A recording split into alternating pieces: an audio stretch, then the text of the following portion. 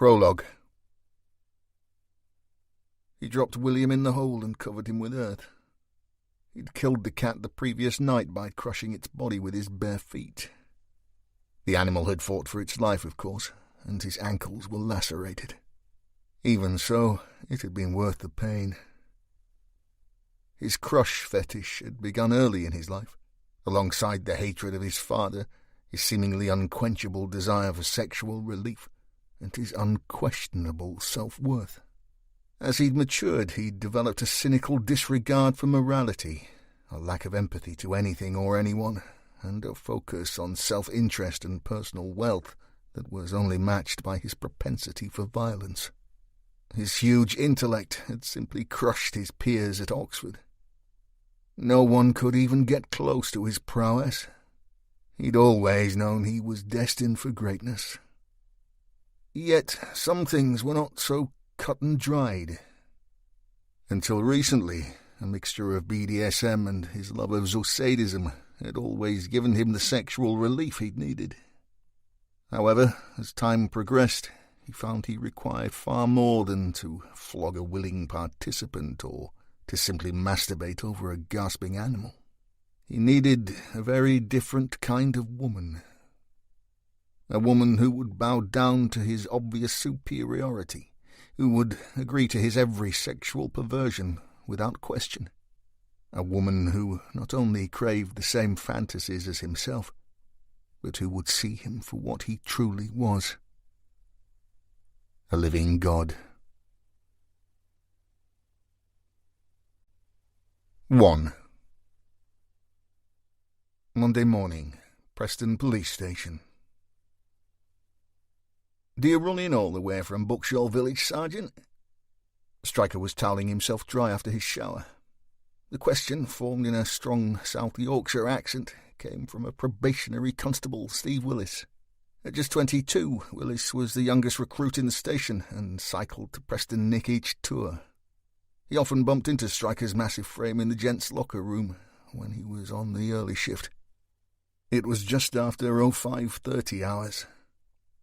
"Most days, son," said Stryker, his gravelled mix of US and Irish accents filling the small space.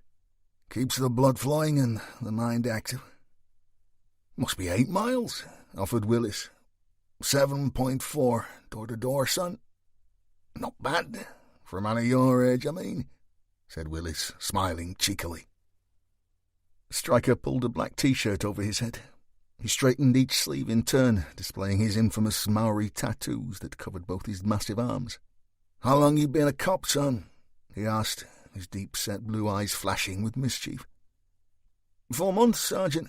Why?" "Response or foot patrol?"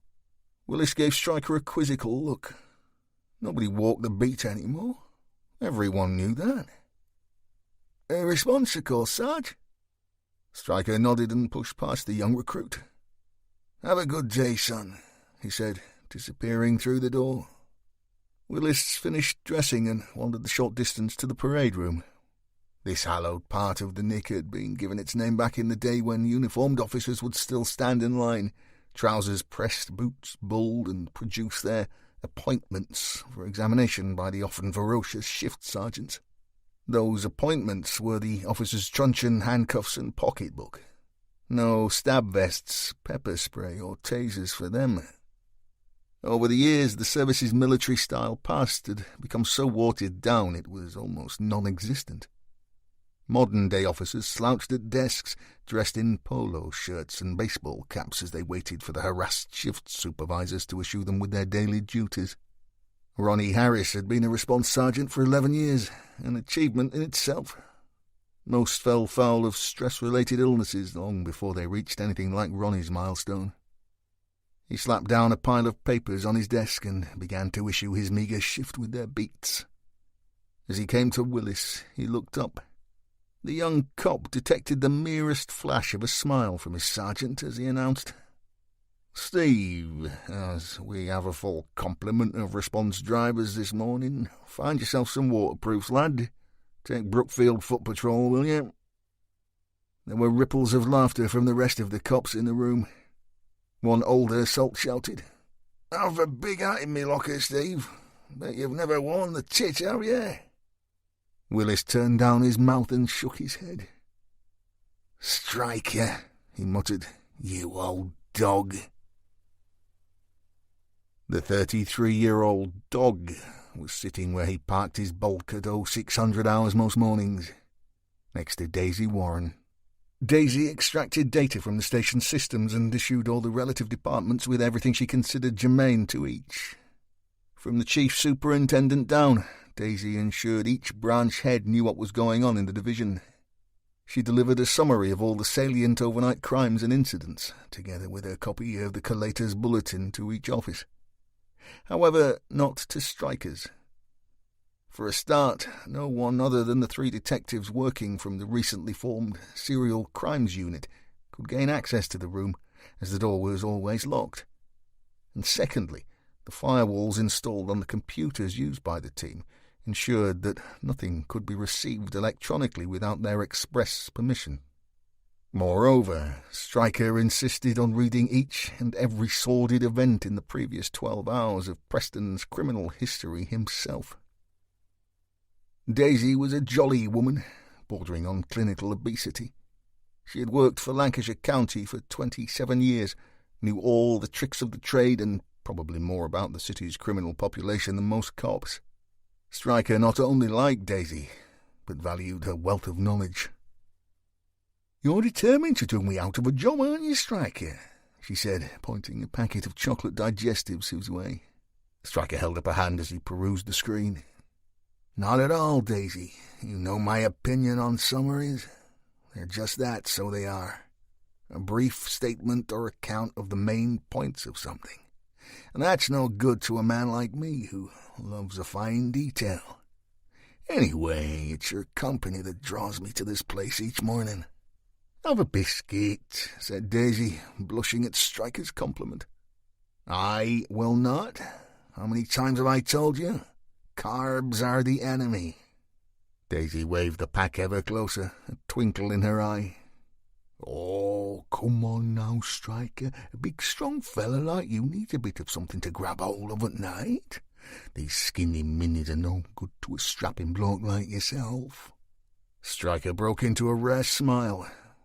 It wasn't that he was a dour man, it was just when he did allow himself the odd expression of mirth, he gave the impression of being ever so slightly insane. "Who I choose to grab in the wee small hours is none of your business, Miss Warren." He tapped the screen with a thick finger and gratefully changed the subject. "This has just come in, I see. This missing cat." Daisy twisted her seat. She faced the bull of a detective with a knowing grin. "So, is this why you ignore my summaries, deny me my moment of glory each day, so you can follow the plight of the city's missing felines? I didn't have you down as a cat lover, Stryker." "I'm not, although I recently acquired 2 of the hairy beasts." Genuine sadness fell across Daisy's face. "Oh, yes, Maureen's pair. So sad. It was ever so kind of you." The team had lost Detective Maureen Simons during a recent major investigation. She had been murdered by a local prostitute, Ruby Ward. Stryker had adopted Maureen's 2 cats, Felix and Tom. Kindness doesn't come into it. Necessity would be the word I'd use. Anyway, as I said, the missing cat. Daisy lowered her voice. "It came in via the front desk an hour back. Oh dear, bless her. She's still sat there demanding to see a detective. The girl on inquiries told her that the report had been processed and there's nothing more." Stryker stood. To the right of where the pair sat was a thick smoked glass wall. Beyond it was the station's inquiry desk. At one time, these public areas, often manned by a uniformed police officer, were a feature in every station, large and small. Sadly, due to the swathe of cuts to all the country's public services, the inquiry desk was fast becoming a thing of the past. Stryker printed out the report of the missing animal and peered through the glass partition at the complainant. She sat on a plastic chair, gripping a small red umbrella, soaked to the skin. The woman in question was Gladys Dobson, lived at 3 Laxley Grove, Holmes Slack, Preston. This meant that the lady, who according to the report was 79 years old, had walked for over an hour in the rain to make the complaint in person. Drawing in a full chest of air through his nose, Stryker stepped out into the public area where Gladys Dobson sat shivering. He took one look at the woman and felt his anger rise. The civilian inquiry assistant sat behind her desk, seemingly oblivious to the elderly female's plight. Stryker slapped the counter with a massive hand. The assistant almost jumped out of her skin. "Call the sergeant in the custody suite, for God's sake," he barked. "Get this poor woman a blanket and a hot drink." The young assistant took on the look of her hair in the headlights and dialed. Gladys looked up into Stryker's face. "Are you a policeman?" she asked. "I am." "A detective?" "A detective sergeant, ma'am." Gladys scowled. "You don't look much like a detective. You look more like a blooming rugby player." She pointed her dripping brolly at Stryker's face. "What's happened to your nose, lad? You forget to duck." "Something like that, ma'am." "Aye, well," she said, "about time you're here and all. I've been sat here an hour. When my Albert were a copper, police used to treat the elderly with a bit of respect." "I'm sure, ma'am," said Stryker. Moments later, a skinny-necked kid in a G4S outfit came scuttling to the desk.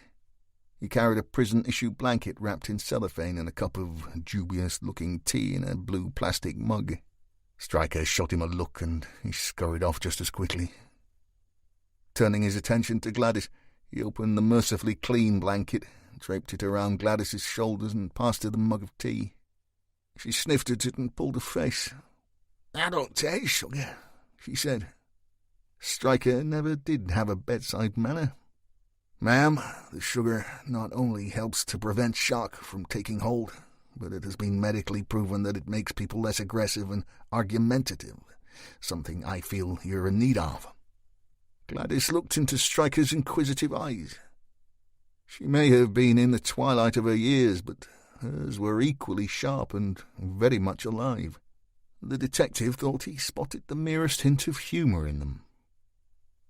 She sipped her drink. "Well, at least you tell it as it is, lad. I'll give you that." Stryker sat his massive frame next to Gladys. "So, you're here about your cat?" "William," said Gladys, sipping more tea. Stryker nodded.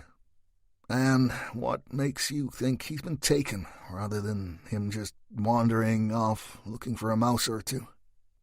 Gladys turned her head, the cup still at her lips. Stryker noticed the liver spots on her frail hands. There was the merest hint of a tremor there. "What's your name, son?" she asked. "Stryker, ma'am." "Not your last, lad. Your first, the one your mother called you." "That would be Ewan." Gladys nodded and handed Stryker her empty cup. She shrugged off the blanket and slowly made it to her feet.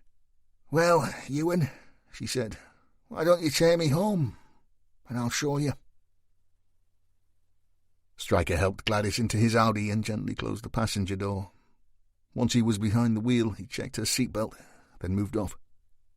Gladys rubbed the fine nappa leather upholstery with a bony finger. "Very posh," she said. "My Albert never had out like this in his day." "Where did he serve, ma'am?" "Here," offered Gladys. "Preston. Born and bred lily white he was. Not this station, of course. He joined up in 1953, the year we were wed. In them days the Nick were up by the open market, Earl Street. Of course, in 69 they built Lawson Street. He was there till he finished in 82. "And now?" asked Stryker, knowing the answer. Gladys studied her hands for a moment. "Oh, lad, he's long gone. 30 years of shift work in all weathers takes its toll on a man." "It does so," offered Stryker. "I'm sorry for your loss, ma'am." The old dear turned in her seat and smiled as if recalling better days. "Don't be sorry, detective. Me and my Albert had some wonderful times." The smile faltered. "I do miss him, though. Be even worse now with William gone." "Let's see what we can do," said Stryker. Gladys took on a resigned look. "Aye," she said. The home slack area of Preston sits to the north of the city. Blacksley Grove was a small cul-de-sac off Ramsey Avenue and sported a mixture of semi-detached bungalows and houses. Gladys Dobson's home was the second bungalow in the street. Stryker helped the elderly lady from his car, and she led the way. The bungalow was oppressively warm inside. "Your central heating is working a treat, ma'am," offered Stryker, shrugging off his jacket. Gladys ignored his comment and handed him a framed picture of a cat. "This is William." Stryker examined the shot. "And a fine-looking animal he is, ma'am. But—" The old dear held up a wrinkled palm. "This way," she said. The pair walked through a small kitchen before Gladys opened the rear patio doors that led to a neat and tidy garden. "William likes to be outside," offered Gladys, "but he chases the birds if I don't fasten him up." On the patio were two cat bowls. One contained a few biscuits, the other water. Secured to a stake driven into the small lawn was a brightly coloured leash. At the end of that was a collar. "There," said Gladys. "I told you." The sergeant hunkered down and picked up the collar. Unless cats had recently developed opposable thumbs enabling them to undo buckles, William had indeed been stolen. Stryker had always been a perceptive man. Even as a child he had known things that had made others around him uncomfortable. His mother, now deceased, had called these happenings a gift. With each passing year, and particularly following the murder of Tag Westland, these occurrences had become ever more prevalent, and their physical attributes ever stronger. As he stood in the small, well-ordered garden, millions of pieces of cerebral code flashed before his eyes, pouring into his senses and overloading his brain. He felt light-headed. Then, with flash-gun accuracy, he was left with one single image, and it sickened him to his stomach. As Stryker regained his composure, he saw Gladys looking straight at him. "I had a great aunt who had that," she said. "What?" asked Stryker, desperately trying to rid himself of the final picture etched in his conscience. "The visions," she said. Stryker's head cleared and he held up a hand. "Oh, now, ma'am, I don't know anything about that." "Yes, you do," said the woman sharply. Gladys stepped forwards and gripped Stryker's hand in hers. It felt cold and bony, but there was strength there nonetheless. "Don't fight the visions, son. If you fight them, they'll harm you." She tapped her chest. "Inside." Gladys released him. "How do you know these things?" asked Stryker. "Well, I know this," she said. "The beliefs of the many can't change what you know to be real. Just because they don't experience it doesn't mean it doesn't happen. Wind the clock back 200 years, son, and no one would have bat an eye." "They'd burn me at the stake, ma'am." "That would lie with royals." Gladys bit her bottom lip and looked into Stryker's eyes. "He's dead, isn't he, my William?" Stryker nodded. "I think so." The old girl took a deep breath, unclipped the leash from its stake, picked up the bowls, and shuffled inside. 2. As Stryker drove back towards the station, his listening pleasure, currently provided courtesy of Dave Brubeck, was interrupted by a call from Detective Chief Superintendent Errol Graham. Graham's rich, deep Jamaican tones, masked by his long-time association with the capital city, boomed through the Audis speaker system. "Please tell me this is not true, Stryker. My best detective is out looking for a lost cat." "Stolen, sir, not lost." Even so, sir, a crime is a crime, and I have a feeling—" "Oh, God, not another one of your feelings, Stryker." "Sir, do you have a pet?" "No, but you do have children?" "You know I do, Stryker." "However, so, if one of your children had been abducted from your garden, would you be upset?" "Of course, but you weren't Gladys and Arthur Dobson didn't have children, sir. William, the cat in question, was the complainant's only companion. And I feel for the lady, but have you any idea why a person would steal a 10-year-old cat, sir? No, but I get the feeling you're going to tell me. Well, some steal for bait, sir. They take older, smaller, weaker animals for their fighting dogs to tear to pieces.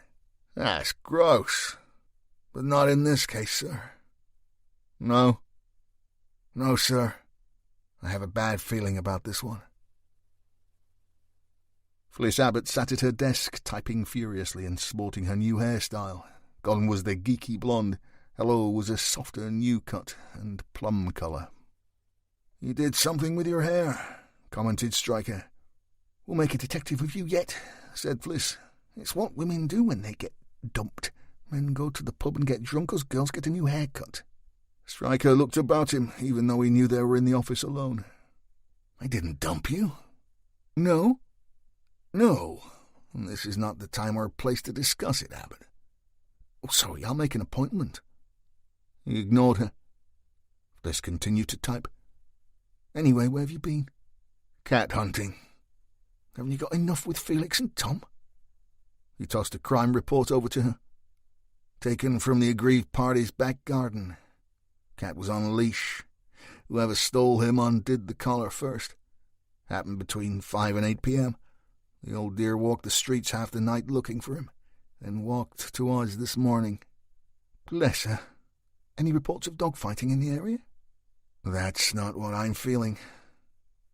Fliss sat back in her chair and removed her glasses. Stryker thought she looked very pretty with her new hair. Felicity Abbott was the force's psychological profiler. She had trained in Quantico, Virginia, and her expertise had been critical to serial killer Henry Stott's capture. She also knew all about Stryker's moments. Are you telling me you had one of your precognitive episodes? You make me sound like a freak. Fliss shrugged her narrow shoulders and took a deep breath. If what you are suggesting is something even more sinister, something that our unit might want to become involved in, there are plenty of instances where serial killers harmed animals in their early days. David Berkowitz, son of Sam, shot his neighbour's dog. Brenda Ann Spencer set local cats and dogs on fire before she began shooting children. Jeffrey Dahmer impaled a dog's head on a stick and displayed it in his garden, whereas Albert DeSalvo, better known as the Boston Strangler, trapped cats in a box and shot arrows at them. Should I go on? What about timescales? What, between torturing innocent animals and becoming a serial killer? Yep. That's a tough one, Stryker. It's a bit like sex offenders, starting with stealing underwear from washing lines, then flashing, then moving on to serious sexual assaults. But there is no doubt that there is a connection between animal cruelty and serial killers. Fliss found a pack of gum in her bag and popped a piece in her mouth. You could be wide of the mark, of course, and it could just be a sick sod who likes to see their pit bull tear some defenceless pet to pieces. Helpful, muttered Stryker. Fliss shrugged again. I never said it was an exact science, boss. Anyway, where's Bob this morning? He and Kath are at his daughter's graduation in Reading. He'll be in tomorrow. And Maureen's replacement? Doesn't start until the 11th. That's today, Ewan. Stryker checked his watch. So it is. Then he's late. Andy Sykes was 30. Despite leaving Durham University with a first-class honours degree in criminology, he'd found employment hard to come by and was forced south, where he'd finally found a job as a uniformed constable with the Met. From day one, Andy loved London. The bright lights, the massed crowds, the melting pot of British culture, it all fascinated him. Unfortunately, Sykes lacked the physical qualities of a beat cop. He was tall enough, indeed, he stood just shy of 6'5" in his stocking feet, and no one doubted his courage. However, Andy was thin to the point of emaciation. He liked his food and ate well and regularly, but to no avail. Each day when he stood on the scales, the needle stubbornly refused to budge from 10 stone 4 pounds. The police service, as with most male-dominated professions, is an unforgiving place for anyone who stands out from the norm. Sykes had suffered name-calling all his childhood. He just wasn't prepared for it in later life. It appeared that the nickname Beanpole was determined to follow him to his grave. After 2 long and dangerous years walking foot patrols around Hackney, Sykes decided that maybe brawn was not his forte, and that his brain was his best asset. Within weeks of the end of his probationary period, Andy successfully applied to be a detective inside a unit specializing in fraud. Sykes' attention to detail and near photographic memory served him well. That aside, the only difference his choice of department seemed to make to his nickname was that it was shortened to Bean, after the Rowan Atkinson character. On turning 26, Sykes met and quickly married Cynthia Smallwood. She was Andy's opposite, the yin to his yang. Cynthia was fiery to the point of unstable, and despite her diminutive stature, a full 2 stone heavier than her spouse. Determined to further her husband's career by constant bullying and temper tantrums, Cynthia pushed Sykes from the relative comfort of the fraud office and persuaded him to find a role within Vice, where she assured him not only promotion but respect would follow. The move proved to be a masterstroke. Andy could finally use his greatest gift, his ability to understand psychosis and violent sexual deviance, and predict their next move. He had only been with Vice for 2 weeks when girls on his patch began to be brutally murdered, and the department was transformed from one of prevention to one of detection. The killings were well planned and in pre-selected locations.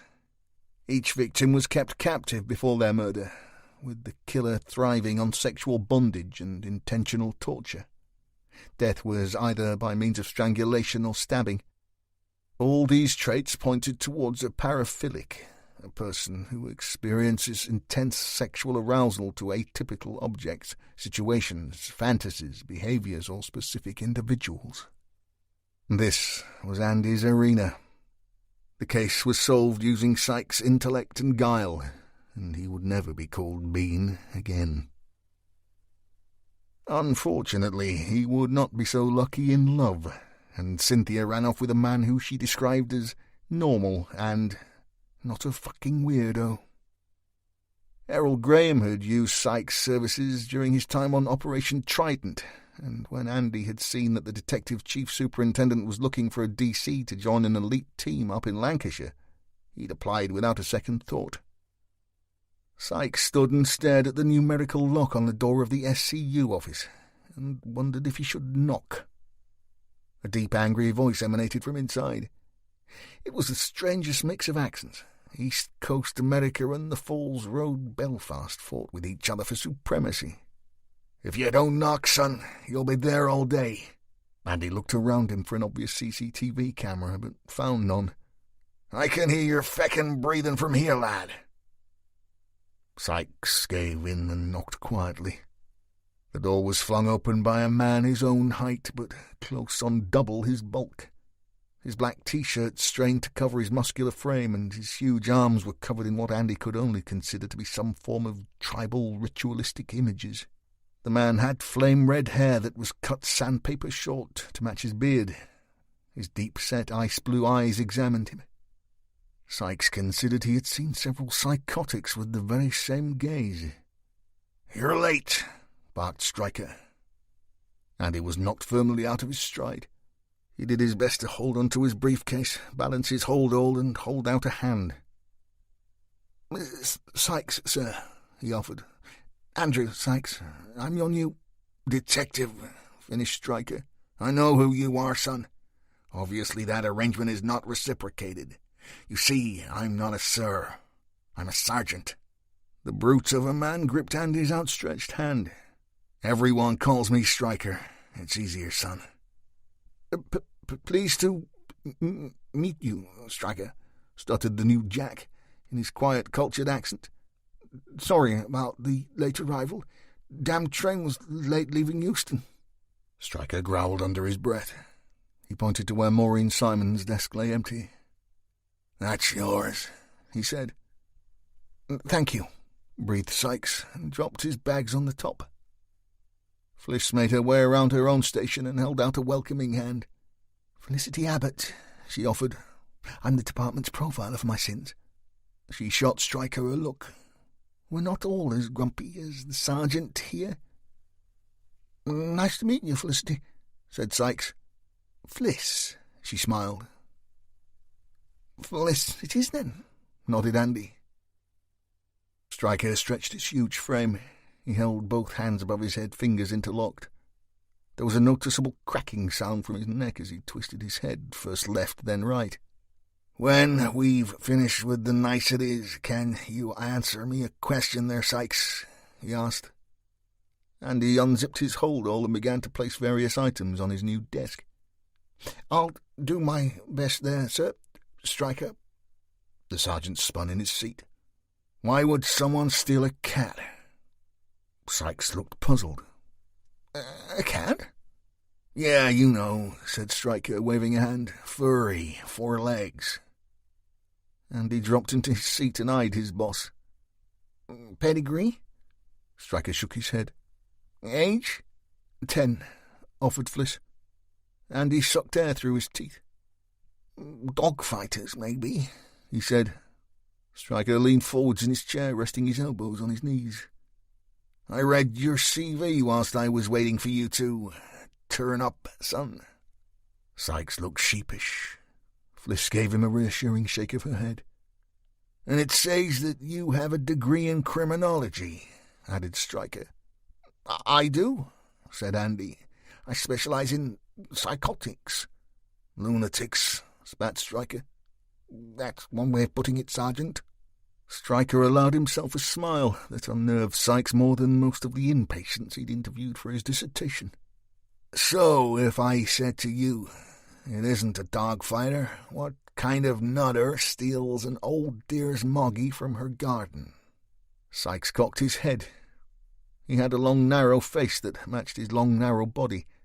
His blonde hair was prematurely thinning, and he had the beginnings of a widow's peak.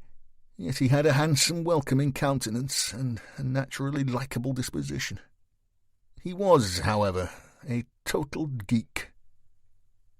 "Are you suggesting that this person or persons has stolen the cat in order to harm it other than for fighting purposes?" "A la Berkowitz and friends," offered Fliss. "Ha!" said Andy, instantly warming to the conversation. "Well, if that is the case, then you could easily be looking for a young teenager, or even an older male who has problems forming relationships with the opposite sex. IATC is associated with the diagnosis of antisocial personality disorder." "Speak English, son," said Stryker. Andy smiled. "Sorry, I mean, as Fliss has already alluded to, IATC, intentional animal torture and cruelty, is a common behavior among serial murderers and rapists, particularly those with psychopathic traits, selfishness, lack of remorse and such like. They began by torturing and killing animals in their childhood. Some take this into later life. Take Dahmer. He collected animal roadkill, dissected the remains, and masturbated over the animals he had cut up." "Jesus, Mary and Joseph," said Stryker, shaking his head. And he didn't appear to hear his boss and continued to unpack his holdall. "So I take it we found the cat. What were the injuries?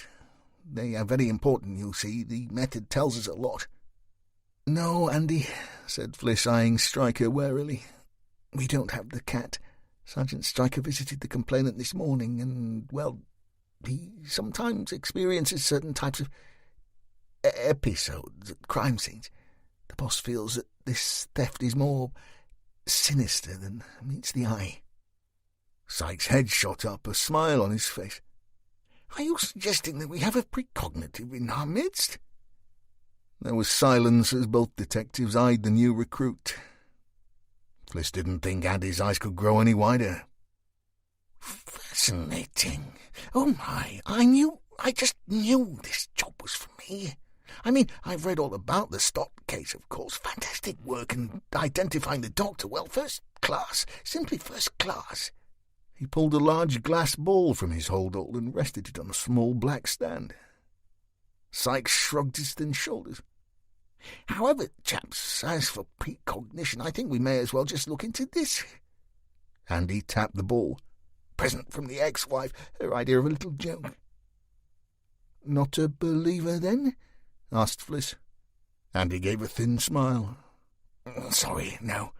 I believe what the sergeant experiences is a false perception by which he infers from data he has previously unconsciously learned that a certain event will probably happen in a certain context.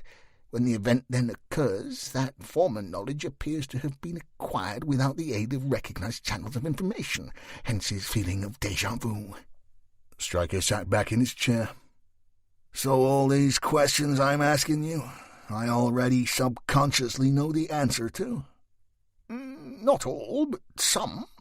That's a possibility," said Sykes awkwardly. Stryker nodded. "Where are you staying, son?" Well, things happened a little quickly, so I'm in a B&B until I can find a flat to rent. All my stuff is in storage until then." The sergeant checked his Amiga and stood. "Okay, Sykes, you get yourself started and we'll meet at the 12 Tellers for a spot of lunch, say midday. You look like you need some protein there." Andy looked to Fliss for support. 12 Tellers? "Pub in town," she offered. Stryker pulled on his leather jacket and gestured for Fliss to do the same. She quickly followed her boss to the door, leaving the new recruit to unpack. The sergeant tapped the numerical door lock that kept prying eyes from the small office. "Battle of Hastings," he said. Andy looked bewildered. Stryker turned to Fliss Abbott. "Hell, the guy's right. I already knew he wouldn't know the answer to that one." 3. As Stryker and his team pondered over the thorny issue of lunch, PC Steve Willis had just about dried off. His long, slow walk from the station to his given patrol area, Brookfield, had taken him just under an hour. Stryker's little prank had ensured that he'd been soaked to the skin, and he made a mental note never to try any further verbal jousting with the burly sergeant. He'd spent most of the morning wandering the streets of the sprawling council estate, and had just managed to find himself a warm drink in one of the small shops on Langcliffe Road, when his radio burst into life, calling him to the report of a house burglary on Cromwell Road. Apparently, the owners had returned home to find their property ransacked. Steve, of course, was very young in service to be visiting a house burglary without supervision. Most shifts, his patrol sergeant would ensure that he was paired with a more experienced officer. However, with a recent epidemic of flu in the division and the fact that Preston North End were at home to Blackpool in the Cup later that night, manpower was stretched to the limit, and Steve was alone. Willis didn't mind flying solo. In fact, it made him feel good, trusted even. He was a tough and streetwise lad who came from a working-class background. Not being the most academic of students, he'd struggled day and night to pass his public services degree. Unlike some of his more intellectual peers, Steve was determined to make his hard work pay off and show his family and friends that he was more than capable of succeeding in a job other than hospitality or factory work. He'd been forced to move from his hometown of Sheffield to Preston, to take up the only police vacancy he could find north of Watford Gap. Steve's father and 3 brothers were all steel workers, hard men from a hard town. As the youngest sibling, he had taken some stick about his newfound occupation. That and the ultimate sin of crossing the divide from the white rose to the red. But Steve knew deep down that all his folks were behind him. They were that kind of people. Family came first. Willis was single. Not surprising considering the number of hours he worked. Nevertheless, the young cop believed the temporary lack of female company in his life was a price worth paying. Being a police officer had been his dream. From a tender age, it had been all he'd ever wanted to do. That and play centre forward for his beloved Blades, of course. Football aside, when it quickly became apparent that his striking prowess was not up to Premiership standards, much to his father's concern, Steve had concentrated on his studies and gaining entry to the job. He was a tall lad, just over 6'3", with the lithe muscular frame of a keen cyclist. One of the reasons he often bumped into the rather scary figure of Ewan Stryker in the Knicks' locker room was the fact that he cycled into work each day. The 22-mile round trip was small potatoes to Steve, who thought nothing of hitting a 60-mile thrash around the lakes on his days off. Before he discovered cycling, Steve, his father and brothers had all boxed. Being the baby of the family, he had always felt the need to prove himself, and fighting both inside the ring and on the streets of Sheffield had become an all-too-prevalent occurrence for the young lad. University had been his saviour. It had taken him away from the Yorkshire council estate, where the scalp of any of the Willis brothers was considered a major prize. He'd found himself in Leeds, where he was just another student trying to make his way in life. As the need for fighting diminished, cycling grew to be a necessity, not only because Steve couldn't afford a car. Turning those pedals kept Willis fit, but it also calmed him, ordered his thoughts, and put things into perspective. Steve Willis needed all those things. He required discipline, and if he was truly honest, strenuous physical exercise stopped him from punching people, even if they deserved it. The house he was looking for was situated close to the Brookfield estate, an area not noted for its salubrious, wholesome residents, yet despite Cromwell Road's geographical proximity, it was far removed from the rambling council scheme. The road was home to some substantial properties, its obvious wealth thumbing its nose at its noisy neighbours. It seemed to serve as a boundary, a thick black swathe of tarmacked affluence drawing a line between the haves and the definitely have-nots. Steve had struggled to find the place, due to the property being named rather than numbered. He couldn't help but mentally chastise the owners for making the emergency services job just that little more difficult. However, with the thieves long gone and the chances of a successful detection slim, Steve Willis didn't suppose it mattered too much. He stood outside the property, ran his hands through his blonde hair and cricked his back. The large metal gates to the property were wide open, and surprisingly there were no cars on the long drive. Steve trod to what looked like a newly painted front door and rang the bell once, twice, 3 times. He checked his watch. The job was less than an hour old. Surely they wouldn't go out. Willis blew out his cheeks and walked along the building line until he reached the garage. To the left of the double up and over doors was a tall arched wooden gate. He gave it a shove. The second it opened, he could hear her. A woman crying. No, not just crying, sobbing. Was that it? Sobbing?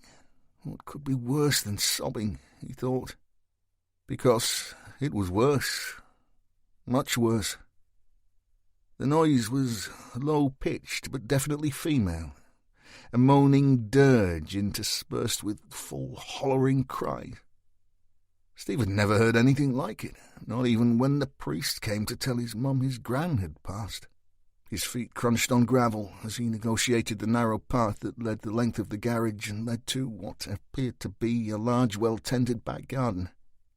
The as-yet unseen wailing female continued unabated, but he could also hear her talking now, jabbering to herself between the sobs, spitting out odd words, someone grieving yet full of venom. The young cop had been so compelled by the sounds the woman was making that he hadn't noticed the smell of burning in the air. Indeed, Willis saw the plume of smoke before it registered in his nostrils. He stopped, took a beat. "Hello," he called. "Police officer, is that Mrs. Benson?"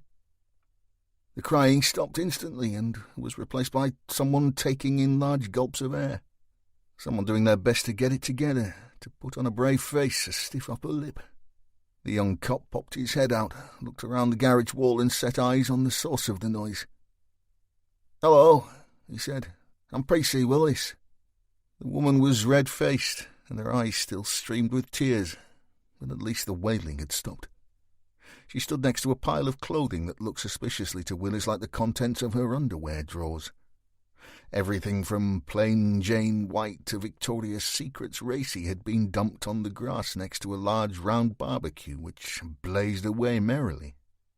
"You're PC too fucking late, that's what you are," she shouted, picking up a handful of lacy numbers and adding them to the flames. "I'm just here to make the report, Mrs. Benson," offered Steve, "and to see if we can help." "Just how do you think you're going to do that, sonny?" she spat. "Turn back the clock a few hours, return our watches, my mother's engagement ring, my grandmother's ruby wedding necklace." Her voice, her anger, her frustration was rising with each sentence. Tara Benson picked up another handful of what appeared to be stockings or tights and tossed them onto the fire. They crackled and flashed. She sneered at the young cop. "We can buy more of those, can't we, Constable? A few pairs of stockings, a sexy little garter belt." Benson gritted her teeth and grabbed what looked like a corset. This time, rather than throw it to the flames, she held it out towards Willis and shook it. "What do you suggest I do with this, sonny? Do like my useless lump of a husband suggested and wash it? Fucking wash it after those bastards, those fucking scummy bastards have been through every drawer, touched all my beautiful underwear with their grubby hands." The woman stepped forwards. She was unsteady and, despite the hour, smelled of alcohol. Tara Benson was 38, a handsome brunette with a gym-honed, personally trained figure. She sported tattooed brows, extended lashes, collagen-enhanced lips, and a Botox regime that ensured her forehead looked like a slab of solid porcelain 24 hours a day. She should have been the picture of modern beauty, yet she exuded ugliness. Her wrath, her resentment, her rage, all-consuming. She pushed the black lace corset under the nose of Steve Willis and scoffed. "Maybe they sniffed this. What do you think, Blondie? Do you like to sniff your girlfriend's skimpy numbers? Men do, don't they? It's a fetish." Steve drew his head away and gave Tara Benson a look. She snorted a laugh. "Oh, is our very serious young copper a bit on the bashful side? Well, how about this? They left all the drawers open, pulled everything out onto the floor. What's to say they didn't just toss themselves off over the lot, eh?" She pushed the item under Steve's nose again. "What do you think of that, Sonny Jim?" Willis grabbed Tara's wrist.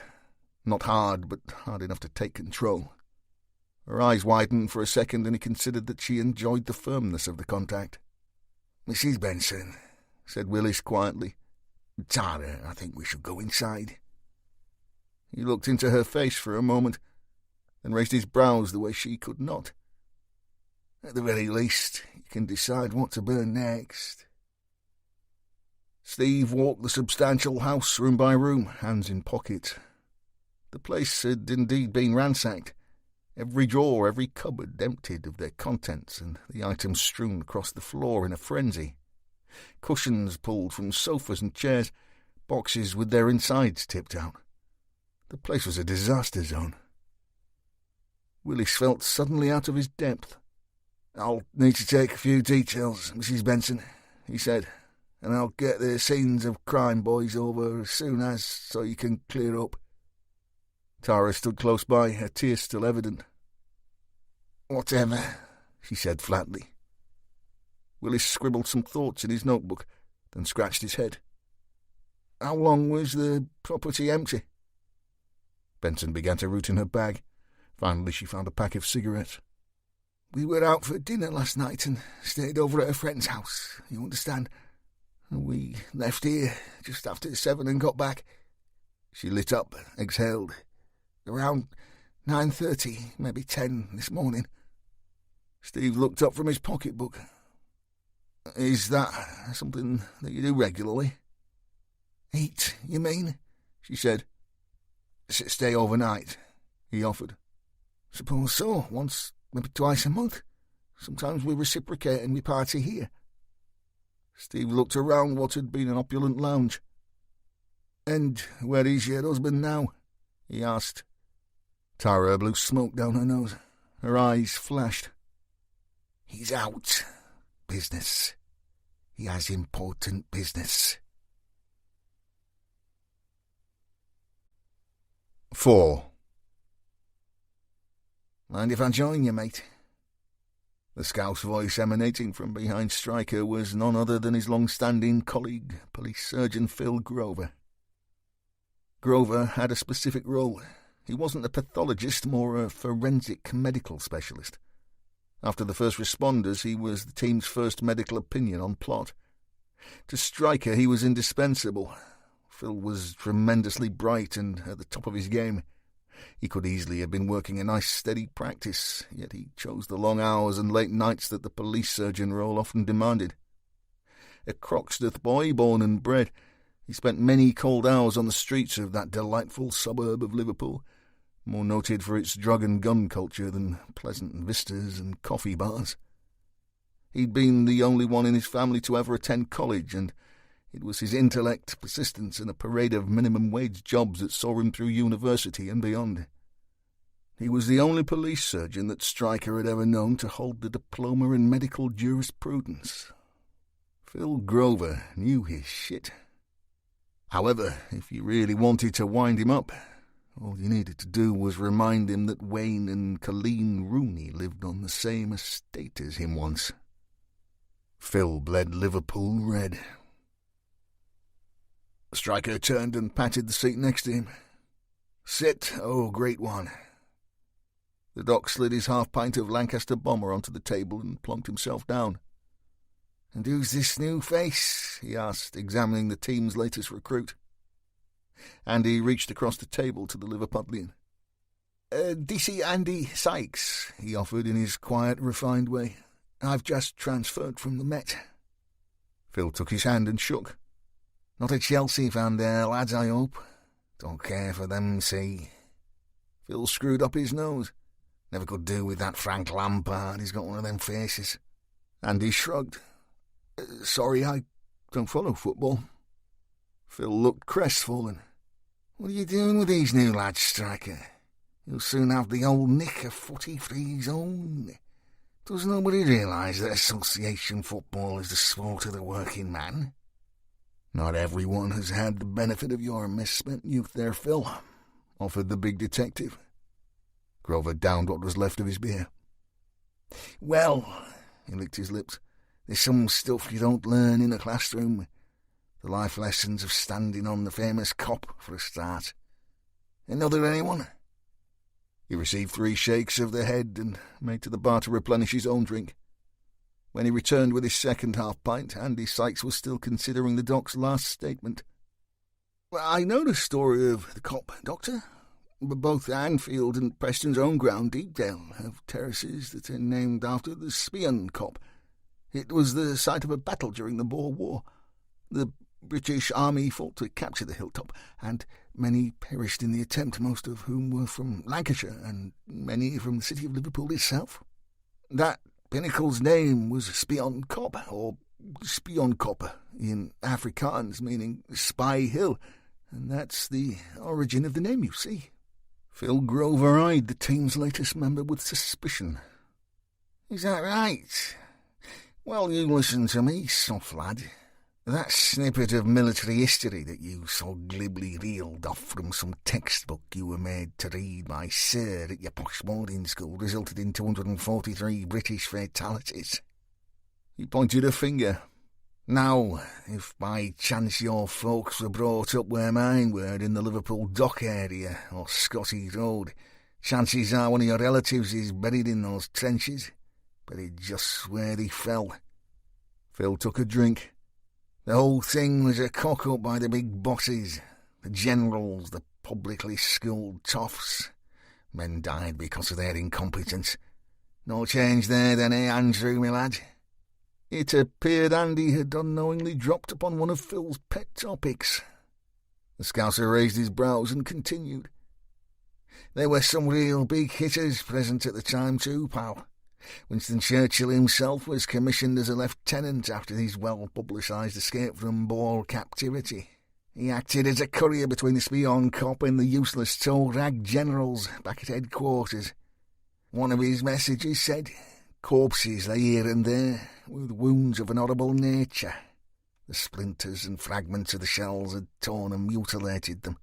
The shallow trenches were choked with dead and wounded.'" Phil pointed again. dead and wounded from my city, from my street. You get me drift yet, Andrew, my lad?" Sykes was open-mouthed and ever so slightly pink. "Even fucking Mohandas Scandi was there. He was a stretcher-bearer in the Indian Ambulance Corps. He was decorated for his bravery too, was the lad.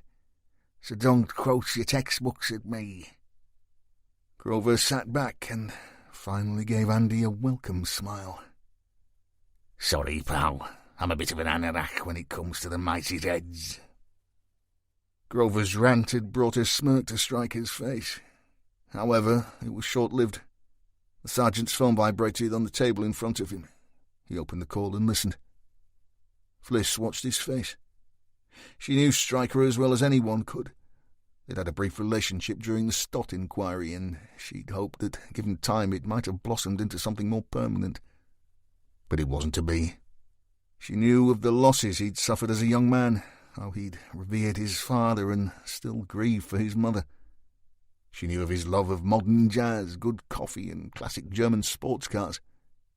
Yet despite being bedfellows, there were still massive gaps in Stryker's history that he had never offered to fill, and Fliss had never found the courage to ask about. Even so, as he scribbled details onto a small pad, she knew all too well that he was receiving bad news. "We're on our way, sir," he said, and closed the call. Stryker let out his trademark sigh. It was filled with pain and sorrow. He sniffed. "Reckon you should leave that second beer, Phil. Report is of a murder. Office is on Winkley Square. Young girl, 19. Her throat's been cut. Uniformer there now. The chopper's up. They believe the offender has escaped on foot. Male, 6 feet plus, wearing army-style combat clothing and a black balaclava. That's all we have right now. Errol Graham wants us on it." Everyone stood in unison, except Stryker.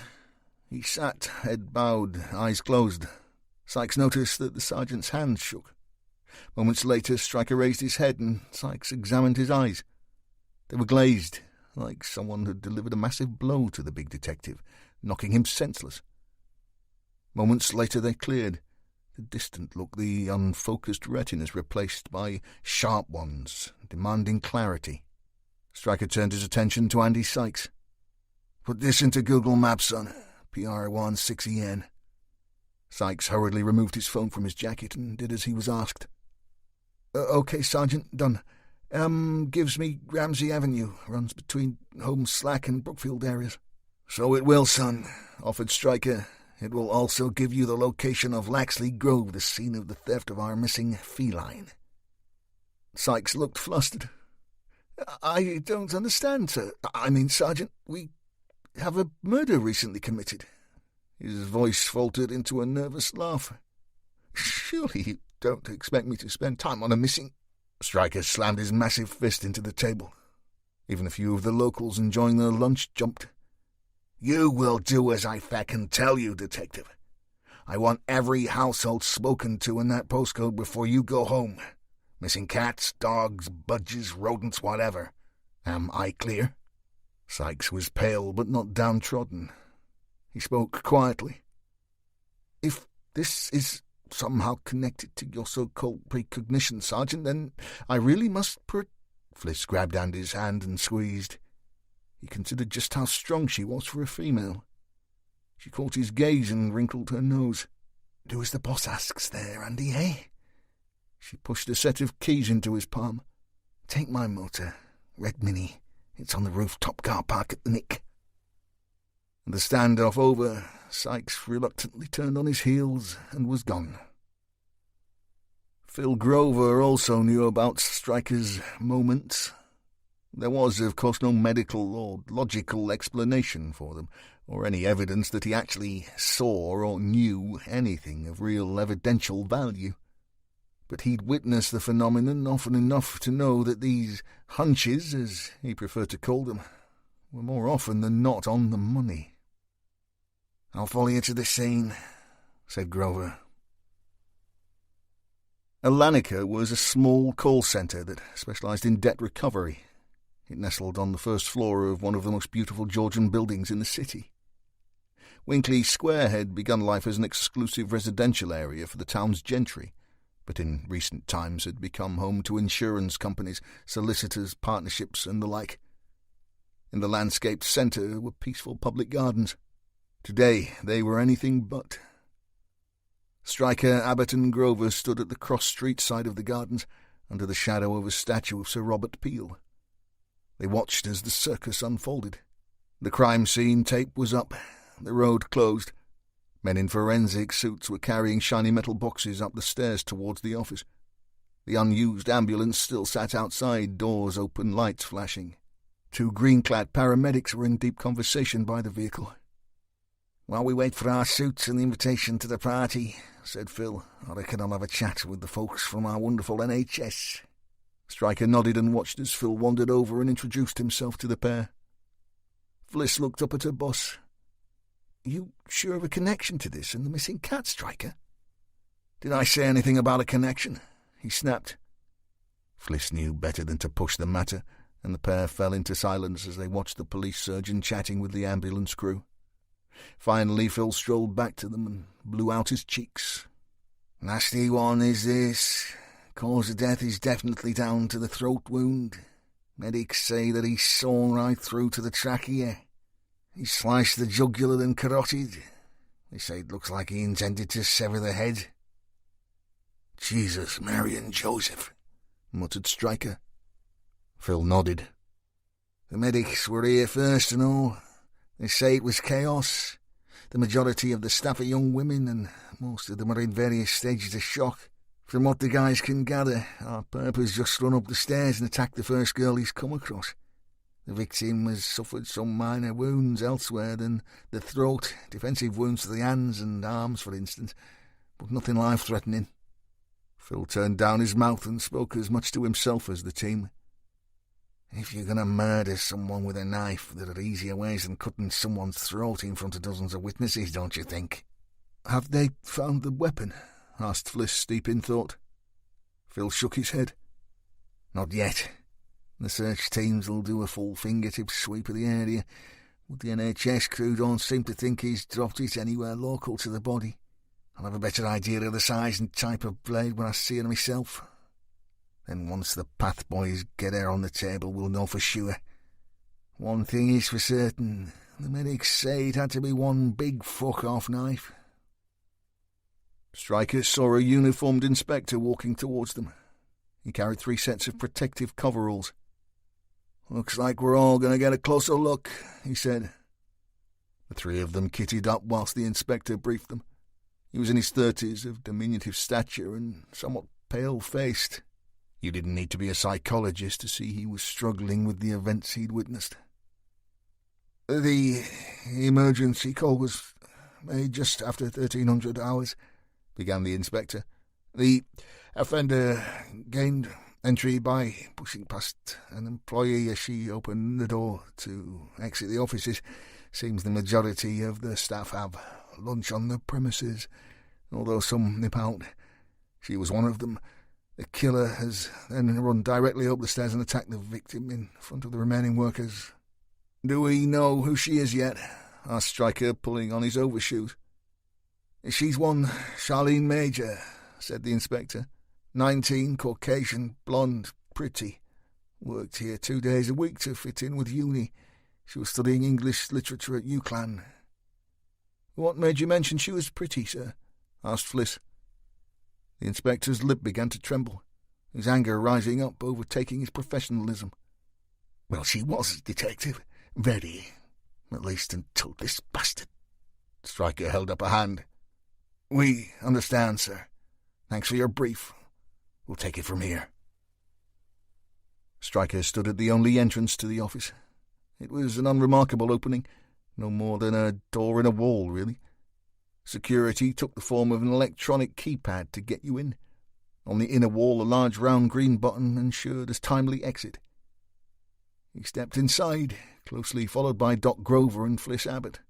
There were bloody footprints on several of the risers, and a long brushstroke of claret swept down the right-hand side of the pure white wall as if the killer had deliberately wiped his blood-stained glove along it as he'd made his escape. On reaching the landing, the stairs turned to the right, and just 2 steps further brought Stryker to the offices of Alanica. The layout of the small private call centre was as expected.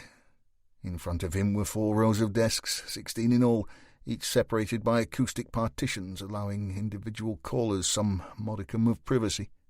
Past this block was a further row of 4 well-equipped stations, furnished with larger desks and comfier-looking chairs.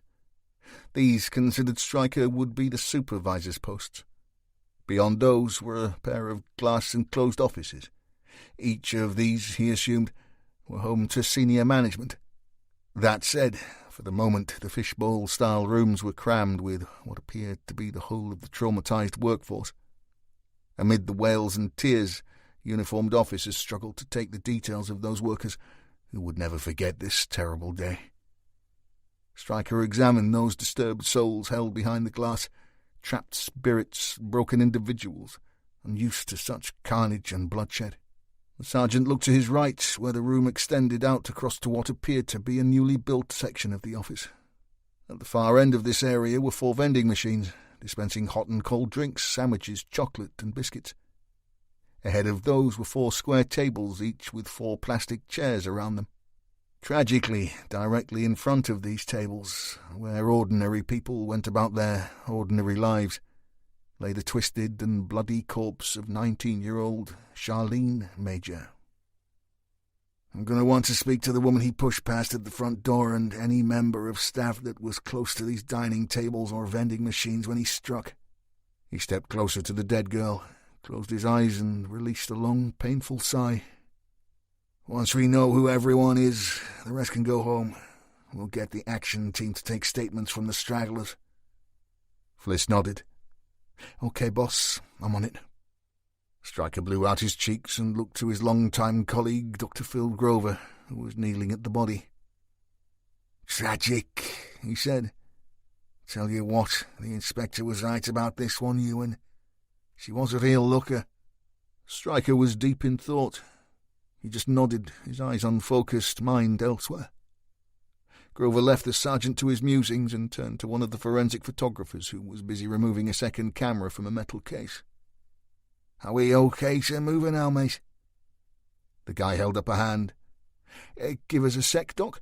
We need to turn her and get shots of what we can't see. And we need to bag her hands for fibres. Once you've done your prelim, we'll arrange transport to the morgue. We can get whatever else we need there." Grover nodded his assent, stepped back and stood alongside Stryker. Both men couldn't take their eyes from the huge amount of blood that had sprayed from the victim's neck and splattered against the once white walls of the small dining area. "Don't think there's much question about the cause of death, mate," said Grover. "This is a frenzy," pondered Stryker. One forensics guy finished tying plastic bags over Charlene's blood-stained hands before the photographer helped him turn Charlene over. Less than a dozen flashes of a camera later, the men were done. "And she's all yours, Doc," he said, and busied himself labelling samples. Grover began his initial examination of Charlene's lifeless body. Stryker had seen many police surgeons, countless undertakers, and dozens of pathologists at work, yet he had never seen any of them treat a body with such reverence as Phil. He handled each and every victim as if they were his own flesh and blood. Gently moving Charlene's long blonde hair away from her neck, he fully revealed the wounds inflicted by her killer. Then, methodically, Grover checked the rest of the body. Stryker waited patiently as the doc muttered away to himself. Finally, the big detective could wait no more. "Come on, Phil, for feck's sake. What have you got there?" The Liverpudlian shook his head. Despite his many years of experience, he was still appalled by the futile taking of human life. The level of depravity, the brutality, the senselessness. "Well," he began, "obviously the staff who saw it will be able to tell us for certain, but if you look at these wounds here—" He gestured for Stryker to come closer, to kneel by the body. "See these small nicks just above where the deeper cuts are? I mean, I can't be certain, but it looks like he held her first, with a knife to her throat, threatening her maybe. It would appear that at some stage of the attack she's tried to fight him off, that or just tried to get away. See here, the slash marks on her arms and hands. They're defence wounds, definitely. Phil swallowed hard. I think she's tried to get past him and away.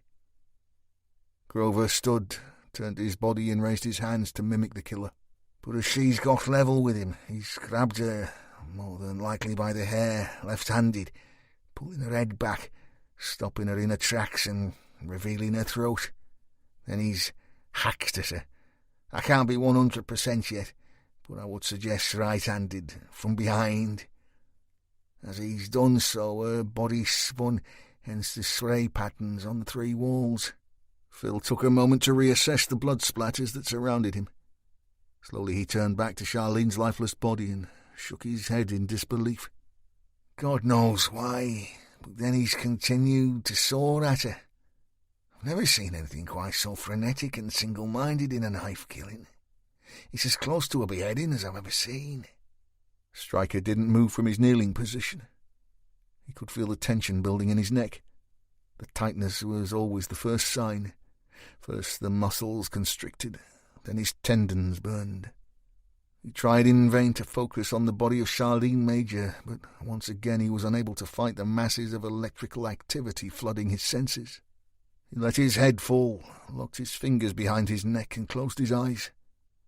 His breathing shortened, 5, 6, 7 tight breaths, before the sheer deluge of static caused his body to jerk violently. With one final gasp of air, it was over. Stryker opened his eyes. He steadied himself, one gloved palm planted on the floor like a punch-drunk fighter waiting for his head to clear so he may rise from the canvas. "This is personal," he said, head still bowed.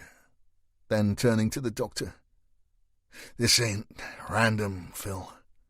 This girl was his target. If he didn't know her personally, he admired her from afar. More than that, he needed this stage. He needed his audience as much as he needed to kill. My question is, why? Why the shocking show, the public performance? Why would he choose to murder this poor young girl in such a setting, if it wasn't to make some kind of statement?" "That's probably a question for the psychologists," said the doc. Stryker took in a long, deep breath through his nose. His eyes stretched wide in an attempt to focus on reality. He stood unsteadily, then slowly paced around the body, his chest rising and falling as he continued to fill his lungs with much-needed oxygen. He knew where she worked, so he could easily know other things about her, where she lived, maybe, her routine. What I'm saying is, why here, and in the middle of the day? City lunchtime traffic, people everywhere. Why take this chance? Fliss had returned from organising the witnesses. She'd observed Stryker's episode 2. "Well, he certainly got on his toes quickly enough, boss. Not a single sighting of him, either coming or going. So he's either got the luck of the Irish, no pun intended, or he's extremely well organised." She watched as her sergeant's eyes refocused on Charlene's forlorn body. His moment over, he was finally back in the room, and his temper had arrived with him. He curled his lip, and those once dazed eyes now flashed in anger. Thick, rope-like veins twitched either side of his massive neck. "You know what, Phil?" he growled. "I don't think this evil bastard tried to behead her. I think he got overexcited. He was on his 3rd encore." Stryker waved an arm towards the witnesses still huddled in the 2 rear offices. "He was playing to the gallery." Fliss wrinkled her nose. "You can't be sure he knew her, boss. This still could be very random. I mean, this is a call centre debt collection, isn't it? If we are indeed dealing with a paraphilic, and you still think there may be a connection to this recent animal theft." Stryker looked like he may explode. "Did I mention a frackin' connection, Detective Constable Abbott?" Fliss held her ground. "Well, not exactly, but even if there is no connection, if the killer is sufficiently psychotic, he could well be one of the debtors on Charlene's list of clients. Maybe he was pissed off with Charlie's telephone manner. People have killed for less. Stryker screwed up his face. Her feckin' telephone manner. Fliss shrugged. Psychotics fixate on many different kinds of issues that we would consider to be minor. Not being served first by the girl at the coffee shop, or maybe the barmaid who overcharged him once. Who knows with these guys? And I wouldn't rule random out just yet. Stryker shook his head. I think we can, Abbott. If Charlene wasn't his intended target and this was an indiscriminate attack, why not kill the woman who opened the door downstairs? No audience? Offered Fliss. Stryker nodded his head in acknowledgement, turned down his mouth. Okay, why not the girl sitting at the first desk? Grover was hopping from foot to foot. He needed to move the body and get to work. Look, guys, as much as I'm fascinated by your intellect and detective work, these things are your department. I'm glad I just deal with the how. The why is your baby. The doc ushered the pair out of his way. I'm going to follow the body to RPH. Stay in touch, okay, chaps? Undeterred by Stryker's disregard for her theory, Fliss took a closer look at Charlene. I still say it could be something as simple as hair colour, boss. The woman who opened the security door was dark. Maybe the girl at this first desk was a redhead. Let's not jump to conclusions. Stryker shook his head. Killed for being a blonde? I don't think so. He knew her. Fliss got in close to him. Did you see something? She hissed. Just then? I mean, both the doc and I saw what happened. You had one of your episodes, didn't you? Stryker blew out his cheeks, shook his head. It was nothing. Well, nothing that made any sense anyway. Abbott cocked her head. Why don't you let your resident psychological profiler be the judge of that, Stryker? The sergeant grunted, looked around him to ensure his privacy, and then lowered his voice to a whisper. All I saw were 3 men sitting around a dinner table. That and a face. A face? Asked Fliss, unable to hide her excitement. Stryker sniffed and rubbed his crew cut with his palm. Not a face as such. A mask, maybe. We'll talk about it later. Once again he turned to assess the gathered staff members. Have we got everyone I asked for? He said, removing his protective gloves. She nodded. I'll take the girl at the door first, then. Linda Henderson was 37 and a full 10 years older than any other member of the all-female staff at Olanica. She sat opposite Stryker and Abbott, gripping her hands together so tightly that her knuckles flashed white against her pink skin. Her raven hair shimmered under the fluorescent lights. Fliss considered it had recently been cut, dyed and conditioned by a particularly good hairdresser. Henderson was attractive, yet somehow plain-looking. Abbott thought that the woman was the type that made the best of what she had. And what Linda definitely possessed was a figure that would turn men's heads. I always go out for lunch, she said, a hint of tremor in her deep voice. I'm on a strict diet and exercise plan, you see. There's nothing in the vending machines that I can have on my regime, so I go and buy a salad from the supermarket. You don't look like you need to lose weight, Linda, offered Fliss, somewhat envious of the woman's curves. Stryker thought he saw the merest hint of annoyance in Henderson's eyes. That is a matter of opinion, Detective, she said. I work very hard at my fitness and have no intention of spoiling my efforts by a poor diet. So, do you go to the gym, jog, what? Asked Fliss, unperturbed by Henderson's frostiness. Gym, offered Linda. 4, sometimes 5 times a week. I like to get the most from my membership.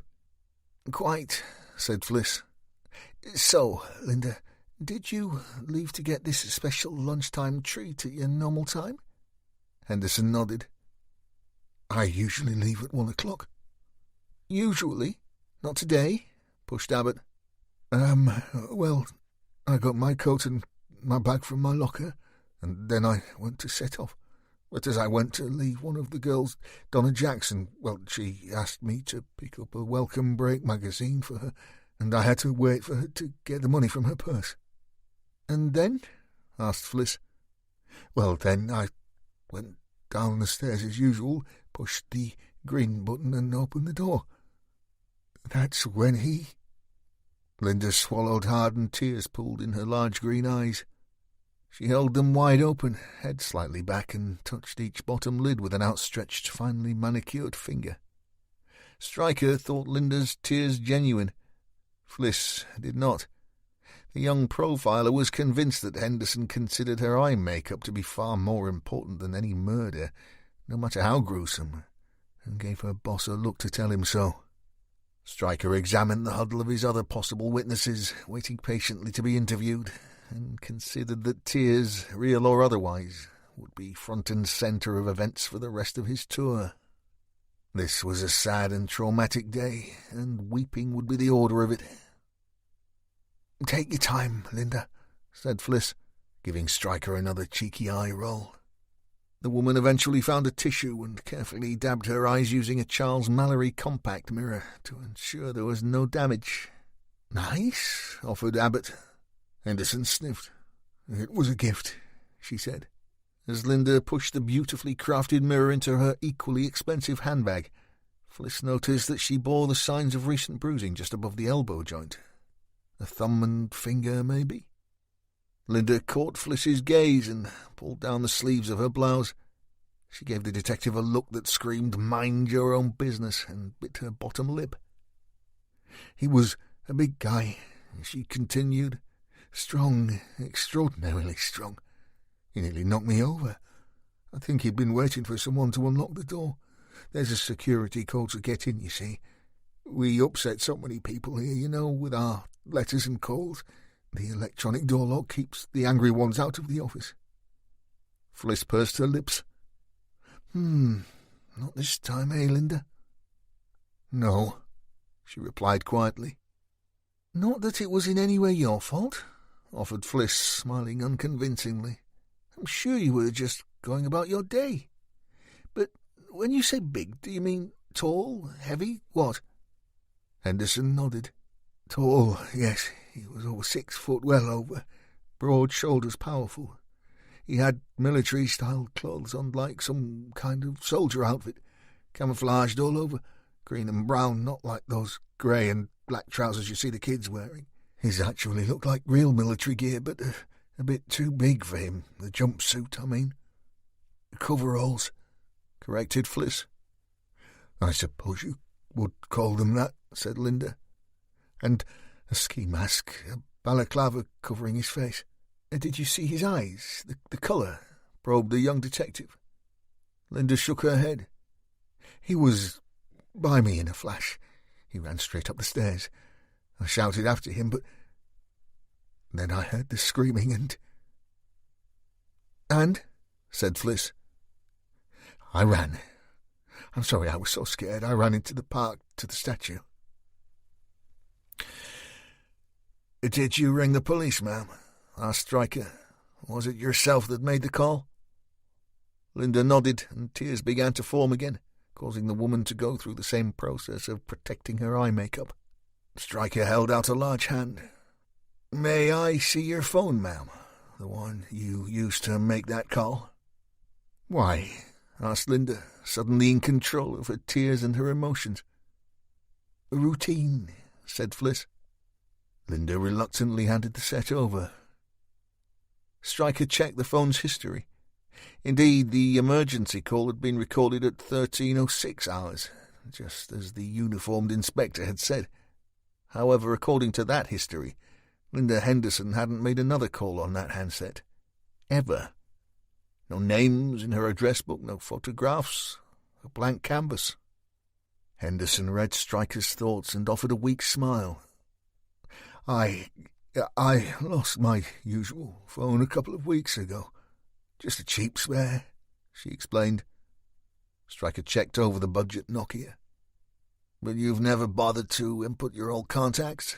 he asked. Linda sniffed, shrugged.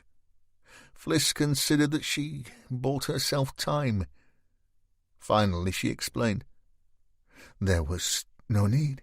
You see, I found my old phone had day or two later, so I've never really needed to use that one." "Until today," offered Stryker. Linda nodded.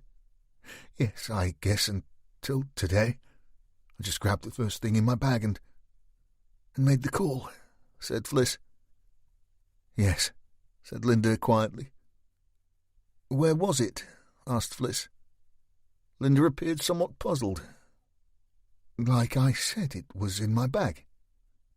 Fliss smiled again, her eyes never leaving Henderson's. The detective, calm, composed. "Sorry, I was being vague. I meant, where did you find your old phone? I mean, that was lucky, wasn't it, finding it so quickly? Those things never happened to me." "I suppose it was fortunate," said Linda, her irritation evident. "Actually, if it is so significant, I found it at home down the sofa." "Amazing what gets down there, eh?" offered Fliss, eyebrows raised. Linda looked instantly sheepish. Stryker knew that his young profiler was deliberately baiting Henderson, and he knew why. And in view of Abbott's expertise in the art of mischievousness, he thought it best to leave Fliss to it. Stryker continued to delve in the unit until he reached the drafts folder. There he found a partially constructed text message. There was no number attached to it, but it read, "I'm so sorry I disappointed you. M." He handed the set back to Henderson, with the mystery text displayed. Linda's eyes narrowed. Her earlier sheepishness turned to something approaching defiant discomfort. "Oh, come on. Am I some kind of suspect here? Are the contents of my spare phone really that important?" She rolled the small black handset around in her hand. "If you must know, I was going to text a friend of mine, but ended up seeing him anyway." "And your friend's name?" asked the sergeant. Henderson remained tight-lipped. Stryker leaned in. "Cat got your tongue, ma'am?" Linda sat up straight and steadied her shot nerves. "Is that really your business, officer? I mean, how has my personal life got anything to do with any of this? I barely knew Charlene. She seemed a bright, bubbly girl from what I saw of her, but that's it. Now, if you don't mind, I've told you everything I know." Stryker eyed the woman. When you mixed normal life with crime, it always threw up infidelities, secrets, betrayals. Was this friend a married man? Or was it Linda who was playing away? After all, she wore a wedding band along with copious other jewellery. Was that the reason for her diet regime? A younger man in tow, scared of losing her new beau to a slim young thing? "I suppose that is all, Linda? Yes," he said quietly. "So I can go?" she asked nervously. Stryker examined Henderson for a moment. "For now," he said, then held up a hand. "Just one thing. How long have you worked here?" Henderson's tone turned prickly again. 2 years? Why? And in that 2 years, how often has the security code been changed for the entrance?" "I'm not sure."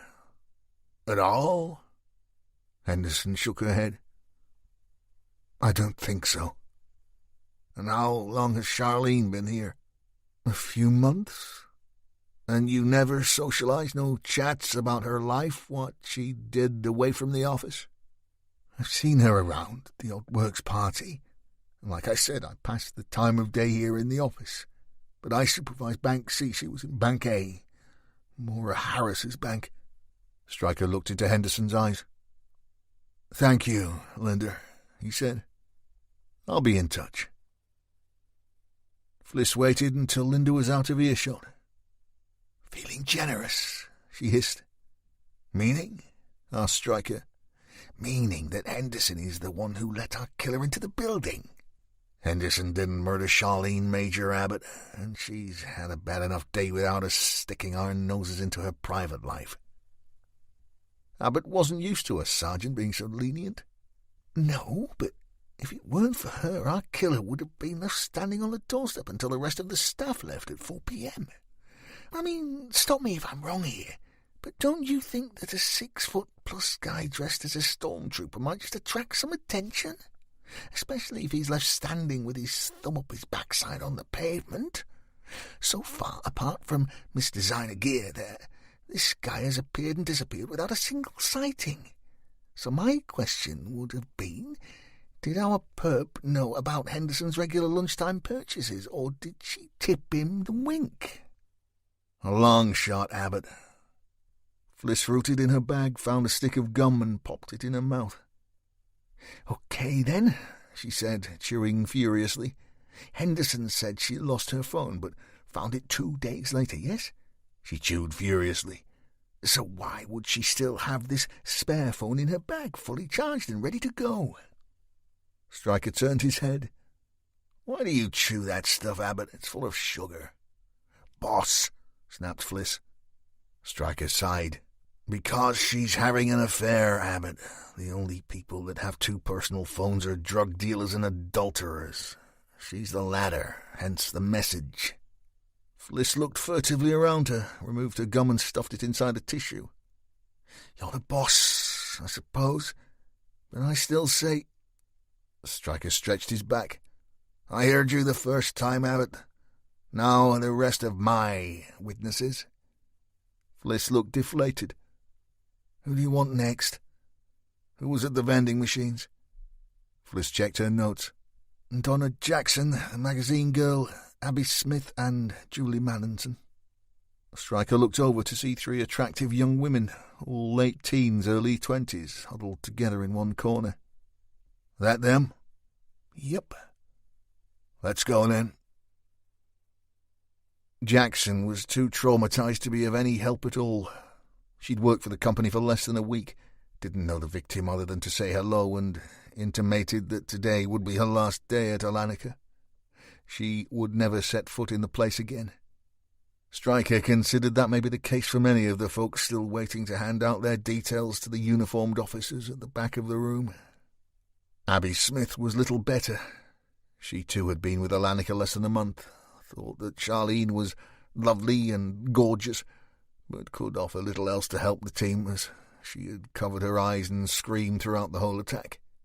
However, she did point out that working at Alanica was a shit job anyway, and that the staff were verbally threatened on a regular basis by the people they called. This went some way to explaining the less-than-healthy staff retention level at the company.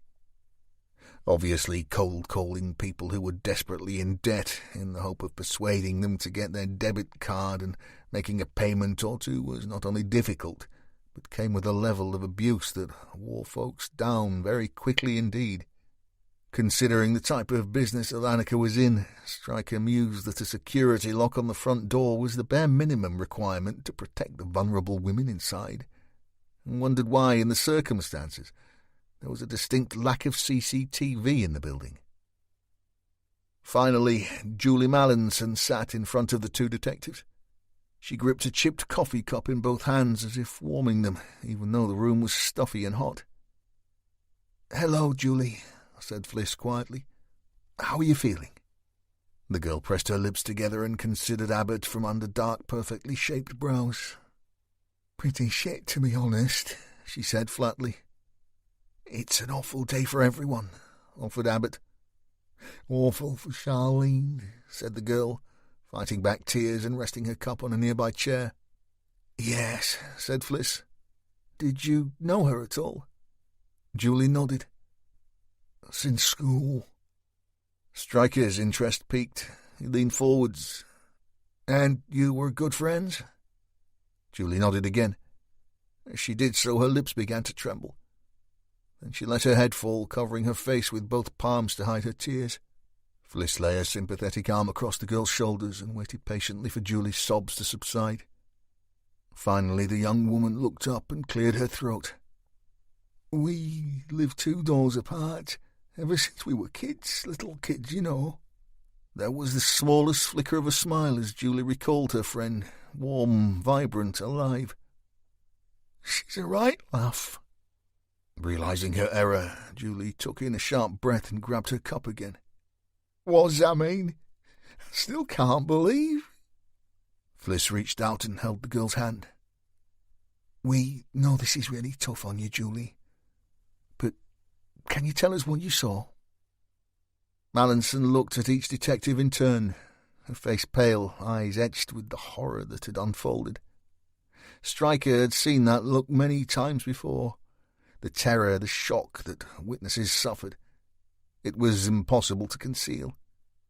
His mother had always said that the eyes were the window to the soul. In Stryker's experience, they were the window to the truth. Julie swallowed hard. "We were just chatting by the machines, you know. It were lunch break.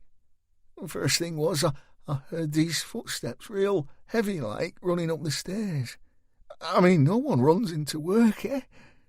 The only person I know who runs up these stairs is the boss. Anyway, I turned to have a look to see if it were him. The owner, I mean, Mr. Gill, but, well, it weren't. Charlene had her back to the stairs. She must have heard the noise too, but she never turned, just carried on chatting. Then I saw him burst through the door. Massive he were." She nodded at Stryker. "About as big as you, I reckon. It were horrible. He just pulled out this big long knife from somewhere and—" "Can you describe the knife, Julie?" asked Fliss. "Long, I don't know, 20, maybe 30 centimetres. Abbott nodded. "Straight, curved, single or double-sided?" Julie pursed her lips. "Straight, double, I think." "Go on, you're doing great," said Fliss. "Well," swallowed Julie, "as he got closer I could hear him, like he were making weird noises, like an animal, growling, snarling. He were like a madman, crazy, sick. Then he grabbed her, Charlene, I mean, twisted her around, pulled her to him and held the knife to her throat." "Did she struggle, say anything?" asked Fliss. Mallinson shook her head. "No, not at first. She seemed frozen. I remember that her eyes were really wide open. She didn't look scared, more surprised, maybe. It was odd. But then—" "Then?" asked Stryker. "It were hard to hear anything for definite," began Mallinson, "'cause all the other girls were screaming, crying, like. But he must have cut her. I didn't see any blood, but it seemed to wake Charlene up to what was happening, like. As soon as he did that, she began to struggle to try and pull away. And she shouted something at him." "Can you remember what?" asked Fliss. Julie thought for a moment. "It was one word, a strange word to shout under the circumstances. Maybe from the Bible or something, but with all the crying and screaming." "The start of a prayer, maybe," suggested Stryker. Mallinson shook her head. "No, it was just one word. She shouted it a few times as she tried to get away, but he took no notice. He just snarled like a bloody dog on heat and grabbed her hair, her lovely hair. Then well, you know what he did next." Julie's tears began to run down her cheeks, her voice cracking with emotion. "He cut her. The sounds were just awful. Even the screams couldn't cover those. I don't think I will ever forget the sounds she made." Mallinson darkened. "Oh, him, for that matter, the fucking pervert." "Pervert? What makes you say that?" asked Stryker. Mallinson sniffed and guardedly looked around her. "Because whoever he is, he's definitely a sicko, a pervert." "Go on," said Fliss. "What makes you so sure of such a thing?" "Well, like I said, he was making noises," offered Julie. "You know." "Yes, you said growls, snarls," said Stryker, his brow furrowed. Julie looked uncomfortable. "That were at first, before he started, like, soaring at her." Fliss came to her rescue. "So he made these other sounds as he cut her? Julie nodded. Sexual noises? More nods, Julie's voice almost a whisper. Yeah, the kind blokes make near the end. Fliss gave Stryker a knowing look. He shrugged his powerful shoulders yet stayed quiet. Like he was ejaculating, probed Abbott. Yeah, agreed Julie. I mean, at first he was making these short, sharp noises, like I said, growling, panting like a dog. But then as he got at her neck and the blood began to... He... Julie couldn't go on, couldn't prevent her tears from falling. Once again she began to quietly weep. The detectives waited. Finally Julie could speak. Anyway, she spluttered, I need to tell you, he were a white man, definitely, she said, matter of fact, teeth gritted. I saw through the eye holes in his mask, And his eye colour? Asked Fliss. Did you see? Dark, spat Mallinson. Very dark, like something from a horror film. The colour of eyes you'd imagine someone possessed to have. Black as wet coal. Stryker felt a cold shiver. A single image flashed across his eyes. A face, a white face with jet black eyes. He shook off the moment, nodded, changed tack. Did Charlene have a boyfriend? He asked. Julie laughed down her nose. Did you take a look at her, mister? Charlene had half the lads in town chasing her. But no one in particular? He pushed. We grown apart these last months, to be honest, but... Mallinson screwed up her face as if she'd sniffed the milk carton a day too late. There were one lad, but I heard she dumped him. You have a name? Asked Stryker. Danny, said Julie, that same expression etched on her face. Danny Geddes, right dickhead he is, lives at Wood Plumpton somewhere. Stryker nodded. But no one else on the scene? Julie shrugged. Played the cards close to her chest, did our Charlene.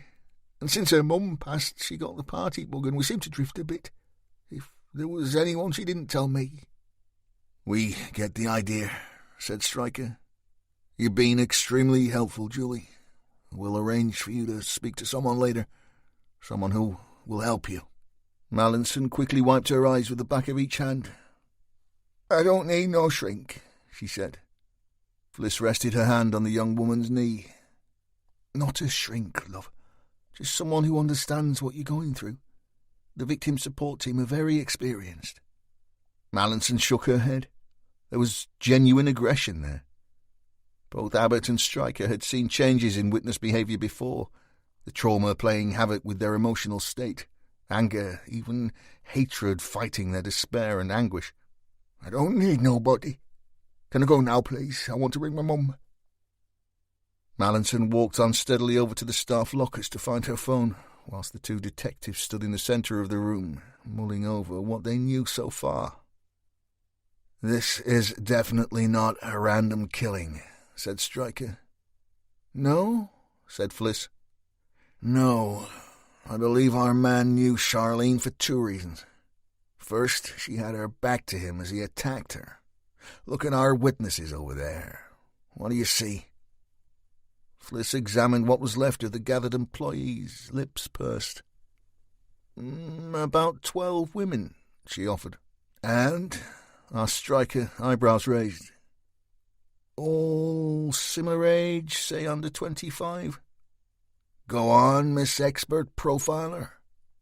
Fliss shrugged. Well, all quite attractive in a...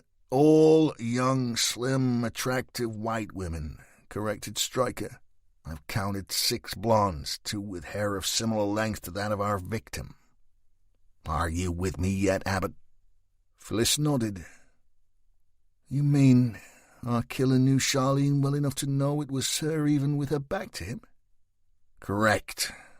The second reason is he didn't just start stabbing her. he held the knife to her throat first. Now that suggests that he wanted to taunt her, scare her, prolong the attack. Correct, Abbott. So when you start with all your profiling mumbo-jumbo, I need you to tell me this. Go on.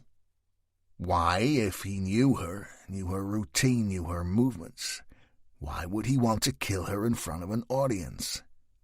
Because this was a performance, Abbott. A well-drilled, well-thought-out public execution. Now, what kind of man would need that level of danger and degradation to get himself off? Fliss looked into Stryker's face. Good question. 30 minutes later, all the remaining staff had been released to be interviewed at home by the action team. Other than a uniformed constable left to guard the scene, Stryker and Abbott were alone in the building. Both were deep in thought when they heard the sound of heavy, hurried footsteps climbing the stairs at a pace. Something tells me the boss is here, offered Fliss. The landing door was pushed open by a well-dressed man in his 30s. He was breathing hard. Once he stepped into the office, he surveyed the shocking scene and held his head in his hands. "Oh, my God! Jesus Christ! How can this have happened?"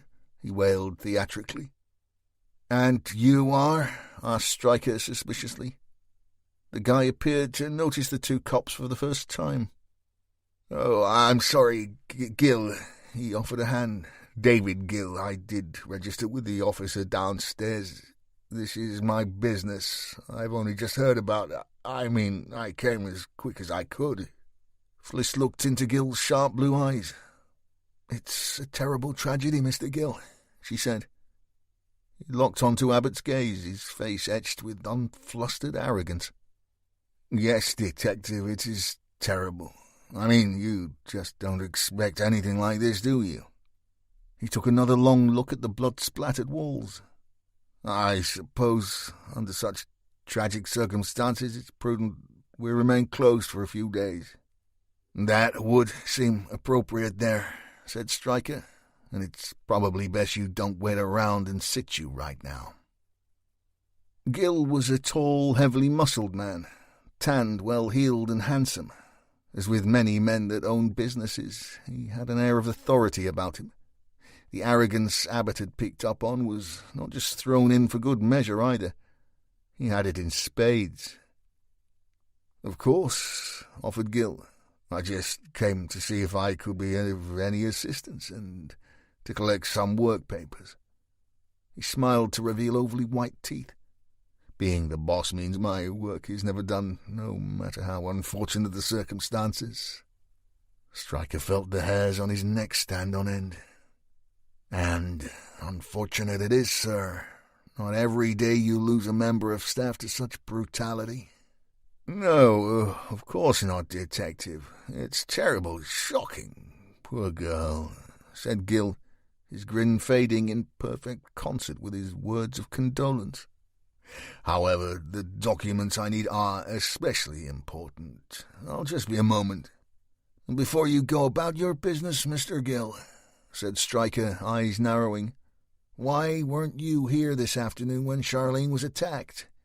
Where exactly were you at, say, 1 p.m.? Gill's plastic smile had been close to a return, but the question washed it clean from his face. "I beg your pardon, Detective. You can't possibly," he snorted. The sergeant remained tight-lipped, his eyes firmly locked on the overly exasperated businessman. Gill was obviously a man easily riled, simply fine to fiery in one easy lesson. "Really?" he said. You actually want me to?" Fliss couldn't take her eyes from Gill. From the second Stryker had challenged him, Laniker's wealthy owner had displayed the strangest characteristics. Gone was any suggestion of cooperation. Genuine resentment bubbled underneath his shallow facade. Here was a man not used to being doubted. He was wired, thought Fliss. The question was, why? Gill swallowed, nodded. "Okay, well, I suppose you have to ask." "Yes, Mr. Gill," offered Fliss with a perfectly artificial grin of her own. "We do." Gill gave Abbott a derisory look. "I was at my health club. I train there most lunch times, and for your information, they use facial recognition on entry and exit." The confidence was back. "So if you're so desperate for an alibi for me, Detective, I suggest you start there." Fliss made a show of removing her notebook from her bag. "And the name of your club, sir?" "Ripped Gym and Spa," said Gill, the resurgence of his impatience kick-starting what appeared to be a nervous chin twitch. "You may not know it. It's very exclusive." Stryker nodded. "Thank you, sir. Just routine, you understand." "I'm sure it is," offered Gill. The sergeant checked his Omega. "Now we'll leave you to your business, sir. We'll see ourselves out." The two detectives began to walk to the door, but Stryker stopped in his tracks. "Oh, just one other matter, sir. I don't suppose that you could let me have Charlene's personal file. We'll return it, of course." Gill had already turned away from the pair and was back examining the blood splatters on the wall. He seemed not to hear. "Sir," nudged Stryker. Gill made no movement. He remained transfixed by the spray patterns of lifeblood. He held out a finger as if to touch them. "Don't do that, Mr. Gill," said Fliss sharply. "Please, we're not finished with our examinations quite yet." As Gill turned, somewhat wide-eyed, Stryker noticed that his breathing appeared to have increased again. "Sorry," he said, swallowing hard. "What was that you said?" "Charlene's personal file," said Stryker. Gill appeared to have most of his head back in the room. Yes, forgive me, it's just, well, of course, anything to help, Sergeant. I'll have my secretary pull Charlie's file and send it on." "Charlie?" asked Stryker, head cocked, eyebrows raised. Gill rubbed his face with both hands. Stryker considered that the action was to cover his awkwardness, a naughty child hiding his face from an angry parent. "Yes, Charlie," offered Gill, recovering slightly. "Everyone called Charlene Charlie. It was a nickname." "Really?" said Stryker. "Even so, I'd prefer if you could give me the documents now, Mr. Gill. Time is of the essence in these matters." Gill once again struggled to hide his peevishness. "Of course, anything I can do to help." He found keys from his pocket, strode over to his glass-walled office, opened a metal filing cabinet and returned with a thin folder. He held it out theatrically. "There," he said, "as quick as you like, Inspector." "I'm a sergeant, Mr. Gill," growled Stryker, gripping the file. "Thank you for your help. I'm sure we'll talk again soon." Fliss followed her boss down the stairs, out of the door and into a small private car park. "Nice guy," she said. Stryker almost smiled. "Just because you don't like someone doesn't make him a suspect, Abbott." "He's a sleaze. It's written all over him. Did you notice the chin twitch? I'm telling you now, boss, this guy does not take kindly to being challenged, especially by a woman." Stryker shook his head and walked over to a parked car that nestled in one of only 2 spaces in the car park that furnished the Lanniker's office. "Gills?" she asked. "Has to be," said Stryker. "Nice. AMG, what does that stand for?" "Aufrecht Melcher Grossapasch," he said. "They make very fast Mercs." "Expensive?" "Hell yeah." Stryker dipped his head and looked into the car. On the back seat were 2 child boosters. "You hear any of the other witnesses call the victim Charlie?" he asked. "Nope," said Fliss. "Not even Julie Mallinson, her old school friend." Stryker looked into the rear seat of the car a second time. Infidelities, secrets, betrayals.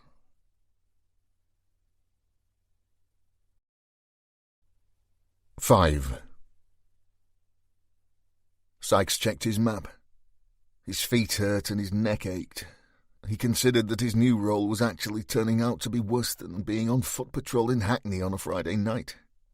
He'd been awake since 3 a.m, had ridden a packed train from London, suffered the wrath of Stryker, the man-mountain clairvoyant, and had been forced to trudge the streets for just under 6 hours. He'd knocked on 84 doors, 47 of which didn't open, been chased by a truly angry Doberman, and suffered abuse from the local kids. And oh, how they knew how to abuse a cop in the north. Jesus, Beanpole just didn't enter into it.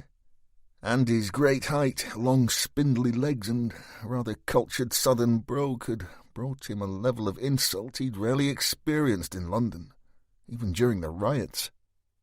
He stood out physically and sounded funny, and that was enough for the folks of a good part of home slack.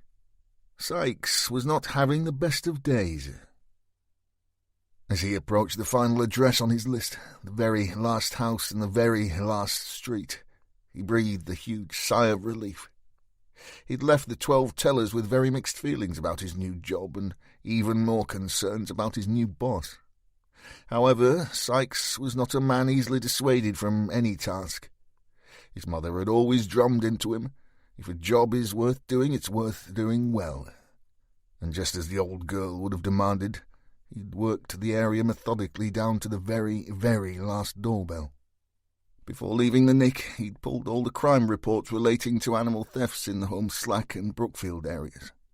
Other than Stryker's recent offering regarding William the cat, there had only been one such crime in the PR16EN postcode area. That said, Sykes' house-to-house inquiries had revealed a different picture. There were at least another 8 possible larcenies of pets that had occurred in the area in recent months. These incidents hadn't been reported to the police, as the owners had either considered that the animals were simply lost or that the event was too minor to communicate to the authorities. As one charming soul pointed out, if he'd called the cops over a fucking budgie that had sent him to the funny farm. As Andy approached the final semi, he saw that the front door was wide open. On the doorstep, a very harassed-looking 30-something woman was jiggling a screaming baby on her hip, whilst shouting instructions to some other unseen children deeper inside the house. 2 full plastic bags of shopping sat at her feet, and a half-smoked, unlit filter tip dangled from the corner of her mouth. As Andy opened the gate, she turned and eyed him suspiciously. The woman had sharp, hawkish features, small eyes, and an angry countenance.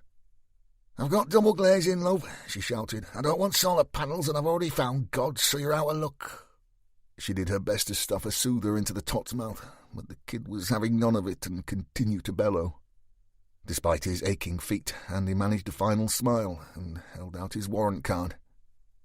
"DC Andrew Sykes," he said. "Nothing to worry about. I'm just making inquiries into some local thefts." On hearing the detective's voice, the kid instantly stopped screaming, twisted its head and examined him. The woman studied her offspring a bit, then turned to Andy, shaking her head in disbelief. "You can come here more often, love. It's murder this time of night."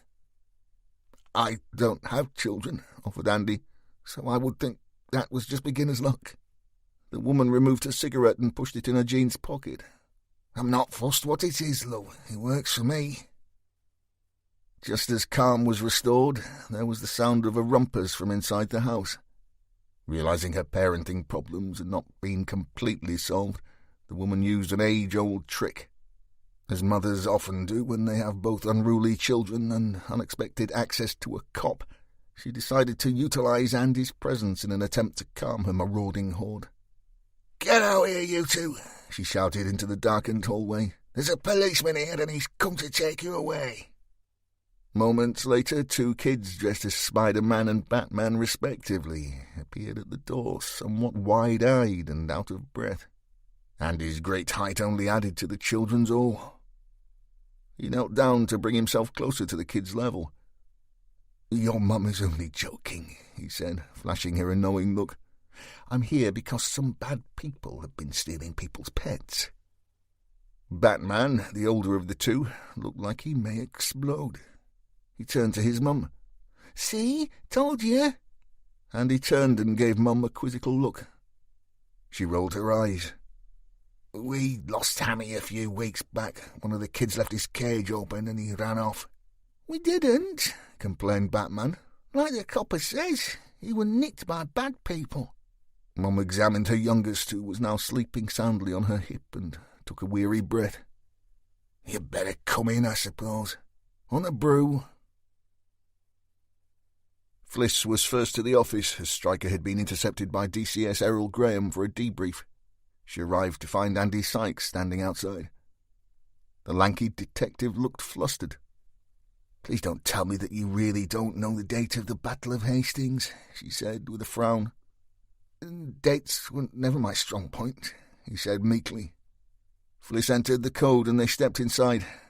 Andy dropped his carry bag on his desk, slumped in his chair, pulled off one shoe and began to rub his foot painfully. As he did so, he noticed Fliss seemed troubled, haunted. How was it? He asked gingerly. As close to a beheading as I've seen, said Fliss quietly. Stryker will be here soon. We'll go through everything then. Sykes cocked his head. There was a hint of malice in his voice. That would be nice, but my inclusion isn't high on Stryker's list, is it? He began to pull reports from his bag. Maybe tomorrow I'll be delegated to cross old ladies over the road. Or I could use my criminologist degree to locate lost cats and hamsters while being verbally abused by the local residents. Fliss dropped her elbows on her desk and leaned forwards. She looked tired, pale. The horrors of the day had taken its toll, and she was in no mood to appease their latest recruit. I think you need to pick your battles wisely, Sykes, she said, pushing her glasses up her nose. And throwing your toys out of the pram won't wash in this office. Granted, Stryker is an in-your-face kind of boss, and you may look down your nose at his so-called eccentricity. But the first time one of his episodes leads us to a suspect, you'll be eating humble pie. She pointed. And let me tell you, if you don't do weird, you're in the wrong department. I trained for 4 years with the FBI. Now they do weird, let me tell you. They approach all their serial investigations with an open mind. If anything gives them an edge, they'll use it. Never rule anything out. Fliss rummaged in her bag for gum. And if you're as hot as you think you are, you will know that Quantico were the first to profile rapists and murderers and recognise traits in serial offenders. She found a lone stick, popped it in her mouth and sat back in her chair.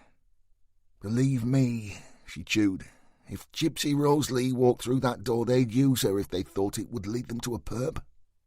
Sykes tapped his desk with a long, thin finger. I realise that Americans have far more serial offenders than us, but what made you go there to study?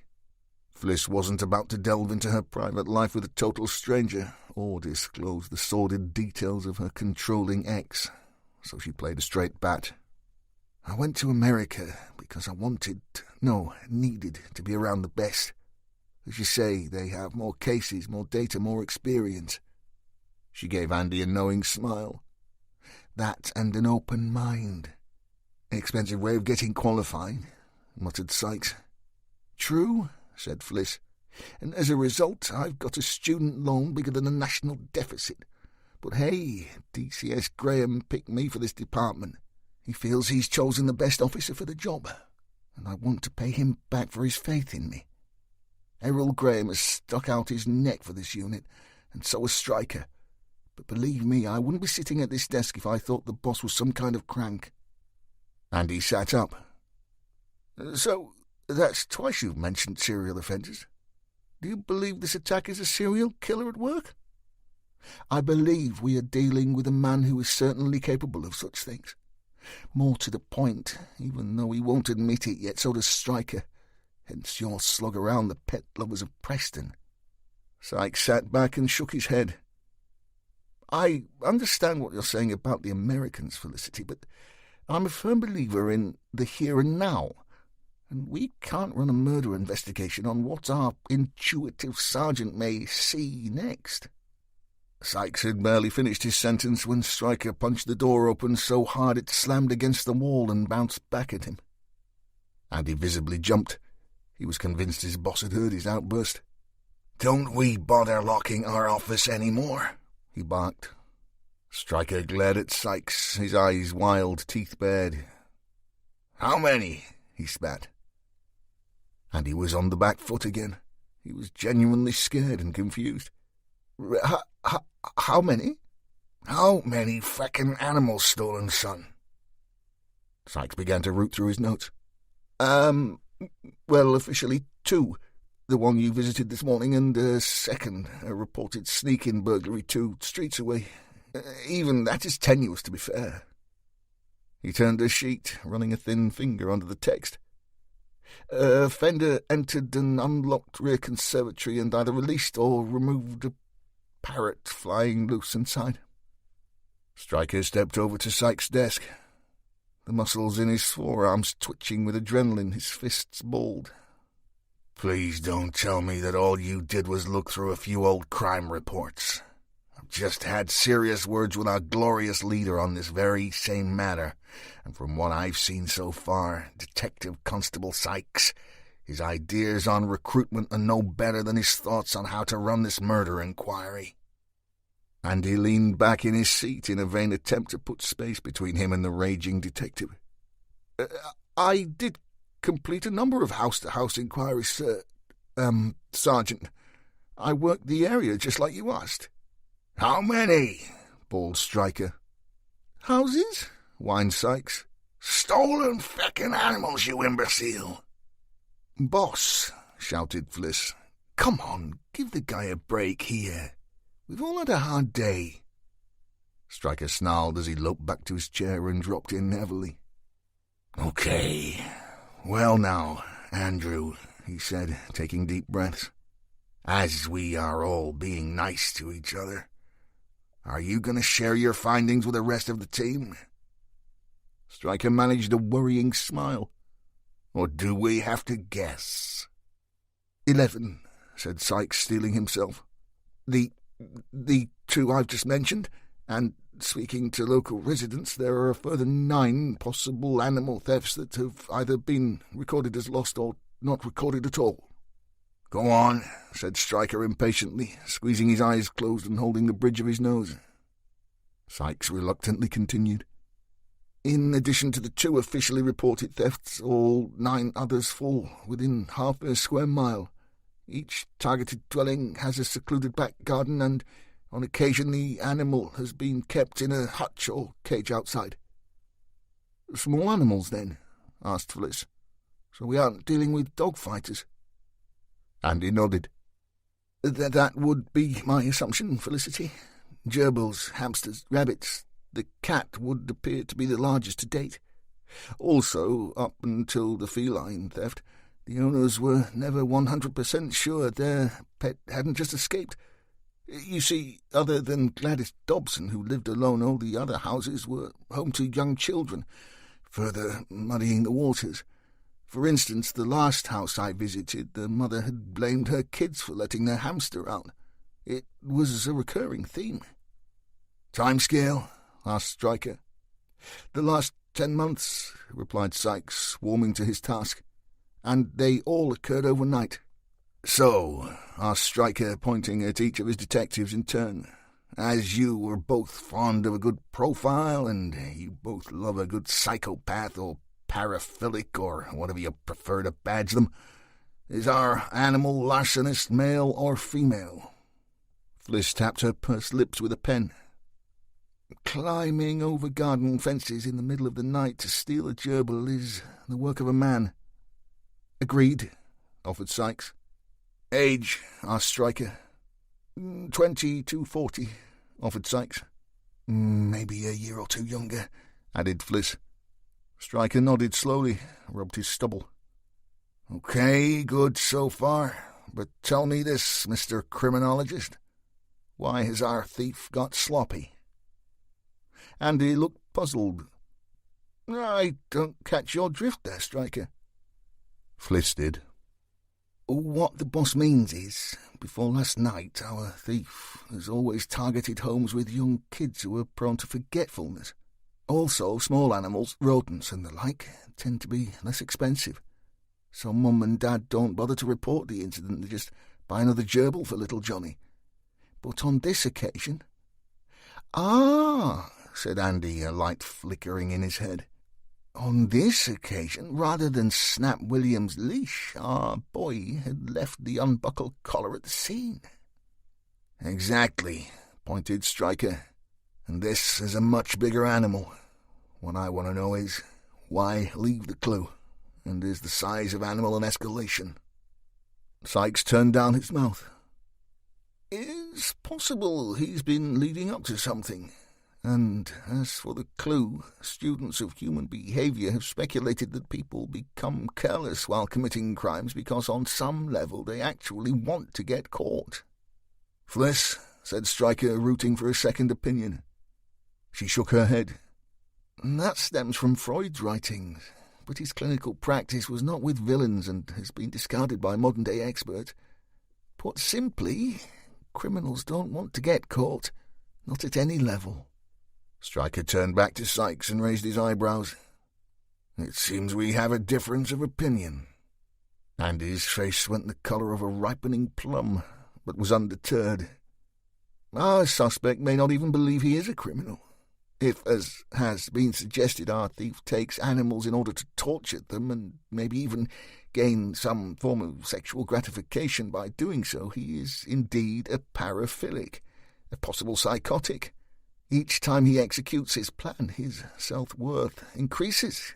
He begins to believe his power and knowledge are beyond all others. Eventually, grandiose delusions form part of his psychosis." "So he grows in confidence with each animal he kills?" asked Stryker. "Is that it? He believes he's too clever to be caught? He's taunting us?" "A possibility," said Sykes. Fliss stood and walked to the solitary small window in the office. She looked out over the city as the sun began its descent, turning the buildings orange as it did so. She knew Stryker didn't like to discuss his episodes, but figured now was the time. "What did you see, boss?" she asked, her back still to the room. "What did you see as you stood in that old deer's garden?" Sykes studied Stryker, waiting for the revelation. Stryker's eyes darted between the two cops. His gift had always been an embarrassment to him. Fliss had been the first to encourage him to use it, and then, of course, there was Gladys Dobson, that wise old bird. What had she said? "Don't fight the visions, son. If you fight them, they'll harm you. Inside." Stryker pursed his lips. "Feet," he said. "I saw her bare feet. They were bleeding. On the floor next to them was the cat, dead." Sykes came to life. "Men's feet, not a woman or a child?" Stryker nodded. "That was my impression." "And crushed?" pressed Sykes. "Was the cat crushed?" Stryker didn't answer. Fliss Abbott had removed her glasses and was rubbing her eyes with a thumb and finger. Finally she turned to her boss. "So you saw feet and a dead cat. So where is the connection to Charlene Major's murder? I mean, you wouldn't have had Andy here trudging around half of Preston looking for a gerbil thief if you didn't think—" Abbott looked into Stryker's face. There was something in his eyes she hadn't seen before. Was it fear? Anxiety? No, she thought. Dread.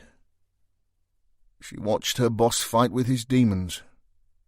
She waited. "He cut off the head," said Stryker flatly. Fliss put her glasses back in place. "With?" Stryker raised his brows. "A bayonet?" she asked. "Possibly," offered Stryker. "Hard to say." Sykes was wide-eyed. "Now this is getting strange, guys." "There's a train to London in the morning, son," said Stryker. "If you don't do weird, you're in the wrong office." "That's just what Felicity said," muttered Sykes. Then, with more than a hint of excitement, added, "And I'm not going anywhere, Stryker. This is fascinating. Bizarre, peculiar, certainly irregular, but fascinating nonetheless. And anyway, Sergeant, you still didn't answer my question." "About the crushing?" said Stryker. He shrugged massive shoulders. "It's difficult to say, Sykes, as the cat's head was severed. These occurrences that you're so negative about are flashbulb moments. A screenshot. The image is there for a split second. There was blood on the man's feet and blood from the cat's eyes and mouth, but symptomatic of crush injuries, then?" said Sykes. He pulled a large book from his holdall, leafed through it, and began to read. "A crush fetish is a paraphilia in which a person is sexually aroused when crushing objects with their body, usually under the foot. This typically begins with fruit or other soft items. However, there are some who take this paraphilia much further.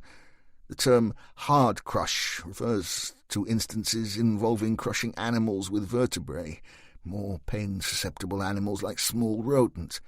This paraphilic's preference is usually barefoot." Stryker shook his head. "Where'd you get this shit from?" Sykes held up the tome and raised his brows. "The library, boss." There was the unmistakable sound of the code being punched into the office door lock before D.C. Bob Higgins strode into the room. He threw his jacket onto his desk, then dropped himself into his chair and loosened his tie. "I heard about the murder on the radio as I was driving back. I figured we might get this one. Sounds nasty." "It is," said Fliss.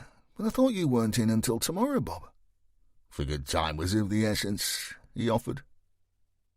Bob Higgins had been with the serial crime unit since its conception and done sterling work during the Henry Stott case. He was a big guy, tall and broad-shouldered, with a balding head that he shaved. However, over the last months, Bob had lost a considerable amount of his bulk, training regularly and sticking to a diet plan that Stryker had formed for him.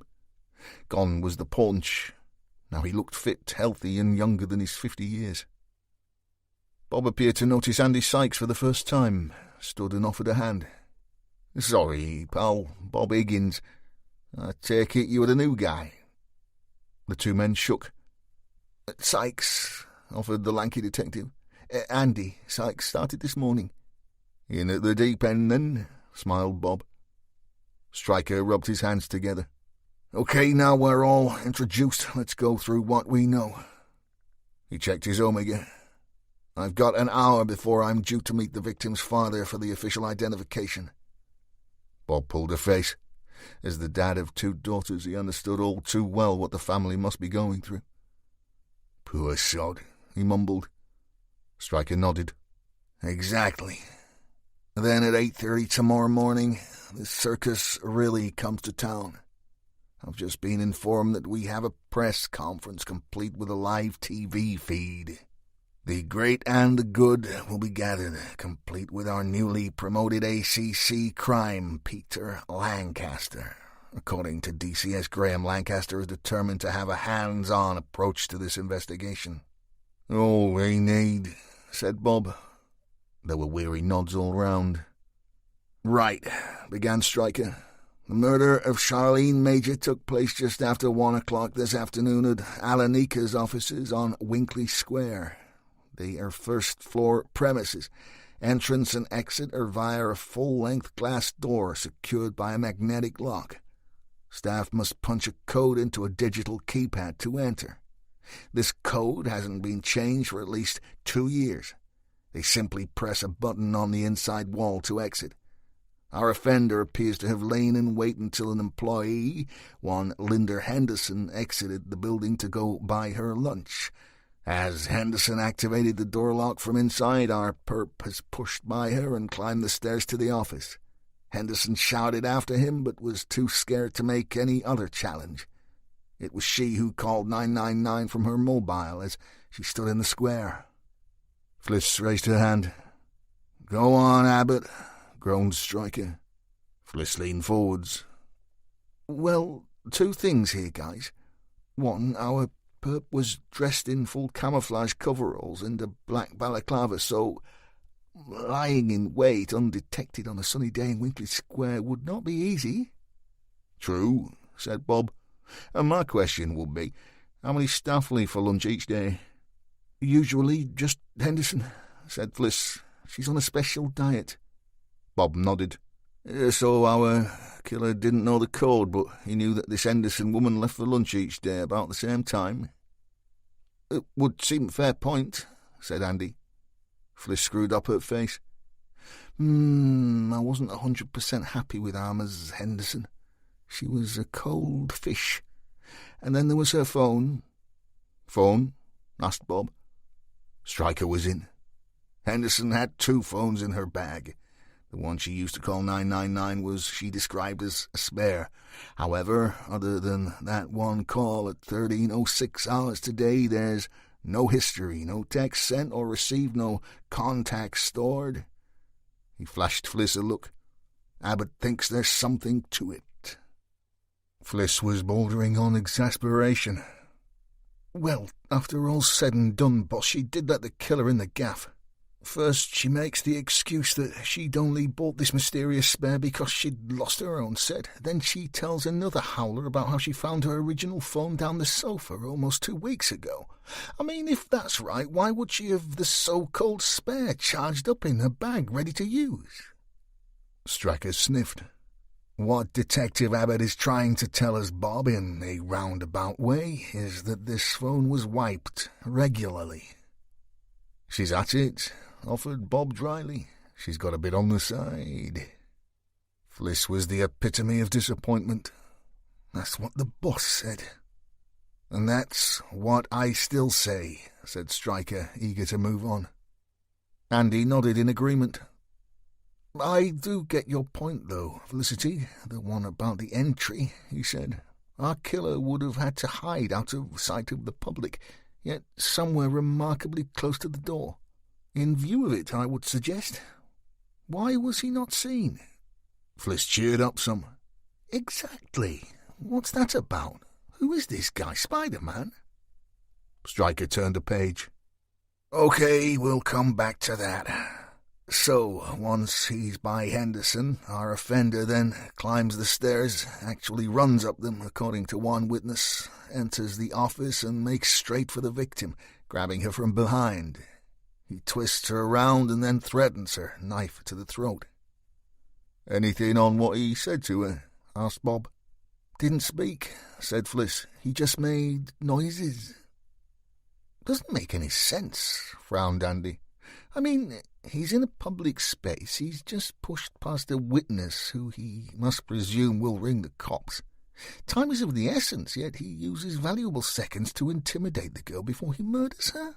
What also confuses me," offered Fliss, "is that the victim didn't appear to struggle until he actually cut her. Then, and only then, did she call out. One witness said it was a single word. Biblical, maybe?" She looked around the room for help, but got none. "No ideas, then?" "Okay, sorry, boss, go on." Stryker almost smiled. "Thank you, Abbott. Anyway, whatever our victim called out, the moment Charlene is actually cut, she does her best to fight him off, push past him, but he grabs her by the hair and begins to cut her throat. Doc Grover and another witness, Julie Mallinson, both say the weapon is double-sided. Mallinson says long, so the possibility is some kind of butcher's knife." "Or bayonet," added Fliss knowingly. Stryker frowned but ploughed on. "Grover also believes our man is right-handed." He looked around his team and let out a long sigh. "I can only describe Charlene's wounds as horrific. The doc used the word frenetic and as close to a beheading as he'd ever seen. He's attacked her throat with such force that he severed both main arteries and her windpipe." "Another fucking weirdo," muttered Bob. "You ain't heard the half, Bob," said Stryker. "Anyway, our purpose then left the way he came, back down the stairs, leaving a trail of blood in his wake. He could have opted to use a rear fire escape, which would have afforded him some cover, but not our guy." "When you say trail of blood, boss, what do you mean exactly?" asked Sykes. Stryker ran his tongue along his top teeth, sniffed. As he ran down the stairs, it appears he held out his left arm, I would say at a right angle, dragging his hand along the wall, top to bottom, like a kid with a marker pen. He swallowed. Except this guy used a glove, drenched in Charlene Major's blood. And he nodded as if confirming his thoughts. That's why he didn't go the back way, boss. I agree, said Fliss. He's sending a message.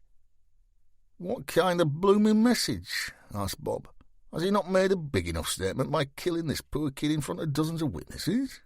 Andy shrugged his thin shoulders. That's for us to find out, once we find him. Which brings me back to the earlier point, offered Stryker. Where did our guy hide? He must have concealed himself somewhere close. And how did he get to and from the scene? There's been a full search of the area and the helicopter was up within 10 minutes with not one sighting by cops or the public. It seems our guy appeared and disappeared without being seen by a living soul. Sykes raised his brows quizzically. Can I have a look into that, boss? Yes, I suppose, said Stryker. And check other local businesses for CCTV. Alenika doesn't feel the need for any. He returned to his notes. Okay, despite the balaclava, this same witness, Julie Mallinson, is sure that the offender was a white male with very dark eyes. Mallinson is adamant that the killer's only target was Charlene Major and that he physically pushed other women out of the way in order to reach her.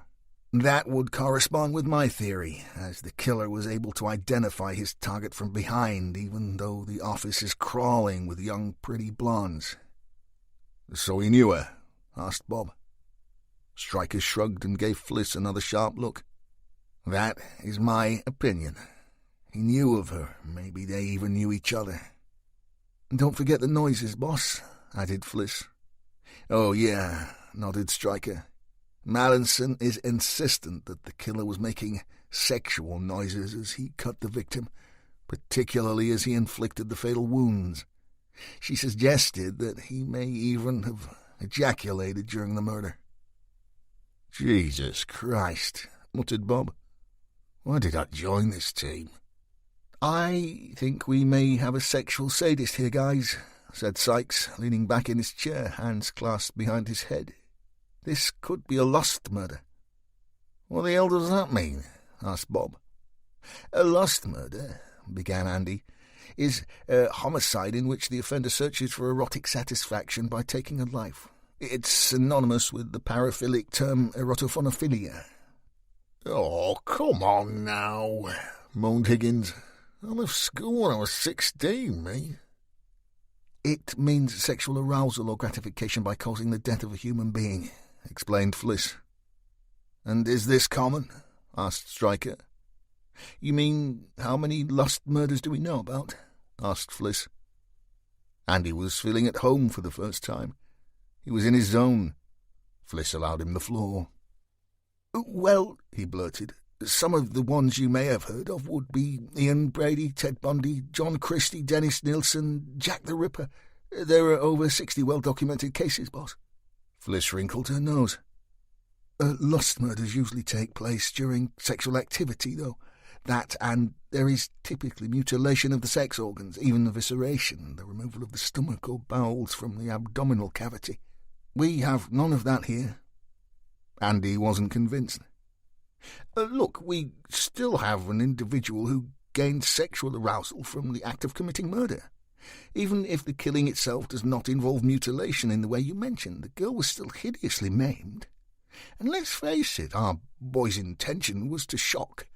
My concern would be that lust murders are most common among serial killers. Stryker rubbed his face with both palms. Do you have any good news there, Sykes? Andy smiled.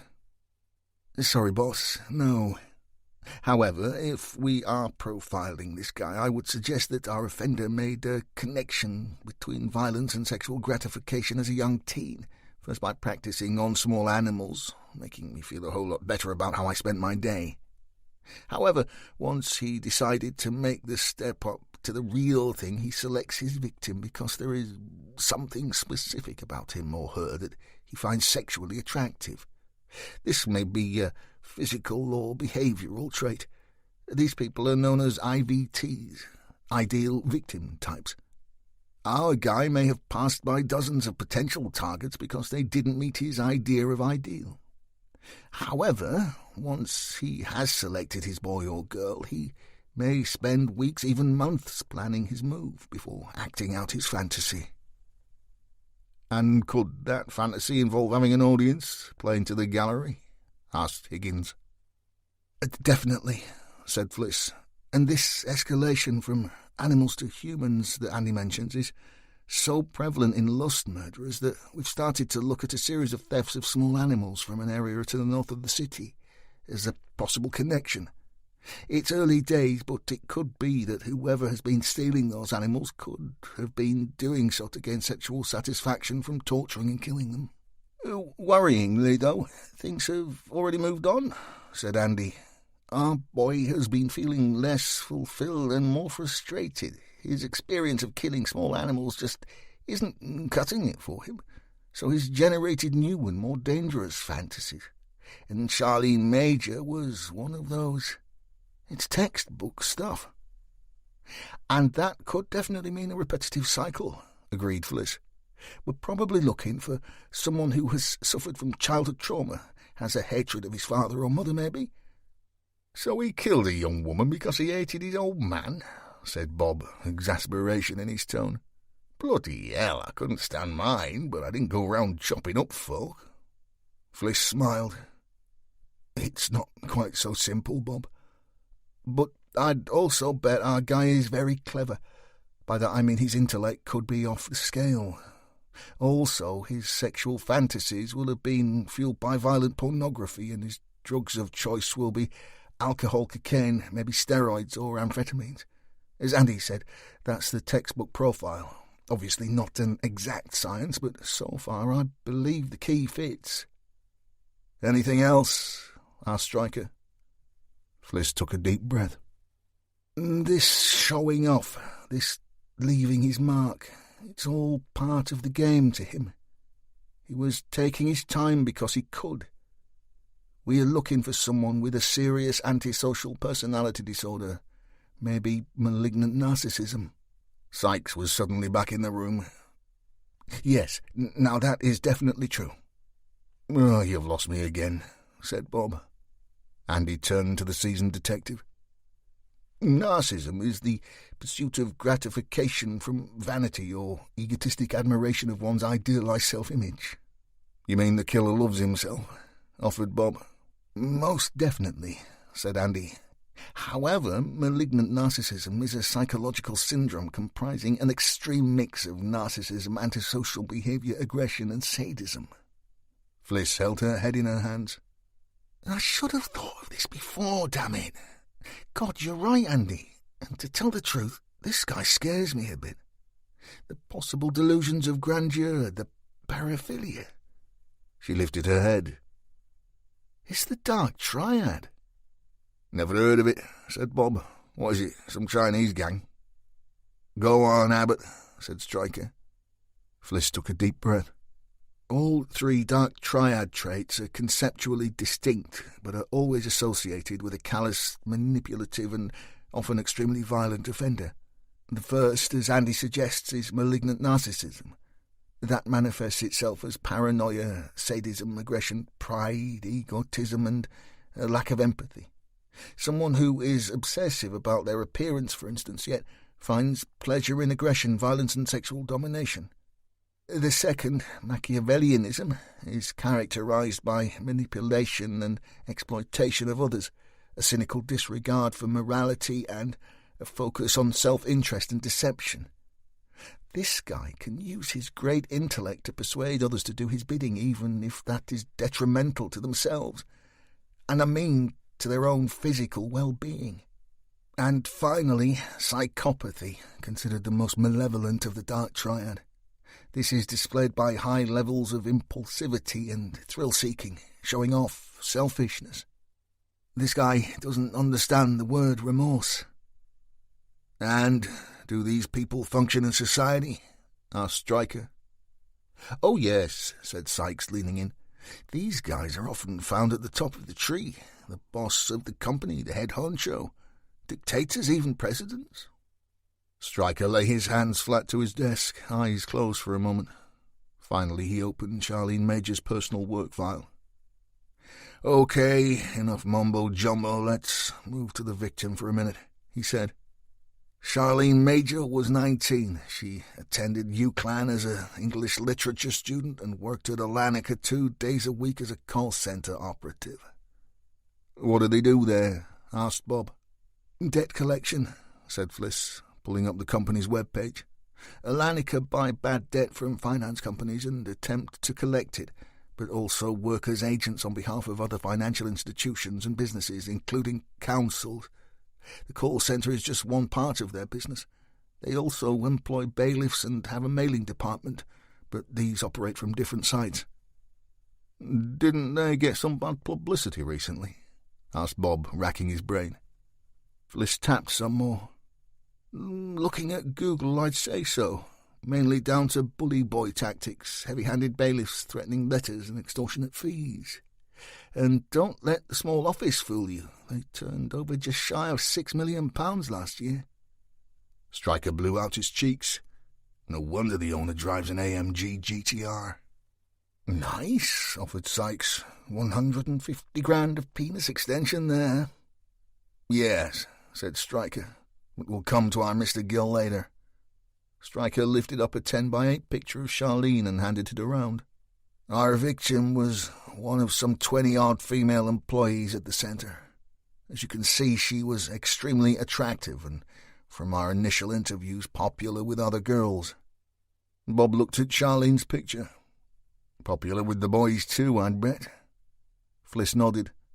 "She had a boyfriend until recently, one Danny Geddes, who her friend Julie Mallinson described as a right dickhead." "And she's right," said Bob, opening his computer terminal. "I've had dealings with that little sod before. Real nasty piece of work he is." Bob typed for a moment before finding what he was looking for. "Yeah, here he is.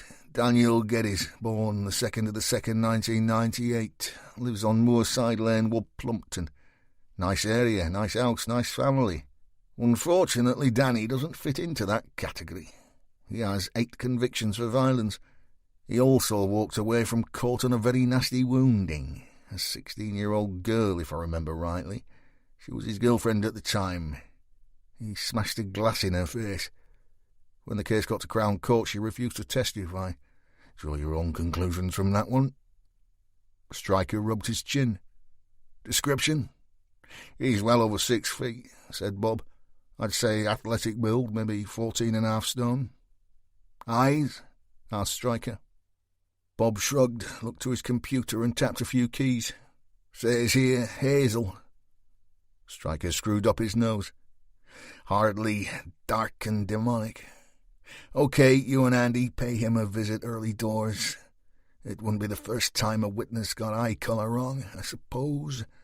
Drag him in if you have to, turn his house over, see if he has a liking for camouflage gear, eh?"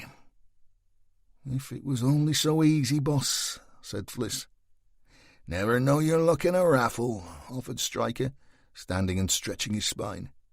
"And before you go, Abbott, have a look through your list of crazy types that might fit the profile, especially anyone with links to the military, guys recently returned from combat, that sort of thing. Oh, and as for our Mr. Gill, I got the impression he likes to look at himself in the mirror and boss folks around. Check out his alibi. I feel the need to shake his tree a little. Bob, Andy, you've both had long journeys today. Get yourself some shut-eye. I get the impression tonight may be the last uninterrupted sleep we get for a while. Now, I'm due at the morgue in 20 minutes. I'll see you in the morning." 6. Dr. Phil Grover sat in the small waiting area reserved for the relatives who were unfortunate enough to be called down to the morgue to identify a loved one. Frank Major was due any minute, and the body of his 19-year-old daughter had been laid out in a viewing room in readiness for the procedure. Mr. Major would not be allowed to touch Charlene, as there were still many forensic tasks to be completed. Phil considered that this was a good thing, as it would ensure that Frank wouldn't accidentally move the delicately placed sheets covering his loved one's horrendous wounds. Yes, Frank had enough on his plate. Next to arrive was a tired-looking Ewan Stryker. He dropped his frame in next to the dock and yawned. "How's it going, mate?" asked Phil. Stryker blew out his cheeks. "I'm surrounded by experts," he said. "Criminologists, psychological profilers. Jesus, Mary and Joseph, my new detective even has a crystal ball on his frackin' desk." Phil managed a wry smile. "You might need it, pal," he said. "Sykes seems to be a decent bloke, though." Stryker nodded in agreement.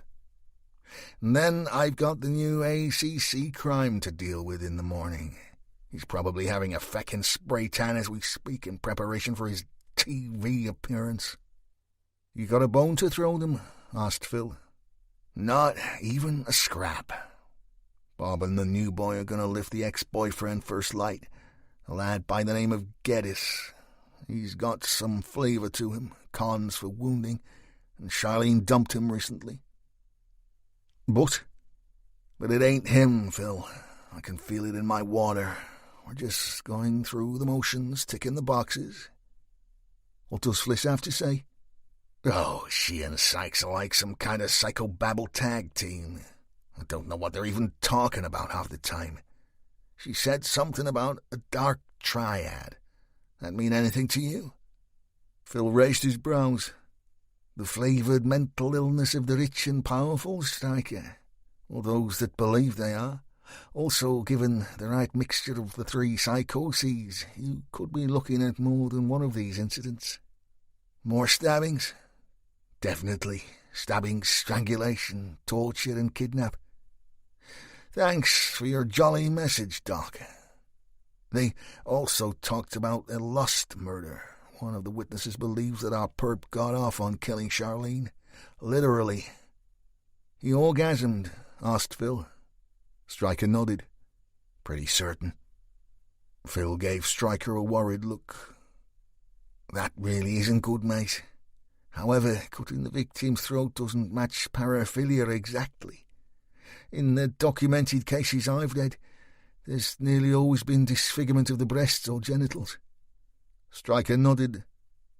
"Yeah, so the guy said. Sounds sick to me.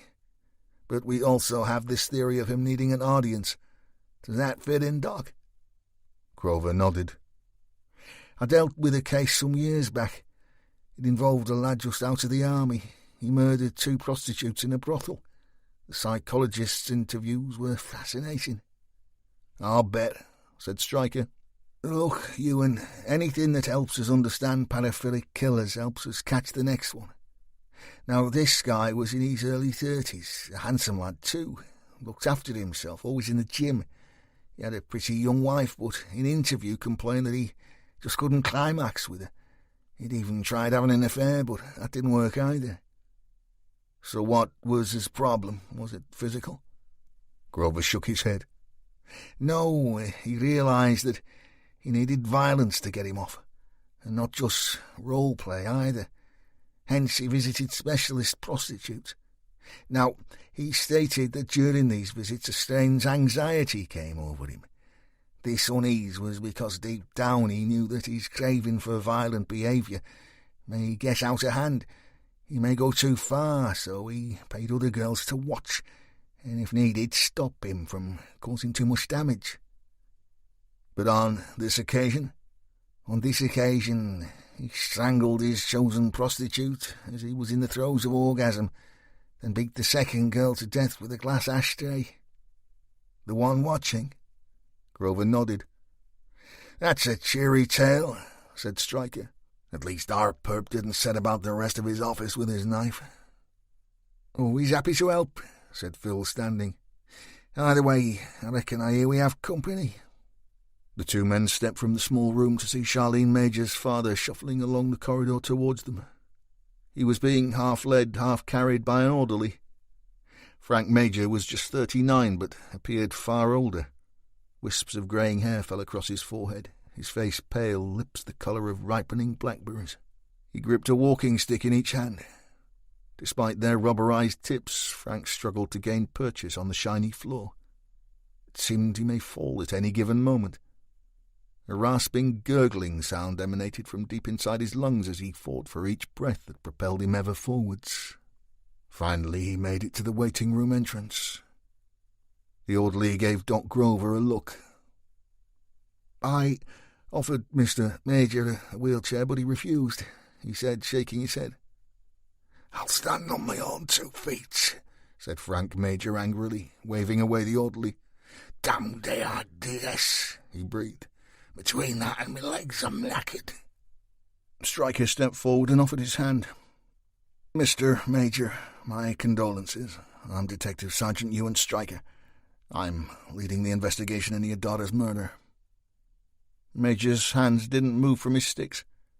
Not for reasons of balance, but because he couldn't bear to shake a cop's hand.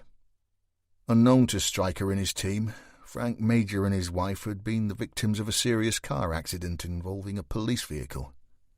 The cops had been in pursuit of a stolen car when the accident happened. Evelyn Major had been killed instantly.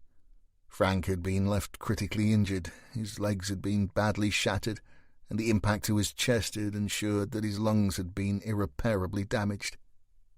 ARDS, or acute respiratory distress syndrome, is a life-threatening condition where the lungs simply don't work properly anymore, caused by injury to the capillary wall, either by illness or, as in Frank Major's case, a major trauma. The walls of the lungs become leaky, leading to a build-up of fluid and the eventual collapse of the lung itself. Frank Major hadn't long to live. Stryker took the hint and stepped back into the waiting room. "Please, sir," he offered, "take a seat. I need to speak to you before we continue." The 3 men sat. "This is Dr. Grover," said Stryker. "He's the police surgeon and will be working alongside my team throughout our investigation." Frank turned down the corners of his mouth. "I don't care who you are. I just want to see my Charlene."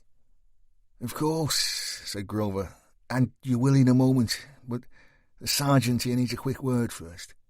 "Get on with it then," spat Frank. "Won't bring her back no matter what you say, will it?" "No, sir, it won't," agreed the doc. Frank Major grimaced as he shifted his emaciated frame in his chair. "Go on then," he wheezed. Stryker took a tired breath of his own. "In a few moments we will move to a viewing area. Unfortunately for this procedure, you will not be allowed inside with Charlene, as we need to conduct further forensic procedures, and your presence could contaminate the results." For the first time, Frank Major's angry facade fell from his face, and tears pooled in his eyes. "You mean I can't be in there with her? Hold her hands? Nothing?" Stryker shook his head. "Not today, sir. No. I'm sorry." "Sorry?" blasted Major, pushing both sticks from his hands, sending them clattering against the tiled floor. "Fucking sorry. That's the problem with you lot. You're always sorry. Maybe if you'd spend more time locking up the nutters that do this kind of thing instead of chasing joyriders, my Evelyn and my Charlene would still be alive, eh?" Stryker wanted to say that his mother had been killed by a 16-year-old driving a stolen car, but kept his counsel. He leaned forwards and slowly picked up Frank Major's sticks. "Shall we go and see her now, Mr. Major?" he said quietly. The 3 men made their way to the viewing room. All stood behind a glass partition that separated them from the deceased. A morgue technician dressed in scrubs stood next to the trolley where Charlene lay. Stryker nodded towards him, and he lifted the sheet that covered her face. Stryker turned to Frank. "Is that your daughter, Charlene Major, sir?" Frank's head snapped around. He glared at Stryker, his eyes full of tears and hatred. "Yes," he said. "Yes, that was my daughter." Stryker held Frank's gaze. "I'll find this guy, sir," he said. "I'll find him and send him down for the rest of his days." Frank looked at his feet for a moment. He wiped his eyes, then looked back into Stryker's face. "Almost 3 years ago this happened," he said, pointing to his shattered limbs. "My wife was killed by a policeman chasing a kid in a car, and I ended up like this. One of these days my lips and my fingers will turn blue and I'll stop breathing. If I'm at home, I'll die. If I'm in hospital, some other person will decide whether to resuscitate me or not." He sneered. "Probably not. Next time." Frank Major took as deep a breath as he could and fought back his grief. "All I had to live for was that girl in there. My beautiful, clever girl. She worked in that horrible place because we were skint. And you know why we were skint, Mr. Stryker? Because of people like you. You and the lawyers that protect you. The lawyers that are still fighting my insurance company over who is liable, who is responsible. Charlene and me, we've been forced to survive on benefits and handouts. I had to go cap in hand to the dole. It was embarrassing. We were treated like scroungers. I lost my wife, Charlene, her mother. We lost our house, our home. And all you lot can say is they aren't liable. They aren't responsible." Frank's lips began to tremble. "Well, answer me this, Sergeant. Who is?" Stryker had no words. Frank Major turned and shuffled away, his quiet weeping echoing off the hard surfaces of the corridor. But before he had made a dozen steps, he faltered, one stick slipping on the buffed floor. He first teetered, then fell, his withered legs buckling underneath him, flailing around on the linoleum. Stryker vaulted forwards and helped him to his feet. "Get off me! Get off!" scolded Frank. But Stryker didn't listen. He lifted Major's wasted body up in his arms and strode towards the exit. Frank used what was left of his strength to slap the sergeant's face, once, twice, 3 times. "Bastards! Bastards! Bastards!" he screamed. Yet each blow was weaker than the last. Stryker held firm, eyes front, focused on the door ahead. He took each faltering blow in silence, his only pain that of another man's grief. As he took the final strides, Frank Major, the heartbroken father of Charlene, helpless in the powerful arms of the detective, began to sob, and Stryker thought his heart may break too. Phil Grover sat on a bench outside the entrance to A&E. It was a mild, clear night, and he let his head fall backwards so he may see the stars. He did his best to empty his mind of the images of Frank Major, his broken, shriveled body bouncing in the arms of Ewan Stryker, his uncontrolled cries of anguish and frustration rattling off the tiled surfaces of the hospital corridor as the detective carried him to a wheelchair. Moments later, his view was blocked by the sergeant himself. "You get him to a car?" asked Phil. "Insisted on a taxi," said Stryker, joining the doctor on his bench. "Understandable in the circumstances." Stryker turned to his friend. "You hungry, Phil?" The Liverpudlian sat up. "I could go a beer." Ewan stood. "I'll drive, then."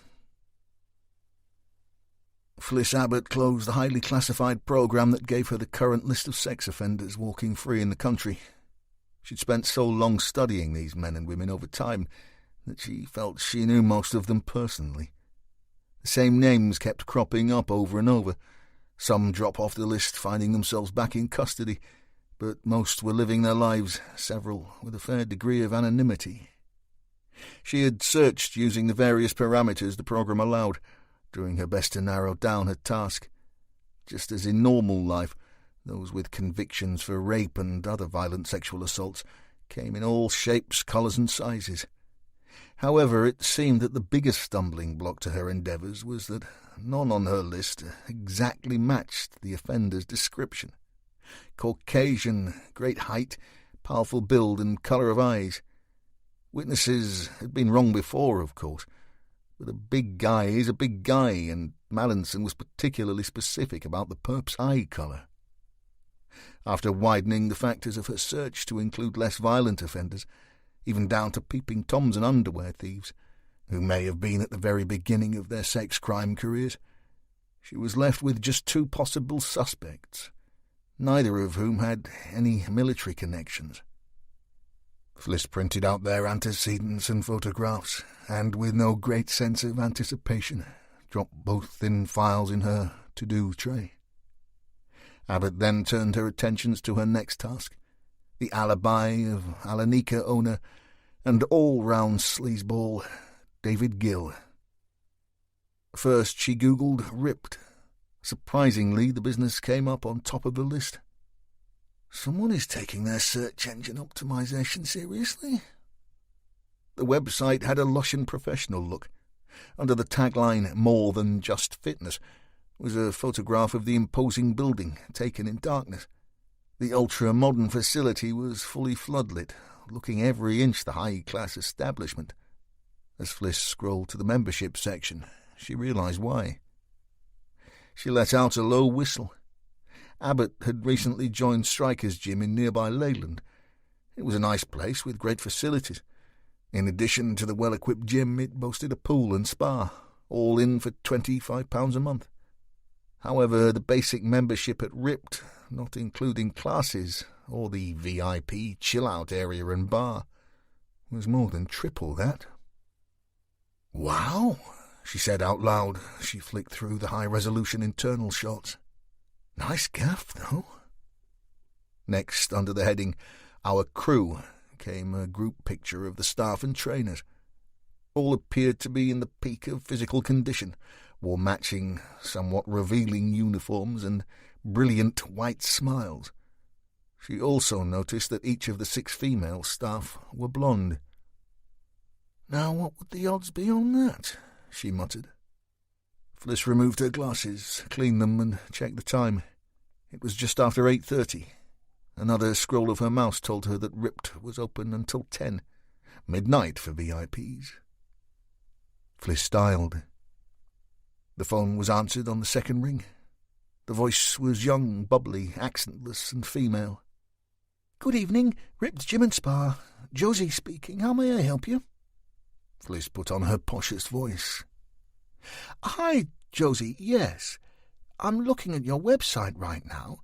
I realise it's short notice, but I find myself in the area and wondered if I might be able to have a quick look around.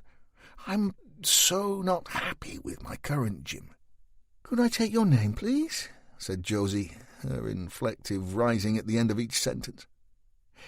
"Abbott," said Fliss. "Felicity Abbott." "One moment, Miss Abbott.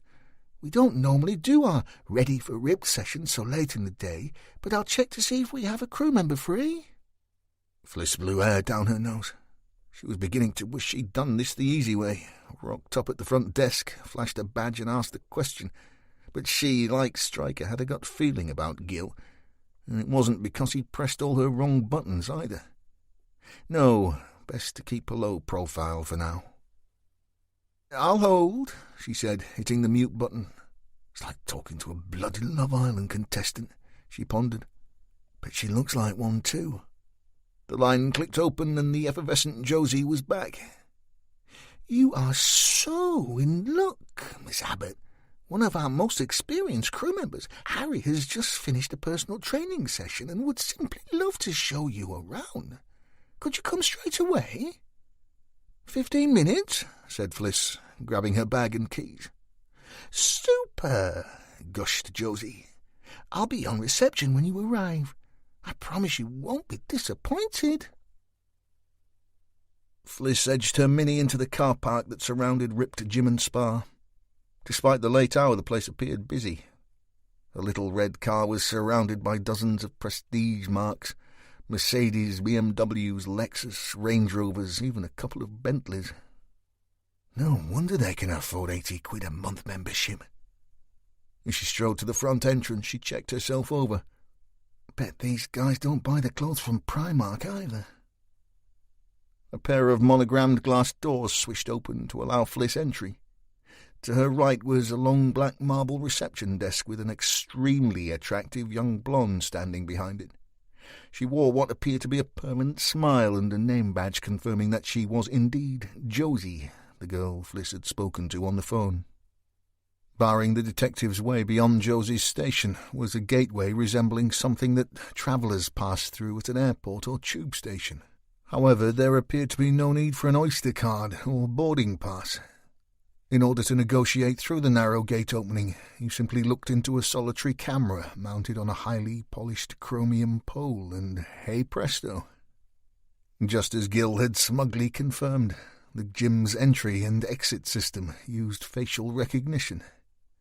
Josie caught Fliss examining the camera. "Miss Abbott, I take it?" "Yes," said Fliss. "This is all rather high-tech, isn't it?" "It's easier for our clients," said Josie. "Just look into the camera and there you go. It means there's no membership card to lose. I'm terrible for misplacing things, aren't you?" Fliss raised a smile. "Terrible," she said. Josie held up a digital camera. "So, should you choose to join us, we simply take your picture, upload it into our system, and Brian lets you in and out." "Brian?" "That's what we call the camera on the stick," giggled Josie. "With those 3 little lenses, it looks just like a cute round face, don't you think? Our idea of a little joke." "Quite," said Fliss dryly. Josie's smile never faltered. "It also prevents the sharing of membership cards. We pride ourselves on our exclusivity, Miss Abbott." "I can see that already," said Fliss. "However, my concern is privacy." Josie's near-ecstatic facade slipped a tad. "I don't understand." Abbott ended her examination of the barrier and moved closer to the perfectly made-up receptionist. "Well," offered Fliss, "my concern would be what happens to that information, those images that Brian looks at. Where are they stored? Who has access? That kind of thing." She lowered her tone conspiratorially. "You see, Josie, I'm going through a rather messy breakup right now. It's one of the reasons I need to move from my current gym. My ex is a bit of a stalker, a computer whiz. He'd be hacking into Brian before you could say Jack Robinson." Josie looked puzzled. "Jack who?" Fliss took a breath. "Never mind. What I'm asking is Brian secure?" The light came on. "Oh, yes, very. Brian—" Josie shook her head. "I mean, our system doesn't record. It just knows you and lets you in and out." Fliss was dubious. Why go to all that trouble and expense if Big Bad Brian didn't tell you who your best customers were? How busy you were at certain times, that kind of thing. Either Josie was lying, or, far more likely, just saying what she thought her potential new member wanted to hear. One thing was for certain. Fliss wasn't going to persuade the pretty blonde to confirm David Gill's alibi. Not tonight, anyway. Seconds later, the detective heard footsteps, and her guide appeared. She knew this not only because of the same shiny black badge confirming his name as Harry, but because he held a glossy brochure in his hand, with "Ready for Ripped" emblazoned across the top in gold lettering. Fliss took a long look at her escort. It was like the worst blind date dream ever. Harry was brutally handsome, sort of a laid-back blonde surfer dude with muscles. The gym could have been named after his physique. Once again, Fliss checked her clothes. If only she'd nipped home, showered, fixed her hair, added some makeup and maybe a dab of perfume. She took a resigned breath and blew it down her nose. "Unlucky again, Abbott." "Felicity?" asked Harry, holding out a French manicured hand. "I hope you don't mind me calling you that. Surname's way too formal, don't you think?" Fliss considered that Harry could have just stepped out of one of those sexy perfume ads that she'd always thought were oh so cheesy. Well, did so, well, until now. Call me Fliss, please, she smiled, feeling herself colour like a giddy schoolgirl. Fliss it is, said Harry, displaying perfectly white teeth. Would you like to follow me? Certainly, said Fliss with a smile of her own, speculating how these 20-somethings could possibly afford cosmetic dentistry on their salaries. Harry began their tour with the wet areas. A stunning pool with waterfall features, 2 themed steam rooms, a full-sized Turkish sauna, and a half-indoor, half-outdoor jacuzzi that Fliss considered a large percentage of Preston could fit into. Adjacent to the pool were private massage cabins for sports and relaxation treatments and a walk-in solarium. This is the only area of the gym where members are encouraged to get naked, smiled Harry. Tan lines are such a drag, don't you think, Fliss? Naked, said Fliss, swallowing her natural prudishness. You mean altogether? It isn't compulsory, of course, said Harry, waving his brochure. We also have 2 private sun shower rooms for those who are a little bashful. Fliss looked at Harry's perfect physique, his skin-tight vest and shorts, hugging every muscle. You don't strike me as the bashful type, Harry. He smiled. I do blush on occasion, but only when I've something to be embarrassed about. He looked her up and down. I don't see why you should be ashamed of your body, Fliss. A few sessions with me and I'd soon have those pounds off. Shall we look at the fitness rooms now? The detective followed, sucking in her tummy as she went. The fitness area was effectively a U-shape, the bottom of the letter being reserved for cardio machines, treadmills, rowers, bikes, elliptical trainers and the like, whereas the 2 uprights were designated as strength and conditioning areas. Harry walked Fliss down one leg to where a few late-night gym fanatics were huffing and puffing their way through their workouts, using resistance machines.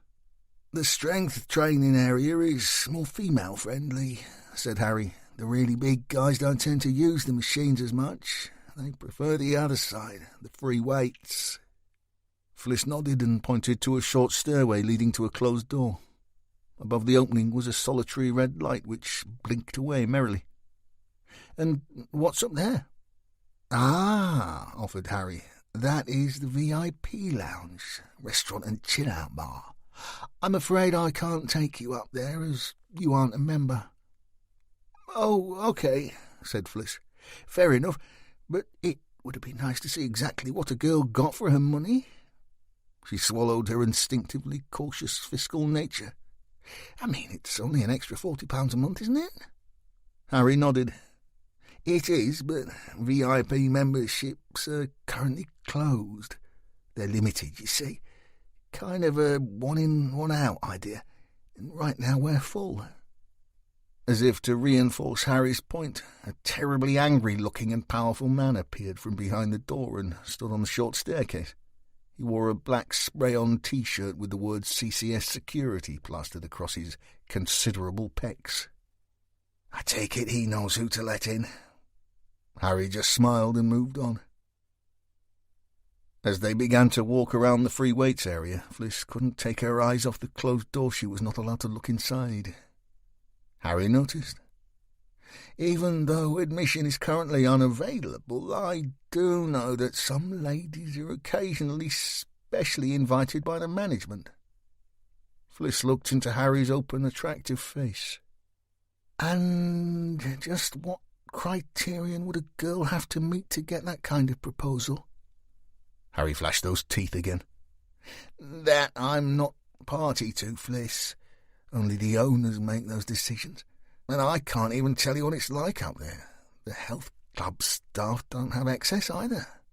All very cloak and dagger, said Fliss, noticing a pair of huge men training together at the end of the room, one lifting what appeared to be impossibly heavy dumbbells. There was much grunting from the lifter and words of encouragement from the spotter. The pair appeared so similar they could have been brothers. Once the lifter had completed his set, He dropped the weights with a thunderous bang, jumped up from his bench, and the two massively muscled men went through a back-slapping, high-fiving routine any sporting team would have been proud of. They seemed to be having a whale of a time. However, one of the deeply tanned men particularly caught her eye. "Twice in one day, Mr. Gill." Fliss turned on her heels before she was noticed. Well, Harry, I think I've seen enough. I won't take up any more of your time." A quick turnaround seemed to catch the young man off balance. "Oh, well, okay, Fliss." He followed her towards the exit. "But I didn't get the chance to show you the changing facilities or beauty salon. We offer Botox fillers, dermaplaning, eyebrow tattoos, coloured contacts, lash extensions, a full range of nail work." Fliss was striding now. "It all sounds wonderful, Harry. So can we sign you up tonight, Fliss? If you decide today I can offer you—" Fliss stopped in her tracks and turned. "I'm not the impulsive type, Harry. I'll call you if I decide to sign up." Harry looked deflated. "Oh, okay. That's a shame." Fliss smiled at him, feeling ever so slightly guilty about wasting the lad's time. "I haven't said no yet, Harry. But just one other thing." "Yes?" "Well, looking at you, I see a very fit young man. And if you don't mind me saying, you have a great, some may say, wonderful body." Fliss thought Harry may actually blush, but he didn't. "Well, that's nice of you to say, Fliss, but can I ask, those two guys we just saw, they were massive. How is that possible?" Harry's smile disappeared. He took a breath, looked round him. "Well, either you are a naturally big guy to begin with and work tremendously hard on your body and diet, or... He raised plucked brows. "Or you get help," he said. Grover nursed a pint of Lancaster Bulmer as Stryker demolished a large plate of gammon steaks, poached eggs and steamed vegetables. "Are you always hungry, Stryker?" The sergeant shrugged. "Pretty much, Phil. I do burn a lot of calories, though." "Have you always worked out so hard? Or was it just when you joined the force, like?" Stryker wiped his mouth and hands with a napkin and dropped it on his empty plate. "I used to train with my old man. We'd run the streets, parks, tracks, anywhere, really. He loved the outdoors. I never shared his love of the water, though, or the U.S. Navy, for that matter. So you never considered following him into the military?" Stryker rested his hands on the table and, as ever, changed the subject. "Did you see Frank Major back there in the hospital?" "Of course, yes. Very sad." "Sad? I suppose you could call it that. Tragic, disastrous, maybe. How about plain unlucky? Frank and his wife in the wrong place at the wrong time, and now Charlene, his only child, murdered. The sorrow is almost unthinkable. I sometimes wonder just how much heartbreak a man can take." Stryker's eyes became distant. "I mean, can you imagine him now, sitting in his rented rooms, gasping for breath, waiting to die, wanting to die?" Grover took a large gulp of his beer. "Come on, Ewan, how many times have you met a Frank Major? How many times have you comforted the bereaved? I could sit and think about all the dead that I've ever dealt with and all the living left behind, the pain and the sorrow, the grief, the lack of closure when no answers are found. But I don't. I don't because I couldn't do my job if I did. You have to have an off switch, a place to go, away from all the shit. The blood, the guts, the screams, the tears, the blame, the guilt. I see it all, but I can't take it home with me." Phil laid down his glass. "Where's your place, Stryker? Is it pounding those pavements? Is that the reason you keep running?" Stryker considered Phil's words. "When my father was first diagnosed, or maybe I should say had his suspicions confirmed, we would still run every night. As his condition got worse, the distances got shorter. until one evening I came home from school to find him sitting on the front step. "Sit down, Ewan," he said. "I need to talk to you." What he told me wasn't so much different from Frank Major's story, except it was he that was the victim, and my mother and me, well, we were the ones going to be left behind. You see, the Navy had been my old man's life. Being a SEAL, he'd done some wild and dangerous things. He'd been part of Team 6, the guys who'd been dropped into Grenada to rescue the Governor-General. But he'd also spent time on subs, USS Michigan and others. Nuclear submarines. Oh, yeah. And that is where the story gets interesting. His team would spend months at a time aboard those vessels. Anyway, seems that one day there was an accident on board one of those subs, and he, together with some other crew, were exposed to radioactive materials. He passionately believed that exposure caused his cancer. That's possible. Iodine-131 would have been released, giving similar results to those we Brits suffered in the late 50s at Windscale. The authorities there reported an increase in cancers then, some 200 plus, if my memory serves me right, particularly cancer of the thyroid. Phil watched Stryker's eyes glaze again as his mind took him back to his childhood. Possible, probable, I'm no expert, and neither was my old man. I was still a kid, and to this day I've never seen the documents, but according to my dad it was a nailed-on certainty. There were 3 other guys with him on the day of the accident. They all developed cancer and died. As the authorities refused him compensation, he decided to take his beloved Navy to court. We never had much money, and most of what my father had saved went on legal fees. Before the arguments were settled, he was dead. It's a sad story, Ewan.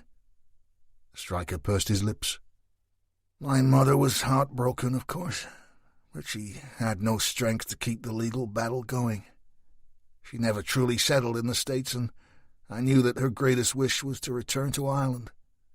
She was desperate to try and rebuild her bridges with what was left of her family.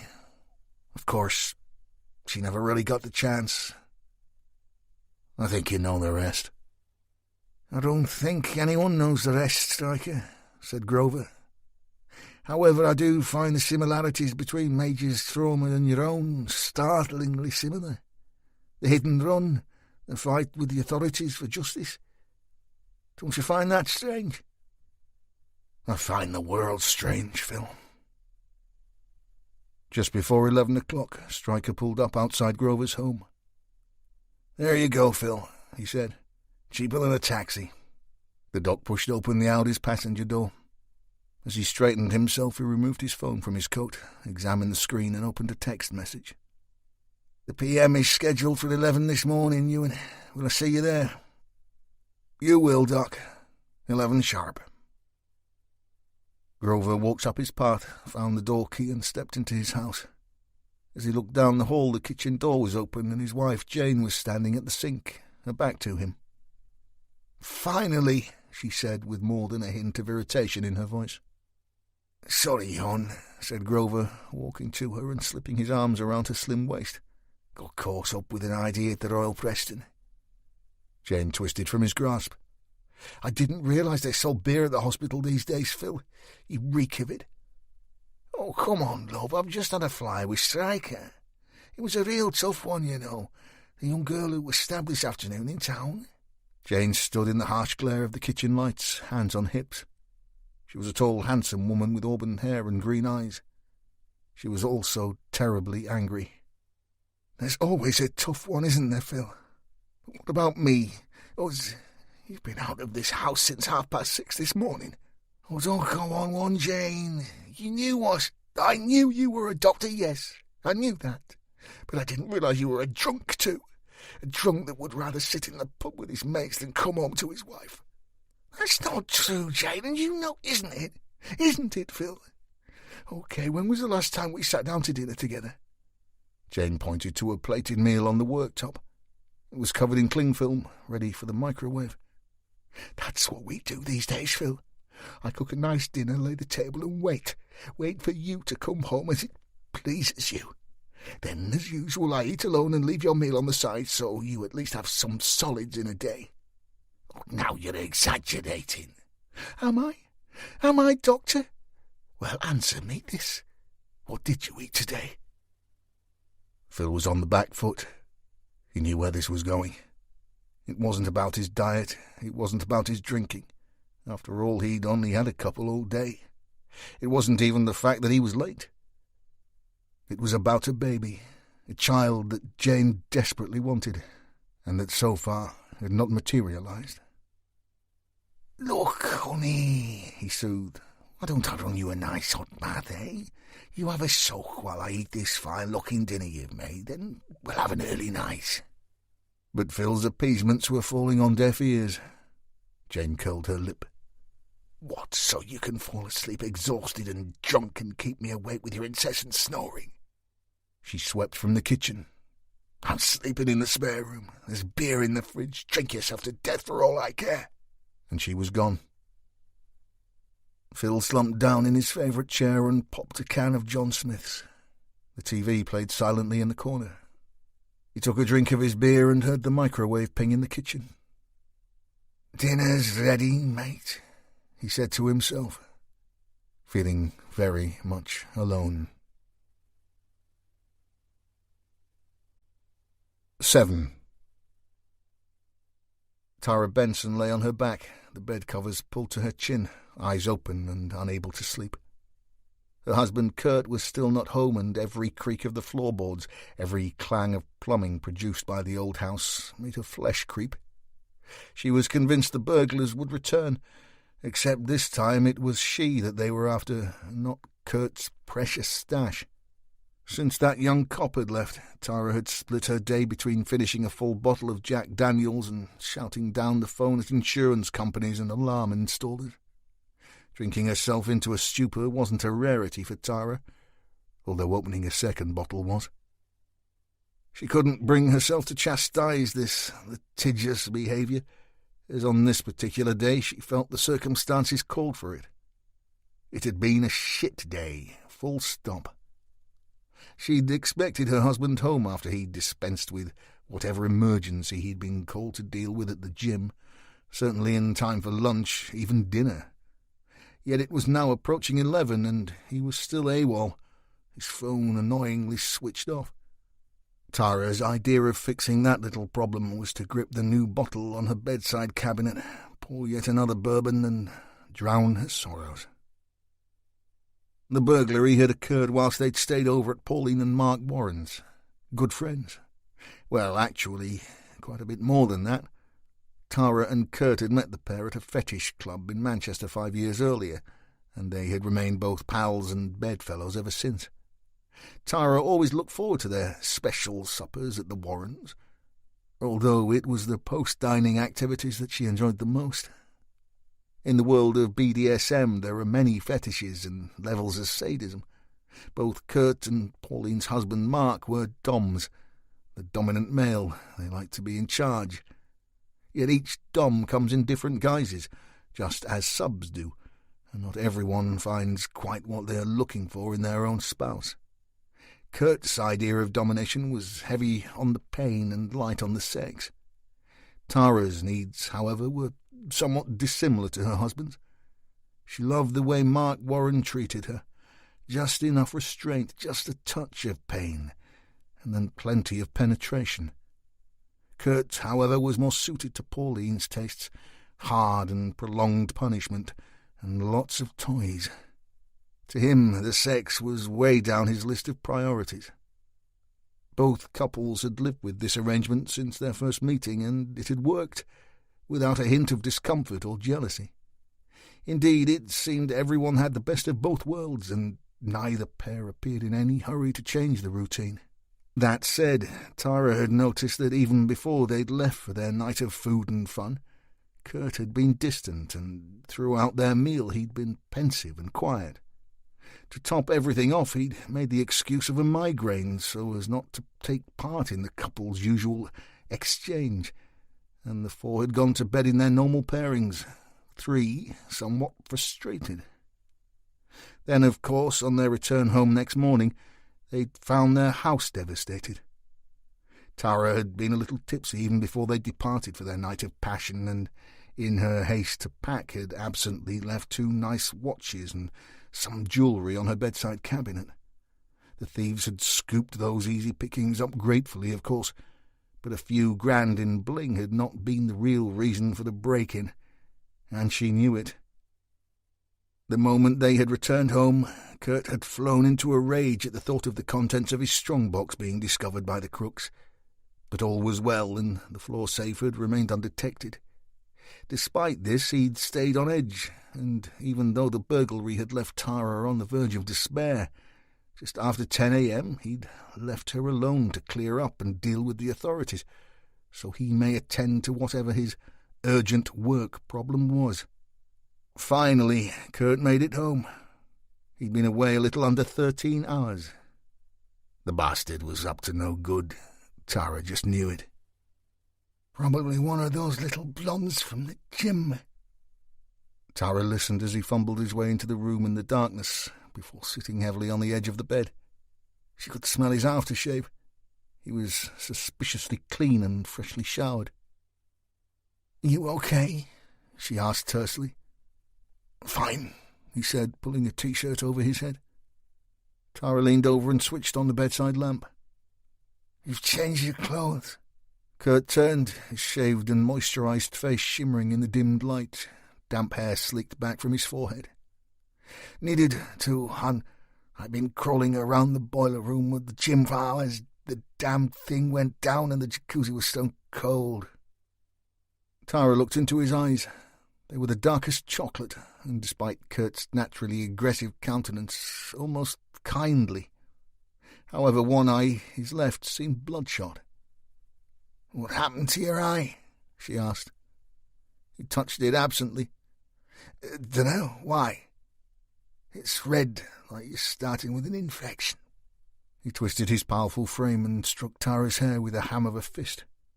"Must be all that dust and crap in the boiler room. What a hell of a job. But needs must they. Can't have cold bubbles, not at 80 quid a month membership." Without warning, he drew her to him, his formidable arms dragging her across their super king-size bed. Then he pinned her wrists and sat across her hips.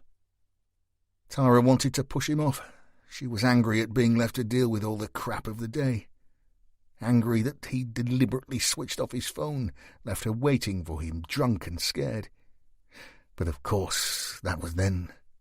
The here and now was quite a different matter. Kurt released one wrist and moved his powerful hand towards Tara's throat. He traced a finger across it, slowly, deliberately, left to right, his manicured nail leaving a fine red trace on her skin. He heard Tara gasp with excitement, her eyes wide, expectant. "Hush," he whispered, his hand now squeezing her neck hard enough to make Tara feel light-headed. "Don't you dare make a sound." They locked eyes. Tara could barely breathe, but she didn't care. Kurt used his free hand to tear at her panties, and seconds later he was inside her. The sex was rough and frantic. As Tara lay bathed in sweat, her sexual tensions released, she watched Kurt slide from their bed and tread towards the shower room. She considered that her husband knew just how to press all her buttons if he wanted to. He knew the balance, always had. However, as time had progressed, he constantly needed more, needed that little extra that she couldn't give. He hadn't fucked her in that way in months, maybe even years. She reached over to the bedside cabinet and found her cigarettes. She knew her smoking in the house would annoy him, but she didn't care. What exactly had caused Kurt's sudden bout of sexual stamina? What had wound his clock so tight that he needed an immediate release when he'd returned home? One thing was for certain. It wasn't fixing the boiler at the gym. The kettle bubbled furiously before it clicked itself off, jolting Fliss from her thoughts. She slowly poured steaming water into a mug. It instantly turned the powdery substance that she'd discovered in a packet at the back of her kitchen cupboard to a mulch. Suspiciously, what appeared to be bright green sticks floated to the top. Midnight, and dinner is a cup of soup. She sat cross-legged on her recently acquired rug, scrolling through Netflix in the vain hope of finding anything decent that didn't involve dead people. Failing miserably, she sniffed at her soup before setting the mug on the hearth, killed the set and rubbed her tired eyes. "Something just isn't right," she said to herself, pulling her phone from her bag. She knew she shouldn't. After all, it was late and more than likely he'd be in bed. Ringing him would only piss him off. He'd take it the wrong way. He'd think she was chasing him. But she wasn't. Well, not completely. And it was work-related. Fuck it. Stryker picked up on the first ring. "Was he at the gym?" "Who?" "Gil, of course. Who the hell do you think?" "Tonight he was, yeah." She heard him stretch. He did it a lot in bed. "Abbott, it's Gil's whereabouts at 1:06 this afternoon that we're interested in, not his evening social activities." She sipped her soup and grimaced. "I know that, but the girl on the reception says Brian doesn't record." "Are you drunk, Abbott?" "Chance would be a fine thing. I'm having a large cup of soup and it may just poison me." She took on an obstinate tone and changed the subject, confusing Stryker further. "Harry suggested I was fat. Do you think I'm fat?" Stryker blew her down his nose in frustration. "You do realize I'm in bed, Abbott. And who's Harry?" Fliss paused. She bit her bottom lip. "Sorry, I'm not making a great deal of sense, am I? It's just something's not right, and I really don't like the look of our David Gill. I mean, when you gave me the action to check his alibi, I thought, OK, have a quick run up to his big posh gym, ask the question, and be home for soup by 10. But you didn't?" "No. Instead, I blagged a walk round, you know, the kind of thing, the full potential new member treatment. Jesus, boss, the place is proper posh. It's like something you'd expect to find in Dubai or London, not North Preston. It's seriously stylish and well organised." "OK, you sold it to me. What about the alibi?" "As I said, the girl on reception says the facial recognition system is just that. It lets you in and out. It doesn't keep records." "You believe she's for real?" "I believe she believes it." There was more stretching. "Rich folks that run high-end business ventures don't buy cheap and want bang for their buck. Mark my words, Abbott. A system like that will have all the bells and whistles. That system will record how many times a customer visits and for how long, minimum. She's either lying or stupid." "She calls the system Brian." "Fair point. Anyway, whatever your point is, be quick, Abbott. I need my beauty sleep." "OK, keep your hair on. Like I said, I got the full guided tour from the very handsome Harry, even the naked sun shower. And get this, they have a VIP bar and chill-out area that is sold out, and even the gym staff aren't allowed inside for a gander." "You were naked with Harry?" "How well do you know me, Stryker?" "Yeah, OK. Look, Abbott, it's good to talk to you and everything, but what the hell has any of this got to do with Charlene's murder?" Fliss let out a long, slow breath. "Something. I don't know exactly what yet, but listen. As I was being shown the free weights area, guess who's there, pumping it with the best of them?" "Gil, you already said." Fliss chastised herself. "Yes, OK, I did. But he was so pumped, Stryker, laughing and joking with his bodybuilder pal. I mean, come on, zero empathy. It's one of the big traits of the Dark Triad." Fliss pushed herself against the sofa and got herself comfortable. "And I'm sure he was closer to the victim than he's letting on. You thought it as soon as he called her Charlie. Doesn't mean—" "I know it doesn't, but even if they were having an affair, she still worked for him. If I'd just had my head cut off, what would you be doing?" "I get your point, Abbott, but lifting weights is not a crime. Maybe he needed to blow off steam. Maybe that's his way." Fliss felt her frustration building. Stryker always made the point of finding holes in her theories. Not just lifting weights, Stryker. He was acting like he owned the gaff, not a care in the world.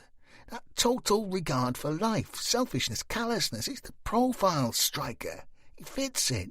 He could be our man. Fliss could almost hear Stryker's mind at work. Gil is an even longer shot than the kid Geddes, Abbott. I agree something maybe happened between him and the victim, and no doubt Gil is a womanizer. A man like him would get a kick out of giving the prettiest girls in his office a nickname, or maybe more.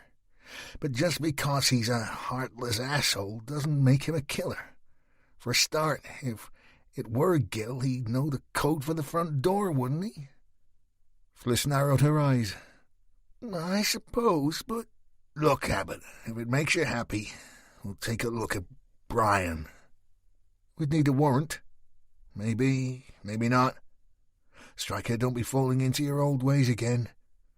I'll ask nicely.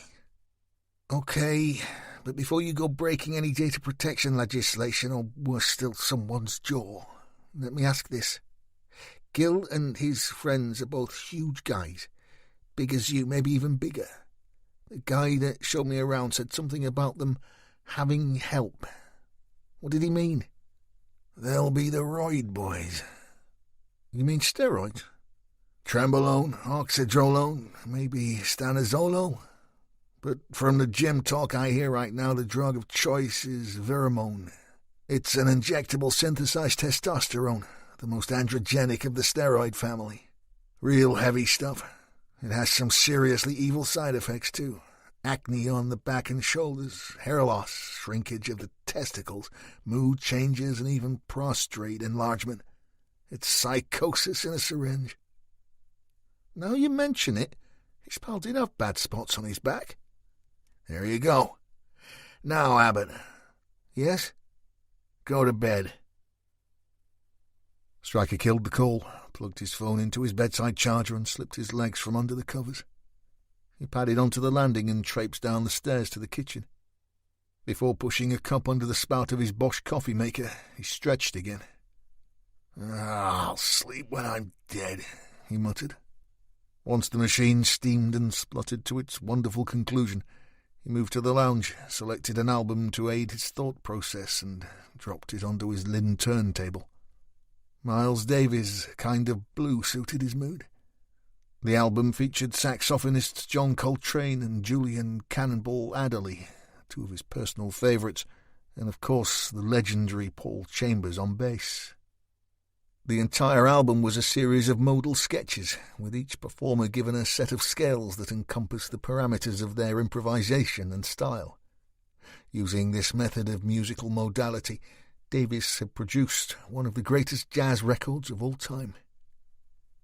Finally, he sat and sipped his espresso as Miles worked his magic. Abbott is right. There's something not right about Mr. Gill. He let his head fall back against the leather of his chair and closed his eyes. As the gentle tempo of So What gave way to the rather odd 12-bar blues of Freddie Freeloader, Stryker's mind turned to other matters. It was nice to hear her voice, too. Linda Henderson sat on her sofa scooping a fat-free yogurt from its pot. Sky Sports News played its second rerun, and she could almost guess the anchor's words before she said them. Linda watched the programme religiously. She wasn't an avid fan of any particular team or sport, but she always felt the need to watch the female presenters at work. Those women were exactly what Linda aspired to. Glamorous, alluring, elegant and desirable. They wore beautiful clothes that showed off their trim figures. Not too revealing, but enough to make the average male drool over the football results, even if their team had lost. Her favourite was Kirsty Gallagher. She was everything Linda wanted to be. Great figure, stunning looks, admired by millions of men. Linda had gone to quite some lengths to emulate her heroine, even taking photographs of Kirsty to the hairdressers so they could attempt to copy the TV star's raven locks. And it hadn't stopped there. She trolled social media and the net for any information on Gallagher's beauty regime, where she shopped for clothes and shoes, even her dentist. Linda stood and walked to her small kitchenette, dropped the empty pot into the trash and washed the solitary spoon in the sink. The small container of creamy goodness had replaced her evening meal, and despite the label insisting the yogurt contained less than 300 calories, she felt instantly obese. A trip to the bathroom scales confirmed that she was exactly the same weight as the previous day, yet Linda knew, that if she left the offending food in her stomach, by the time she rose in the morning, her clothes would be tighter and she would be well on her way to being the kind of person she dreaded. Fat. And that was not an option. Moments later the deed was done, and the toilet flushed. Linda wiped her mouth with the back of her hand as she trod the stairs back to her TV. She felt instantly better, purged of the evil she had consumed. She checked the time. It was long past midnight. Under normal circumstances, she would go to bed. However, she had no work to go to, no reason to rise early. The Lanniker was closed until Monday at the earliest, because of Charlene Major's murder. Linda ran through the horrific events in her mind. She touched her own throat and, for a moment, considered just what it would have felt like to be cut that way. Would the agony have been unbearably stimulating, or would the fear of dying obliterate all the pain, dulling the nerve endings and spoiling the scenario? Linda wasn't sure. However, one thing she did know.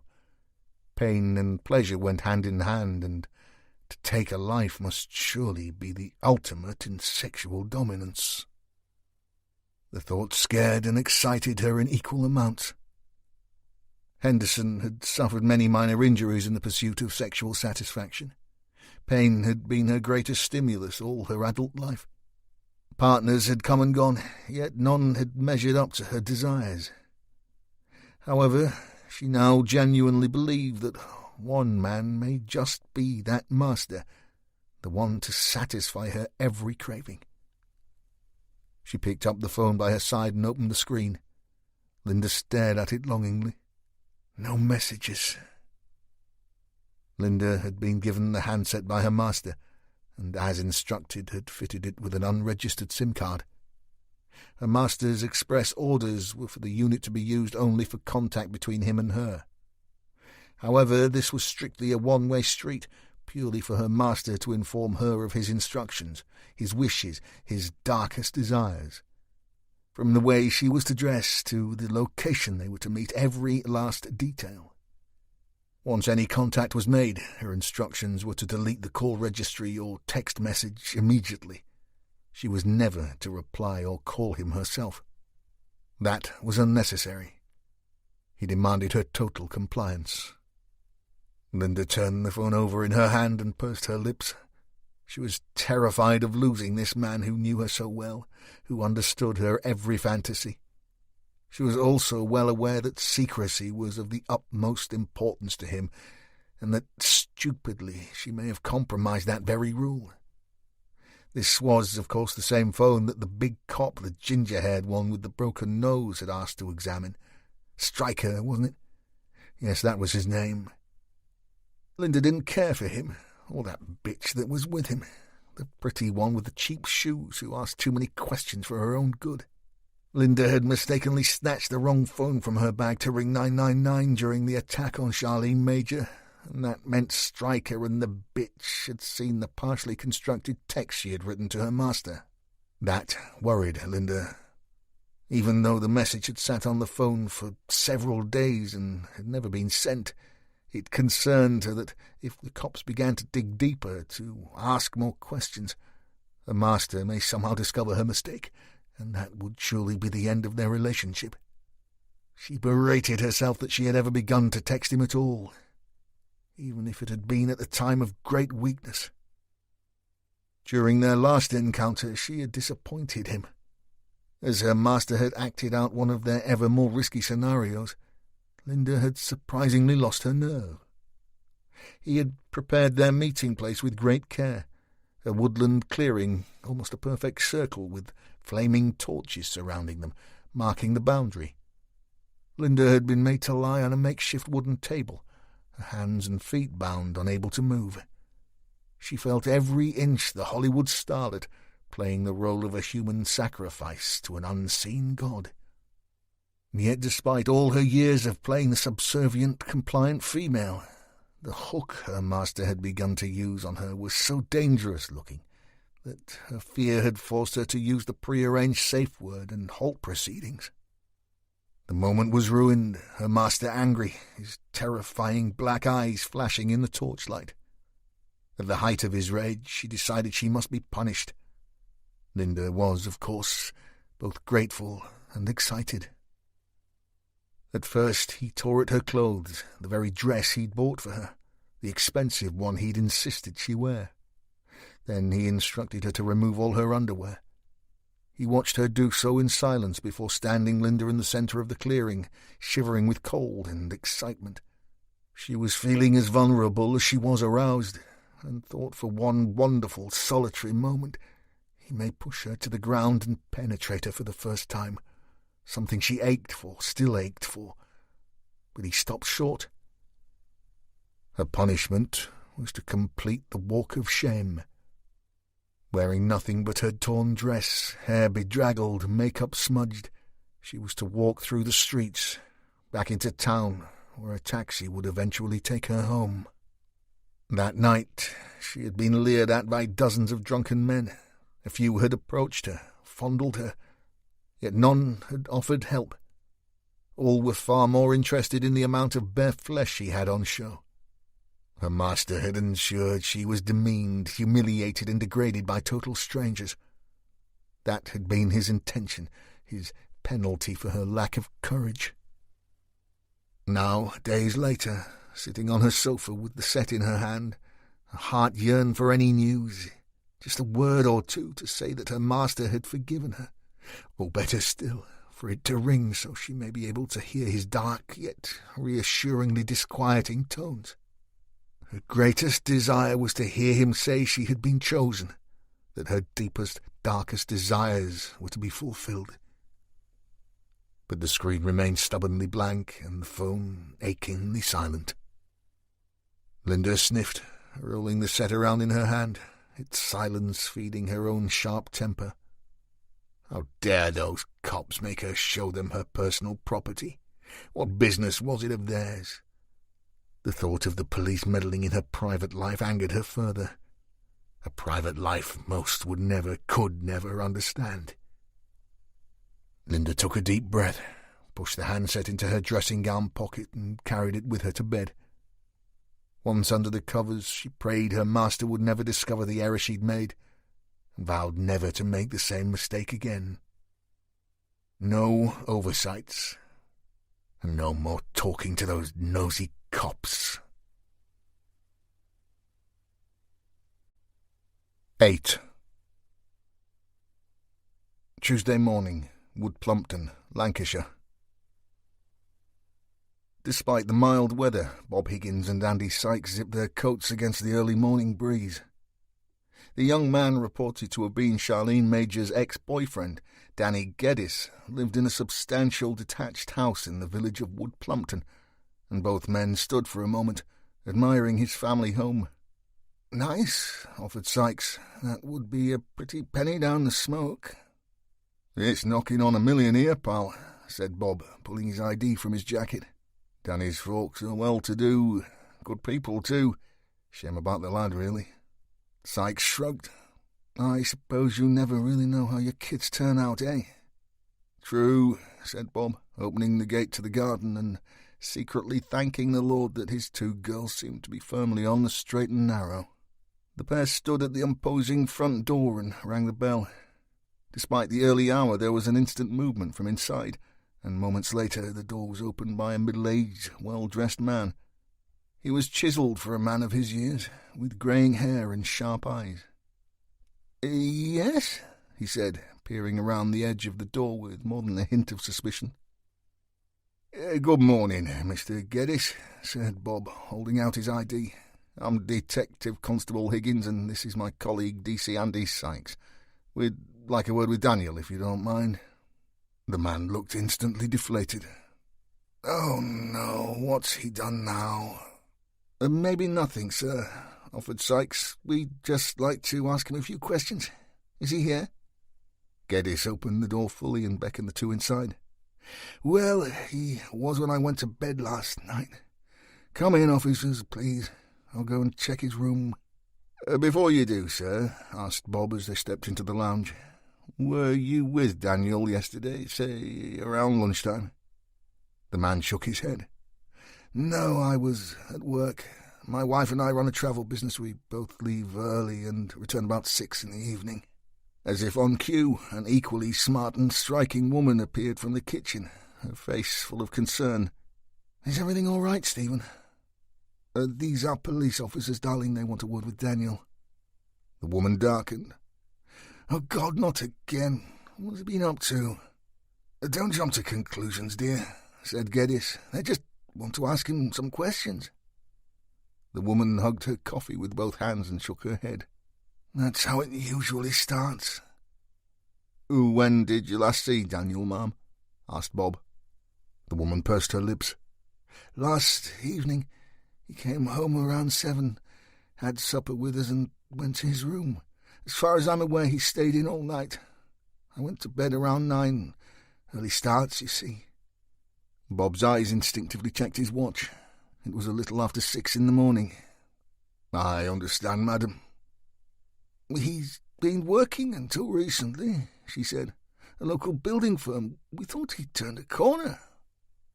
But not now, asked Sykes. The woman shook her head. He has a temper, does Daniel. Not good with authority. He had a row with his boss. So he could have been out all day yesterday until 7, queried Bob. The woman shrugged. It was a casual enough motion, yet her eyes were etched with worry. I suppose so, she said absently. Then the mother in her came out.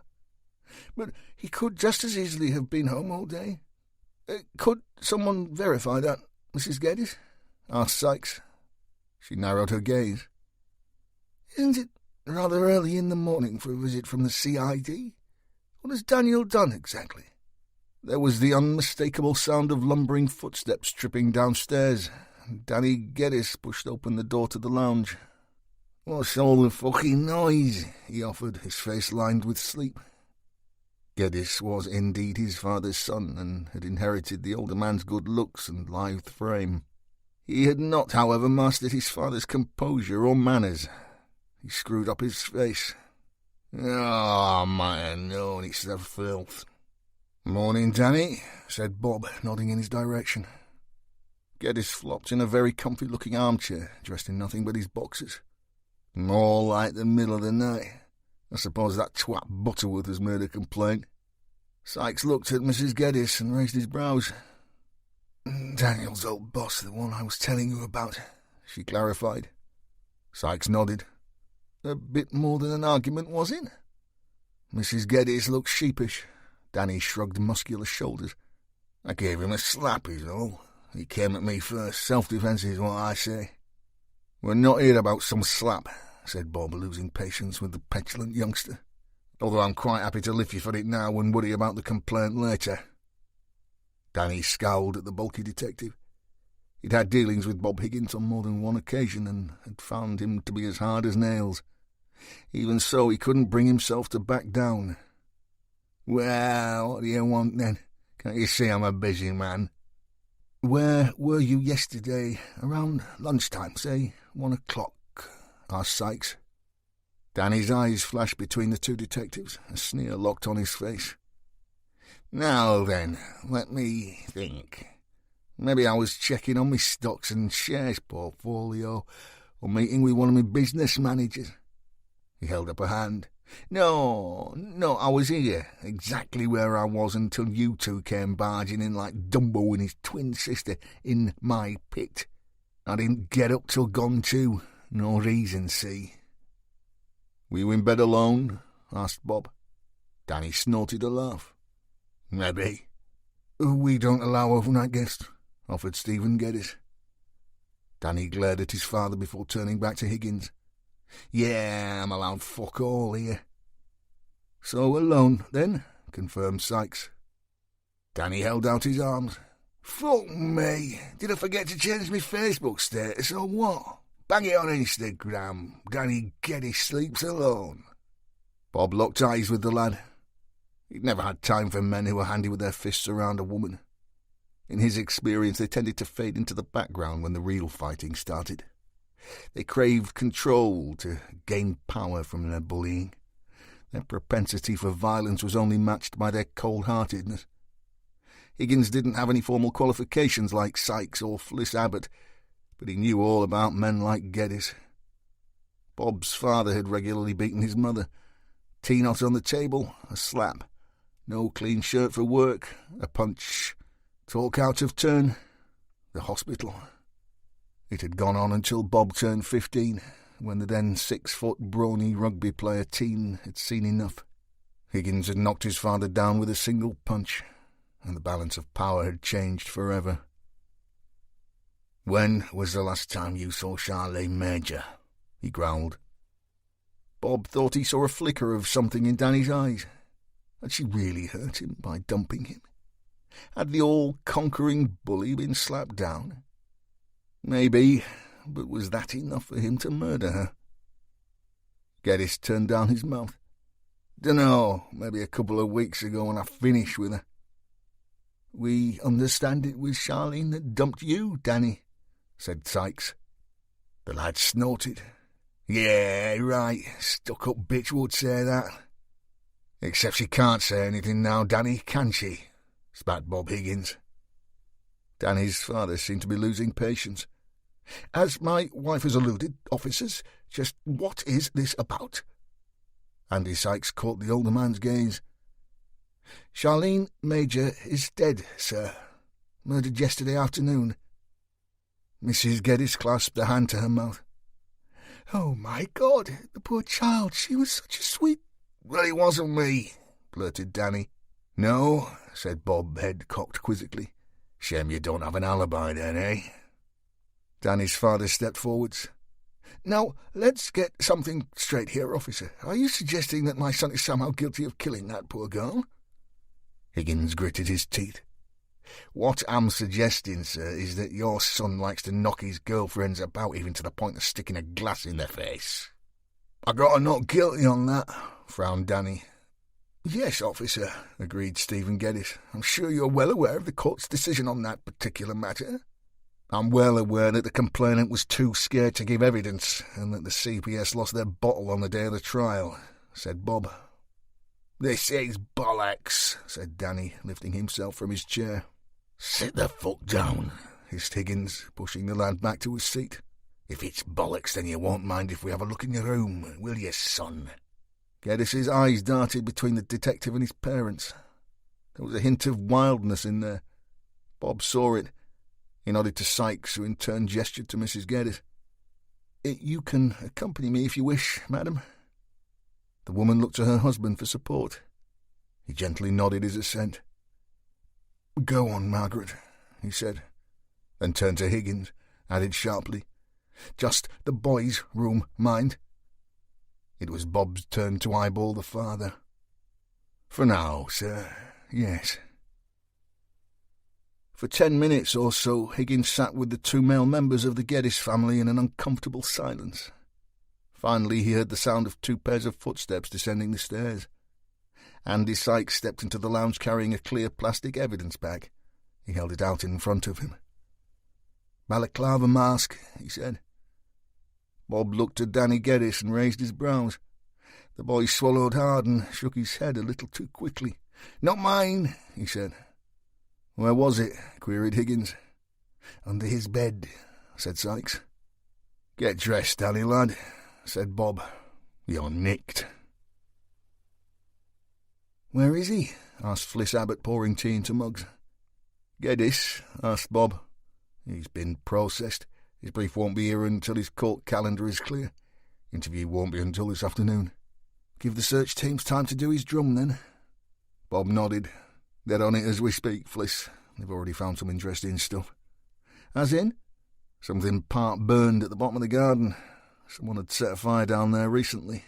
Hopefully the forensics boys will be able to tell us what." Fliss sat and opened her computer. Did he have a laptop? The boss has it. Stryker? Bob nodded. I told him we didn't have the password and it would need to go away, but he wanted a look himself.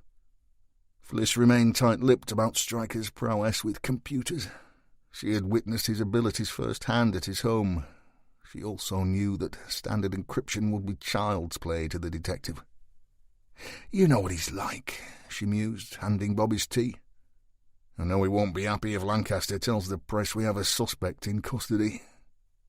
"I hear this new ACC is a bit of a personality. Believes in embracing the media," smiled Fliss. Bob took a slurp. "Flyboy Lancaster? Bloody hell, love. I knew him when he was a sergeant. Hasn't a clue about real policing. Spent all his career in an office." "No jealousy there then, Bob? I mean, him being the youngest ACC in the country?" "Oh, I know it takes all sorts, Fliss. But I've always thought that in order to lead an army into battle, you first need to know how to fight." The pair heard the code to the office lock being entered. "Who's fighting who?" said Stryker as he pushed open the office door with his foot. He carried a sheaf of papers with a silver laptop in a plastic bag balanced precariously on top of them. "Just discussing our glorious leader, boss," said Bob. "Brew?" Stryker grimaced. "I have never shared the British liking for tea. I already had my double espresso, thanks." "That's the boy's laptop?" asked Fliss. Stryker dropped his papers and handed the machine to Abbott. "Geddes has a liking for violent pornography, but nothing illegal. Fake rape, BDSM, mainly Russian-made." "You got in?" marvelled Bob Higgins. Stryker tapped the side of his nose. "Not who, you know, Bob." "Could explain the balaclava," offered Fliss. "There are at least 3 short films where the male lead is wearing a similar type mask," agreed Stryker. "But we can't charge a suspect for his taste in porn, or the fact he shops at the famous army stores." "That's as maybe," said Bob, "but it doesn't explain why our man has been burning something at the bottom of the garden." Bob pointed a knowing finger. "I think this lad has a bit of a flavour to him. Right height and build, too." Fliss cocked her head and pursed her lips. "Is he that big? I mean, muscular like the boss? You know, a gym bunny?" Stryker raised his eyebrows at that one, but remained silent. "Wouldn't say that, love. He's a strong lad, though. Bit about him. Maybe 14 stone." "And his eyes?" asked Fliss. "What about his eye colour?" Bob opened his desktop machine. "Never did notice eye colour, me. Let's have a look. Here we go. Says here, hazel." "Hardly dark and demonic, then," she said. Stryker let out a long sigh and held the bridge of his nose. "It isn't him, Bob. I can feel it in my bones, but we have to follow protocol." He looked at Sykes's empty desk. "Where's the new boy?" "Said he was going back to the scene," said Fliss. "Something about how the perp made his escape unnoticed." Andy Sykes stood in front of Alanica's offices, hands deep in the pockets of his raincoat. The lone police officer standing guard at the front door looked terribly bored. Andy knew that feeling well. As a uniformed constable, he'd been given some shockingly tedious tasks to perform. Necessary, but mind-numbing. He walked over, introduced himself, and presented his warrant card. The young cop took note of Sykes's details on his clipboard. "We've just missed the forensic, boys," he said. "They reckon they've done now, though. Was hoping to get stood down sooner than later." "I'll have a word with the boss when I'm done," said Andy, feeling the guy's pain. "Cheers, I'm gasping for the brew," offered the cop, and punched in the code to allow the detective inside. Andy had visited dozens of murder scenes, some gruesome ones too. Yet as he climbed ever closer towards the place where Charlene Merger had been summarily slaughtered, he felt a chill travel down his long spine. Could a person feel the presence of true evil? He didn't think so, but he shivered nonetheless. He stared at the bloodstain on the wall that ran the length of the stairs, top to bottom. It had been discussed at the briefing. Nevertheless, seeing it in the flesh was a different matter. It wasn't just a smear, and it certainly wasn't an act of someone fleeing the scene, trying to keep his balance with a flailing hand. No, thought Andy, this was deliberate. But why? Why would a killer do such a thing whilst making his escape? He'd suggested to Stryker that it could have been some kind of message, a hallmark. After all, the killer could easily have exited via a rear fire door, making for a simpler, less conspicuous getaway. But he didn't. Now that Andy had the benefit of seeing the killer's work firsthand, he was convinced that this was more than just a message. It was a proclamation, a bold statement of intent. This was, look how much blood I spilled today. Look how powerful I am. Look how calm I was. And you still couldn't catch me. Sykes stood on the staircase and held out his arm, the way the killer must have done to cause the stain. Shorter than me, maybe 6'2". About the height of Geddes, I suppose. Andy shook the thought from his head. He knew Geddes was a violent young man with a temper, and that he was a danger to women, especially those he had a connection to.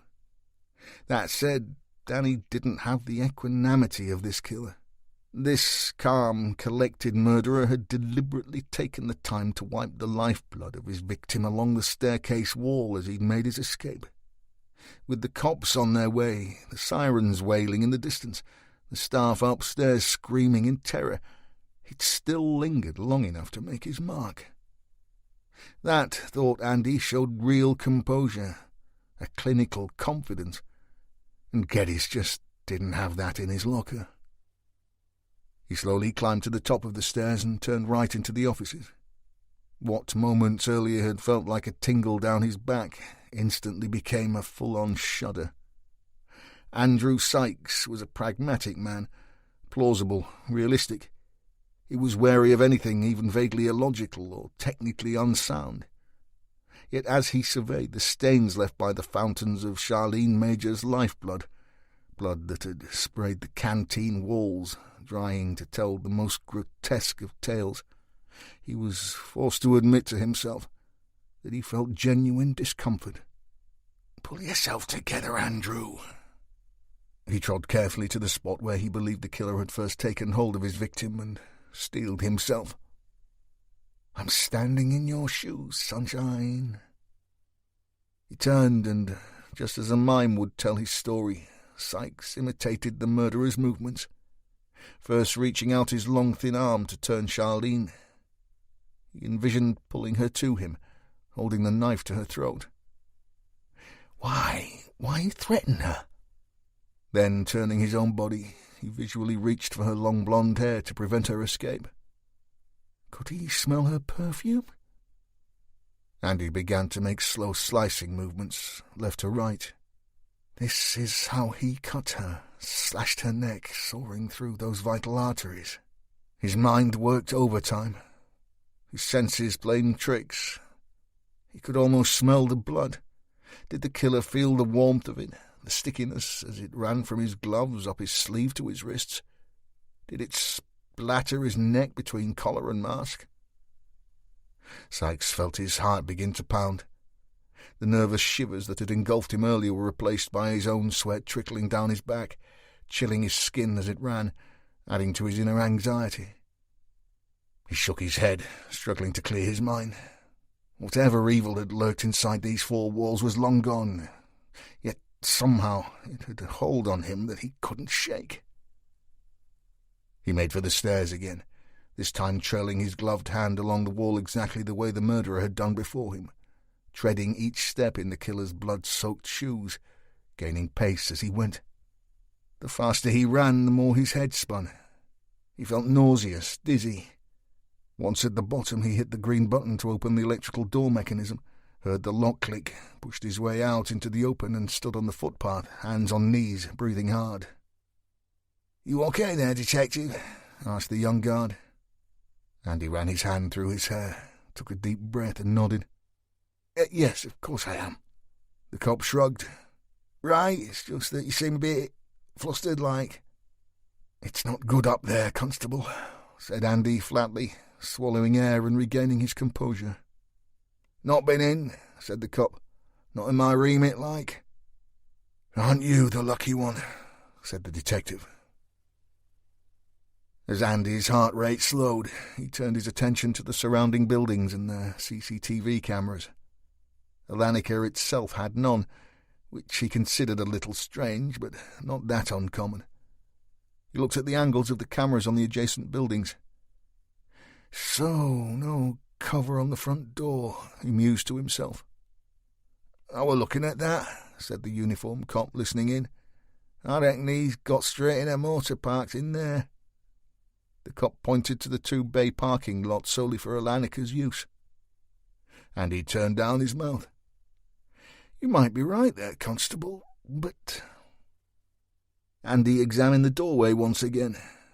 To the left of the frame was the electronic keypad. He took a closer look. The numbers 2, 4, 5, and 8 had slightly more wear than the others, indicating regular use. But even so, it still left the killer with thousands of possible permutations. One thing was for certain. The perp had been forced to wait for Linda Henderson to leave for lunch, because he either didn't know that code, or he didn't want the cops to know he knew it. Andy pulled out his phone and scrolled Henderson's witness statement. She didn't even leave at her usual time. Linda had, of course, been delayed by a few minutes in order to collect money from another girl in the office. Therefore, any attacker would have been left out to dry in the open for, 5, maybe 6 minutes? Andy spun around again, his back to the door. Office workers scurried to and fro. Shoppers crawled by in cars searching for that elusive free parking space. Families strolled past the square on their way to nearby Avon Park. "Where did you hide?" The killer had to be out of sight of the public, but needed to be able to see the front door. Andy scratched his head. To the right of the door was a narrow paved area fenced off by railings. No good. To the left, the entrance to the car park. He couldn't see the door from there. He studied the brickwork above the door, ran his hand across the top of the frame.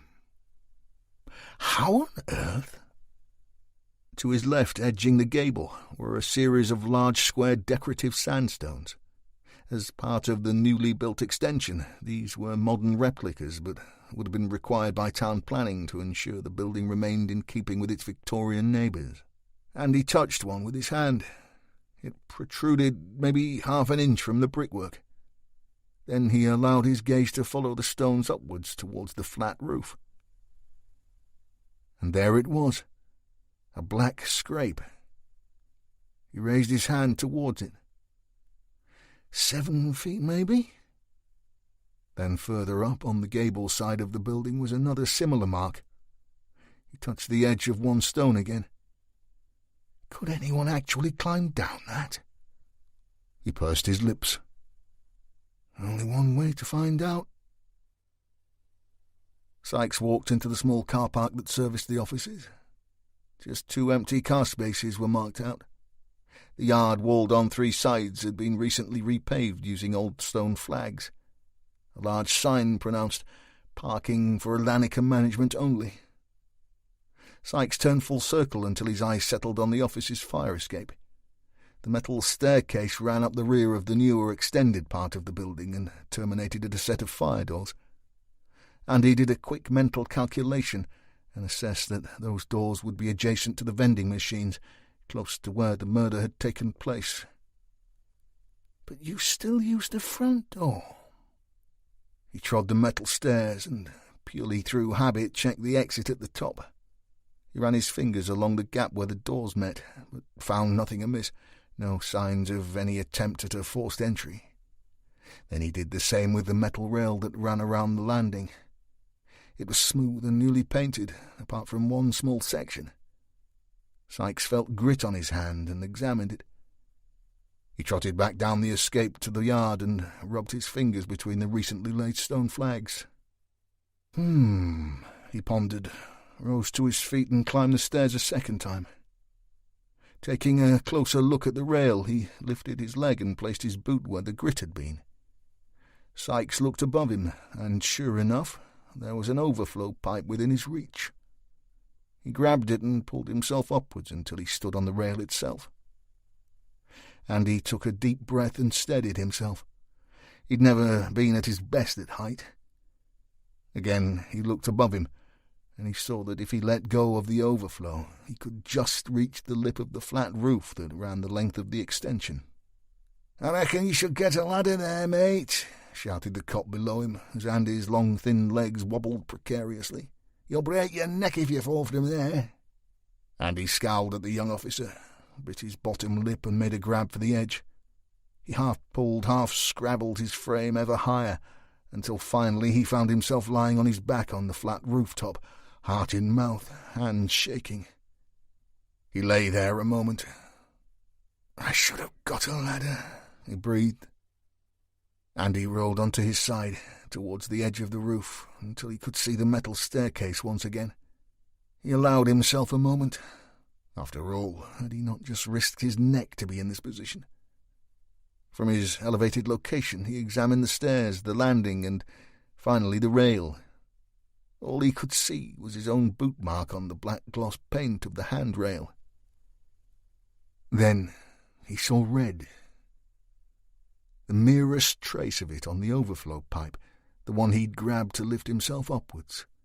It was a drop of what could only be blood. He rolled away from the edge, sat up, then stood, ever so slightly giddy from his antics. He began to walk around the roof, peering at his feet as he strode for anything that might have been dropped on the pitch surface. But he found nothing. Once again he pushed his hands deep into his coat pockets, stood still and took in his surroundings. "You were up here, weren't you?" he muttered. He edged himself ever closer to the front of the extension. From there he could see the square in all its Victorian glory. As he looked downwards, he could also see the front door. Andy lay flat on his stomach and peered over the edge. "You waited here, didn't you?" He shuffled his body over to the corner of the roof where the front elevation met the gable, where the coping stones had been so expertly set to meet the brickwork. Once again he examined the black marks. "They have to be footmarks. But how would anyone—" Andy pulled himself to his feet and wandered the roof again. As the minutes ticked by, Sykes turned his attention to the older part of the building, the part with the pent roof. He walked over to where the two structures joined, the gutter of the old property sitting at knee-height to him. The black slated roof had been laid when the property was built in the late 1800s, and it shone in the morning sunshine, polished by almost 200 years of weather. But not all of those slates glistened bright. Some appeared streaked with something. Sykes gingerly lifted his right leg and, using the metal guttering as purchase, climbed once again. His left hand fell on the slates, just where the streaking began, just where the blood-soaked left glove of the killer would have fallen. He examined the slate. The stain left in the overnight elements had dried, but there was no doubting its origin. Sykes almost fell as he turned to make the flat roof again, but he regained his composure and pulled his mobile from his pocket. Stryker answered on the second ring. "This had better be good, son." "He escaped over the rooftop, sir. Stryker." "What?" "Our killer. He hid himself on the flat roof of the office until Henderson opened the door. Then somehow he's dropped down the corner of the building." "That must be, 30, maybe 40 feet?" "There are boot marks, I'm fairly sure, boss." "Okay, and?" "And then, to avoid being seen after the event, he's climbed the fire escape back up onto the flat roof, then over the old part of the building. I can't say where he went from there, not without ladders, but there's a trail of blood up here." He heard Stryker let out a breath. "Okay, I'll get a forensics team to you ASAP. Oh, and Sykes." "Yes?" "Good work, son."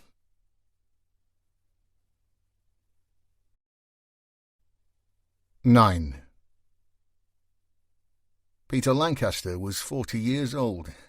Being the youngest assistant chief constable in the country had its merits, but also its deficiencies.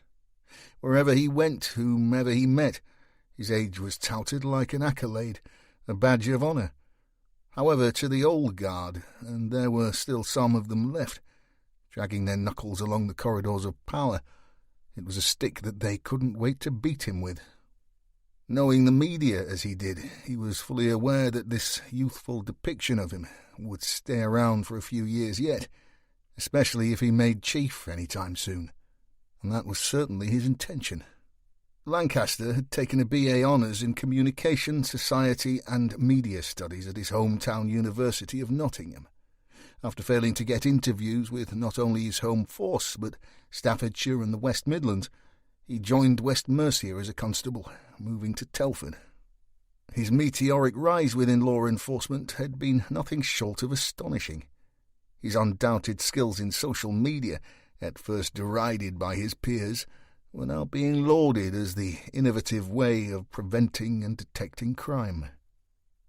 Not only had Lancaster shown this to be an effective way of dealing with criminal activities, but a relatively inexpensive one too. There had, of course, been hiccups along the way. The officer's determination to use all the latest digital tools at his disposal, including creating false Facebook and Twitter profiles to obtain information, had brought him some negative publicity. Lancaster had been chastised by the courts on more than one occasion for his intrusive methods. The ACC shrugged off these incidences as no more than the older generation being out of touch. He pointed to his successful prosecutions of traffickers, paedophiles and fraudsters to emphasise this. Despite his undoubted accomplishments, he was indeed an unpopular man. Of course, he knew this. He'd known it all his life. He had never lost a wink of sleep over the issue. He stood in Detective Chief Superintendent Graham's small office and peered out of the window. "So, run this by me again, Errol," he said to the glass. "Just why do we have a detective sergeant heading up a murder case? It's already made the national news, you know." Graham studied his senior officer a beat. "I take it you don't approve?" Lancaster appeared to ignore Graham's reply. He casually turned and walked to the detective's desk, picked up a framed photograph of Graham and his wife and examined it. "Nice," he said. "Maybe I should marry. What do you think, Errol? Can't do a man's career any harm, eh? The love of a good woman, a couple of kids." Graham stood, took the picture from Lancaster's hands and laid it back in its place. "We were discussing Sergeant Stryker, sir," he offered with more than a hint of irritation in his voice, "and your concern about his ability to conduct this investigation." Lancaster could almost smell Graham's distaste. It amused him. He considered his ability to get under a man's skin within minutes of meeting them a great advantage. He flared his nostrils, pursed his thin lips. "An investigation of this magnitude should be undertaken by a DCS, a man such as yourself, Errol." Graham raised his brows. "And it will be me sitting front and centre this morning, sir, alongside your good self, of course." Lancaster smiled. He'd got the answer he wanted. "So you will take overall responsibility?" Graham knew what Lancaster was doing and why. If things went wrong, a head would have to roll, and a lowly detective sergeant just wouldn't cut the mustard. "Stryker will solve this case, sir. I have every confidence in him, and his team." Lancaster stuffed his hands in his pockets and resumed his window-gazing. "Not a great track record, though, eh? This Stryker chap. I mean, OK, he's solved a couple of high-profile cases, but..." "But what, sir?" "Well, Errol, at what cost, eh? 2 big cases, 2 dead officers." Neither man had noticed Stryker standing in the open doorway, his black T-shirt struggling to encase his powerful frame, arms folded across his chest. The sergeant's eyes flashed between the 2 senior officers. "Well, isn't this nice show? Talking about a man behind his back." "Ah, Ewan," said Graham, standing and walking towards the sergeant. "Glad you could make it. I know how busy your team are right now, but I'd like to introduce you to our new ACC crime, Peter Lancaster."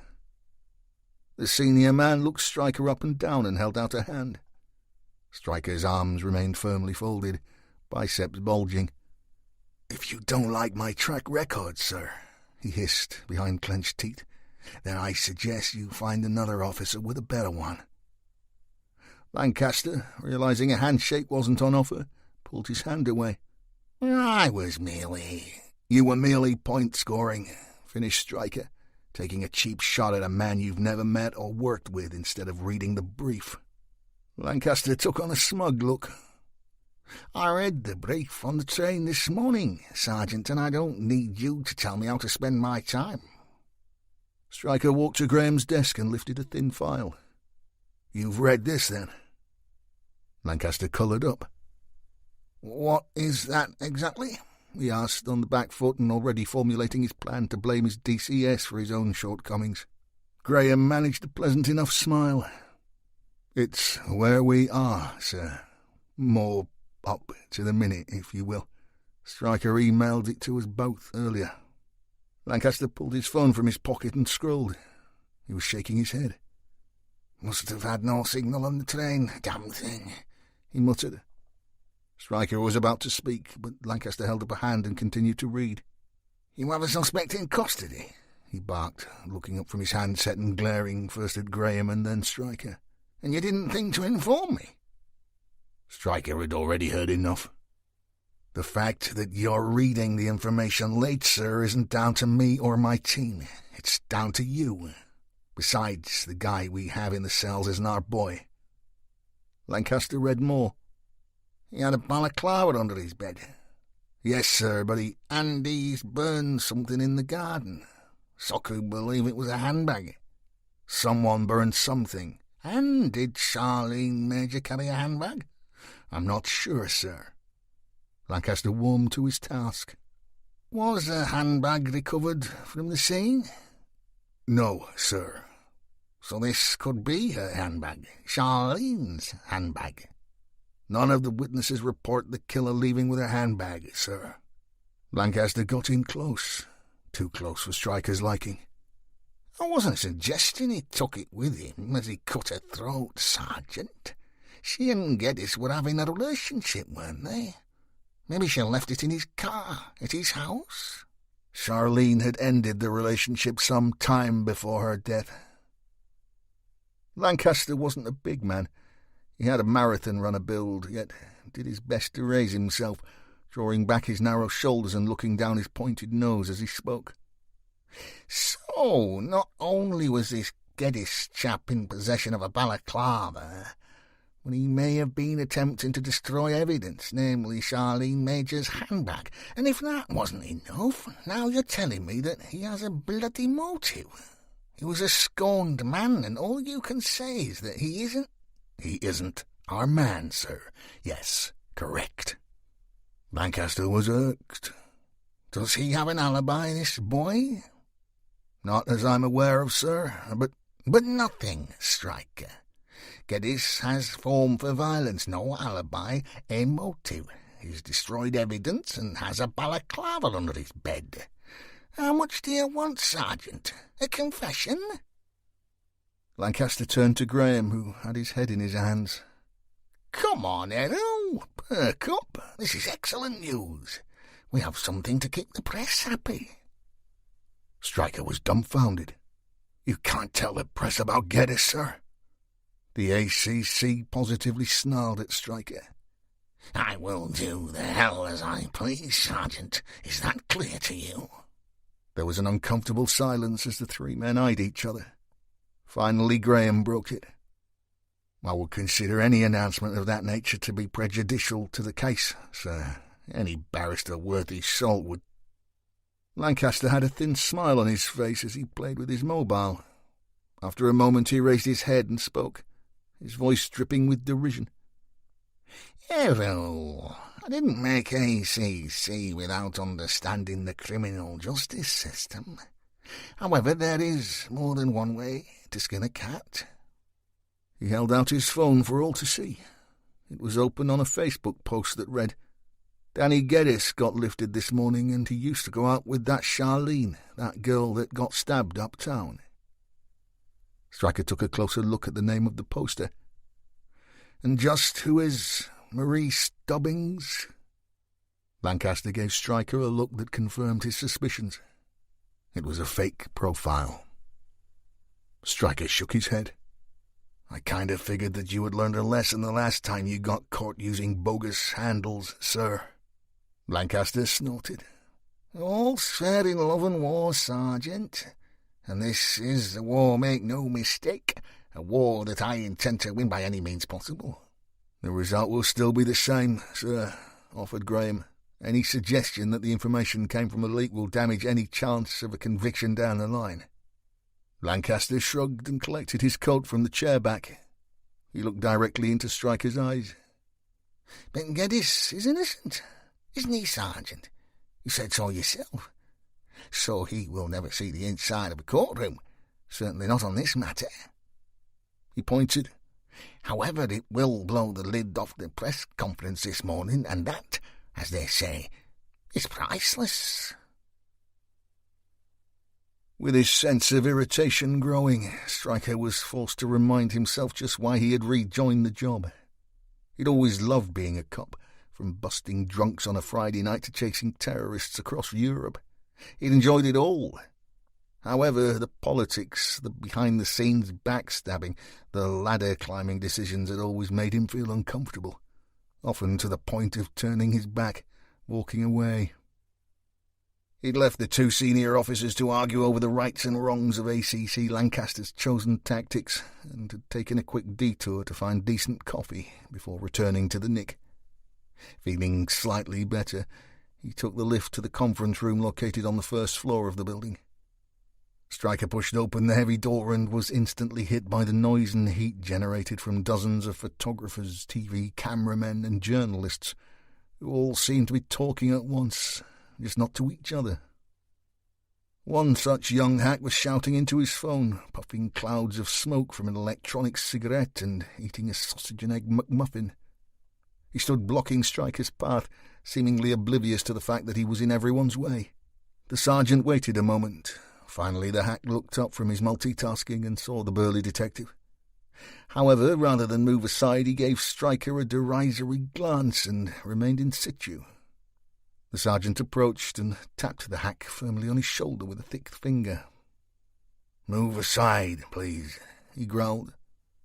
The hack held up a hand, not in apology, but to instruct Stryker to wait. "Can't you see I'm on the phone, pal?"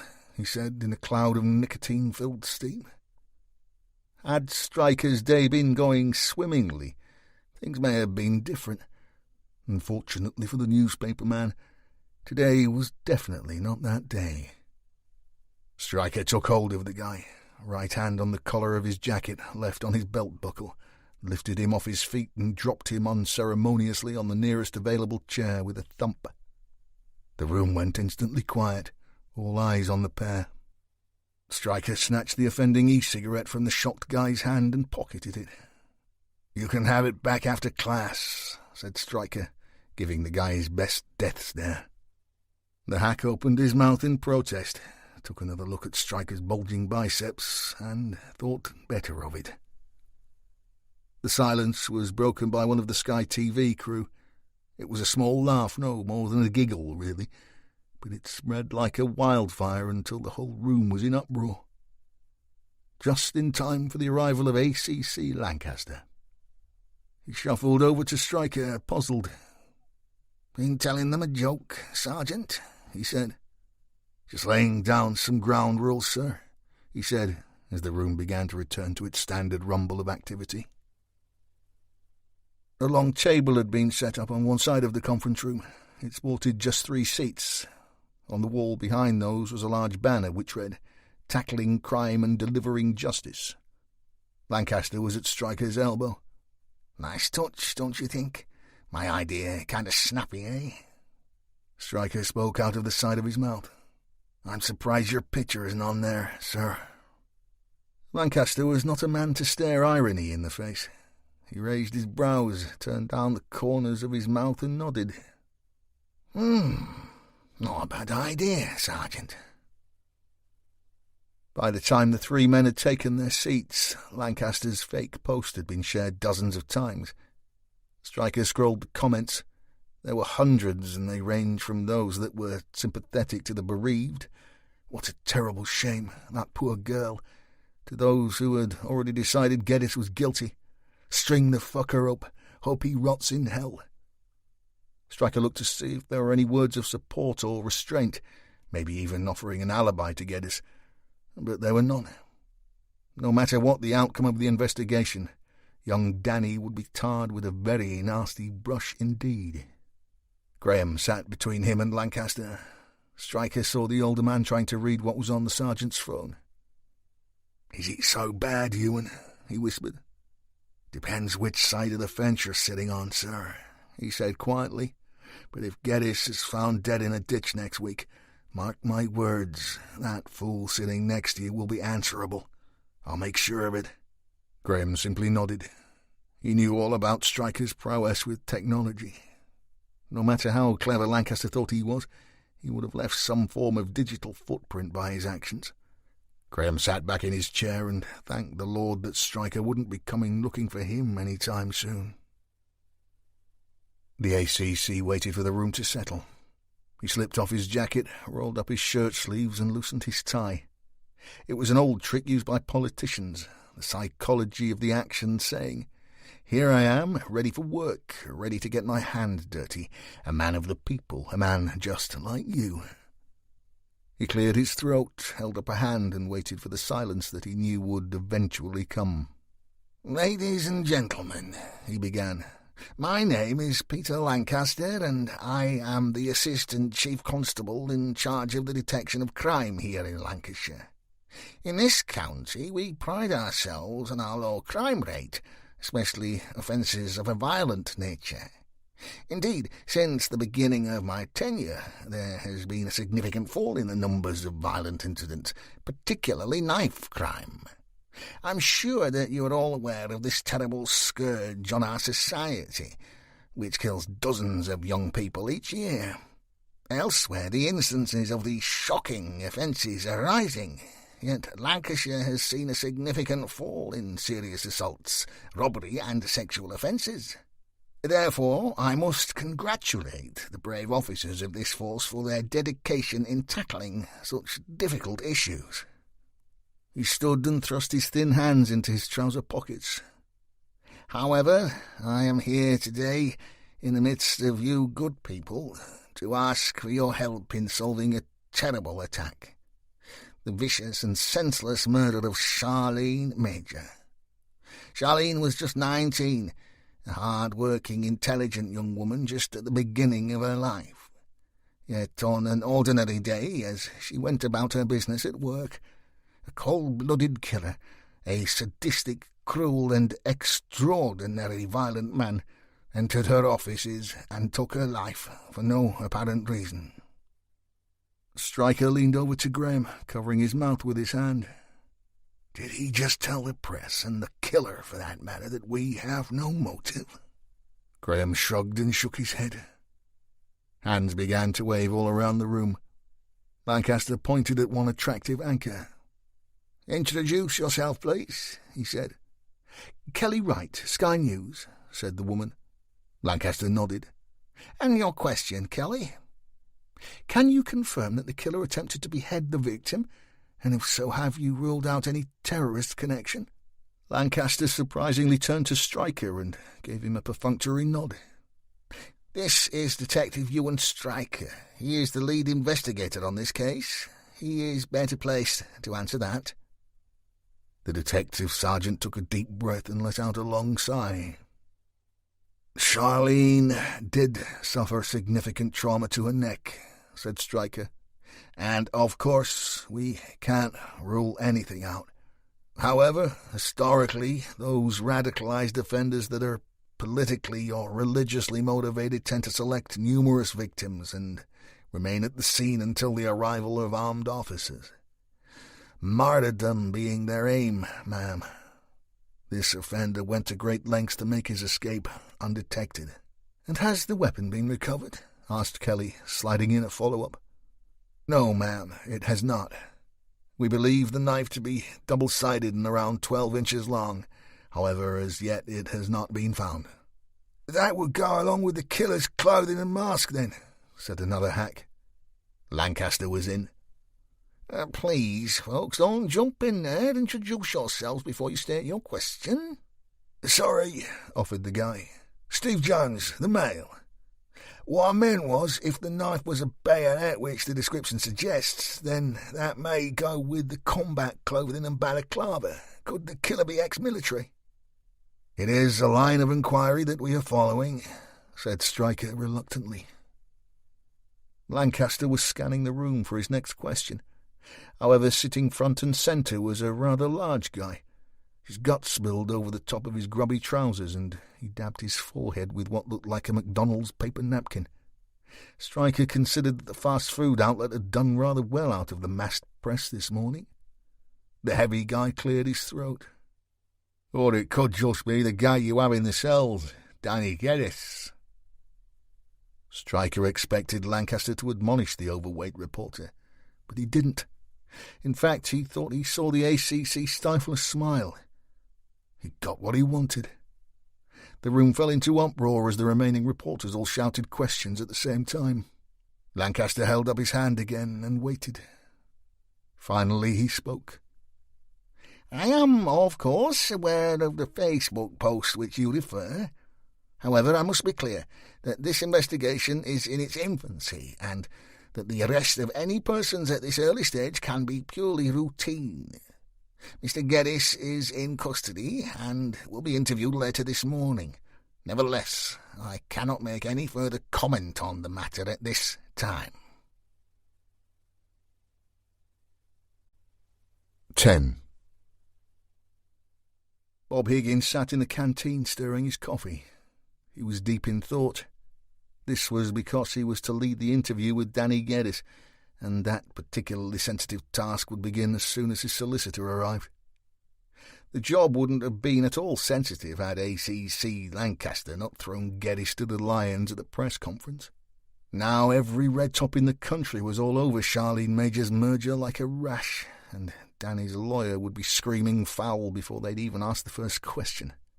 Hardly surprising, as one of the dailies had already obtained a picture of Geddes and had posted it on their online publication with the headline, "Police Make Early Arrest in Slasher Murder."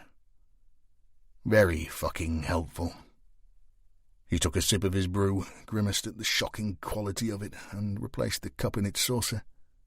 As he did so, a young kid with floppy blonde hair dropped in opposite him. "D.C. Higgins?" asked the boy. "Who's asking?" P.C. Willis. Steve Willis." "You new?" said Bob. "Not seen you before." Steve felt himself colour slightly. "Been on section about 4 months now, I reckon." Bob, much to his better judgment, tried his coffee a second time. It hadn't improved. "What can I do for you, son?" After his traumatic visit to the Benson burglary, Steve figured he needed a bit of help. He'd been told to search out Higgins due to the aging detective's legendary encyclopedic knowledge of Preston burglary teams. However, he'd also been warned about Bob's lack of patience. He took a breath and hoped for the best. "Well," offered Steve somewhat nervously, "I went to this house burglary earlier and—" "I'm losing the will to live already, son," said Bob, forcing a smile. Steve pulled a face. He was fucking up and he knew it. He steeled himself and leaned in. "Okay, look, I'm sorry to bother you when you're having your brew and all, but this break was a funny one. The house was alarmed, but it was an old system, maybe 1980s. The ones with the ringer in the metal box on the wall outside, you know." "I do," said Bob. Steve nodded. "Yeah, of course you do. Sorry." Bob leaned back in his seat. "Why don't you stop apologising, son, and get on with the tale? I haven't got all day." Steve went a darker shade of pink. "Well, the thieves climbed up to the alarm box, drilled it, and used expanding foam to silence it. I've never seen that done." "I have," offered Bob, "but not since Adam was a lad. Resourceful little bastards, aren't they? Steve nodded. Yeah, I suppose they are. Anyway, entry was gained using a jemmy to the back door. They ransacked the gaff and, took it to pieces. The woman in the house was so traumatised I found her in the back garden burning her underwear. Bob had seen serious distress from simple house burglaries before. Crime was intrusive in many ways, and an intruder going through personal belongings such as clothing or old photographs could cause genuine long-term issues. Have you called victim support, son? First job, Mr. Higgins. She was a right mess. Husband had gone to work and left her to clear up. It didn't seem right. Bob agreed with the kid on that one. What was taken? He asked. Jewellery, watches, good stuff too, Rolex and Mega. Bob nodded. Were they making a mess for the hell of it, or were they looking for something? Steve looked puzzled. I don't get your drift.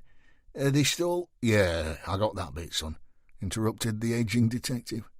But you said they took the place apart. Did they need to do that to nick these watches and stuff? No, it was all in one place, on a bedside cabinet. So what were they looking for? Is it a safe?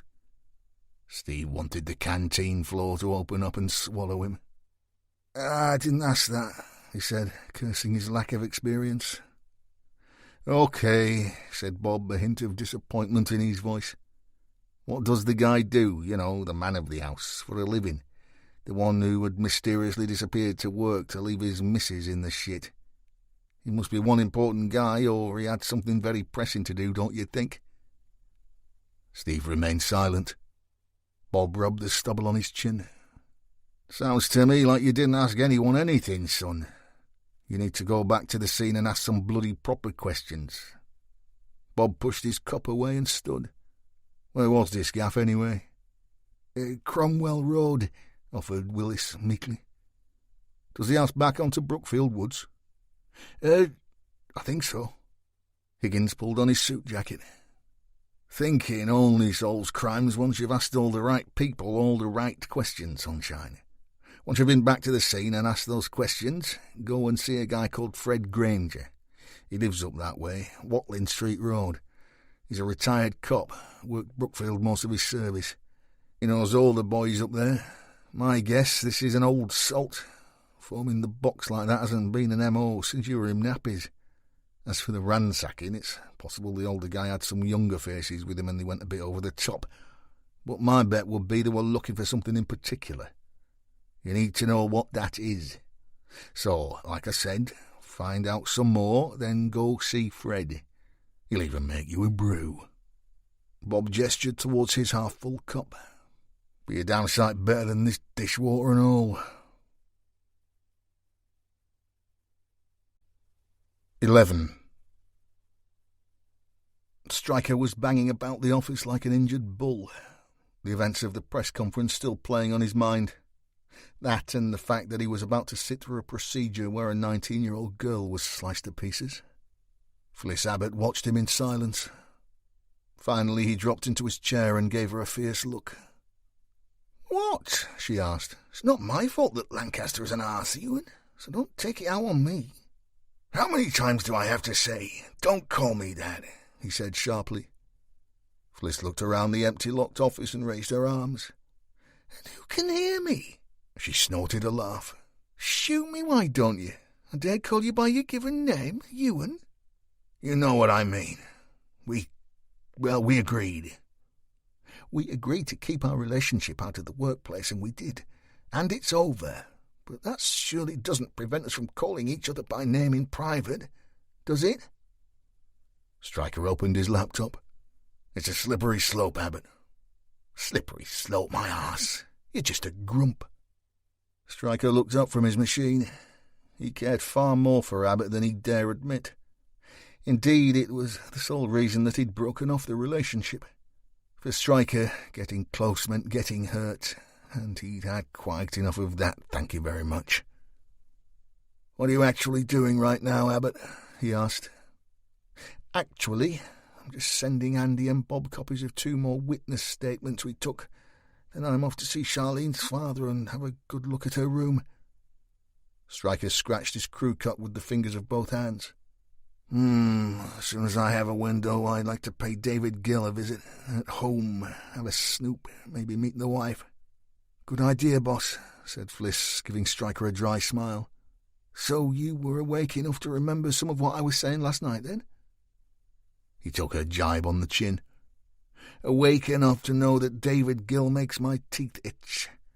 Anyway, I'm not sure who has the worst deal this morning, Abbott, me or you.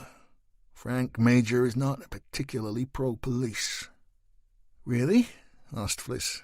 I didn't see any previous convictions flagged against Charlene or the family. You wouldn't. Nonetheless, he has a very sharp axe to grind with the service. His wife was killed by a cop chasing a joyrider. He was seriously injured and has been left severely disabled. He blames the police for the accident. Fliss nodded. It's happened before. That's why the rules were changed for pursuits. I'm aware of that, Abbott, but if you want my advice, stay off the subject. Get what you want from the bedroom and get out again. Okay, boss, I'll do just that. How are you getting to the post-mortem? Doc Grover's picking me up. In fact, he should be downstairs right now. Abbott locked eyes with him. That's one tough gig, boss. Makes my visit to Mr. Major look easy in comparison.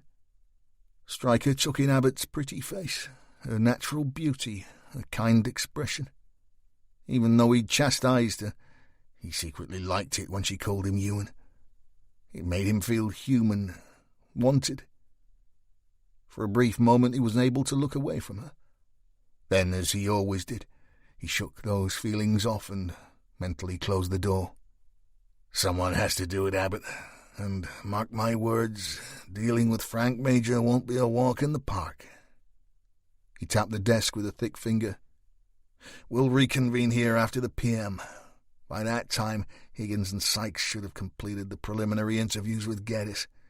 Who knows, maybe he'll confess. Fliss managed a smile.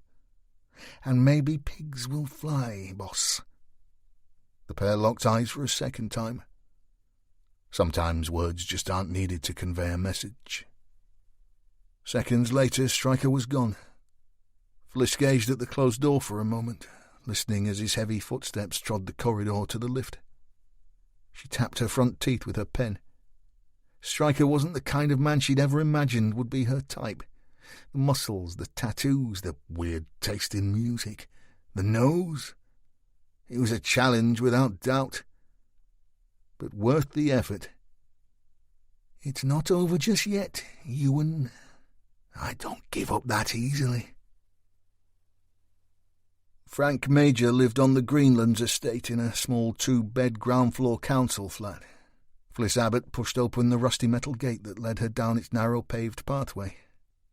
Over many untended seasons it had become littered with weeds. As she trod carefully to the front door, she noticed that it had once been painted red, but even that had faded and peeled. This was one of the few remaining publicly owned dwellings on the estate. Most had been bought up in the Thatcher Revolution, and were either owner-occupied or in the hands of private landlords. Fliss considered that Preston Borough had long forgotten they owned this particular forlorn place. She knocked. There was no bell.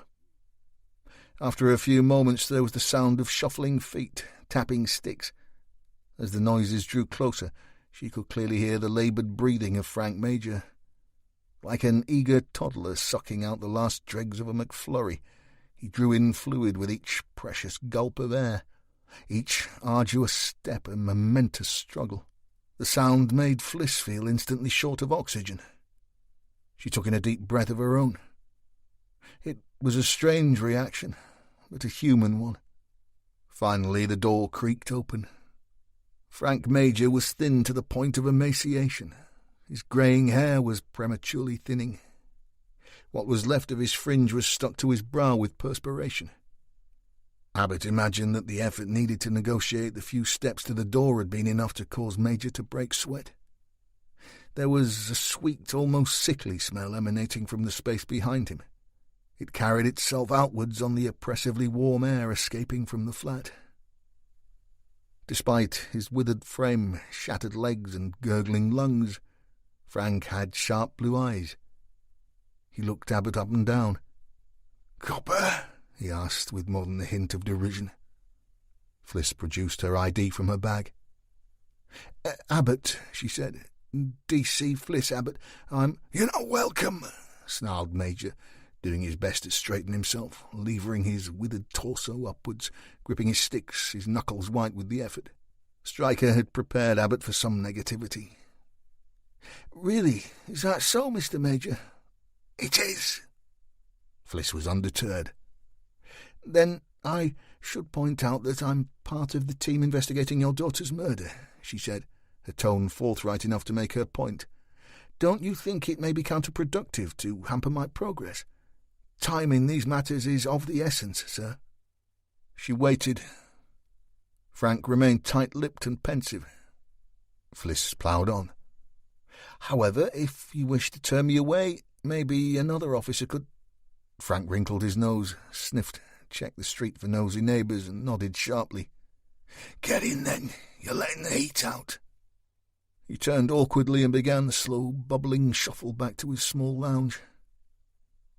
Once inside, Frank pointed a stick at an empty chair adjacent to his own. Both were pushed close to an old-fashioned tiled fireplace. Fliss noticed an array of framed photographs that took pride of place on the mantel. Smiling faces. Better, happier times. "There," he said. "Sit down." Despite the mild day, the gas fire raged. Fliss peeled off her jacket, folded it and laid it across her lap. "I feel the cold," said Frank. "About the only thing I do feel these days." "I don't believe that, Mr. Major," said Fliss quietly.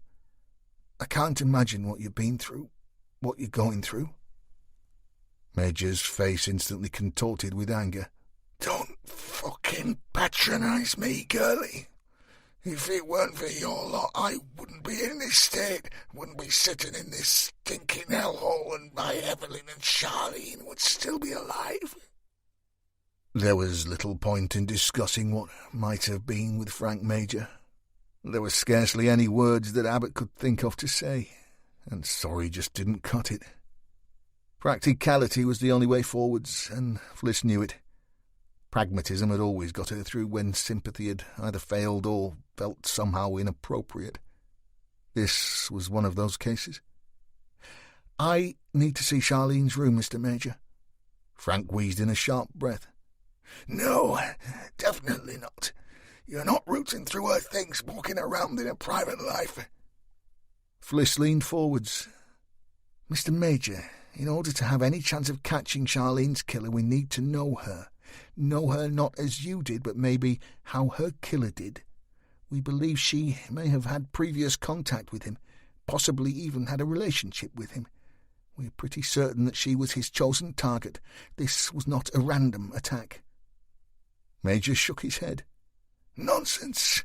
My Charlene was a good girl, hard-working, kind. She wouldn't associate with anyone who would do such a thing." "Somebody like Danny Geddes?" asked Fliss, head cocked. Major furrowed his brow. "What? Who?" Once again, Abbott caught Frank's eye. "She was seeing him until recently, Frank. Danny has form. He's a violent lad." "Well, arrest him, then." Fliss's eyes were drawn to the blank TV in the corner. She looked back at Frank Major quizzically. "I can't afford the license, can I? Are you trying to tell me this Danny is locked up?" She nodded slowly. "It's early days, Frank. He's not even been interviewed yet. So far it's just procedure." "Procedure?" bawled Major, causing him to hack into his hand for a moment. "That's all I ever hear from you lot. No results, no apologies, no compensation, no fucking nothing." Fliss couldn't hide her frustration any longer. "Mr. Major, this is getting us nowhere. You must let me do my job. I can't bring Charlene home to you, but I can find the bastard that killed her." "That's what your pal said." "I'm sorry?" "The big ginger yank." "You mean Stryker, Sergeant Stryker?" "Aye, that's him. He said the same, that you'd catch him." Fliss took a long look around the small grubby room. A verbal jousting with Frank had caused her to close her mind to all else. But now she bit her lip. She started with the swaying bare bulb that lit an otherwise dark space, day or night. The ceiling paper had come down in one corner and was black with mould. The fungus ran down the wall to the floor where the damp was rotting the wooden skirting. Damp and a man like Frank Major just shouldn't go together. Anyone would know that. You didn't need to be an expert, a social worker or a health professional. Frank had not only slipped through the net, he was going down for the third time and was never coming back. The problem was no one cared enough to make the change happen. Fliss knew how the system worked. Her mother had left home when she was 6. Her father, although studious and educated, was not the kind of man to grab life by the horns and make things better. It would have been unfair to call him weak. Moreover, you would say that he was vulnerable to the realities of the world. His delicate emotional state was ill-equipped to deal with a young daughter and the loss of his spouse. And before long he discovered that his wife was not the only thing he'd lose. 2 months after Kathleen Abbott walked out with her second-hand car salesman, her father was made redundant, and he and Fliss were thrown into the hands of the benefit system. Fliss had lived in places just like this. No money for the meter, no carpets on the floor, no food in the cupboard. She remembered all too well. She knew all about the misery that poverty brought to family. She knew what it took to escape, too. The hard work, uni, 2 jobs, cooking, cleaning, and the anguish of watching her father spiral out of control into mental illness. She'd felt helpless, powerless to change anything. During those times her only sanctuary had been her tiny box room. There she found solace, surrounded by what small personal things she could afford. Then she thought of the picture she'd seen of Charlene Major. The hair, the makeup, the clothes. She took one last look at her surroundings and then eyeballed Frank Major. "I really do need to see Charlene's room now, Frank. And I mean now." 12. Constable Steve Willis had taken Bob Higgins' advice. He parked his control car outside the Benson house on Cromwell Road, this time armed with a set of questions for the occupants. Unlike his earlier visit, the gates to the driveway were closed, and a Range Rover Vogue sat gleaming in the afternoon sunshine, almost touching the double garage doors. Out on the road, parked in front of Steve's car, was a white Mercedes van. As the young cop stepped from his Astra, he could see 2 men in carrot-coloured overalls tearing out the house's aging alarm system, the one the thieves had so easily disarmed. "After the horses bolted." Willis pressed the bell at the side of the gates. He waited a moment before the unmistakable shape of Tara Benson strode down the drive. Gone were the jeans and T-shirt from the previous day, a change of attire more suited to a night on the town. Revealing didn't come into it. She caught his gaze, read his thoughts. "Before you say anything, Blondie, it's the only thing those beasts haven't had their mitts on. I bought it last week. Pretty colour, don't you think?" "Fetching," offered Steve, who couldn't help but wonder if the bright yellow skimpy number was for the benefit of the 2 young alarm contractors currently watching Tara's every move. He gestured towards her 5-inch spikes. "Matching shoes, too," he smiled. Tara pouted. "I'm only out in the open because my husband's too tight to install electric barriers," she said.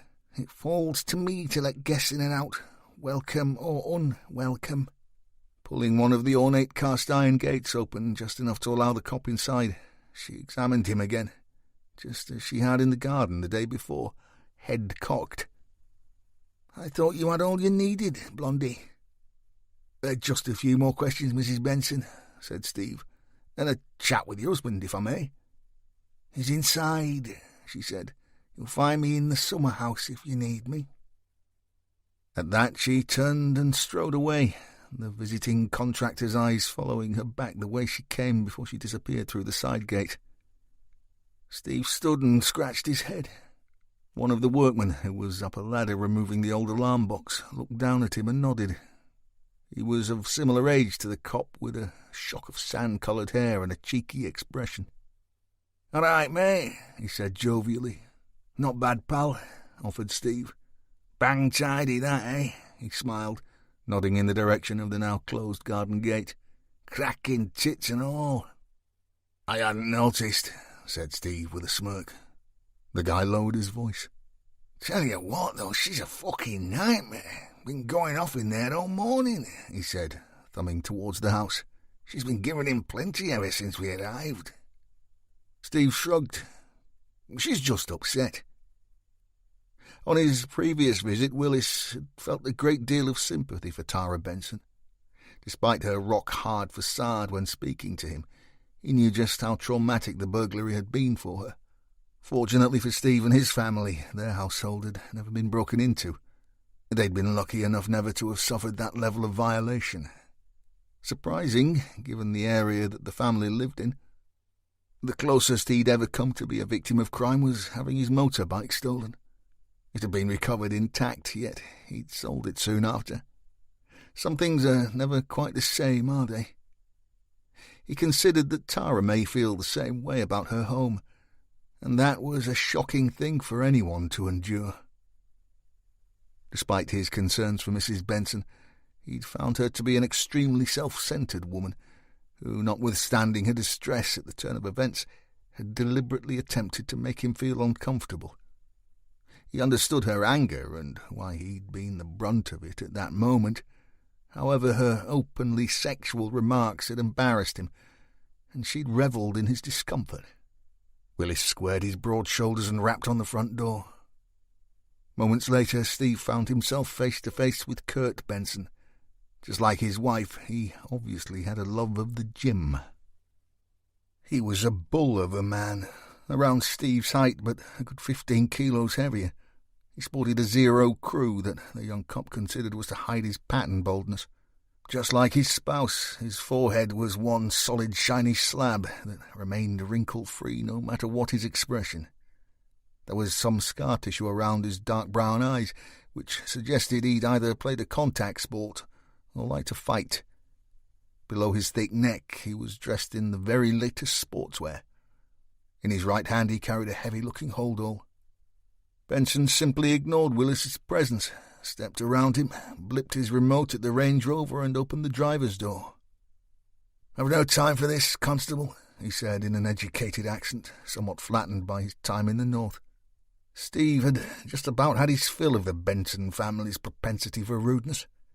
He walked to the car, pushed the driver's door closed, and slid his frame between Tara's husband and his pride and joy. Benson dropped his sports bag with a rattle. "You need to step aside, officer.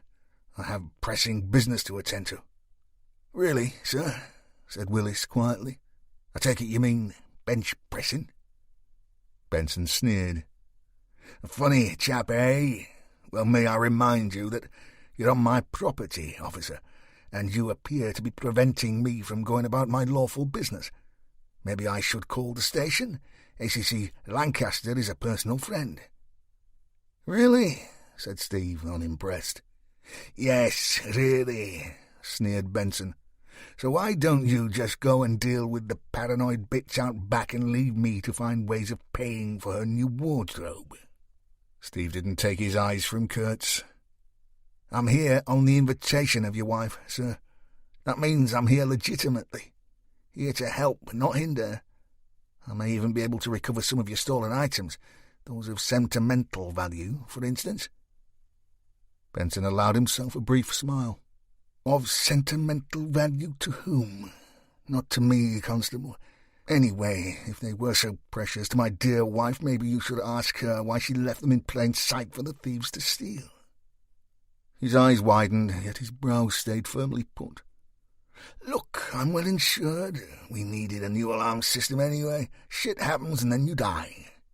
Now, if you don't mind..." Kurt went to push past the young cop, but Willis stayed firmly put.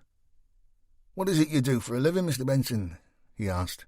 "I'm a businessman. That's all you need to know and all I'm required to tell you," I'm the aggrieved here, if you hadn't noticed." Steve nodded slowly. A businessman, you say. May I ask if you have any current financial difficulties?" Kurt curled his lip. "I don't like what you're suggesting there, Constable." "And I don't care for your attitude," hissed Steve. The cop pointed in the general direction of the back gate. "Yesterday morning I found your wife so traumatised by events that she was burning her clothing in the garden. Yet you can't find it within yourself to answer some basic questions." Benson looked surprised by Steve's tenacity, but quickly regained his composure. "Look, I've told you, I'm busy. And don't be fooled by Tara. She's an actress with a host of Oscars for overreaction." "You're a cold fish, Mr. Benson. Where's your empathy?" Benson glared silently. Steve examined him and didn't care for what he saw. "Before you go about more of your urgent business, sir, answer me this. Why did the burglars make such a mess? Why ransack your house when, as you say, the jewellery was in plain sight?" Benson bent down slowly and recovered his hold-all without taking his eyes from the cop. "That's your job, Constable. You know, investigation, arrest, charge, imprisonment." "Isn't that what I'm doing, Mr. Benson? Investigating? What you are doing, Constable, is wasting my time." Kurt jutted his chin towards the garden. "Like I said, go and see the drama queen. Go ask her your questions." Willis reluctantly stepped away. He watched Kurt Benson climb into his car and reverse slowly to the gates, where he hopped out and opened them. "You could do with some of those electric jobs, Mr. Benson," Steve shouted. Kurt gave the young cop a thunderous look and drove off with a screech of tyres. The workman up the ladder looked down again. "He's a nice bloke and all, eh?" he said. "Lovely," offered Willis. "Sends flowers to his mother, I hear." Both men chuckled as Steve made his way towards the back garden. Once through the arched gate, he negotiated the narrow stone path and stepped onto the well-tended lawn. A pile of charred clothing still smouldered in the barbecue that had blazed its way through Tara Benson's underwear collection the day before. She had obviously continued her clear-out before Steve's visit. He first walked to the back fence, peering over. He confirmed one answer to Bob Higgins' questions. The house did overlook Brookfield Woods, the most likely entrance and exit point for the thieves. He made a mental note to find a way around to that location and have a snoop about. Next, he turned his attention to a rather grand pale green wooden structure that took up the whole of one corner of the large garden. The summer house, as Tara had called it, had a small veranda, complete with a pair of stainless steel rocking chairs. Steve stepped by them, pushed on the half-open entrance, and peered inside. Tara was perched on a small chrome stool, staring out of one window, eyes unfocused. She held a long brown-coloured cigarette in one hand and gripped a glass of amber-coloured spirit in the other. Hearing his entrance, she looked towards Willis, offered a wry smile and swept the hand that held the booze around the room. "Welcome to Kurt's cabin," she said. "It's like sitting in a fucking dentist's waiting room, don't you think? My dear husband's idea of interior design. When you come from privilege, from money, you think you know it all. Still, it gives me a place to drink in peace. I take it you met the man of the house?" Steve nodded but kept his counsel. Tara screwed up her nose. "He likes to play the hard man, but just like the muscles, it's all fake. A public schoolboy who thinks that a few stitches from rugger make him a tough guy." "What does your husband do for a living, Mrs. Benson?" She caught his eye. "Did he not say?" "Well, of course he didn't. These days he runs my businesses." "Yours?" She took a long pull on her cigarette, followed by a gulp of spirit, then grimaced. "Yes. Does that surprise you?" Steve shrugged and pulled his notebook from his shirt. "And what exactly are those businesses, ma'am?" Tara sat up. She was incredulous. "Ma'am? Oh, and look, he's got his little book out. Must be getting fucking serious now." She pulled a tiny yellow strap back over her bare shoulder to save her modesty. "Either way, Ma'am, you make me sound like your mother. Don't call me that. Steve waited for his answer. Okay, not that it makes any difference. She took a deep breath. When I met Kurt 10 years ago, he'd been working in the city with a couple of his old Oxford buddies. He was a hedge fund manager. The big I am. Pots full of confidence and lots of spare cash, and I mean lots. A hedge fund manager? Must be a clever guy, offered Steve. Oh, yeah, said Tara, taking a long pull on her cigarette. These Oxbridge lot often are. Anyway, he and his buddies decided that us northern types didn't know shit. Property was cheap and there was a killing to be made. Around the same time, my shops needed a refresh, and Kurt offered to breathe some life back into them. She took another drag, then a drink, licked her lips, crossed her legs. They were just hairdressers back then, but he transformed the business model, took charge. Tara became suddenly distant, detached.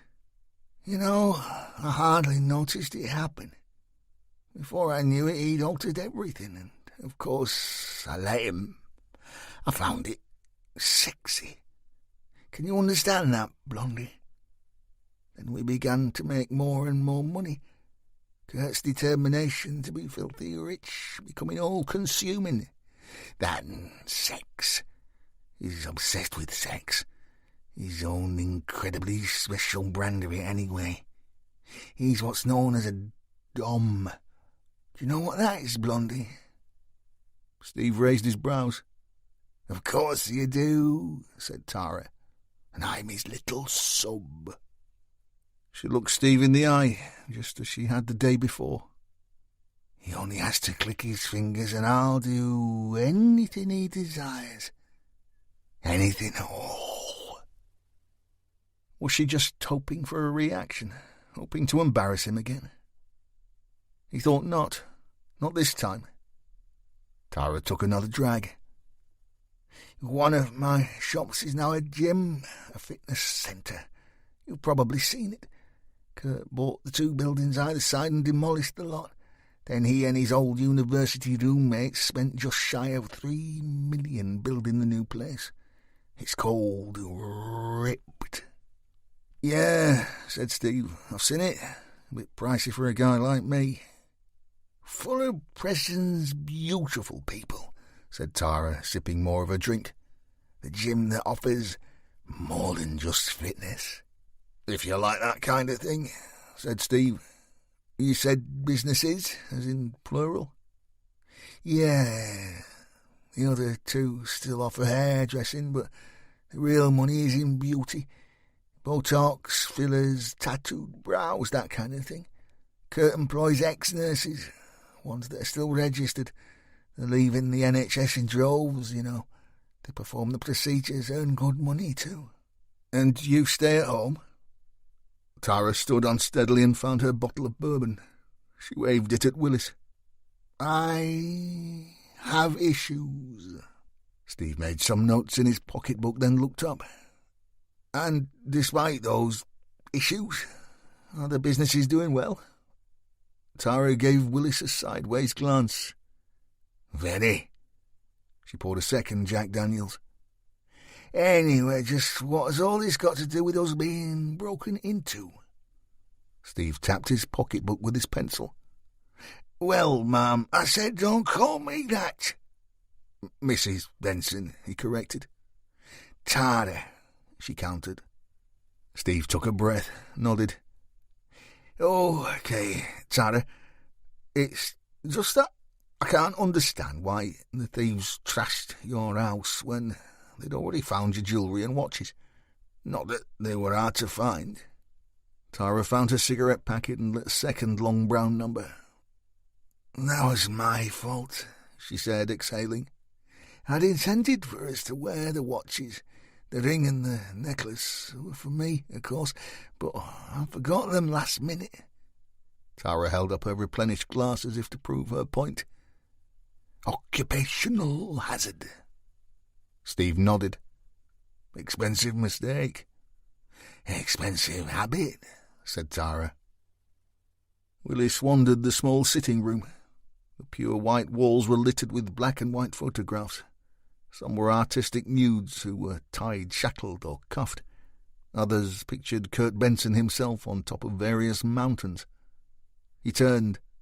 "Your husband looks a real adventurer." Tara sniffed. "Not anymore. His knees won't allow him to climb." She gave him that look again. "He can barely climb on me these days." Steve ignored the jibe. "I still don't understand the ransacking. It's as if the thieves were looking for something in particular." "As in?" He shrugged and went for broke. "As in the keys to a safe? I mean, you do have a safe, I take it?" Tara Benson went ever so slightly pale. She wiped her plumped lips with her fingers. "We have a safe, yes." "So they could have been—" Tara's tone was sharp.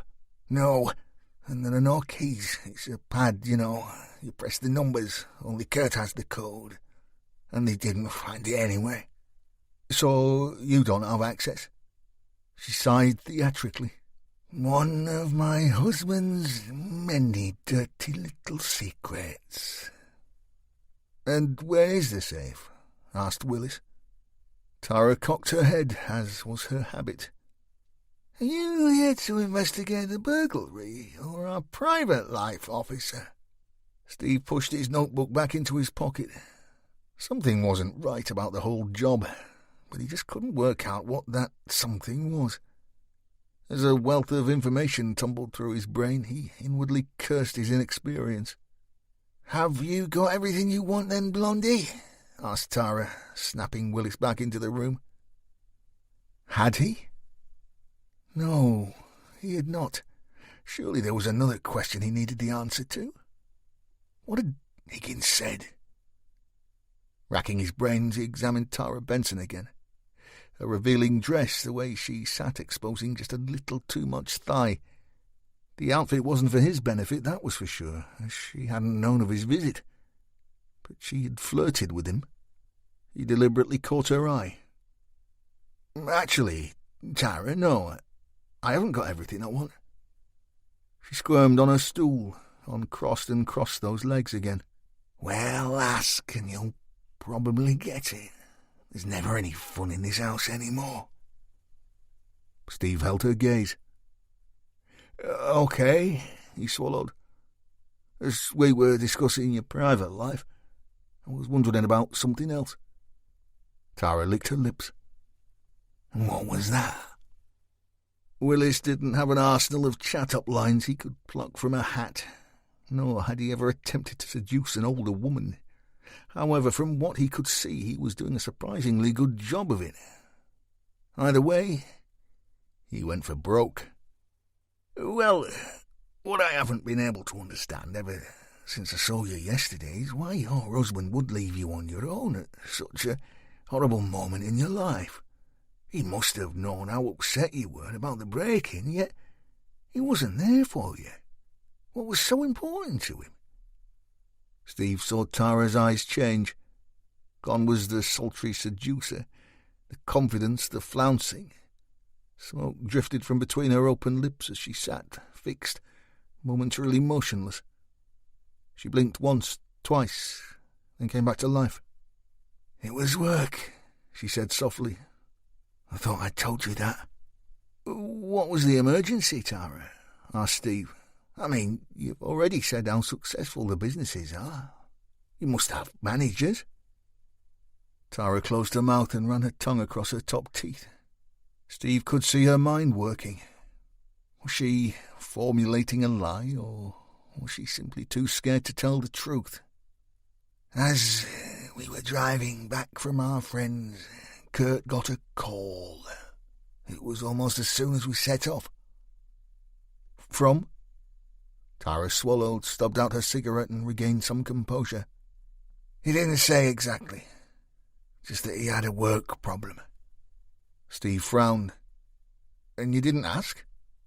Tara allowed herself a wry smile. "As I said, my husband has many dirty little secrets. I wasn't party to the call. He pulled the car over and stood in the road to take it. But surely when you arrived home, saw the devastation. Tara looked inside her cigarette packet, decided against the third and closed it again. He was like a bear with a sore head as soon as he walked inside. I was in shock, I think. When Kurtz is in one of those moods, you quickly learn not to aggravate him further.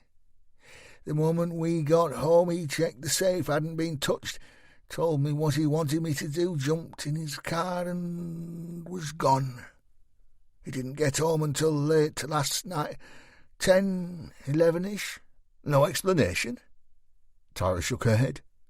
Other than the stupid boiler. Boiler? He said the call was from his manager at Ripped. The boiler was apparently broken and the jacuzzi was cold. Steve was sceptical. Your husband pays £3 million to build a health club and he still fixes his own boilers? That's unbelievable. She shrugged and gave him that look again. Whatever he was doing, Blondie, it excited him enough to fuck me when he got home. Now that is unbelievable. Steve moved on. What did he take from the safe? She gave another shake of the head. I didn't see him take anything. I was upset and on the phone to the police. I think he was just checking that they hadn't found it. The burglars, I mean. The contents must be important, said Steve, almost to himself. Tara changed her mind about the cigarette, opened the pack and lit up. She seemed instantly back to her old self. Steve wondered if it was a play for time. Must be, she purred with a fake beaming smile. But I have no idea what he keeps in there. You'd need to ask him yourself. Good luck with that. She stood, staggered slightly, and once again found her bottle. I think I've answered enough of your silly questions now, don't you? Steve was not going to be put off so easily. Always handy to have some background, Mrs. Benson. Do you think your neighbours may have seen or heard anything? Tara gestured over her shoulder. That side, the Greens are away in France. That way, the Wissets are home, but I doubt they would have noticed anything. The husband Archie is rarely there. Kurt tells me that he's a member at our gym. She's agoraphobic, I believe. Can just about take the kids to school. I had a dream, no longer to be free. I want only to see four walls made of concrete, said Steve absently. Tara did a fair impression of a frown.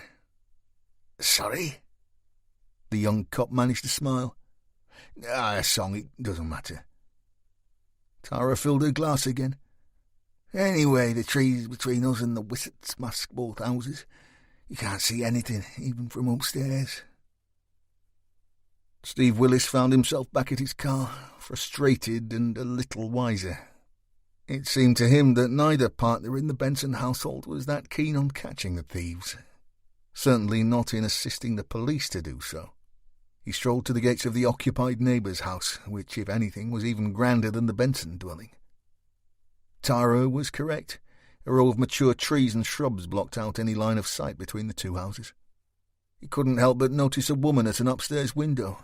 She was watching him, one hand on the pane as if pleading to be released. Agoraphobic, that's what Tara had said, wasn't it? Feed me twice a day. I want to fade away, away, he said to himself, finishing the verse from the Deer Hunter's song.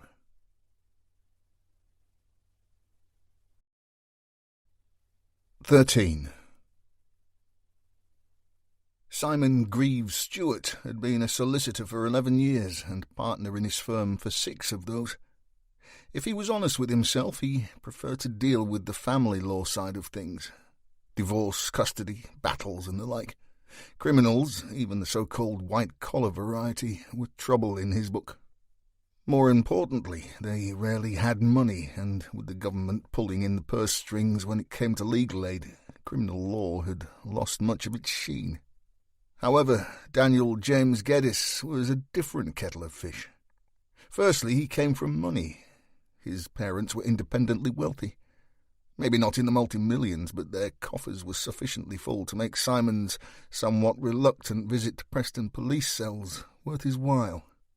There was, of course, a second string to this particularly lucrative bow, in that this case was already drawing the attention of the national media. Should it transpire that young Geddes was indeed a killer, at least the firm would be in the headlines.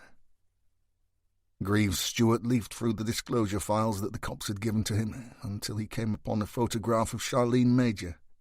It was a fairly candid picture, taken in a bar somewhere in town. She had been in the company of others who, for legal reasons, had been cropped from the shot. She was smiling and holding a bottle of what looked like Prosecco towards the camera. Charlene was indeed stunning. There was no other word Greaves Stewart could think of to describe her. From her flowing golden locks to her astonishing figure, she had it all. Well, she did. He delved deeper into the file. The more he read, the more he realized that this was little more than a fishing exercise by the cops.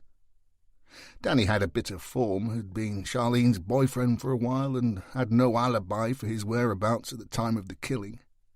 The detectives had discovered a balaclava mask under his bed, some rather unsavoury pornography on his laptop, and what forensics believed to have been a burnt handbag and contents at the bottom of the garden. What the cops didn't have was a single shred of evidence putting Danny at the scene, or, despite the suggestion that Charlene had finished the relationship, any real motive for Geddes to practically behead the girl in front of her workmates. Greaves Stewart closed the file and knocked on the door of the custody suite. "You ready for him?" asked a rather young-looking sergeant. "As I'll ever be," replied the brief. "I'll pop you in room 3, offered the cop, "and I'll leave a lad outside the door, just in case." "I can't see that being necessary, Sergeant," said Greaves Stewart. "Thanks all the same." The cop shrugged and walked the solicitor to the empty interview room. "I'll go and get your man," he smiled. Moments later, Danny Geddes sat opposite his legal representative. Greaves Stewart could already smell the sour odour of cell life on the lad, that mixture of sweaty socks and living in the same room as a toilet. The brief had removed his suit jacket and had turned up the sleeves of his shirt, just 2 turns, as he preferred.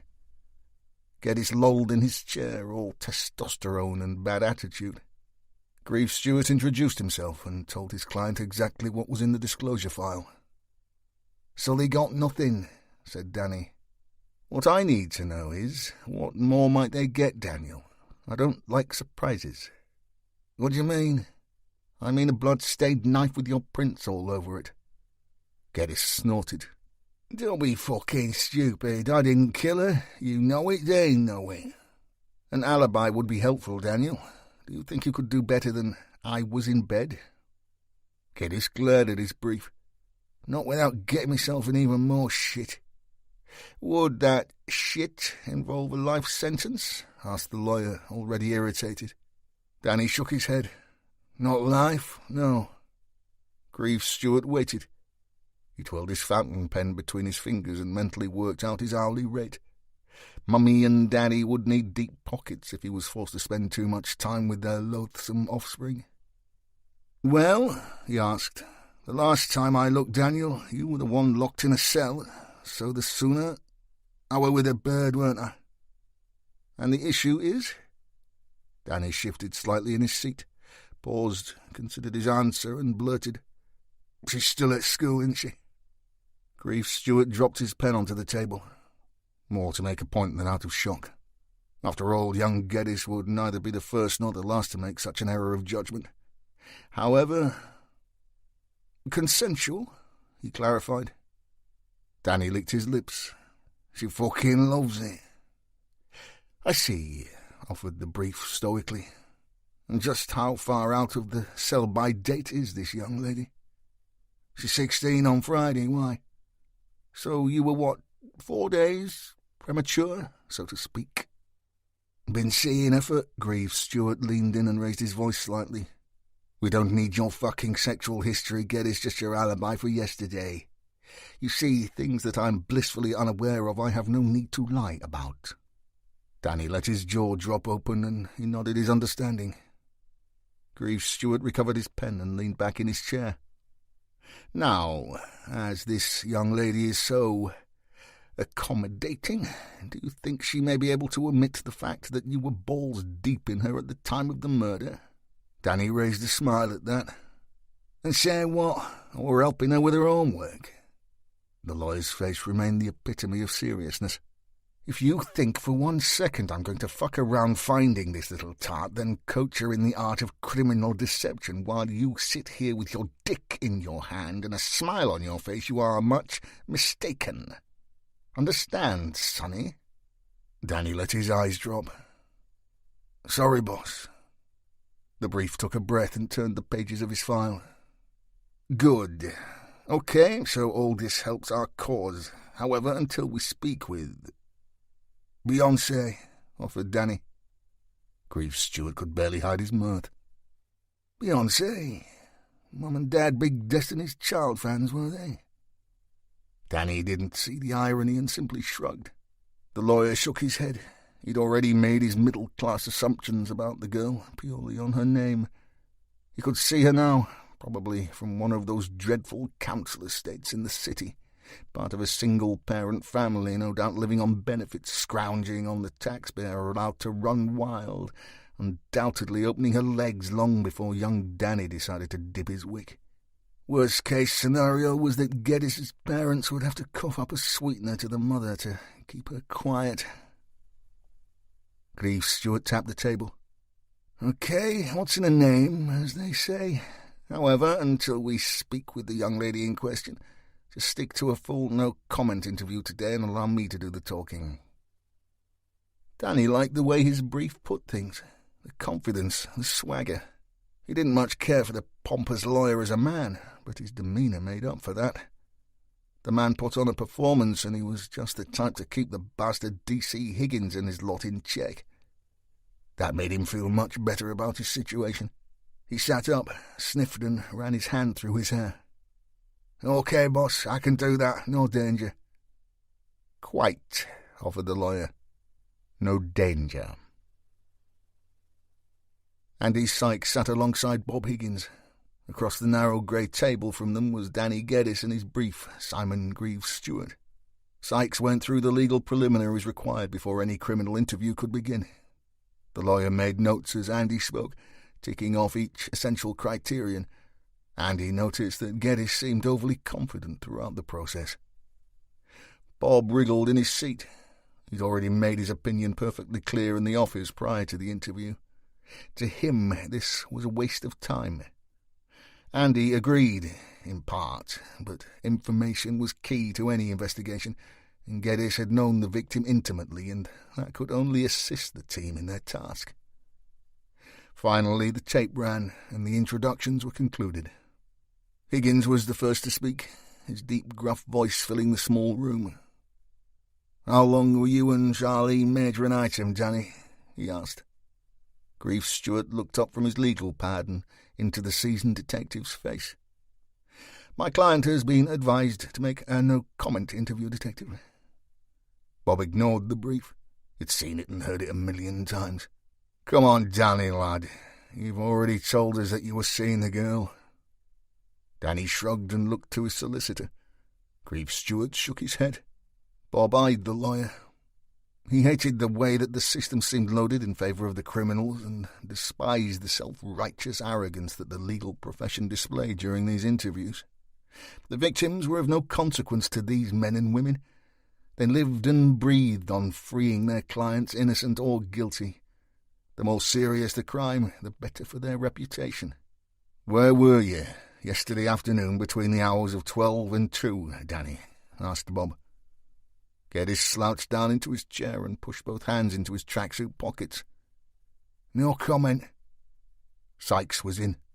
"You do realise that if you make no comment now, you may be unable to use any—" "My client is fully aware of his rights and the law," interrupted Greaves Stewart.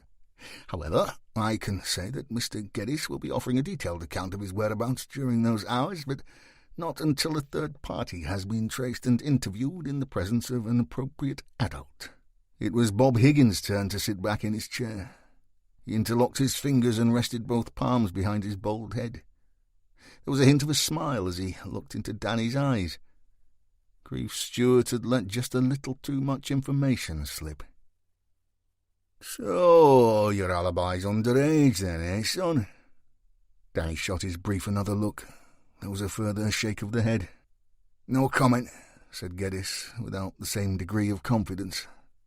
"What's her name?" "No comment," said Geddes. Bob turned down his mouth. "So is it a girl then, eh? You like 'em young, don't you, son? Easier to control. Is that why you fell out with Charlene? Wouldn't do as she was told?" Danny stifled a laugh at that. "No comment." "Thinking about it," said Bob. "Karen Hart was only just 16 when you pushed a broken glass in her face." Danny darkened. "I told you this morning I'm not guilty on that." Grieve Stewart shot the lad a look that had "shut up" written all over it. "Not exactly not guilty, was it, Danny, lad?" pressed Bob. "Young Karen was too scared to give evidence at court, eh?" Geddes screwed up his face into a sneer. "Like I said, not guilty." Bob smiled again. It didn't reach his eyes.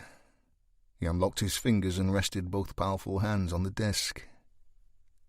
"So, if you can pressure a 16-year-old not to come to court, it must be easy to persuade some kid, some schoolgirl, to give you an alibi, eh?" "You can't prove any of that," blurted Danny. "My client is correct, detective," added Stewart. "This is pure conjecture on your part, with no evidence to support your line of questioning. Therefore—" Bob ignored the lawyer again. "How long had you been seeing Karen Hart, Danny?" Geddes shrugged but remained silent. "Were you her first?" asked Bob. "Get a kick out of that, do you? Underage girls. More pliable, are they? Do as they're told." "No comment," spat Geddes, irritation creeping into his tone. Bob nodded slowly and changed tack. "What did you burn at the bottom of your garden, Danny?" Geddes looked to his brief. Once again he was given a signal to remain silent. Geddes folded his arms, sniffed, and did exactly as he was told. "Our forensics team say it was a handbag," pressed Bob. "They're running further tests as we speak. DNA and the like." Grief Stewart leaned over the table. "So, detective, when you actually have any firm evidence, you can disclose that to me, and I will discuss it with my client. However, until then, this line of questioning is—" "So why did you have a balaclava under your bed, son?" asked Bob, ignoring the lawyer yet again. "No comment," said Danny, the first signs of discomfort appearing on his face. Higgins reached down to his feet and produced a laptop computer. "For the benefit of the tape, I am producing a Huawei laptop recovered from the suspect's bedroom." Bob opened it, pressed a key, and the screen burst into life. Danny would not have expected the cops to have gained access to his private files, at least not so soon. A pornographic video played silently. A young blonde girl was being held down on the floor, arms pinned, whilst a balaclava-clad man roughly entered her. "This is your laptop, isn't it, Danny? Hardcore stuff, this. Is that how you like your sex? Hard, fast, rough? You like them to struggle a bit?" Bob watched Danny squirm. Right on cue, the masked star of the film let go of the girl's wrists and grabbed her by the throat as he continued to pound her. She was red in the face and struggling for breath. Stryker had described the films he'd discovered on Danny's computer as fake rape. Bob found them disturbing at best. "Is this how you get off, son? You wear that mask and strangle the poor girl till you're done?" Geddes shook his head. He gripped the edge of the table. His lips trembled. "Look, I weren't into that. Never was, never will be. It weren't my idea either. It was Charlene's." Grieve Stewart was in. "Daniel, what did we discuss earlier?" Danny ignored his brief. "She bought the masks. She downloaded them films too, not me. She showed them to me, told me that's what got off. It were her fantasy, not mine." Higgins shook his head. Now he'd heard it all. "Yeah, right, Danny." "It's true, I tell you," whined Geddes. Grieve Stewart grabbed Danny by the elbow. Now remember what I told you, Geddes. Remember what I said about not making any comment until we trace your alibi. Danny tore his arm away from the lawyer's grasp, his eyes wide. Get the fuck off me, he shouted. Look, I'm telling you, boss, I did nothing. Charlene dumped me because I wouldn't... He rubbed his face with his palm. Couldn't do the stuff she wanted. She were right weird. You'd think butter wouldn't melt, eh? Everyone saw that pretty face, saw how fit she were. All sweetness and light, eh? But let me tell you, it were all an act. She wanted it rough. And the rest. The rest? Asked Bob. Pleasure and pain were the same to her, boss. That bag you're talking about at the bottom of the garden, yeah, it were hers, and I burnt it. I burnt it to... Oh, I don't know, I just wanted rid. He looked Bob in the eye. See, each time we... Well, you know... Had sex, clarified Sykes. Danny nodded. Yeah, well, every time we did it, she made me tear off her knickers. Danny was flushed. He licked his lips, his mouth suddenly dry. And I mean, ripped them off like I were forcing her.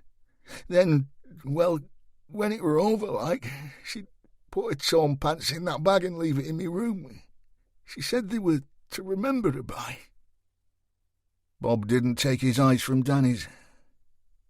So if what you're saying is right, what exactly made her break off the relationship? Danny scoffed. It weren't no relationship, boss. It was all on her terms. She knew what she had. The looks, the body, the sex.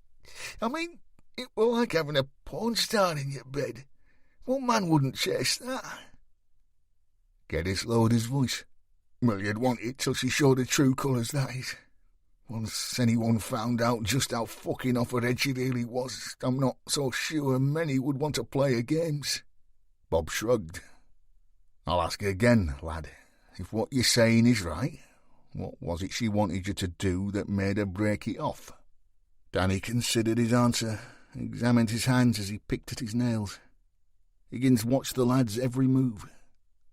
Over the many thousands of hours spent interviewing hundreds of suspects, he had become an expert at reading the signs, understanding the formula villains use to concoct a lie.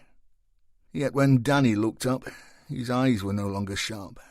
Instead, he looked through Higgins, transported to a place the detective considered he really didn't want to go. She wanted me to pretend to be a burglar, he said quietly.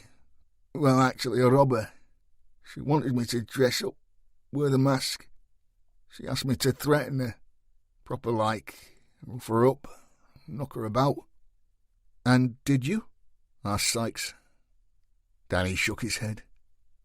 No, well, not enough to satisfy her anyway. She wanted the real thing. That last night she even brought a knife with her. A big long thing like a bayonet. She begged me, boss. And I mean begged me to hold it to her throat whilst we did it. He swallowed. I mean, how fucked up is that? 14. Stryker sat alongside Phil Grover in a quiet corner of the 12 tellers. Phil nursed a soda and lime, whilst the detective tore the skin off half a roast chicken. How can you eat right now? Asked Phil. I eat when I'm hungry, Doc. Hungry? Really? Did I not just watch you stuff 6 boiled eggs down your neck in the car on the way to the PM? Stryker dropped the offending skin of the bird on the side of his plate and began to cut into the meat. Phil, I was up at 5:30 in the gym for 6, then ran to the station on nothing but a protein shake. Stryker flexed a massive bicep. I'm virtually wasting away. Grover shook his head, took a sip of his fizzy drink and grimaced. I can't cope with this stuff, he mused. Stryker chewed, swallowed. On the wagon, Phil? Grover gave his colleague a look. There was pain in there somewhere, sadness even. I'm having a few issues at home. It's a long story, pal. When we have a bit more time, or less going on, I'll tell you. Stryker shrugged. When do we ever get time, Phil? One thing I've learned is that as each day passes, I seem to have less of it." He gave Grover a hard stare, cocked his head, waited. Grover pushed his drink away, took a breath. "Okay, it's Jane, the missus. We're having an hard time of it of late. You know the kind of stuff. Rows over nothing, sniping over the smallest thing. But really it's all about a kid. You see, we've been trying for a baby for over 2 years, but so far no joy." Phil pressed his lips tightly together, holding in his emotions. "We've both been tested and there's no medical reason for it. The body's a strange thing, Stryker. There are lots of imponderables, stress being a factor. And Jane is stressed, or is it you, Phil? She thinks I work too hard, too many hours. But you know me, mate, I love my job. I couldn't cope with the mundane stuff anymore. If I had to work in a GP surgery, then I would be stressed." Stryker gestured towards Phil's soda. "And does she think you drink too much? Does she think that's an issue?" Grover managed to smile at that. "Always the perceptive one, eh, Ewan?" "Yes, she thinks so, but I don't. Certainly not enough to cause a problem in that department. No, the difficulties are late nights, the early mornings, the weekends. You must know all about that, pal. After all, I don't see you with a ring on your finger." Stryker shovelled the last of his selection of vegetables onto his fork. "No, and it's not likely either." "Really? A little bird told me that you and the very tidy Miss Abbott were hopping on the good foot and doing the bad thing." Stryker frowned, which gave him the look of an angry hippo. "I'm not quite sure what that means, Phil, but whatever you may be insinuating, you're barking up the wrong tree." "She's a pretty little thing, though, eh?" smiled Phil knowingly. Stryker squirmed in his seat. It wasn't the kind of conversation he relished. "She's a good detective." "Oh, come on, Stryker, you can't kid a kidder." The pair's conversation was interrupted by Stryker's mobile. He answered and listened. "We'll be there in 10 minutes, Doctor. Thank you." Grover eyed Stryker quizzically. "Well? Seems we left the PM a little early, Doc." "Meaning?" "Meaning they found something else." Within the hour, Stryker, Grover and the rest of the team were gathered in the Serial Crimes Unit office. With only 4 available seats, the detective sergeant paced the small space, eyes darting between each member of his squad. "Okay, Mr. Sykes, let's start with you and your theory of how our perp got to and from the scene undetected." Andy turned his laptop around so all could see the screen and hit the spacebar. "This video was taken by Socko using a drone." "A what?" asked Bob. "It's a kind of miniature helicopter with a camera attached," said Grover. Sykes nodded his thanks. "So my theory, backed up by forensic finds on brickwork, downspouts and roof tiles, is that our perp is a climber, a good climber too. He's first scaled an empty building that faces onto back Starkey Street. If you watch now, the drone will follow his route." All gathered around the screen. "Jesus," said Bob. "Lucky he didn't break his neck." "Lucky for who?" chirped Fliss. "So finally," pointed Sykes, ignoring the quip, "he ended up lying on this flat roof, here, directly above the front door of Alanika's offices. He waits for Henderson to open the door, then scurries down the edging stones and makes his entrance." "That must be 40 feet, said Bob. "That's what the boss said," offered Sykes, "and he only had a split second to make the approach. But the boot marks confirm it. For such a big guy, this is a feat in itself. May explain why one witness described his coveralls as baggy, so his movements weren't restricted," offered Fliss. "Or maybe he had another set of clothes underneath, for his getaway," said Bob. "Both possible," said Sykes. "Either way, as we know, he then exits down the stairs onto the street. But the reason nobody saw him is that he then turns sharp right into the small car park, uses the rear fire escape to get back up onto the flat roof, then back the way he came. He'd have been visible for, 2 seconds max?" Stryker watched until the video ended. Okay, Andy, I want all the available CCTV checked for vehicles or persons entering or leaving back Starkey Street, Camden Place and Ribblesdale Place between, say, 12 and 2 yesterday. This is good work, Sykes." Andy smiled. Stryker looked at Fliss. She sat at her desk with a number of items in clear plastic evidence bags placed in front of her. "Okay, Abbott," said Stryker. "You're up next." She rubbed her face with her palms. Stryker thought he saw a hint of melancholy in her eyes, as if something or someone had upset her. "Okay," she began quietly. "I went to visit Charlene's home address this morning. She's been living in a council-owned 2-bed flat on Greenlands for the last 18 months. She stayed there with her father, Frank Major. Her mother is deceased. Frank himself is disabled and in poor health. I'm sure you have all read the boss's report on the how and why the family ended up in this precarious position, so I won't bore you. However, seeing the consequences firsthand were quite disturbing. Frank's animosity towards the police is more than understandable, believe me." Fliss absently played with one of the plastic-covered items on her desk and blew air down her nose. "The living environment is poor by any standards. In fact, I would go as far as to say that to put a man like Frank Major, with all his underlying health conditions, in a house in such a poor state of repair is criminal. He should be rehoused immediately." She curled her lip. "I wouldn't put a dog in that damp rat-infested shithole." She caught Stryker's eye. "You've seen him, boss. Seen how ill he is?" Stryker saw that glimpse of sadness again. "I have, Abbott, but our remit is to find his daughter's killer. We're not social workers." Fliss nodded resignedly. "I know that, but we are human beings. And I know just what it's like to be part of the forgotten ones, the left behind. And it was glaringly obvious to me that if things don't change, Frank could well be dead before we solve this thing." She pursed her lips and visibly pulled herself together.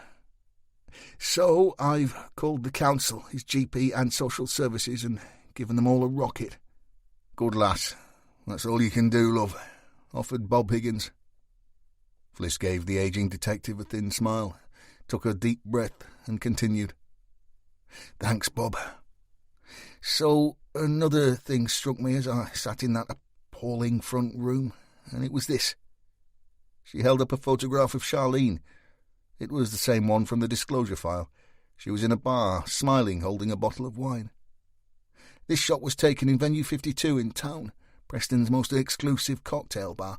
And this dress, well, I actually know this dress because I looked at the same one a month or so back." She gave Stryker another sharp glance. "For a special occasion." "I'm sure you look great in it," offered Bob, still feeling ever so slightly sorry for Fliss, yet not knowing his reason why. Abbott took the compliment with a pinch of salt. "Well, I certainly wouldn't have carried it off quite the way Charlene did. However, that is not my point. Actually, I didn't buy the dress because it was 600 quid. So if I balked at the price tag, I had to ask myself why Charlene did not. That very dress is still sitting in her wardrobe right now, ready for the next cocktail party, professionally dry-cleaned with the cellophane still on it." Bob whistled. "Quite," offered Fliss. "And then there's the hair, the nails, Jesus, the shoes. It just didn't add up. Before I visited the home, I just thought that our victim was just another spoiled teen, Mummy and Daddy spending all their hard-earned on their little cherub." "What are you suggesting?" asked Sykes, his old job in Vice turning over in his mind. "Are you implying that Charlene was a prostitute or a thief?" Fliss looked at each of the men in the room in turn. "Not a thief, and no prostitute either. Not in that sense. You see, the kind of guy that can afford that dress, those shoes, well, he wants a trophy on his arm. It isn't all about the physical act, you know." "But he probably expects that too," offered Sykes. Fliss turned down her mouth. There was a sudden edge to her tone. "Some expect it after they've bought you half a lager, Andy." Sykes coloured and went quiet. Abbott tapped her desk with her nails. I believe Charlene led a double life. Through no fault of her own, she and her father were thrown to the wolves by the authorities and forced to live in abject squalor. Yet despite all her trauma, she continued her studies, worked hard at uni and took on a part-time job to try and help out where she could. According to Frank, she was the perfect daughter. "We all think that," said Bob. "I wouldn't have a word said about my two, but you never really know, eh?" "I suppose not," offered Fliss. However, once Charlene was away from her studies, her squalid home and her minimum wage job, she became someone else. Something else. Charlene Major was obviously popular with young men her own age, men like Danny Geddes. "We'll come to him," offered Bob. Fliss nodded. "Yes, I'm sure you will. However, there was definitely another side to Charlene, a secret, darker side." Abbott held up a plastic bag containing a mobile phone. This was in her bedroom drawers, hidden beneath her underwear, some of which, by the way, would make your hair curl if you had any, Bob. Anyway, the handset is fully charged but locked. I've checked with the search teams at the murder scene and they confirmed that Charlene had another mobile phone in her locker at work. Stryker looked to Sykes. "I want both those phones forensically examined." Sykes nodded, made a note. Fliss picked up a second, smaller bag. It contained a shiny metal item with what looked like beads attached.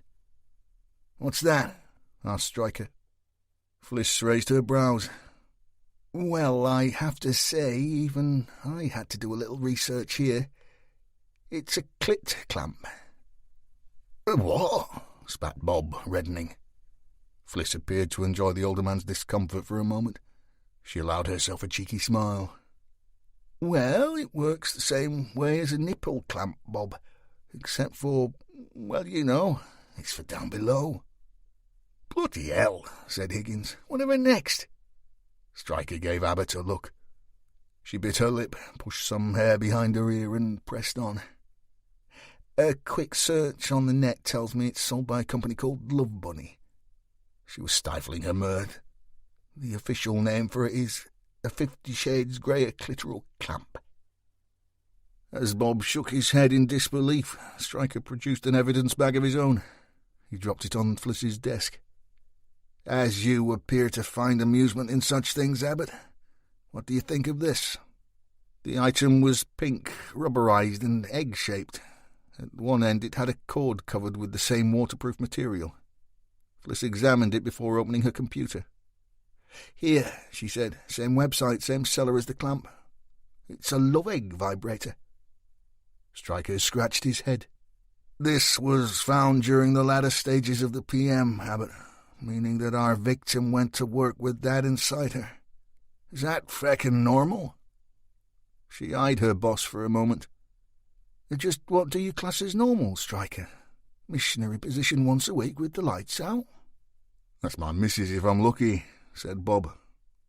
Fliss turned around the screen on her computer.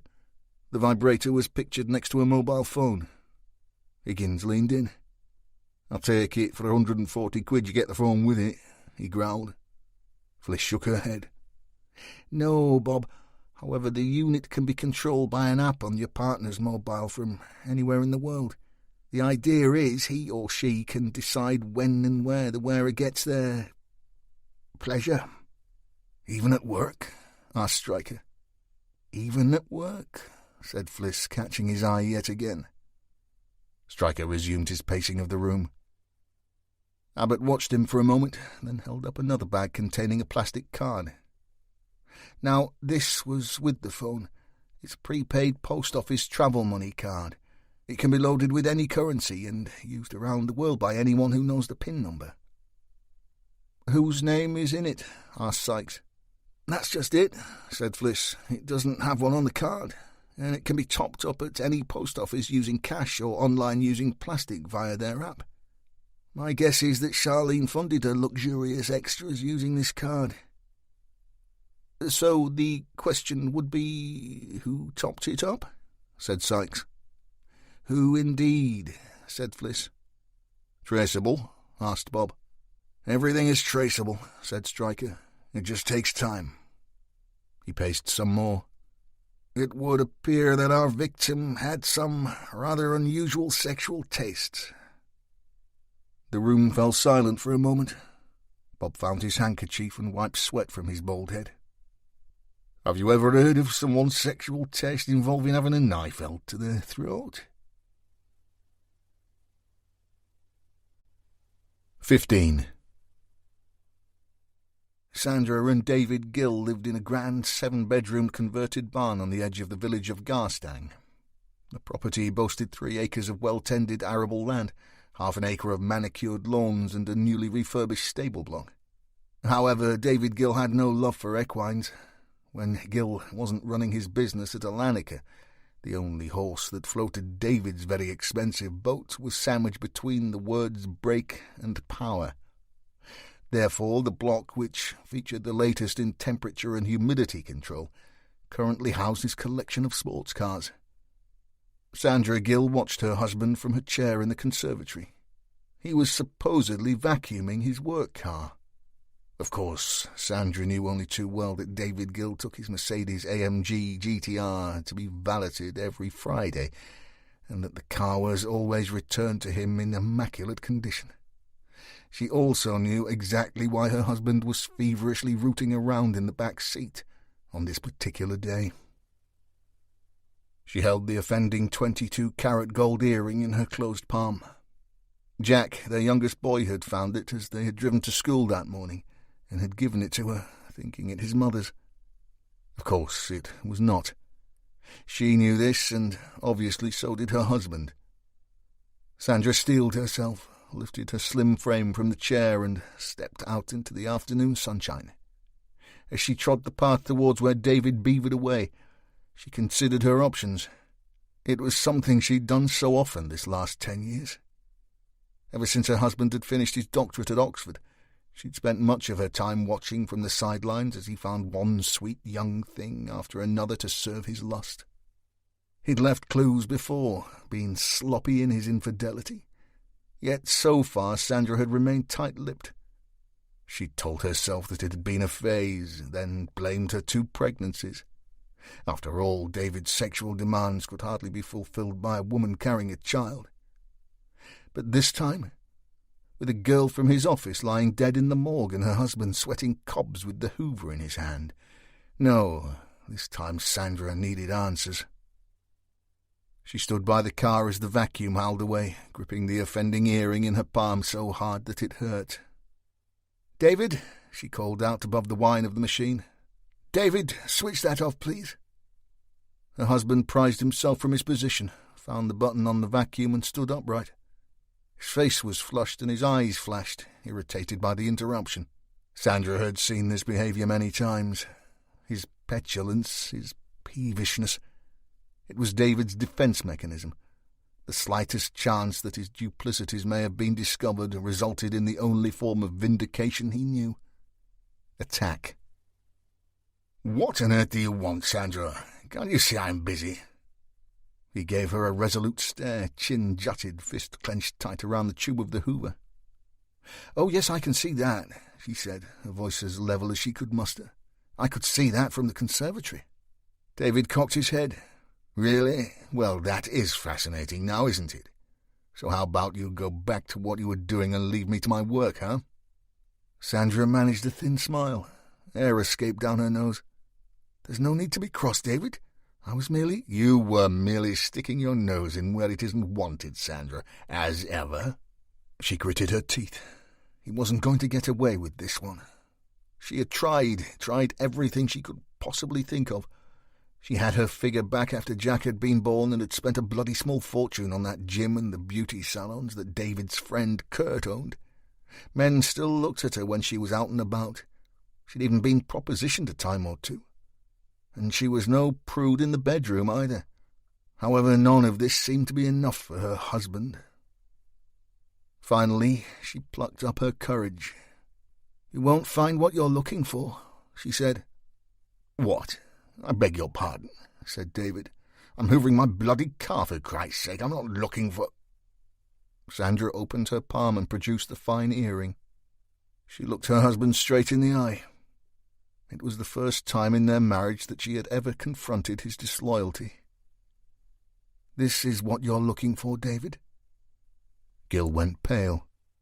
"I don't know. Jack found it," she said, swallowing down her emotions. "Your son, your fucking son, found it down the side of his child seat." David shook his head a little too fast.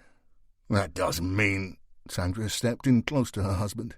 She was consumed by fear, yet determined to fight for her marriage.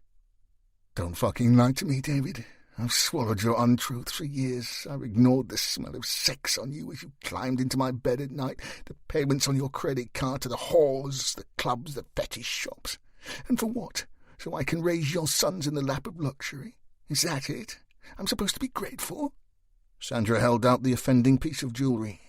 She noticed her hand shook. More to the point, for the first time she noticed a speck of red on the post of the ring. Was that what she thought it was? Sandra pushed the unthinkable from her mind. "You really wanted to find this, though, didn't you? Why were you so desperate to find it?" She was almost nose to nose with him, her face contorted in anger, hatred, disgust. "Why is that, David? Why is the great David Gill cleaning his own car? Let me guess, I've seen the news, read the papers. It's hers, isn't it? The dead girl. It's Charlene Majors." Gill swallowed hard. He could taste the bile in his throat. His reflexes, however, were excellent. He trained like a professional athlete 6 days a week. He worked hard and ate right. That, along with the special supplements that Kurt Benson seemed to have an endless supply of, ensured Gill was not only immensely strong, but possessed an ostensibly unquenchable sexual desire. His confidence was all-consuming, and women couldn't get enough of it. He snatched the earring from Sandra's hand and pushed it into his pocket. With his free hand he gripped her hair and pulled her downwards. She cried out in pain, buckling at the knees. Gill held Sandra in position, towering over her. "Now you listen to me, you paranoid bitch. Don't ever question me again, do you understand?" Tears streamed down Sandra's face. All her bravery was washed away in an instant. It had always been the way. She had always submitted to him. After all, those had always been the rules. And why would they change now? He was who he was. "Sorry, yes, she managed. "Yes, what?" spat Gill. "Yes, master," she said. 16. Steve Willis was tired. It had been a long and busy shift, and he still had 2 arrest reports to finish before he could go home. Even so, the burglary at the Benson house had preyed on his mind throughout the day, and wouldn't let him rest. He needed to see the man Bob Higgins had told him about, the ex-copper Fred Granger, and that was exactly where he was headed. As Steve drew up outside the tidy 3-bed semi, set back from the main Watling Street road, he noticed a tall, wiry, grey-haired man busy tending his garden out front. Steve stepped from his car. "Mr. Granger." The man paused from his pruning duties. "Last time I looked, son, aye? What's up? Not coming to give me bad news, I hope?" "No, sir," smiled Steve. "Actually, I've come to pick your brains. D.C. Higgins said that you might be of help." Fred laid down his shears and rubbed the small of his back with both hands. "Bob Higgins, you say? I thought he might have retired himself by now." Fred pulled a handkerchief from his pocket, wiped his nose, gave Steve the once-over, and broke into a broad smile. "Why, heck, they say that you're getting on when the coppers all look like bairns. Looking at you, lad, I feel all of 90. Granger seemed anything but. He appeared trim and fit, and his pale eyes sparkled with intelligence and a hint of mischief.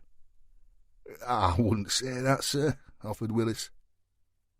"Push that gate open," gestured Fred. "Get yourself inside and I'll get Mary to put the kettle on." Minutes later, Steve sat nursing an overly milky coffee as he recounted his 2 visits to the Benson house on Cromwell Road. "They sound a right pair," said Fred, sipping tea.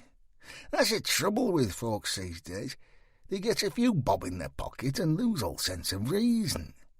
That house you're on about used to belong to a family who had a warehouse down on the docks back when Preston was a proper port. When was that, Mr. Granger? Asked Steve. Fred rubbed his chin. Oh, now I'd be young in service myself then. 1973, 4, I reckon. Steve smiled. I wasn't born till 1998. You're just a baby then, lad, eh? I suppose so, yes. Fred laid his cup down. Well, for a start, less of this Mr. Granger and Sir business. Call me Fred, everyone else does. Now, this breaking. Up until the mid-80s, not many houses around here had alarms, but that's all changed when video recorders became popular. House burglaries went through the roof.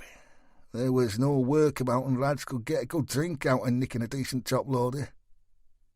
I thought they were a band, said Steve. Fred shook his head. Never heard of 'em. Anyway, one thing I'm certain of is that the idea of drilling the boxes and filling them with expanding foam to silence the mechanical ringers started in Liverpool, early 80s. Thing is, once you got a few lads on remand, they all swapped tails, and before we knew it, the MO had spread all over Lancashire, and we were inundated with similar jobs. Houses, shops, you name it. Anyone who couldn't afford an alarm that sent a signal to the police got hammered. Now, what you want to hear is who these inventive wee boys were, I presume. That might help. Well, if my memory serves me right, Mick Fortune was the main man on my patch. Lived on Garsdale Road. If he's still there, his house backed onto Brookfield Wood. Nice easy access to the houses on Cromwell. I think he had a kid, called him Mick too, or Mickey. I'd start with him, lad. Abbott and Sykes were huddled together around a quiet corner table in the 12 Tellers. They were arguing about how the psychological profile of Charlene Major's killer may have changed. Ever since Bob had divulged Danny Geddes' testimony back at the Nick, they'd been at it hammer and tong. All the team had watched a video of the interview in full, and all considered Geddes truthful.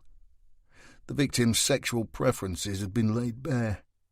Add that eye-opener to the items Fliss had discovered in the girl's bedroom, together with what the pathologist had found deep inside her, and what was already a complex and psychologically challenging case, just got really complicated. Stryker stood alongside Bob Higgins at the bar. Both leaned tired backs against the rail, watching the pair of experts as they became ever more animated. "Oh, I'm glad I don't understand it," said Bob. "I don't think I'd sleep at night if I knew what they knew." "You know a great deal, Higgins," said Stryker. "You can't buy experience." "No, I see you to say, boss," said Bob. "But listening to them two gives me an headache." Stryker smiled and took a drink of his juice. "OK, what's your theory then, Bob?" The ageing detective laid down his pint. "You want my opinion?" "Yours is as good as any, Bob." "All right. The way I see it, the job's changed. I know you might slap me down for putting it like this, but if Charlene had been—" Bob searched for the right word. "Less adventurous in the bedroom, shall I say? I reckon we would be looking for some kind of stalker, or maybe a casual acquaintance, someone who had admired her from afar." Stryker nodded. "I'm in the same ballpark. A totally crazy son of a bitch that either knew her or wanted to." "But," said Bob, "with what we know now, you have to ask the question, is it a plan gone wrong? I mean, her fantasy about the knife to her throat, the vibrator pushed inside her for whoever to set off as and when they pleased. I know it sounds odd, but—" Stryker raised his brows. "So let me get this straight, Higgins. You think Charlene and this guy planned some outrageous role-play in front of all her work colleagues, and the perp got so excited he cut her feckin' head off?" Bob pulled his face. "I know it sounds bizarre, boss, but this whole job is bizarre." Stryker nodded. "You can say that again, Bob. Let's go see what the psychobilly lot have come up with. As Stryker slid in alongside Abbott, she fell instantly quiet. Bob sat beside Sykes. He gave both young detectives a nod. "Me and the boss have decided it was a role play gone wrong," he said. Stryker shot Bob a look. "That's not exactly true now, is it, Higgins? I didn't agree to anything." Sykes sniffed, looked across to Fliss. "To be fair, we have discussed that possibility. However," Stryker shook his head, "now I'm really going crazy here." "Hear him out, boss," said Bob, inwardly preening himself for being right for once. "Or at least on the same page." Stryker snorted. "Go ahead, Sykes." And he opened his mouth to speak, but Fliss beat him to the punch. She turned to Stryker and blurted, "Autosassinophilia. That's what Bob is talking about." "Auto what?" said Higgins. "Jesus, are you making these words up just to make an old man feel bad? It's like talking to me daughters. They don't speak English either." Fliss laid her hands on the table. Autosassinophilia is a paraphilia in which a person is sexually aroused by the fantasy of being killed. Drowning or being strangled are the most common choices. "What about the ones that involve having your throat cut?" asked Higgins. Sykes leaned in. "Before you get overexcited, Bob, autosassinophilia is just one of a number of theoretic paraphilia that can overlap with other dangerous activities. It's simply a hypothesis, nothing more." Abbott didn't agree. "Not exactly true, Sykes," she said, taking a drink. "A guy called John William Money, a New Zealand sexologist, defines some lust cases as erotophonophilia, meaning a person who is aroused by stage managing and carrying out the murder of an unsuspecting sexual partner, this being the reciprocal condition of autoasassinophilia." "So are you saying Charlene was unsuspecting, or was she in on this?" asked Stryker. "I think she agreed to the fantasy at least," said Fliss. "Maybe even instigated it, but she got cold feet. Remember the witness, Mallinson? She said that she heard Charlene shouting out something biblical during the attack, and that she didn't seem at all scared or even struggle until she was actually cut." "Go on, we're all ears," said Stryker. "Well, what if she was shouting her safe word?" said Fliss. Bob drained his glass. "What the hell is—" Abbott couldn't hide her smile. "You've never read 50 Shades, then, Bob?" "Neither have I," growled Stryker. "Care to enlighten us?" "In BDSM circles, a safe word is a code word," offered Fliss. "It's used by a person to communicate their physical or emotional state, typically when approaching the edge of their limits, when their partner is crossing a boundary." "You mean when some bloke goes too far?" asked Bob. "Yes, sort of," said Fliss. "Some safe words are used to stop the action outright, but others can communicate a willingness to continue, maybe at a slower pace."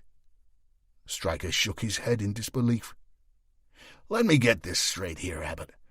You're suggesting that an intelligent, socially aware young woman actually agreed to let this guy murder her in front of her work colleagues?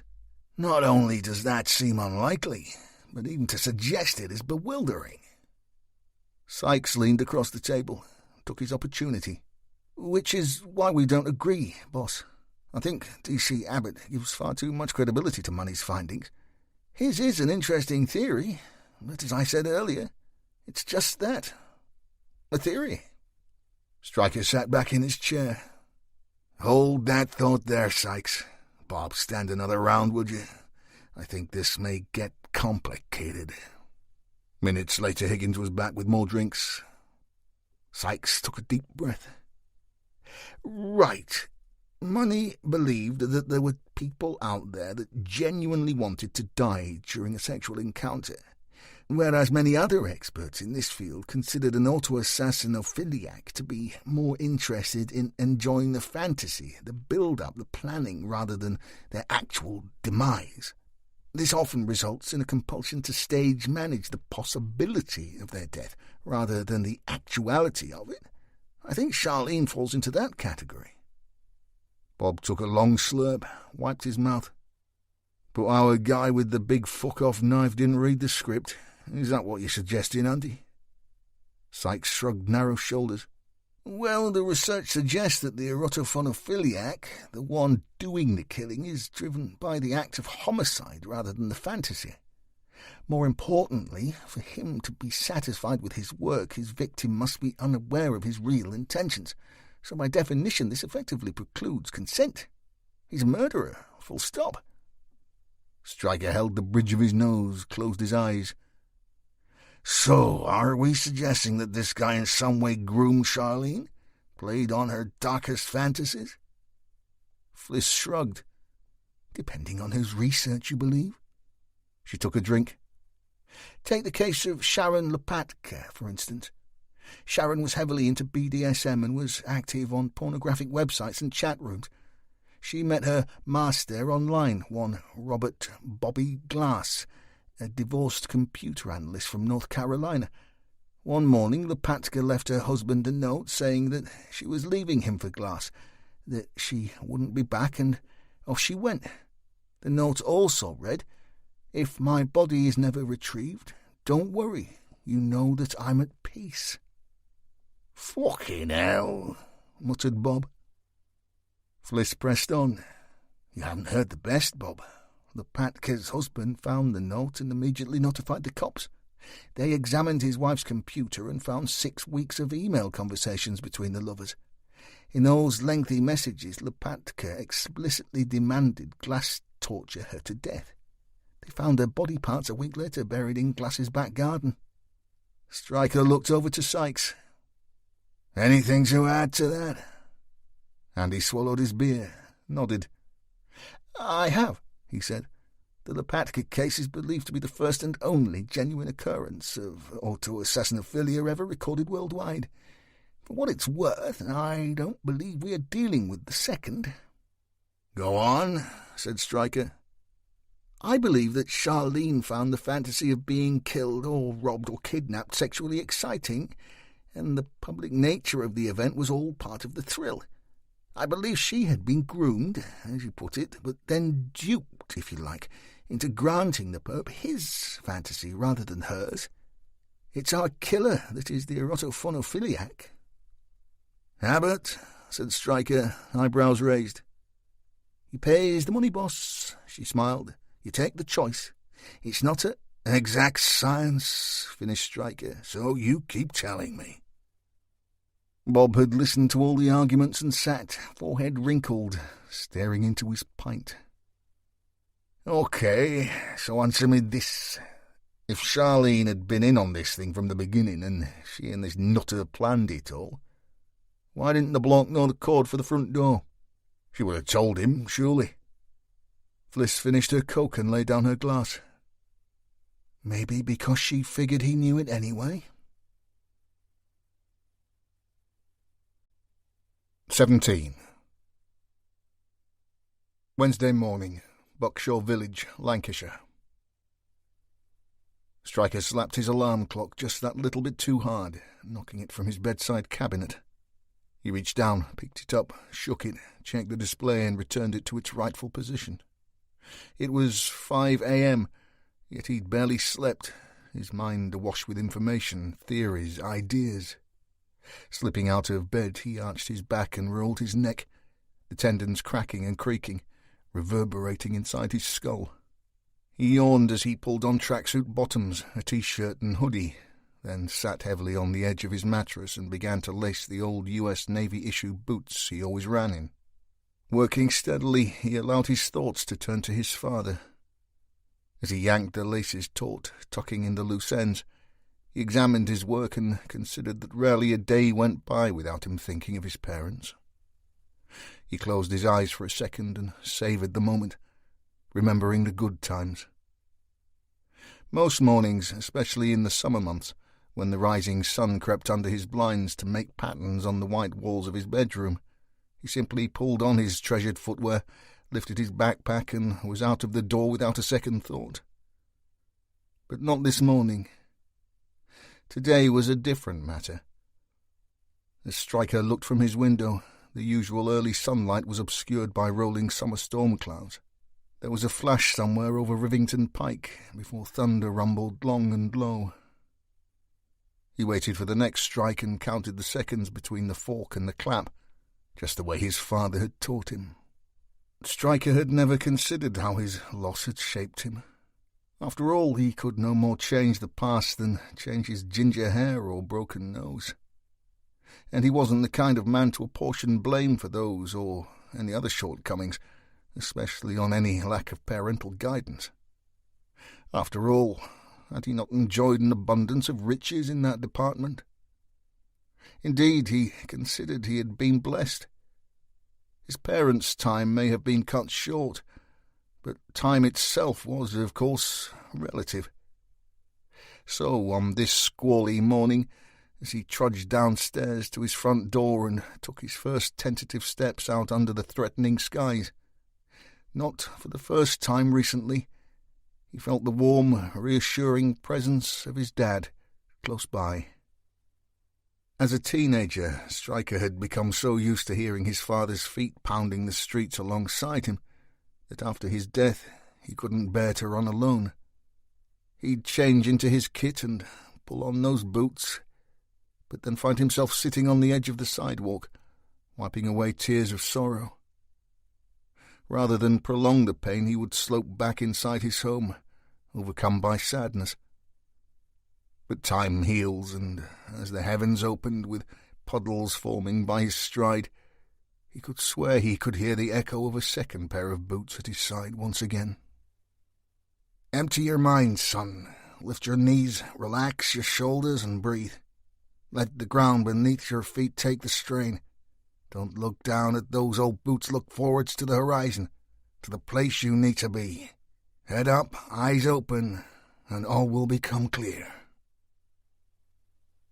Sykes was the first in the office and doing his best to open his desk drawer. Unfortunately, it had stuck just a mere inch open and refused to budge either way. He secretly envied men with real physical strength. It was something he'd never had. Always the spindly kid, Andy had grown up into an even lankier adult. As he made one final attempt to dislodge the wayward drawer, Stryker bounced into the room. He stood behind Sykes, appraising his latest recruit's dilemma. "Have you tried lifting it up a wee bit there, Sykes?" Andy's head spun to see Stryker dressed in a jacket and tie. "Very smart, boss. Didn't have you down as the Brooke Brothers type." Stryker dipped his frame, grabbed at the offending desk drawer and tore it open. Andy looked at his sergeant in awe. "Thanks, boss," he said, peering inside for the first time. Sykes reached to the back of the drawer and pulled out 2 packets of Embassy Regal. "A present left by the previous occupant, I presume?" Stryker took the cigarettes from Andy's hand, and his eyes lost their focus for a moment. "As I recall," he said quietly, "Maureen was doing her best to quit." "Did she forget them, then?" asked Andy in all innocence. "I take it DCS Graham didn't enlighten you?" "Enlighten me to what, Stryker?" "Maureen was murdered, stabbed on duty." Sykes didn't have the words. He looked into Stryker's ever-sharpening eyes and did his best to read his thoughts. "I see," he said. "Must have been hard on the team. I mean, I know I've only been here a couple of days, but you all seem close." Stryker considered the remark for a beat. "I suppose we are, Sykes. Yeah. Maureen was an excellent detective. The case we were working on was the first I'd ever encountered where human beings used others as a weapon, actually coaxing, cheering them on like a corner man at a boxing match.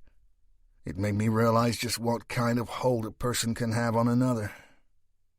Sykes was curious to know more, but the office lock clicked, breaking the moment, and both men turned towards it. Abbott pushed open the door with Higgins in her shadow. "Morning, all," she breezed, then noticing Stryker's smart apparel. "Now then, don't you scrub up well, boss. What's the occasion?" "Bloody hell," added Bob, allowing himself a cheeky glance in Abbott's direction. "Anyone would think that you're on a promise." Stryker screwed up his face. "What's that supposed to mean?" Higgins shrugged sheepishly. Nothing, boss. It didn't mean nothing. Good, said Stryker with a forced smile. So, if we're all finished with comments about my attire, maybe we can get on with the matter at hand. Abbott, as you failed so miserably at your task of confirming David Gill's alibi, I spent a couple of hours looking through the facial recognition system at Ripped last night. Sykes seemed puzzled that Stryker could have obtained such information so swiftly. How did you get into... Stryker tapped the side of his nose. Not what you know, Andrew, he said. Abbott shot Stryker a look. She knew he'd probably spent half the night hacking into the security system of David Gill's preferred gym and spa. She cocked her head. And? And his alibi stands up, said Stryker.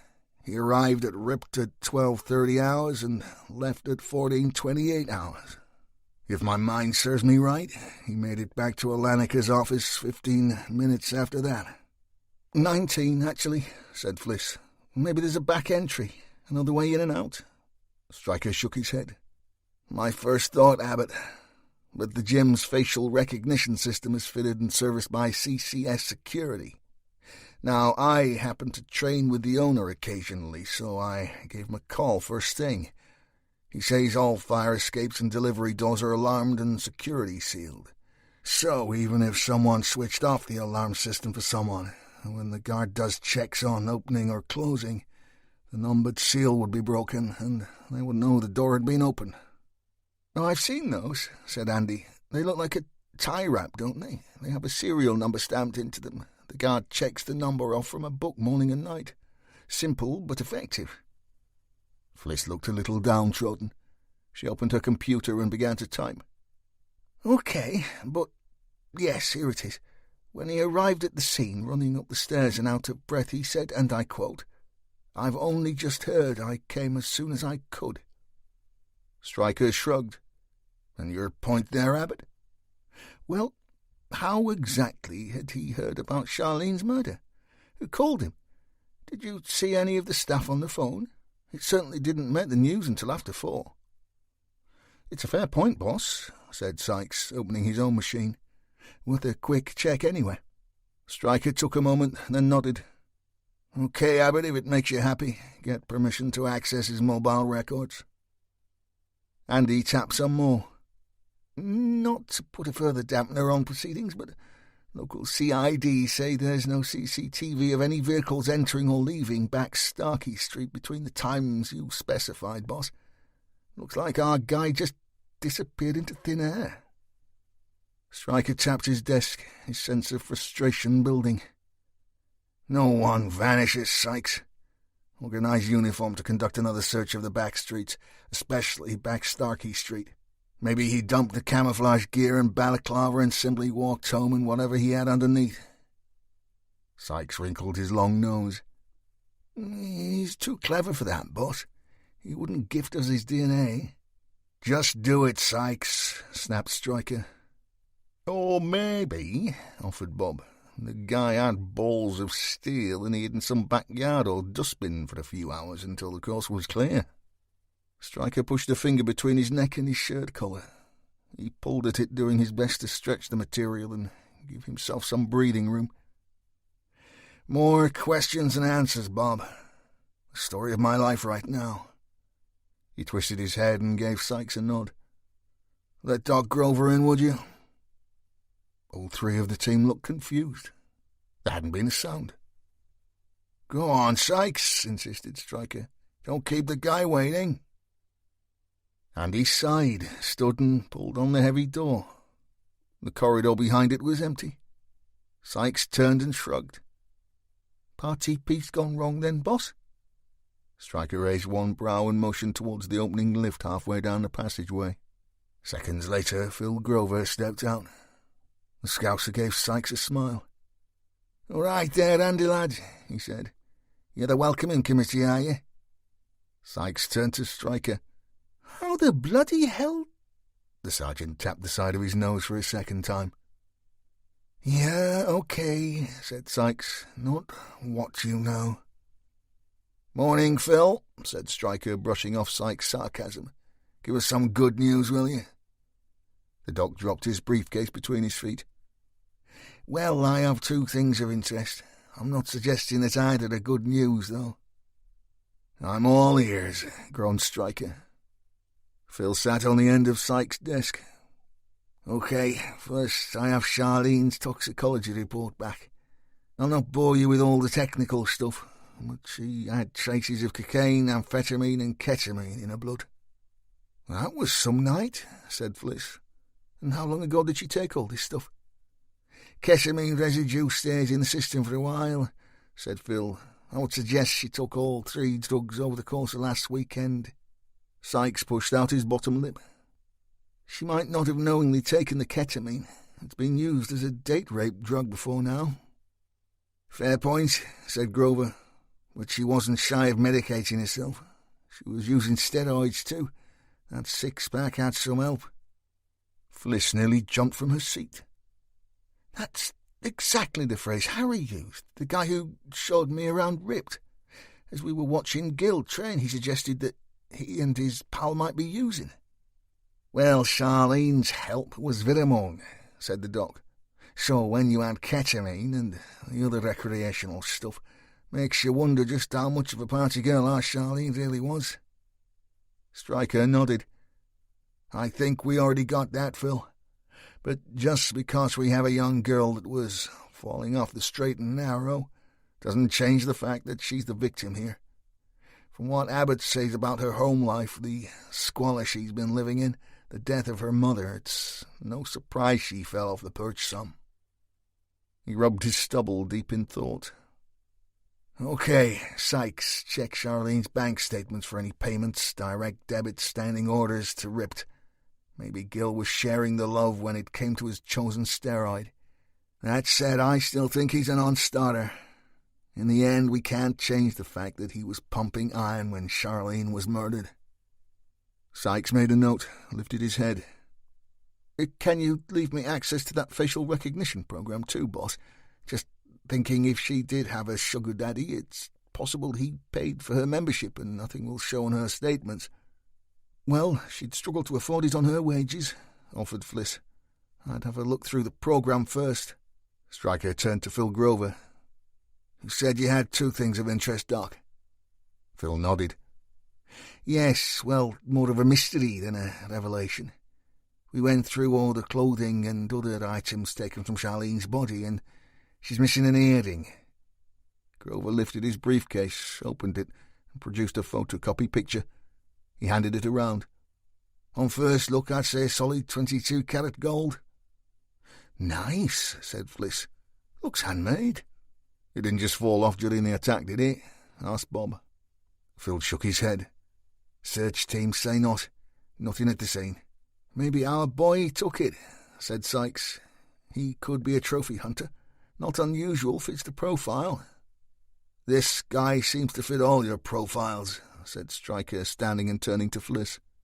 "How many possibilities did you pull up from your list of sickos on Monday night?"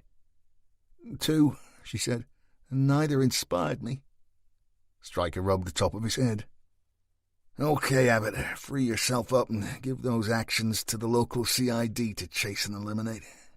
Instead, have a wander around the higher-end jewelry shops and show that earring to the staff.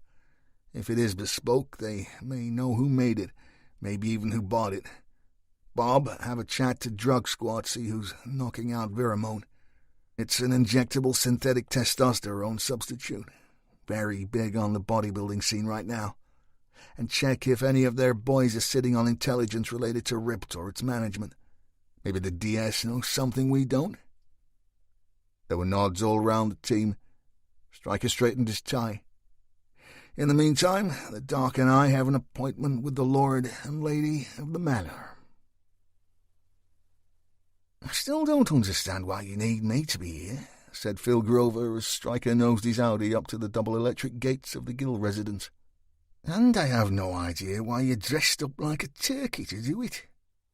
"Well, Phil, firstly, I want you to meet David Gill firsthand, get a medical opinion, so to speak. You see, despite me giving our psychobabble tag team a hard time, I do believe this guy fits the dark Triad profile. and that in itself is reason to take a closer look at him. So why are you on such a downer when it comes to Abbott's suspicions?" Stryker turned and offered a rare grin. "I don't want her to get too excited. And then, of course, there's his alibi." Grover turned down the corners of his mouth. "Just because a guy walks in the front door of his house doesn't mean he leaves the same way." "We'll make a detective of you yet, Phil," said Stryker as the gates began to slowly part. "That aside, I really want to have a chat with the wife, Sandra. Sometimes you learn more from the person with less to lose." "In the suit? Why are you dressed up like a scally at a bail hearing?" 17 years today," said Stryker. "I lost my old man when I was 16. It's a habit, Phil. I can't visit him, so I do this." He turned and eyed the dock. "Keep it to yourself, though, eh?" As the pair alighted from the car, the willowy figure of Sandra Gill opened the front door of the impressive property. "The other half?" asked Phil out of the corner of his mouth. "Must be," said Stryker. The woman walked steadily towards the two men. She was tall, slim, and attractive. Her raven hair was cut into a bob, and since the early morning storm had given way to ever-clearing skies, it shone in the intermittent sunlight. "I'm sorry, officers," she called out. "My husband has had to leave as a matter of urgency. He sends his apologies." As they drew closer, Stryker held out a huge hand. "I'm sorry to hear that, Mrs. Gill. We were hoping to speak with him." "Sandra, please," she offered. "Dr. Philip Grover," announced Stryker, pointing at Phil, "and I am the officer investigating the murder of Charlene Major, Detective Sergeant Stryker." "Of course you are," said Sandra, her eyes darting between the two men. "My husband mentioned you, Mr. Stryker." "Oh, I bet he did," murmured Grover. "And I realize you went to the trouble of making an appointment," she gushed, "but I'm afraid David had an urgent issue at work." "I thought Alanica was still closed, Mrs. Gill?" asked Grover. Sandra smiled. Stryker thought it well practised. "Of course it is. David wouldn't hear of opening, certainly until after the weekend. Nevertheless, the office on Winkley Square is just one of our sites." "I see," said Grover with a smile of his own. "What a shame Mr. Gill didn't think to call and cancel. We're rather busy ourselves right now." Sandra Gill gave the dock a sharp look. Stryker watched her carefully. There was a modicum of strength there, no doubt, but he considered that to be an asset in short supply and easily overcome. "It was all very last minute, Doctor," she said, "and I'm sure he'll rush back to see you if he can." "I'm sure," said Grover. "So," began Sandra. Stryker got the impression that they were about to be shown back through the gate. "Maybe you can help with a couple of background questions, Mrs. Gill," he said. "Save a wasted journey." The beaming smile dropped from her face. I don't really see how I can be of any—" "Just a couple of questions, Mrs. Gill," said the doc, ushering her back towards her front door. "It'll only take a minute or two of your time." Grover made himself comfy on a huge leather sofa that he considered could seat Liverpool's first 11. Stryker stood with his back to a period inglenook fireplace that had obviously been around for hundreds of years longer than the rest of the building. Both men sipped good coffee. Above the fire was a framed photograph of the couple on their wedding day. Stryker examined it. "Were you married locally, Mrs. Gill?" Sandra padded over to his elbow and took in the image herself. "Heavens, no. That was taken outside St. Mary the Virgin Church in Oxford. We met whilst David was at university there." "Clever guy, then," said Stryker.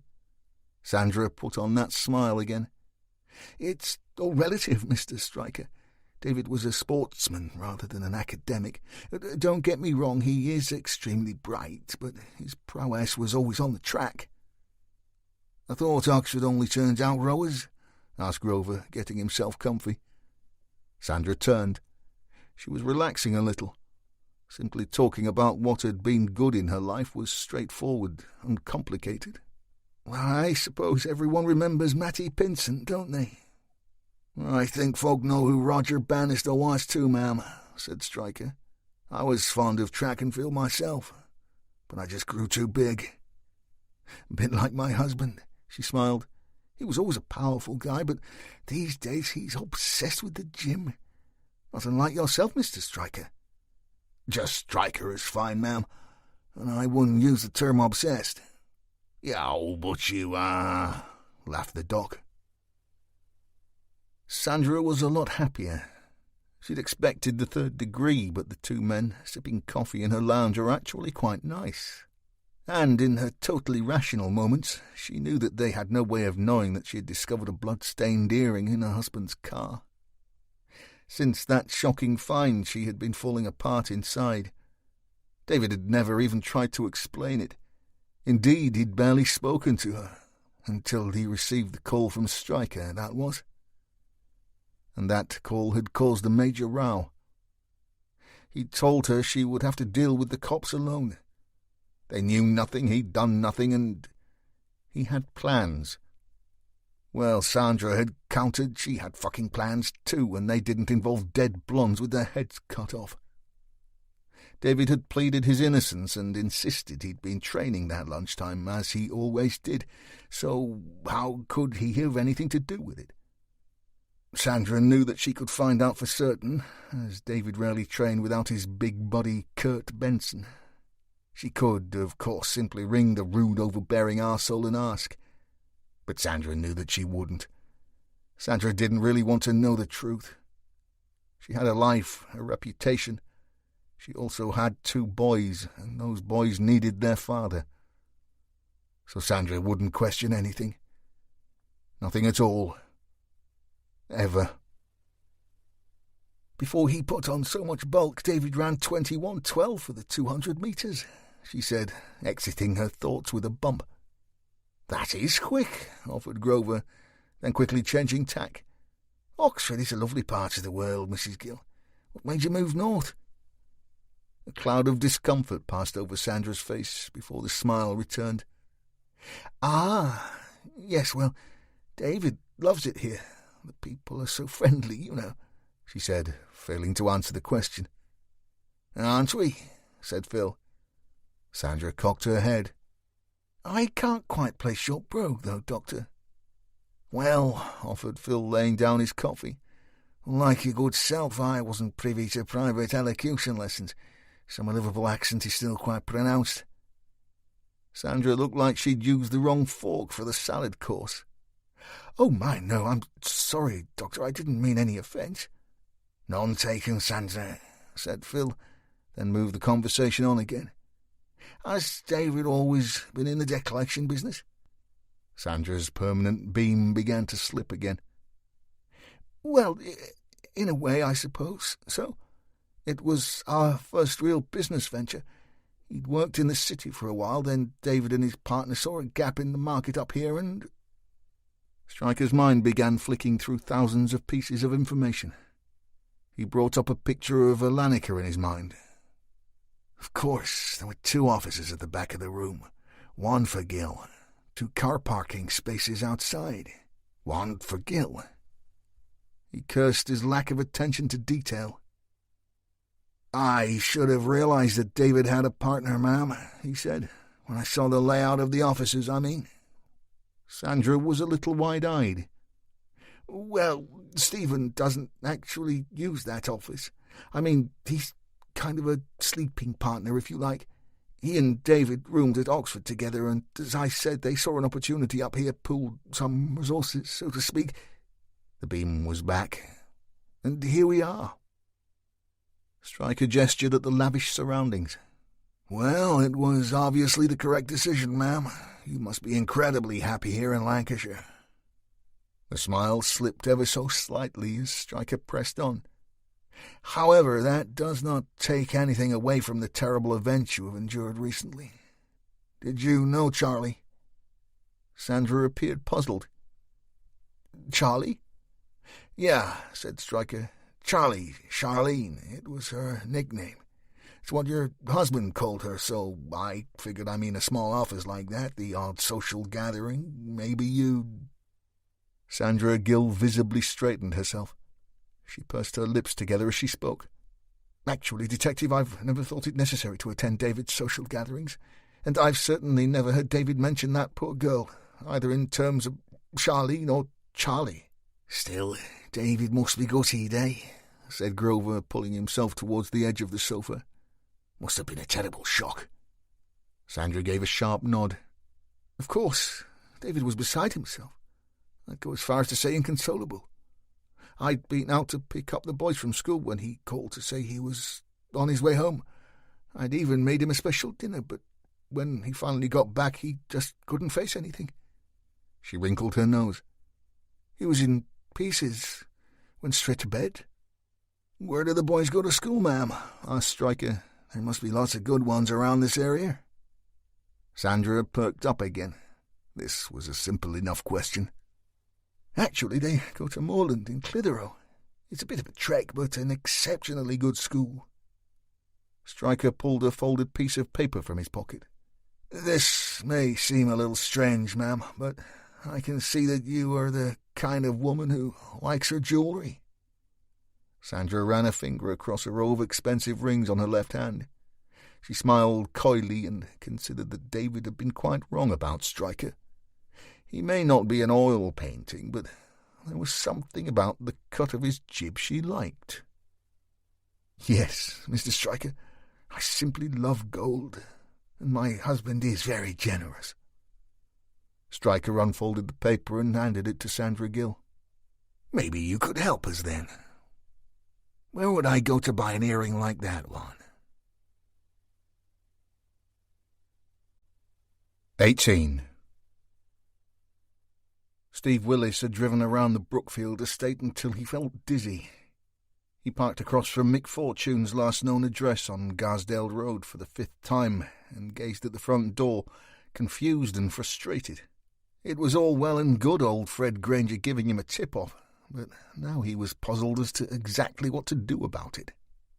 He had no evidence to arrest any of the Fortune family or search their house or cars. His supervisor certainly wouldn't contemplate paying overtime so officers could mount observations. After all, his so-called proof consisted of nothing more than a hunch from a retired cop. They'd laugh him out of the nick. As he sat mulling over his options, his radio crackled into life. It appeared that a female detective had been making some inquiries in the city centre when she'd stumbled across 2 men attempting to sell a Rolex watch in one of the flashy Main Street jewellers' shops. The suspects had done a runner, and the detective, Abbott, was now giving chase on foot, somewhere off Church Street. Could this be the same watch stolen from the Benson burglary? Well, there was only one way to find out. Steve was a good couple of miles from the Shout, a relatively short hop in one sense, but a lifetime away when it came to a foot chase. He slammed his Astra into gear, hit the blues and twos, and hoped for the best. As he screeched into Ribbleton Lane, Abbott's radio transmissions came thick and fast. He listened to Abbott breathing hard as she chased down her prey. Steve could actually hear the detective's feet pounding the pavement. Add that to her shortness of breath and her directions became almost incoherent. Steve floored the Astra and made towards Avenham Flats. After all, they were close to the detective's position, and he considered that the area was as good a place as any for a criminal to lose himself. As the control room directed patrols towards the pursuing officer, he could still hear broken staccato bursts from Abbott herself. She sounded close to exhaustion, but Steve still made out one word: Lincoln. He swung his car hard right. Lincoln House was one of many high-rise buildings on Avenham Estate, and he was seconds away. Lincoln, Richmond and Carlisle blocks were grouped closely together, the former being at the end of a short, narrow road, Arundel Place. As he pulled his car to a halt, Willis found Fliss Abbott standing in the middle of the road, hands on head, gasping for breath. "They tried to get in the flats, but the door's locked," she managed. "They ran between those parked cars over there. I think they've gone to ground." She moved her hands from the top of her head and rested them on her hips. "Bloody Jim is doing no good at all," she breathed. "Where's the bloody dog handler when you need him?" Steve examined Fliss Abbott. His first impressions were that she was an extremely attractive woman who chose to hide behind conservative clothes and traditional spectacles. "Do you want me to call for one?" he said, Or should we just keep looking? What do these two look like, anyway? I couldn't make out much on the radio." Steve smiled. "With you being so out of breath like." Fliss eyed Steve. This was all she needed, a cheeky young sprog. And peering down at her feet, she realised that she'd lost the heels from both her shoes. Marvellous. Her day was going from bad to worse. She'd spent the whole morning visiting jewellery shops with not a single sniff of recognition of Charlene's earring. Frustrated, thirsty and hungry, she vowed to make one last inquiry, and now she'd ended up chasing two villains, ruining one of her favourite pair of kitten heels in the process. Fliss glared at the young probationer as she got her breath back. "Two IC1 males, one late teens, early 20s, the other older, maybe 40s, both dark-haired. The younger one is wearing a white T-shirt, the older one a navy jumper or sweatshirt." Steve pulled two mugshots from his back pocket. "These lads here?" Fliss looked at the pictures, then frowned at Willis. "Yeah, that's them. How did—" Steve puffed out his chest. "I'm investigating a burglary up Cromwell Road, and these two are my main suspects. Rolex and Omega watches stolen, together with other good quality stuff." Fliss gave Steve another sly glance. "Let's go see if we can flush them out then, eh, Columbo?" The pair split up, crouching low so they could see under the vehicles parked along both the street and in the car park that serviced the flats. As the minutes ticked by, there was no sign of Mick or Mickey Fortune. Steve stood still, his impatience growing. He took in his surroundings, looking, listening for any signs of movement. As he did so, out of his peripheral vision, he noticed a young girl leaning out of one of the windows of the high-rise. She would be no more than 10, with long white blonde hair. She looked straight at Steve, raised her arms slightly, and gave him a wave. It was the slightest of movements, just a rocking of her hand from the wrist. Steve was about to turn away when the girl stopped the gesture and pointed a finger downwards towards a red Mondeo car, parked almost directly under her window 6 floors below. Steve cocked his head quizzically. The girl smiled, nodded. "Detective," hissed Steve. Fliss looked over. Willis pointed to the car. Abbott nodded and the pair began their approach. Steve shuffled along as quietly as he could, then stopped and lay flat on the ground. There was no one under the vehicle. He looked over to Fliss and shook his head. Abbott pushed her hand into her jacket and pulled out her police-issue ASP extendable baton. With a flick of the wrist, the tensile steel weapon made an unmistakable snapping sound and was ready for action. "Do you think you'll need that, Detective?" asked Steve. "No, you won't," said a muffled voice from inside the car. The rear passenger door of the Mondeo swung open to reveal the 2 members of the Fortune family, the younger of the pair lying across the footwells, whilst the elder, Mick, was lifting himself up from the back seat. "I'm getting too old for this shit," he said. "You're nicked," said Abbott, "and your little mate there." She turned to Willis. "You better caution the prisoners there, pal." Steve pulled out a set of cuffs. "Thanks, Detective," he said. "I think I can manage that." Alison Grimshaw blipped the remote towards her Nissan Micra, opened the tailgate and dropped her gym bag inside the boot. She'd worked so hard in the session that her muscles ached and her hands shook. But it had been worth all the effort. She felt strong, fit, and ready for anything. Alison was 23 and lived a short drive from ripped gym and spa. Despite her obvious beauty, she cut a lonely figure for one so attractive. That said, Alison had always done her best to shy away from the norm, the culture of common attraction. She loved the fact that other women often ignored her because of her gothic style. Her jet black spiked hair, black lipstick and eyeliner, her torn fishnet stockings and Doc Marten boots. Even as a young teen, she had followed the cult bands, The Cure, Joy Division, Sex Gang Children. Being a goth empowered Alison. More importantly, it freed her from her staunchly Catholic upbringing, liberating her from the traditional standards of sexual propriety. She had embraced, even celebrated what others may have considered to be unusual, bizarre or deviant sexual practices. Alison resisted passive femininity at all costs. She revelled in the dark arts, the pagan rituals, the queer culture. Alison believed that her true sexual empowerment came from bondage discipline, sadomasochism and sex play with multiple partners. She saw no stigma in her behaviour, only strength. Giving her body to her master was far from a weakness. Indeed, she ensured that he had to fight her for it. She knew her master had dark traits, knew him to be dangerous, yet she couldn't stay away from him.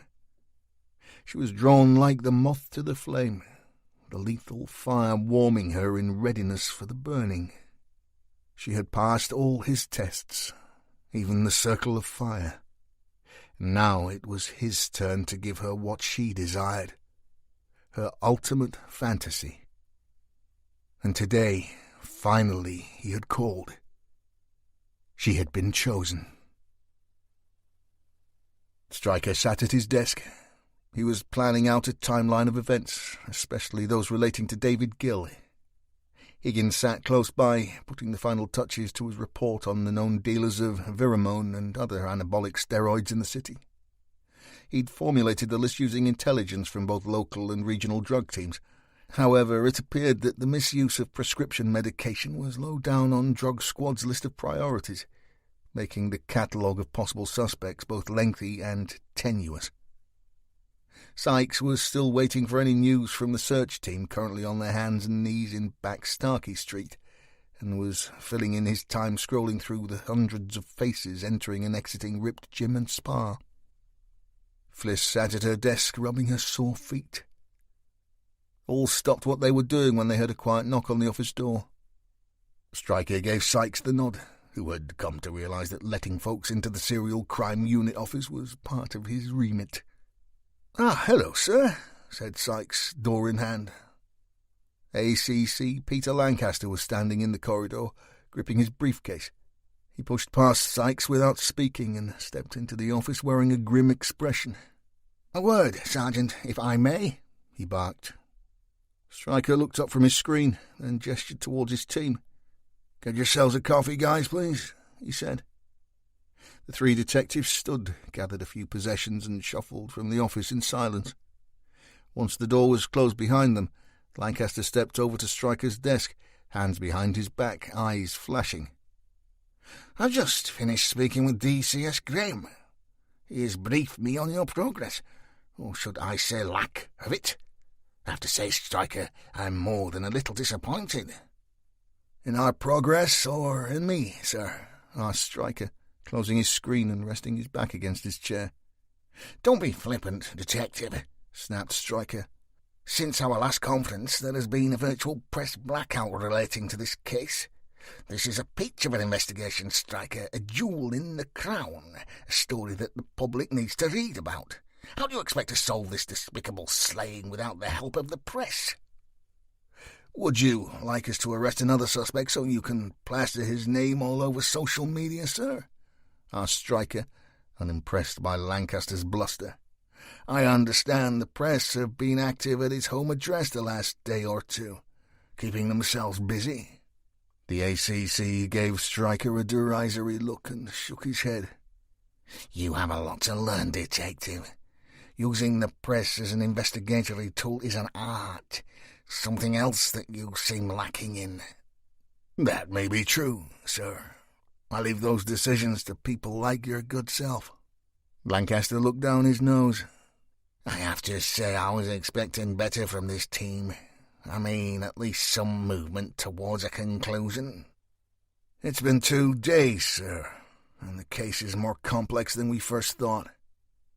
"By that, I presume you mean your findings around the victim's sexual preferences?" "It alters the profile of the offender somewhat." Lancaster dropped his palms on Stryker's desk and leaned in just a little too close for his liking. "I don't give a flying photograph about the offender's profile, Sergeant. I want a result, and soon. And we're working on... What you are doing, Sergeant, is relying on a mixture of unproven science and your so-called gut instincts. Now, what about the victim's family? The father? I mean, maybe he found out what his tart of a daughter was up to. All these sex games and the like, eh? Maybe he decided enough was enough. Stryker could feel his temper rising. Frank Major can barely walk, sir. And to refer to a young woman who has tragically lost her life as a tart just because you fail to understand her lifestyle is at best unhelpful. Oh, come on, Stryker. What kind of woman goes to work with a sex toy inside her?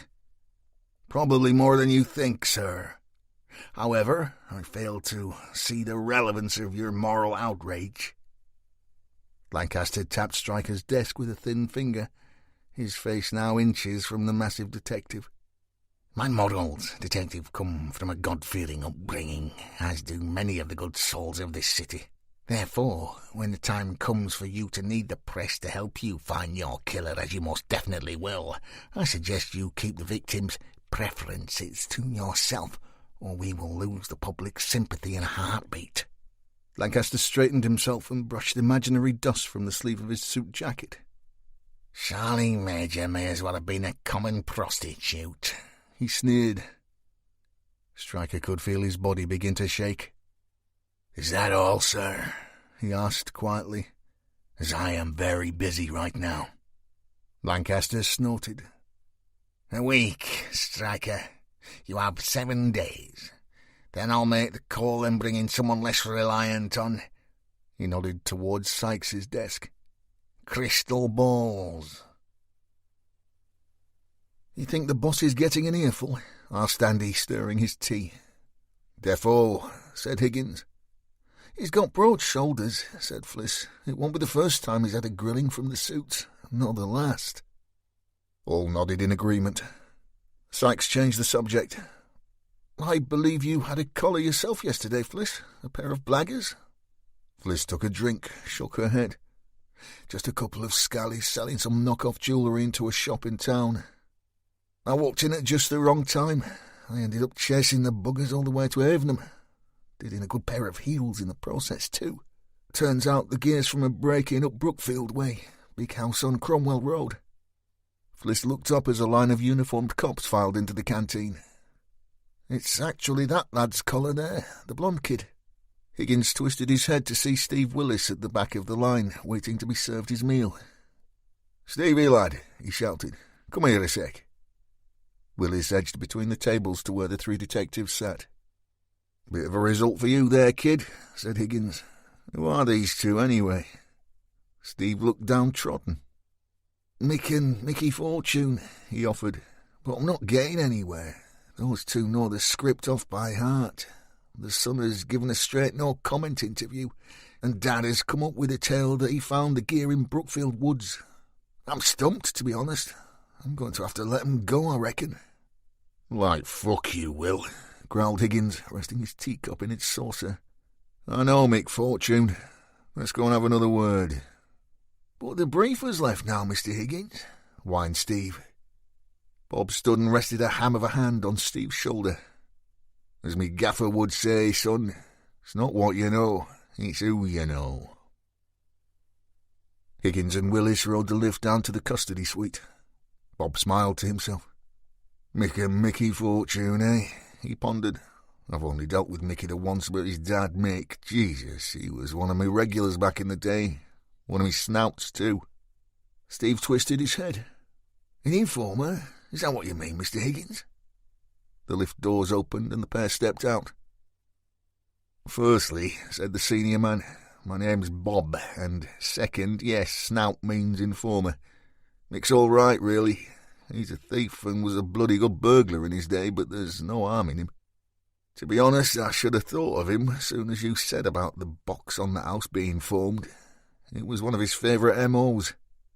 Bob raised his brows. "But he's also a family man. He'll do anything for his lad, and therein lies his weakness." Higgins pushed open the heavy door to the cell block. "And that includes giving yours truly information in order to keep his youngster out of jail. Have you got young Mickey's previous with you?" Steve held up a thin file. "Good," said Bob. "Let's have a gander." He scanned the document and found what he was looking for. "Ah, right. Mickey Jr. is already on bail for possession with intent to supply. Says here he was arrested last month with 10 wraps of cocaine in his motor. You might be looking at a custodial just for that. If he gets charged with burglary too, well, who knows?" Higgins approached the desk and spoke to the custody sergeant. "I need a quick word with Mick Fortune, Sarge," he said. The officer gave the detective a wary look. "His solicitor just left, Bob. You know the rules. I can't let you speak to him without his representation being present." Higgins pulled a face. "I just want to ask him a few questions, Sarge. I'm sure he'll be prepared to speak to me without his brief. You can come with me if you like." "Come on, Sarge. He's an old snitch of mine. He likes me." The custody officer examined Bob Higgins, his broken nose, his cauliflower ear, busted knuckles. "I'm sure he loves you, Bob," he said wearily. 2 minutes max, and if you're questioning him without his lawyer, I want his signed consent first, in my presence. Understand?" Bob nodded. "It's in number 11, said the sergeant. 10 minutes later, Bob Higgins and Steve Willis sat opposite Mick Fortune in a private interview room. All Steve's hard work in becoming a cop was flashing before his eyes. No tape ran, no cautions had been given. Bob was even allowing Fortune to smoke. Willis could see his P45 being posted that very evening. Higgins rested his powerful forearms on the table. "Long time, Mick, eh? How you keeping?" Fortune was a wiry man with narrow features. He was balding and, as with many men in such a predicament, chose to offset this with a full-set beard. Mick stroked it as he spoke. "Was doing okay, Mr. Higgins, to be fair. Keeping me head down and everything. Even got me a job working at B&Q, in the timber yard, like." "Until you went back to burgling houses," said Bob. Mick flashed Steve Willis a look. Bob shook his head. "Don't worry about young Steve here. He knows the crack, Mick. There's no tape running. I'm just looking to see if we can sort out this mess, for old time's sake, like. What with your Mickey looking at a stretch and all." Mick blew out his cheeks and gave his story one last go. "Like I said to the young officer here, I was walking through Brookfield Woods and I saw something shiny in the bushes and—" "And my dick plays tunes," snapped Higgins. "Come on, Mick, it's me you're talking to here. If you carry on with this silly tale, I'll just tell young Steve here to charge you both with handling stolen goods. Soon as the judge looks at the file, he'll see right through your story and you'll both end up in Walton." Mick looked pained. "Oh, come on now, Mr. Higgins. I've always seen your eye, haven't I? The lad can't do time. The kids these days ain't got it in them. He wouldn't last 2 minutes with all them scousers. He's a United fan." "Sounds to me he's a fan of sticking the old Bolivia marching powder up his nose too," said Bob. "Maybe 6 months tucked up in a cell with a nice bloke from Knotty Ash'll straighten him out." Mick sat back in his chair. He looked at both cops in turn, his mind working overtime. "What's it going to take?" he said. "We want all the gear back for a start," said Bob. "Consider it done," said Mick. "The rest of it is at me mum's gaff." Bob nodded. "And this young lad here needs a nice collar to his name, something to make his boss sit up and take notice." Mick played with that beard again. "If I give you this guy, we both walk?" Bob shrugged. "It would have to be good, Mickey, lad." Fortune nodded. "It is, but this definitely didn't come from me. Understand?" "Go on," said Bob. "I've a murderer to find." Mick took a deep breath. "All right. Our Mickey has been doing a bit of dealing on the quiet. Just small time stuff, a bit of weed, a few E's and that." "He had 10 wraps of Charlie in his fucking motor, Mick," said Bob, tiring of Fortune's rose-tinted tail. Mick held up a hand. I know. Okay. They'd been moving some powder as well. These kids get these big ideas, don't they? Just like this burglary job on Cromwell Road. That was all on our Mickey. It was his info, his plan. All he needed me for was the alarm. He went inside and searched the place. Ransacked, you mean? Said Steve. Mick nodded. Well, that's just it. The reason he picked that gaff was because the owner had ripped him off on a deal. He was one of Mickey's regulars. Mickey delivered but never got paid. The lad proper saw his arse. I told him to leave it, but he wouldn't listen. Anyway, the word was that this bloke had all this jewellery, Rolexes, all the best gear, but he also had a safe full of drugs. Not just the few wraps our Mickey sold him. He's amphetamine, barrel loads of prescription stuff, even that fucking horse tranquilizer that they take these days. This guy's a walking chemist shop. Anyway, Mickey decided to teach him a lesson. Hold on a minute, said Bob. What you're saying is that you did this break-in on Cromwell Road to steal drugs? Mick nodded.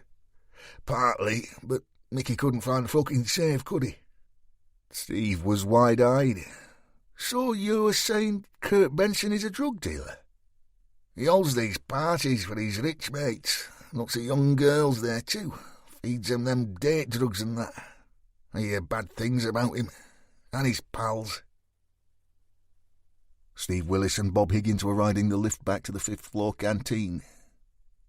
They make you laugh, these villains, eh? Expecting to get off by giving up a guy they sell to. Bob shook his head. There's certainly not enough to lift this Benson guy, lad. You'd never get a warrant just on Mick's info. That said, there's no evidence to tie Mick and Mickey to the break-in. Drop the intel about Benson to the drug squad and charge the fortunes with handling.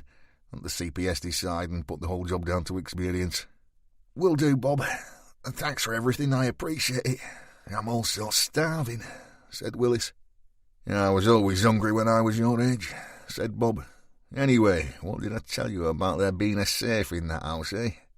The detective nudged Steve in the ribs. He looked ever so pleased with himself. If you stick with me, kid, you'll go far. I did ask Tara Benson about a safe, said Steve, but she was a bit off with me, a bit defensive-like. That said, she was quick to point out that no one had access to it except Hubby. She said it had dirty little secrets. Maybe it was the drink talking, but I got the impression there was more to it than marital differences. And now we know why. Higgins was still curious. Did you ever find out why the husband left his missus to clear up? Steve looked puzzled. The lift doors opened. Bob held them open on the button. You told me that the husband, whatever he's called... Kurt Benson, said Steve. Right, Kurt Benson, mirrored Higgins. Well, you said that he had left his missus to clear up and deal with everything, and that she was so upset that she was burning her smalls in the garden. Well, she was. So where was he? Steve shrugged. Not sure. Tara said it was a business issue. Apparently he runs his wife's old companies, beauty salons and all that. They have that big gym too. That real expensive place. Ripped. Ever heard of it? Bob took his finger off the hold button and pressed the second floor. The doors closed. Where are we going, Bob? Pleaded Steve, his stomach rumbling. The canteen closes in half an hour. I need you to come with me to our office and tell the team everything you know about the burglary and Kurt Benson. Me? Asked Steve, slightly concerned. You, said Bob. Steve walked cautiously into the Serial Crimes Unit office, just one step behind Higgins. He was surprised how small it was, just 4 desks with minimal furniture and facilities and one tiny window. The attractive female detective who had chased down the fortunes sat facing the door. She looked over the top of her glasses at him as he entered, smiled, nodded, but remained silent. A tall and extremely thin man sat to his right. He was busy stuffing what appeared to be a crystal ball into his holdall. On the left wall was a storyboard recounting the murder of Charlene Major in words and pictures. Steve couldn't help but stare at it. He had been shown some gruesome images of crime scenes during his training, but nothing that quite matched up to those displayed here. The unmistakable figure of Ewan Stryker sat just feet to his left, back to the door. He turned his massive frame, looked straight past Higgins and examined the young uniformed officer. "I take it we are not adhering to our rules on visitors today then, Bob?" he said. Steve was obviously unaware that the sergeant was still smarting from his earlier encounter with ACC Lancaster. He just figured Stryker was angry most of the time. "This young man has some interesting news for us, boss," offered Bob. Stryker cricked his neck. "Well, unless he has the name of our killer, may I respectfully suggest that he submits an action like everyone else rather than making a house call?" "Boss," pressed Higgins, "I think you need to hear this." Stryker held Bob's gaze for a moment. "As you wish, detective," he said, waving an arm. "Pray, officer, enter." Steve edged further into the room. Fliss tapped her desk. "Park yourself on here, Steve," she smiled. "The sergeant won't have another chair in the office in case it encourages lodgers." "How's the cycling going, young man?" asked Stryker. "You and I have met before, I recall." "Yes, Sergeant," said Stryker cautiously. "In the locker room. It's going okay, I suppose." "Good," said Stryker. "So say what you have to say, son, and we can all get on." 10 minutes later, Steve had finished briefing the team about the burglary at the Benson house, the subsequent arrests, and the revelations gleaned from Mick Fortune's off-the-record interview. Stryker had stayed quiet, rubbing his chin between fingers and thumb, eyes unfocused. Sykes had been scribbling notes the whole time. He looked up from his pad and into Steve's face. "Thanks for that, Constable. My name's Andy," he said. "DC Andy Sykes. Tell me about Kurt Benson, would you? What does he look like? What were your first impressions? What do you know about him?" Steve considered his reply. "He's a big guy, my height, say 6'3", but quite a bit heavier, maybe 10 or 20 kilos. Hits the gym big time, not unlike Sergeant Stryker here. He also uses the same beauty treatments his wife does, Botox, eyebrow shaping, that kind of thing, so I'd suggest he's vain. He has a crew cut, dark brown like his eyes. He doesn't care for the cops, that or authority in general. He's rude to the point of aggressive. And he's from the south. His accent is a bit like yours, Mr. Sykes. Educated, I'd call it." Stryker snorted. Steve ploughed on. "He comes from money and he went to public school. When he met his wife Tara, he worked in the city. But they decided to move north when they married and he took charge of his wife's existing businesses. She's a big drinker, I would suggest alcohol dependent at best. Apparently, he and his partner used the money they made on the stock market and upgraded the beauty salons, then put £3 million into rebuilding Ripped Gym and Spa. That's a big posh place." "We know about the gym," muttered Stryker. "Move on." Steve swallowed nervously. "Well, I suppose that's it. I can't think of anything else. Other than he was once very sporty, did a lot of mountain climbing, and Tara says he's obsessed with his particular kind of sex." "Meaning what?" asked Fliss. Steve looked a little uncomfortable. "Well, alongside all his Everest pictures, there was a lot of black and white nudes on the walls. They were all tied up in some way, and Tara described him as a dom." There was silence around the room as the team took in this new information. Stryker stood. "Okay, Steve, you've been extremely helpful. We'll take it from here." Willis looked disappointed, but stayed put on the edge of Abbott's desk. Stryker eyed him. "That means thank you, Constable. You can go now. We'll look into your information and keep you informed of the result." "Hang on, boss," said Bob. "The lad's put a lot of time and effort into this job. He should be in on any—" Stryker turned his head and scowled. "What does it say on the office door, Higgins? What's written outside?" Bob looked a shade uncomfortable. "It says Serial Crimes Unit, boss." "And is this young probationer here part of the Serial Crimes Unit?" asked Stryker, his temper rising steadily. "No, but—" began Bob. "No, Higgins," said Stryker, eyes narrowing. "P.C. Willis here is not part of our team. He has less than a year's service and is still finding his way. He is far too inexperienced, and besides, his section sergeant will require his services." "You've used young officers before, boss," said Bob, quietly fighting his and Steve's corner. Fliss Abbott knew exactly why Stryker was reluctant to allow Steve Willis to get involved, and it had nothing to do with the young cop's lack of experience. It was all about Tag Westland, the uniformed officer who had been killed by a political activist whilst working alongside Stryker on the Abu al-Zakari case. "Well, I won't be doing so this time," said Stryker. "The kid is too green. We need to move on, and Steve here needs to report back to his section." The words of ACC Peter Lancaster were still ringing in Stryker's ears. The senior officer had cast doubt on the competence of his team.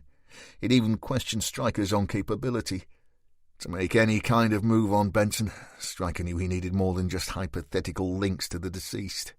More than just a coincidental list of drugs in a victim's system. Men in Benson's position carried clout, both financial and political. Under normal circumstances, Stryker wouldn't care one jot what anyone thought, but he knew Lancaster would crucify him and his team if the intelligence turned out to be nothing more than the ramblings of a drug-addled burglar. The last thing he needed was more grief, or, for that matter, a young probationer to babysit. Stryker's eyes darted between each of his team. "So now we have Mr. Willis's career path ironed out. Ask yourselves this question. Given the revelations about our victim's lifestyle, are we that astounded that she had those particular drugs in her system on a Monday morning?" "The steroids, maybe," offered Fliss. "Okay," said Stryker. "That's one possible connection to this Benson guy. But are you really that shocked that a millionaire gym owner is on the roids and that he gives them out to his friends at his gym? What if Benson supplied Gil and Gil supplied Charlene? Doesn't put Benson in the frame for a murder. All you guys are giving me is a bunch of maybes and possibles, and fascinating though they might be, I don't see any evidence linking this man to the offices of Atlantica at 1 o'clock on Monday afternoon. Do you?" "Well, Benson wasn't at home," said Steve. "He was at Ripped all day till after 10 p.m. or so, he told his wife. Even she didn't believe that." "That's interesting," said Sykes, sitting back in his chair. Stryker waved that away. "More coincidences, Sykes. Let's talk about reality and the job I gave you. How did you get on with the uniform search team?" And he turned down his thin lips. "The second sweep of Back Starkey Street turned up zilch, so that's a dead end. However, if you want to talk about coincidences between our two bodybuilders and our victim—" He turned his computer screen towards Stryker. "Our Charlene was definitely a member of Ripped Gym and Spa. This is her entering the premises on the Sunday night before she was murdered. Also, there are no payments from her bank account to Ripped, or should I say the holding company that owns it, either annually or monthly." "So some rich guy paid it for her," muttered Willis. Stryker glared at him. "Are you still here?" "Sorry," said Steve. Higgins went to save the lad. "As we are discussing our respective tasks, I looked into the steroid game like you asked.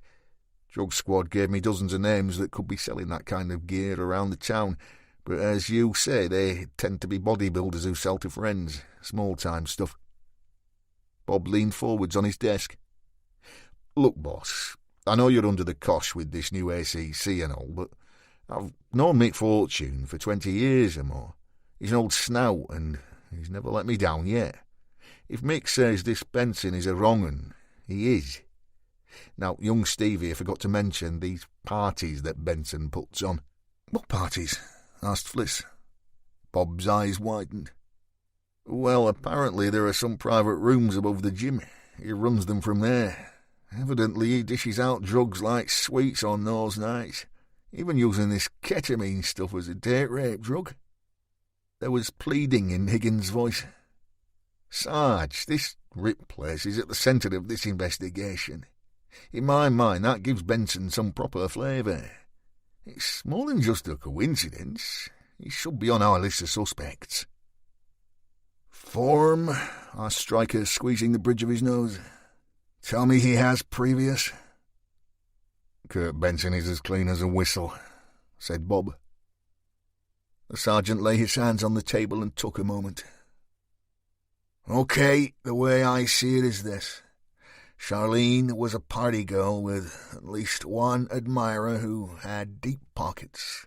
The main focus of our investigation so far has been on David Gill. Again, this was tenuous because of his apparent alibi." "Again ripped," said Bob. "True," said Stryker. "And despite that alibi, I was warming to the idea, so the Doc and I interviewed Gill's wife, Sandra. For some reason, she decided to lie about David's whereabouts on the evening after the murder. D.C. Abbott states she definitely saw Gill training at Rip Gym that night, but Sandra was insistent that her husband never left the house after he returned home for dinner and was, quote, inconsolable." "Yeah, right," said Fliss. "He was definitely pumping iron and laughing and joking with his mate.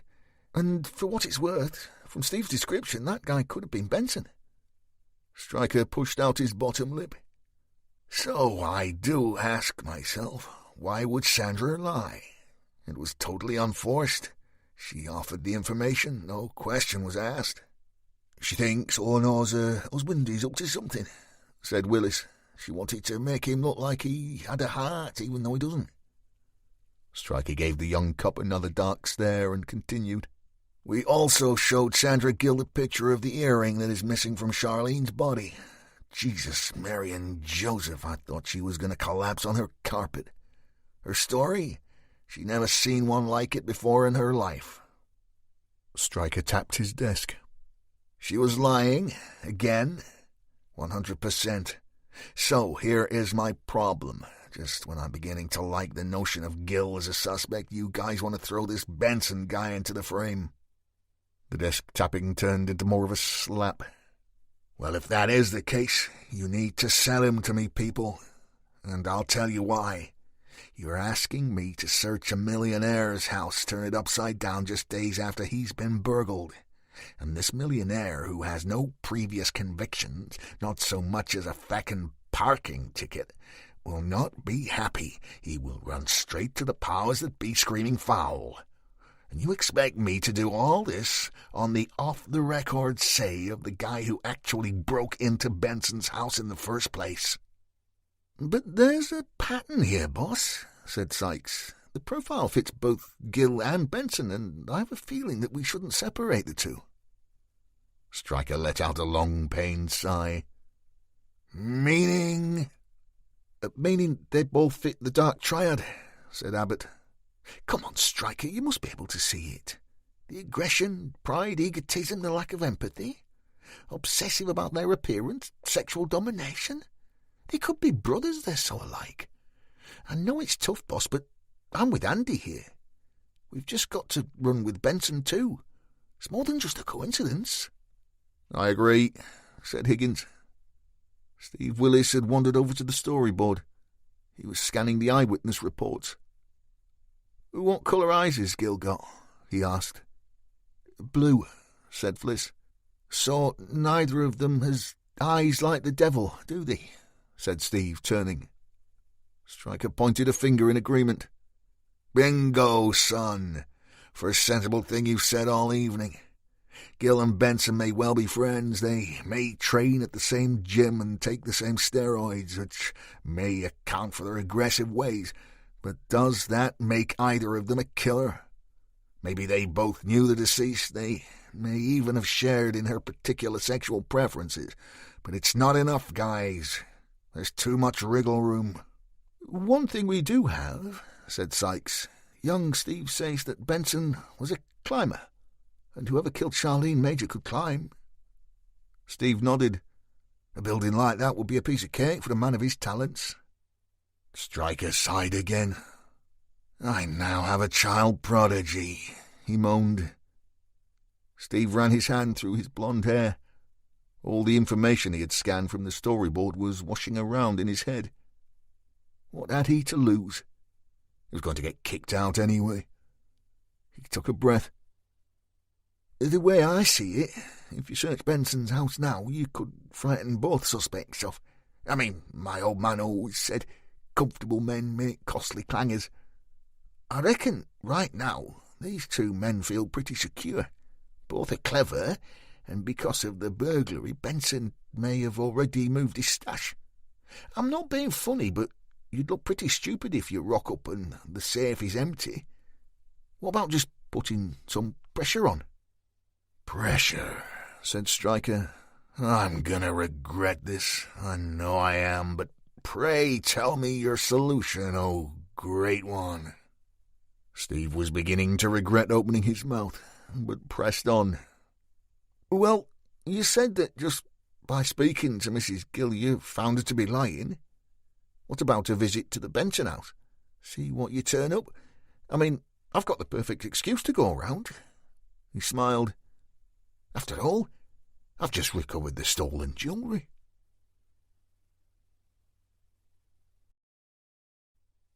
19. Stephen Stanford was 34 years old. Standing a little over 6 feet, he was not the biggest of men. Neither did he sport a powerful physique, weighing in at just 12'4". However, this belied his brutal disposition. He possessed poker-straight, centre-parted jet-black hair, which he deliberately allowed to grow long to his shoulders. His natural glossy mane framed a face of model looks. He was indeed classically handsome, square of jaw, Roman-nosed, with a full mouth and a 6 o'clock shadow whatever the time of day. However, his most prominent features were the near-translucent paleness of his skin and the inky blackness of his eyes.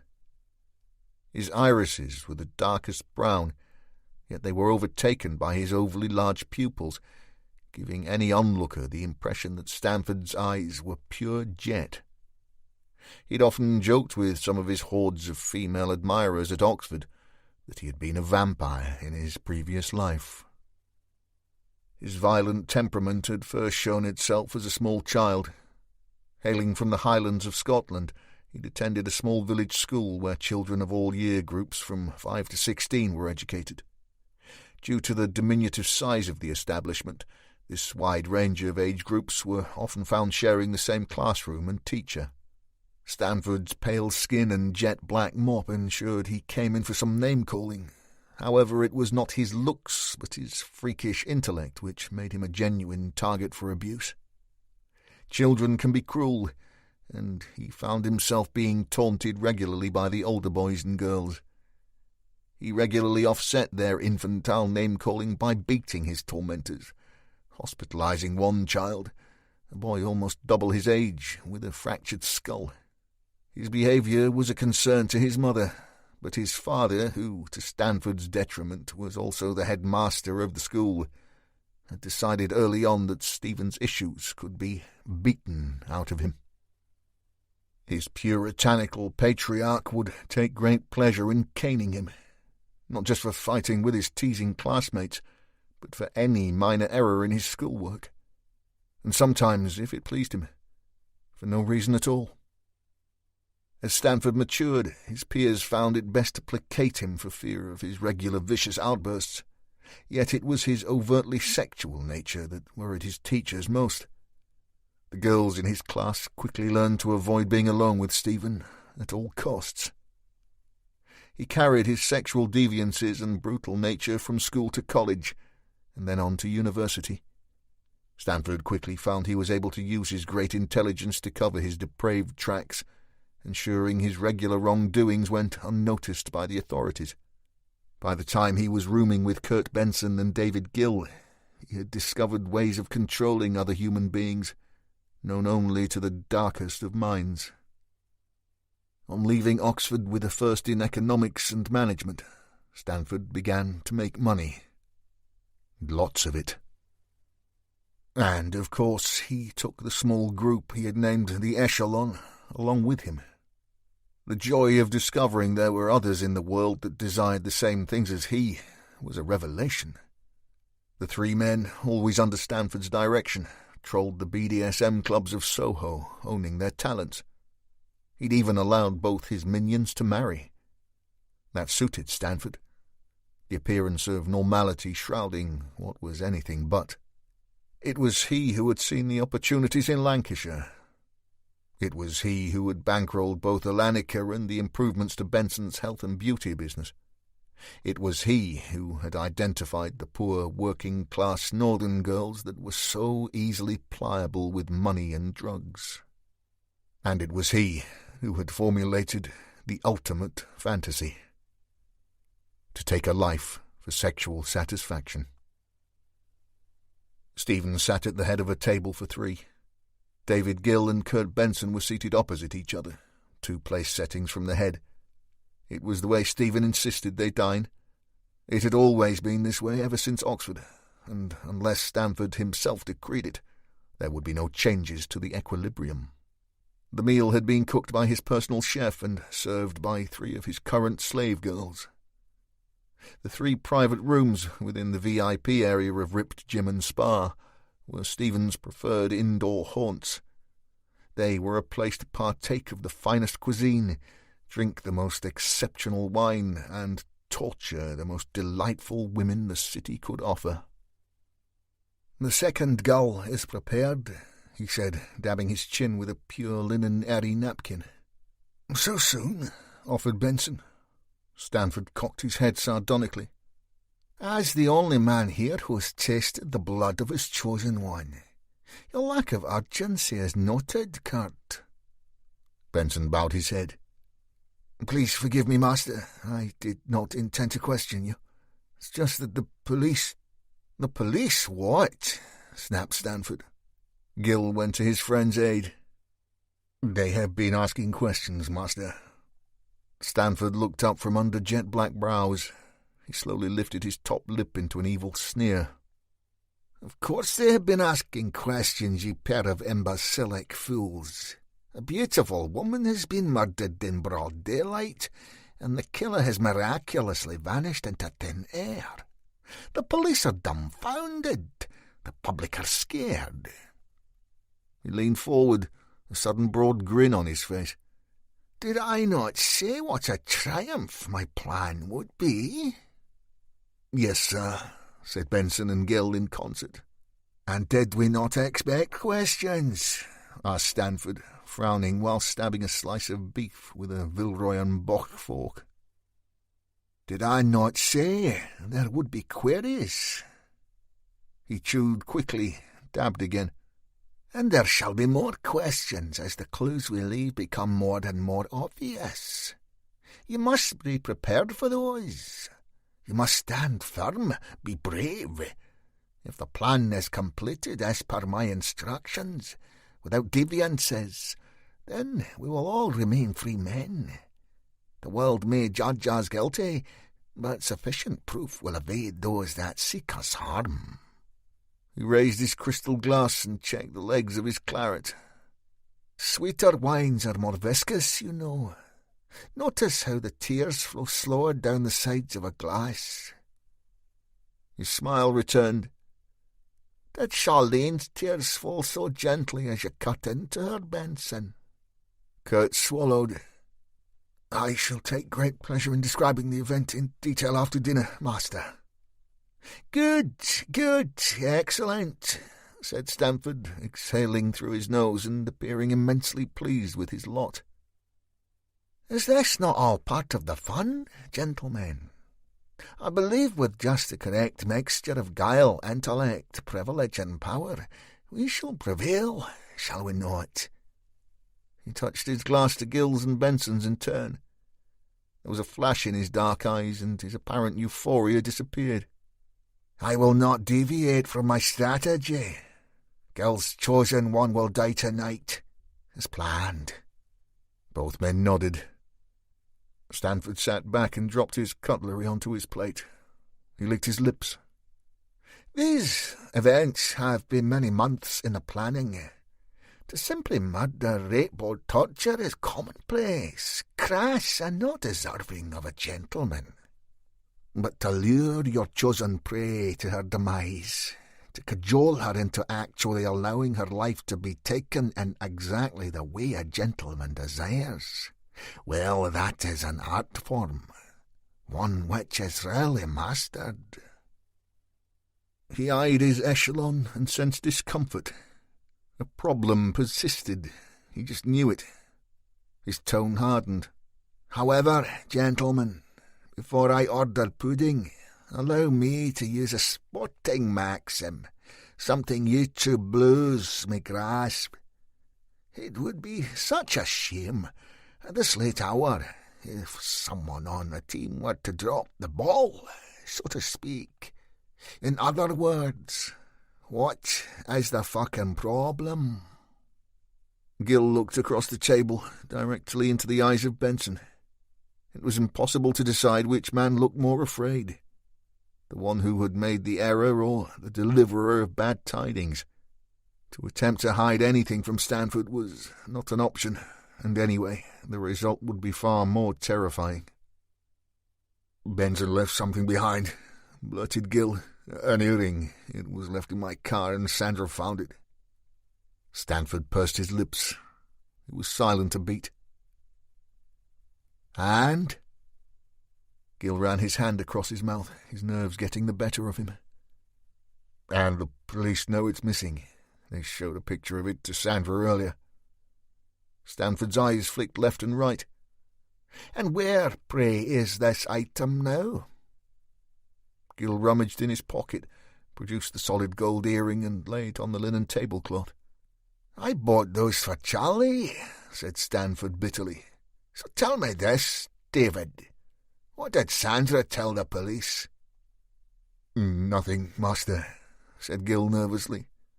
Stanford sniffed. "Excellent. So they're not wiser and we have the goods. That said, the question is, what do you do about the delightful Sandra?" Stanford's eyes widened. "Does she still crave a good strapping, your girl? Fine buttocks, if I recall." "Yes, master," said Gill quietly. "She favours that punishment regularly." "And you believe in her? Trust her implicitly? You have total control?" "I do, master." "Then," said Stanford with a beaming smile, "there will be no need to slice her throat." Gill forced a smile of his own, unsure if Stanford was teasing him. Stephen slapped the table with a jolt and laughed heartily. "I jest, David. I believe in you, of course. There'd be no need to murder your wife. Quite yet." Stanford couldn't take his eyes from the earring, his shark-like pupils glistening in the candlelight. Head cocked, he slowly tapped his own temple. "Now, what the master wants to know is how this little item happened to find its way into David's car for the delightfully soft-buttocked Sandra to find." "Benson left it," began Gill. Something snapped inside Stanford. "I recall that part," he roared, slamming his fist on the table. "I asked why." Breathing hard, he turned his attention to Kurt and fought to lower his voice. "You took it, didn't you, Benson? You always did like a trophy, I recall. The odd pair of fragrant panties, a lock of hair. And now," he pointed, "this." Benson squirmed in his seat, his botoxed forehead dripping in sweat. "Yes, master," he mumbled. "I took it. It must have dropped out of my pocket. I'm sorry, I—" Stanford held up a hand. He took a deep breath in through his nose, calming himself further. Finally he spoke. "Apology accepted, Benson. Of course, I understand. You were obviously very fond of the item, as you were of Charlie, so I think you should keep it." He looked to Gill. "What do you think, David? Kurt should hold on to his little trinket, don't you think?" He held up a solitary finger as a bright thought entered his twisted mind. "Actually, if you like it so much, my dear brother-in-arms, He gave Benson a scathing look. The malevolent sneer was back. "I think you should wear it." Benson looked puzzled, wary, a little scared. "I'm not sure I understand, master." "Wear it," snapped Stanford. "You like it so much. Let me see you wear it." Benson tried to smile. "But I don't have pierced ears, master, and—" "No matter," shrugged Stanford.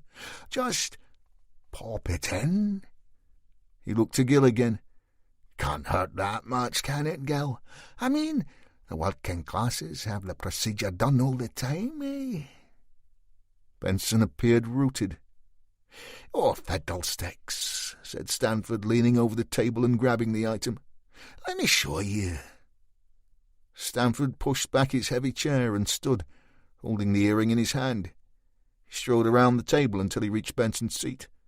Then, with the speed of a striking snake, he grabbed Kurt's earlobe and plunged the stem of the earring through his flesh. Blood poured through Stanford's fingers down onto Benson's neck. The bigger, heavier man struggled in vain, crying out in agony. "Keep still, you big gal," shouted Stanford. Moments later he stepped away and admired his work. "There, now don't you look the belle of the ball, Benson." Kurt went to touch his ear. "Leave it," barked Stanford. "I think you look pretty. Maybe you should wear it throughout dinner. To please me. You do like to please me, don't you, Kurt?" Benson had no choice but to nod his agreement. "Yes, master," he managed, blood seeping down between his collar and neck, his face pale. Stanford retook his seat, picked up a small silver bell and rang it. "Now, pudding," he said. "Pavlova, my favourite." Kurt Benson had been home just long enough to change when his doorbell rang. His ear still smarted from Stanford's assault, yet he'd been unable to resist keeping the earring itself. He had secreted it alongside his many other special trinkets in his safe, away from Tara's prying eyes. He peered at the newly installed CCTV monitor by his front door to see who might be visiting him at such a late hour. Moments later he sneered. It was the same young cop that had been sent to deal with his burglary. Alongside him at the gate was a bull of a man who, from Gil's lengthy description, just had to be the detective in charge of Charlene Major's murder inquiry. "Stryker, so what do you want?" Kurt pulled open the heavy door and strode down his drive. Once at the gate, he glared at his visitors. "Do you realize the time?" he snapped. "It's well after 10. Surely whatever brings you here can wait until tomorrow." "Good evening, Mr. Benson," said Stryker, unmoved by the discourtesy. "I'm Detective Sergeant Stryker, and as we currently have 2 suspects in custody for the burglary at your home, I thought you might furnish us with a short witness statement. The law, as they say, like time, waits for no man." Benson turned his attention to Steve Willis, who was smiling pleasantly. "I don't know what you're looking so pleased about, Constable," Benson fumed. "I still say it could have waited until the morning." "We won't take too much of your time, sir," said Stryker pleasantly. "We'll have you tucked up in bed before you know it." Benson screwed up his face and slid open the lock on the gate. 10 minutes, he retorted. "Any longer and I shall be making a complaint to ACC Lancaster. We play golf regularly." "That would be the first time I've ever received such a complaint, sir," offered Stryker, easing his frame through the opening. "Reprimanded for solving a crime too promptly." Benson glared at the detective. 10 minutes, he repeated. Willis found himself standing alongside Stryker in front of a large open fireplace, his feet sinking into a rather ornate Persian rug. He'd failed to notice either feature on his previous visits, but was more surprised to see that the huge living room appeared to have been returned to normal so quickly, with not an item out of place. "You must have spent a lot of time clearing up, Mr. Benson," offered Steve. Benson let out a breath. "Can we get on with the formalities, rather than indulge in small talk?" "Of course," said Stryker. "We realize that you're a busy man, Mr. Benson. P.C. Willis here will take the written statement from you now." Stryker faltered. But I'm forgetting you weren't present when officers arrived, were you? You'd left the house, so... Yes, I had an issue at one of my businesses, an urgent issue. Now, so it would be best to take the statement from your wife then, sir," said Stryker. "Formalities, you understand. Is she in?" "Of course she's in," said Benson, unable to hide his rising irritation. "It's damn near 11 o'clock. Most people would be—" There was a stumbling sound, and a door burst open at the far end of the room. Tara Benson staggered through the opening, holding a glass of amber liquid. She wore a white silk robe, and her hair was wrapped in a towel. She appeared both devoid of makeup and the ability to stand straight. "Oh, my," she slurred, doing her best to focus on her two visitors. "It's my birthday. Have you booked me a strippogram, darling?" Benson eyed his wife with a mixture of disgust and embarrassment. "Well, you would think that might be the case, the amount of Jack you consumed, my love," he seethed. Tara pulled an ugly face. "Shut up." She stepped closer to Stryker and Willis, eyes narrow. It's Blondie, my favourite slip of a boy." She turned to her husband. "He calls me Mom, you know. Makes me feel fucking old." Tara got a little too close. "Still, I wouldn't mind playing the MILF for you, given half the chance."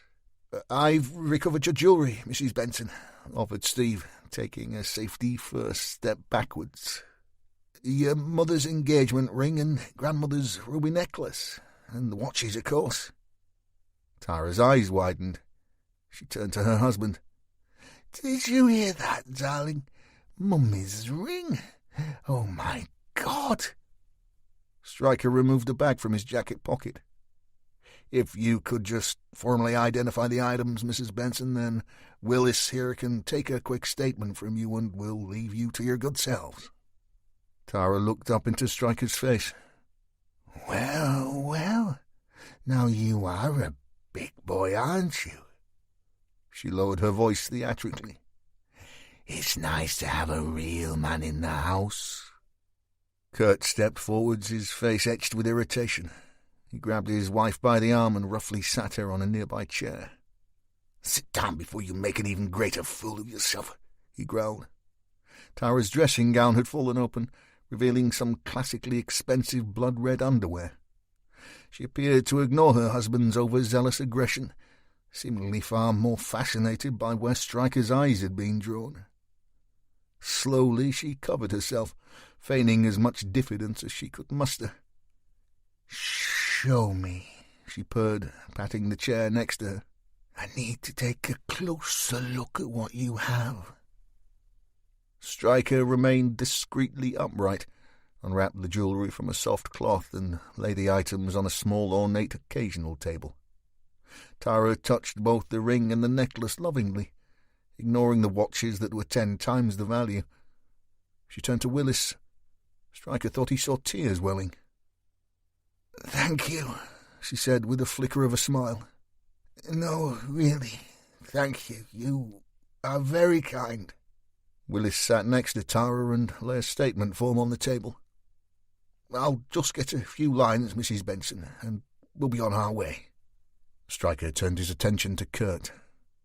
"Where are you from originally, Mr. Benson? I can't quite place the accent." "I have the same trouble with yours, Sergeant," he parried. "I can understand that," nodded Stryker.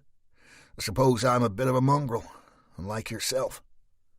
"Welwyn Garden City is my hometown," he offered. "Hertfordshire," said Stryker. "Commuter belt, yet you settled here in Lancashire." "Business knows no borders, Sergeant." "So they say," agreed Stryker. "And I believe you own a gymnasium?" Benson snorted at that. "It's a little more than that, Stryker. Ripped is a holistic experience, a fine mixture of health, beauty, and relaxation." "Straight from the brochure," said Stryker. "Maybe you should try us," offered Benson, relaxing slightly. "We have a fantastic free weights room." He flexed the bicep. I use it regularly myself. Stryker went for the throat. In that case, you may have known Charlene Major. She was a member of your establishment. She trained regularly. The sergeant watched for any sign of recollection. It was instantaneous. Benson looked away at nothing in particular. There was a twitch of his nose and the merest shake of his head. Finally, he forced himself to look Stryker in the eye. "Charlene who?" he said, his voice and gaze lacking their earlier composure. "Charlene Major," said Stryker, furrowing his brow. "The girl who was horribly murdered this week? Killed on the same day you discovered your burglary? Come on, sir, you must have heard about it. Read about it?" Benson was defensive. "I might have heard it on the news, I suppose, but I don't recall the girl. We have hundreds of members." "She worked for David Gill, sir," pushed Stryker. "He trains at your gym, too. You must know Mr. Gill, successful businessman, similar age and build to your good self." David, well, yes, I do know David." Benson was getting edgy, and it showed. "Look, Sergeant, I understood that you were here regarding our burglary." "David and Sandra Gill," turned Tara, brows raised. "We've known them for years, ever since Kurt's Oxford days." Benson went a little pale. Well, yes, now you mention it, maybe David did say something that evening. Terrible business. But I've been so busy." "Yes," said Tara, signing her statement with a flourish. "He was so busy fixing boilers, weren't you, dear? Now, as for this Charlene girl, if she were blonde and busty, Kurt would definitely have known who she was." She pulled a smile. "Wouldn't you, darling? There isn't a brunette on the staff." Stryker watched Kurt's eyes flash and narrow. "Just shut up, Tara. This is just stuff and nonsense. I said I didn't know her, and I meant it." He turned back to Stryker. "Now, can we finish up here?" "Of course, sir," smiled Stryker. "If I could just trouble you for one small matter, though." "If you must," snarled Benson. "Our inquiries reveal that Charlene was a regular visitor to your gymnasium. However, we can't seem to find any record of her membership or any payments to your company at all." Benson shrugged, thinking on his feet. "Maybe she paid cash." "Maybe," said Stryker. "Even so, there would be a record, wouldn't there?" "Well, yes." Stryker found his least scary smile. "That's what I thought. So if you wouldn't mind recovering that transaction from your system, I'd really appreciate that, Mr. Benson." Kurt swallowed. "I'll see what I can do." Stryker nodded slowly, his eyes locked on Benson. "I'm sure you will, sir. Tell me now, just how much does an annual membership at your club cost?" £1,200 with the joining fee," chirped Tara. Stryker turned down his mouth and raised his brows. "That's a lot of money for a young girl working part-time on the minimum wage, isn't it?" Benson was close to losing it. "I fail to see what this has got to do with me, or the fact that my house was burgled.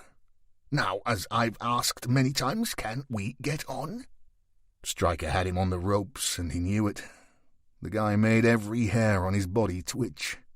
He couldn't work out if Benson was a killer, an arrogant arsehole, or both. "You appear to have some anger issues there, Mr. Benson," he said, stepping in closer to Kurt's personal space. "Maybe it's the Viromone." Benson stepped away. "What? I've no idea what you're talking about, Sergeant, and if you continue—" "I'm talking about the acne on your neck. Does it go all the way down your back? Are you waxing more these days? I mean, are you growing more hair, yet thinning on top? Looks that way to me. How about headaches, depression, stomach upsets, nausea?" "I think you should leave," spat Benson. Stryker ignored him. It was time to play the game, push the boundaries. "What happened to your ear?" he said, reaching out to touch Benson's lobe. Get off me! blasted Benson, slapping Stryker's hand away. But you're bleeding, sir. Just get out, bawled Benson. Out of my house now. Do you know a man called Mickey Fortune?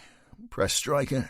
He dabbles a bit in the drug trade. He says he knows you very well. Benson pulled his phone from his pocket. That's it. I'm calling ACC Lancaster right now. Give him my regards, Benson. Tell him we'll have a long chat in the morning. He turned to Willis, who was open-mouthed. Come on, kid, he said. Find me somewhere that sells chicken and doesn't smell of bullshit. I'm starving. That was amazing, said Steve as he pulled his seatbelt across his body. What you did in there? How did you do that? What's that, kid? Well, you found so much out without asking any questions about the things you really wanted to know about. Steve looked confused. That didn't make any sense, did it? Kinda, said Stryker. You hungry? I missed my evening meal, Sergeant, so yes, I'm famished. You like spicy? Love spicy. We'll go to Java, then. Steve pointed out his uniform. It's past 11 and I'm dressed like this. You got a jacket or something at the station? Willis nodded. We'll swing by and walk from there. 20 minutes later, the pair sat at a corner table in Java, a lively Middle Eastern restaurant nestled just a short hop from Preston Nick. Stryker ordered for them both. Chicken shawarma, baba ganoush, tabbouleh and brown spiced rice. The place was bustling with energy. Steve felt instantly comfortable. He liked places like this, the melting pot of life sharing conversation and simple food. He counted at least 4 different languages in earshot. What made you apply to be a cop? Asked Stryker, peeling off his jacket. Willis considered his reply a beat. Because I didn't want to be a steel worker. Those were the options? Pretty much. My dad and brothers all work in the same plant back in Sheffield. But not you. Steve shook his head. What about you, Stryker? What brought you to study Preston? From the accent, I'd say all the way from East Coast, USA. Observant, said Stryker. Chicago, Illinois, via Belfast, that is. My mother was Irish, American father. Sounds complicated, smiled Steve. Life is, Willis, said Stryker, pointing. But the food is here, so it saves me the trouble of telling you about it. Both men devoured their meal in silence. Full to the brim, Steve sat back in his chair. I was ready for that, he said. So, as you obviously don't care to talk about yourself, what did you think to Kurt and Tara Benson? Stryker wiped his mouth with a paper napkin. Kurt Benson and David Gill are hiding something. But who knows, it could be as simple as... He shrugged. That they are both having affairs, and a word their respective wives may discover their infidelity. Maybe they're simply covering their extramarital backs. Steve grimaced. I don't think Kurt Benson would give a shit if Tara found out. Stryker almost smiled. I think you're right, and neither would David Gill, for that matter. Sandra's too worried about how the school fees get paid than which new office girl he's giving a ride home. You think Gill was shafting Charlene? Succinctly put, Willis, said Stryker. Yeah, maybe. Maybe both of them were, offered Steve. Stryker shrugged again. Nothing shocks me any more, Willis. When you work with Fliss Abbott, you learn stuff every day. And now her new sidekick Sykes has joined. Weird. Just doesn't come close. The sergeant's mobile began dancing across the table. Stryker checked the screen. Hold that thought, he said. Stryker took the call on the street. From his table, Steve could see the detective's enormous frame pacing the pavement, holding the set to his ear, head bowed. Steve watched him close the call, then step back inside. I'm sorry, Willis, I have to go, he said, lifting his jacket from the back of the chair. He paused and looked into Steve's face. You did well today, Willis. You have a knack, son. Willis felt a good inch taller. Thanks, Stryker. Try not to gush, he said. Anyway, I need to run. Steve nodded. Before you go, boss, can I ask you something? Has it anything to do with helping us out with our investigation? Steve held his breath a moment. Yeah, he blurted. Stryker stood stock still, eyes narrow. Be at the office for 0700 hours. Jacket and tie. Steve thought he may burst. Stryker turned.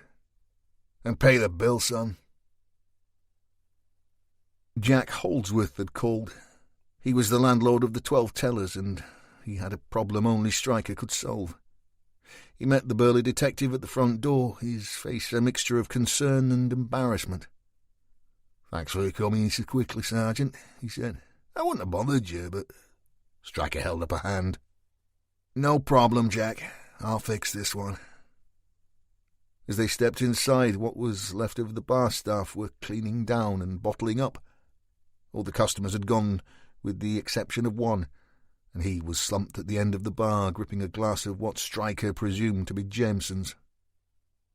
"You drinking the bar dry tonight, Phil?" he asked. Grover slowly turned his head, his eyes no more than slits. There was a hint of recognition. "Ah," he said. "Now you come to have a drink with the old mate. About fucking time." "I didn't realize there was a party," said Stryker, nodding to the landlord that he was okay to deal with the problem alone. "Oh, yeah," slurred Grover. "Big fucking celebration. Well, I'm sorry I missed out. And I can see that you've had a real good kick of the ball there, Doc. But the bar's closed now." Phil frowned and did his best to focus on what was going on around him. "Rubbish. It's still early and you've just got here."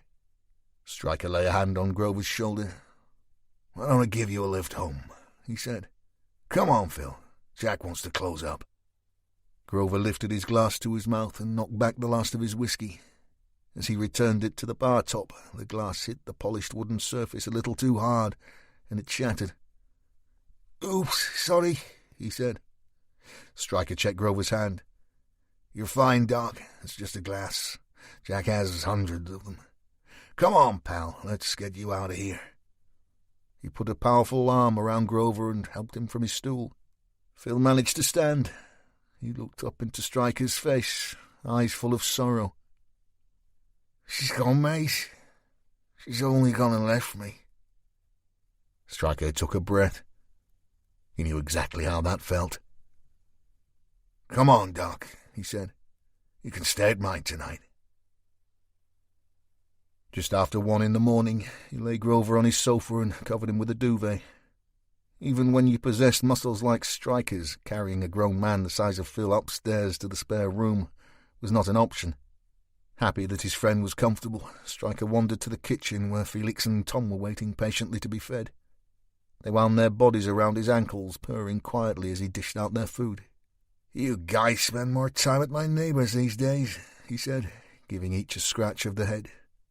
Leaving the furry pair to their late dinner, he made coffee, selected the album Wine Light by Grover Washington Jr., laid carefully on his linen turntable, and sat in front of his laptop.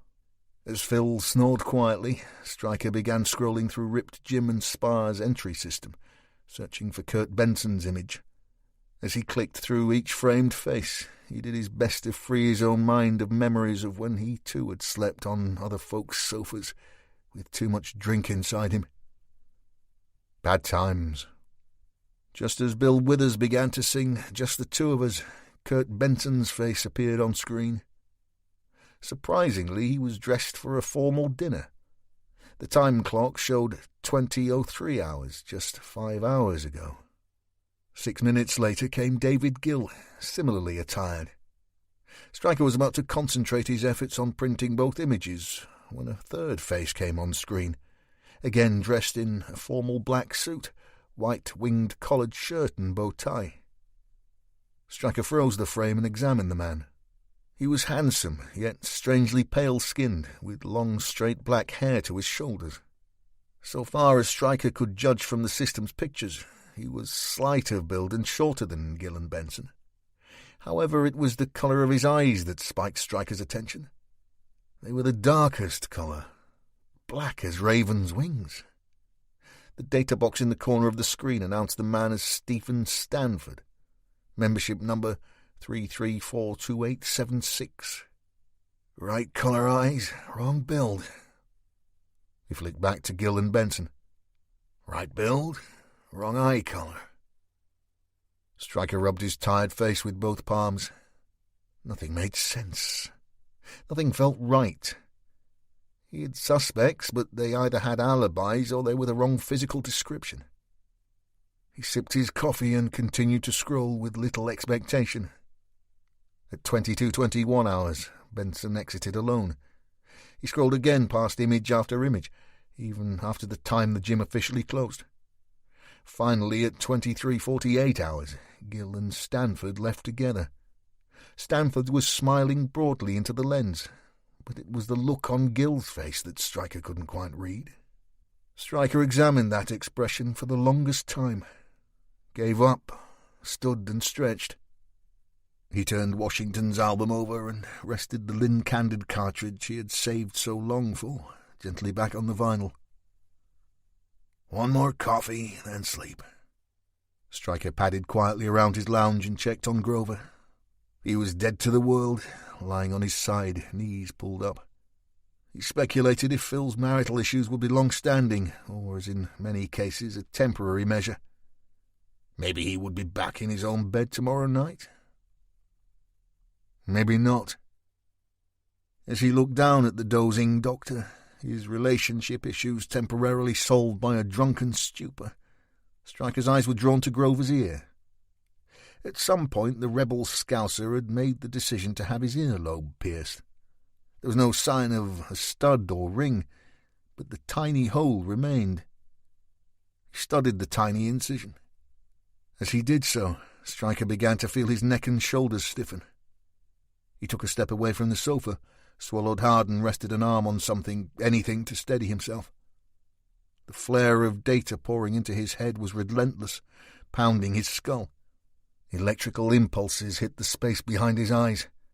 Dazed and disoriented, he staggered towards his chair and landed heavily in his seat. Dozens of images flickered through his head. He gripped the arms of his chair, his body seized by the episode, until finally one single frame remained. It was the burst of extreme clarity that always came. The picture, as sharp as the finest blade. And this particular image shocked him to the core. It was of Kurt Benson, proudly wearing Charlene Major's missing earring. He let his body fall forwards at the midriff and locked his huge hands behind his neck, stretching the tendons, pulling his chin to his chest. Holding that position until his breathing returned to normal, he then looked across to Grover. The doc hadn't moved a muscle. Stryker shook his head ruefully and returned to his computer, scrolling back to 20:03 hours and Benson's arrival at the gym. Working swiftly, he found his exit shot almost 2.5 hours later. After downloading both images, he reopened them in a photo editor and expanded the pictures, concentrating on Benson's right ear. He examined them both, eyes narrow. Sure enough, on Benson's exit picture, he had a plaster on his right lobe and there was blood on his shirt collar. Stryker shook his head, unable to shake the image of Benson preening himself, the golden item dangling from his lobe. He returned to Stanford's smiling exit picture and saved that image too, again cropping and enhancing the shot as best the program would allow. He sat gazing back at those eyes. After a third coffee, he decided he wouldn't be able to sleep anyway, and began to search the net for the mysterious Stephen Stanford. I really don't like the look of you, son. Just before 3 a.m., Stryker picked up his mobile and rang Fliss Abbott. She picked up second ring. You're awake? You sound disappointed, boss. Hoping to disturb my beauty sleep? He mused. So what exactly are you doing? Well, right now gorging on hot chocolate with pink marshmallows. Very yummy. The devil's food, Abbott. We can't all be health freaks like you, Striker. Anyway, I've just finished looking into the financial affairs of both Rip Gym and Spa and Atlantica's debt recovery services. And they are both partly owned by the same person, said Striker. He could almost see the face Fliss was pulling. How did you know that? Same as you, Abbott. The wonders of the World Wide Web. Stephen Stanford, she offered, multi-millionaire and entrepreneurial genius of this parish. Who roomed with David Gill and Kurt Benson at Oxford, said Striker. Did he now? Said Fliss. Well, with his help and expertise, Gill and Benson both made a killing on the stock exchange before moving north to get more bang for their buck. Have you found any trace of him having any female company in your search, Abbott? Asked Striker. Nope. Me either, he said. Good-looking rich guy with no girl. No suggestion he bats for the other side, though, boss. No, none. Did you realize he's a Scot? I knew he was schooled north of the border in some Highland village. Fliss paused. You okay, boss? I'm fine. You don't sound fine. You sound like you've had... Did you check Stanford's convictions? Asked Striker, quickly changing the subject. Striker, I'm at home. You know I don't have access to the CRO system. I do. I didn't hear that. Well, hear this, Abbott. Stephen Stanford was fined as a 15-year-old for animal cruelty and banned from keeping a pet for 5 years. Do I want to hear this? He decapitated his own cat. 20. Thursday morning, Newhall Lane, Preston. Selina Stewart rooted in her handbag for her purse. It was 5:30, dawn was breaking, and she was already late for work. Again. After a heavy night with the girl she'd slept in, felt like death and was now desperate for a reviving coffee. Selina often called into Malik's mini-market on Newhall Lane and used the Costa machine. It was easy to park, rarely busy, and coffee plus a blueberry muffin was under $5. She stood behind 2 other tired-looking workers queuing for the till, gripped her latte and gazed longingly over the shoulder of the customer in front at the array of fresh cakes on the counter. Maybe a cinnamon roll today? Finally, Selina was at the till. Morning, she said, pulling her face, just knowing she looked rough as. More like afternoon for you, love, joked the girl on the counter. Late, was it? Selina blew out her cheeks. A word to the wise, darling. Don't ever drink dirty martinis on a school night. Can you take for this latte and... She had a last-minute change of heart. My usual blueberry muffin, please. The assistant lifted the clear glass lid that covered the cake display, found a pair of plastic tongs and popped the delicious-looking cake into a paper bag. Selina opened her purse, pulled out a £5 note and paid. See you tomorrow, said the girl, handing back change. Yeah, on time, I hope, smiled Selina, opening the door to the street. She stepped into the chill of the morning, turned left and left again, sipping her coffee as she went. A Beetle was parked in Redmayne Street, a narrow cobbled road that ran down the side of Malik's. As she balanced her coffee on the roof of her Pride and Joy, she noticed a dim light coming from a nearby alleyway. Selina peered over the roof of her VW and looked down the narrow ginnel that ran behind Malik's, dissecting Redmayne and Cave Street. The source of the light was a green Golf, parked about halfway down, blocking the passage completely. It was a GTI, the model that Selina had always wanted but couldn't yet afford. The driver's door had been left wide open, with the interior light illuminating the car's steamed rear window and a few glistening dew-covered cobbles. As much as Selina liked to stop off at Malik's, she would never leave her Beetle open anywhere nearby. Not on the edge of Callan Estate. Wrong place, wrong time. So whoever owned this sporty beauty was taking a big chance. Best close it, Selina. Good deed for the day. Dib, dib, dib. Stewart lifted her coffee from the roof of her car and walked slowly into the alley. At this early hour, it was neither dark nor daylight. Sun and fun were about somewhere, but the night and the creatures of it had yet to completely release their grip. In other words, the crazies were still awake. Selina was a Grange girl, streetwise and tough as the next. Even so, she felt a chill as she sidled carefully forwards. She knew the local prozzies sometimes took their johns to these narrow backs, and with her stomach, the last thing she needed was the sight of some sweaty bloke humping his skank in the back seat. That said, there was no humping-type noises emanating from the car. Selina told herself not to be soft, and edged ever closer to the gulf, craning her neck to see if there was indeed a humper, or anyone else inside for that matter. Maybe he's nipped for a pee in one of the backyards. "Hello?" she called out nervously. 2 more steps. Selina stopped dead in her tracks, eyes wide. She instinctively held her hand to her mouth, but couldn't prevent the whole of her stomach contents spraying her shoes and the cobblestones around her. She was doubled over, spitting God knows what from her mouth, gasping for air. Finally, despite her uncontrolled retching, she found enough oxygen to fill her lungs. As she stood upright, head back, staring at the full moon that hovered above her in the ever-bluing sky, Selina began to scream. She thought she may never stop. Stryker sat in his Audi alongside Fliss Abbott. They were parked directly across the road from the crime scene. Weather Report's Heavy Weather played on the car stereo. Fliss had heard it before. It was one of Stryker's favourite albums. "This is Teen Town, isn't it? Jaco on fretless bass?" she asked, knowing the answer.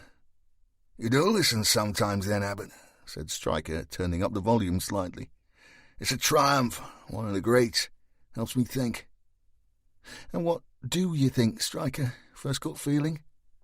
He thumbed across the street. "This?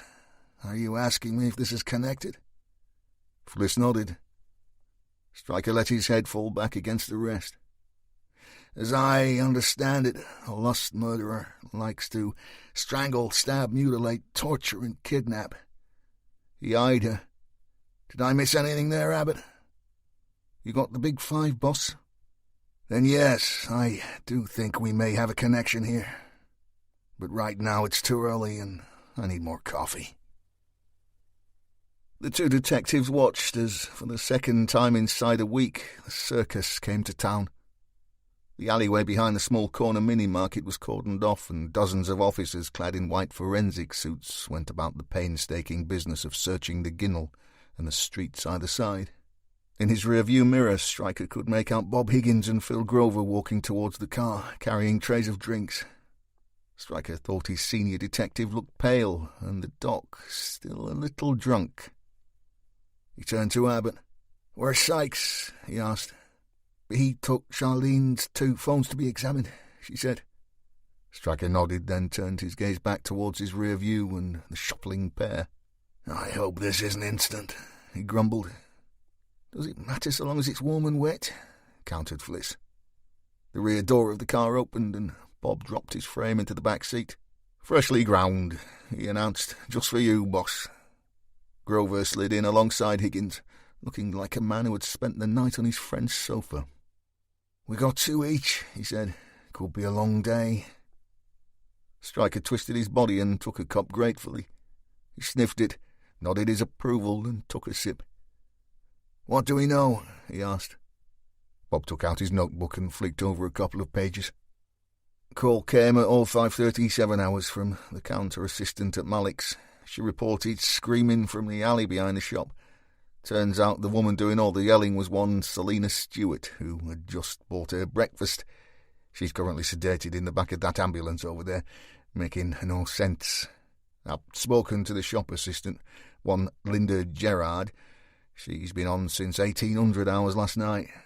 She didn't hear anything out of the ordinary, but does say that the alley is regularly used by the local streetwalkers." "So our victim could be a prostitute?" asked Fliss. Stryker sipped more coffee.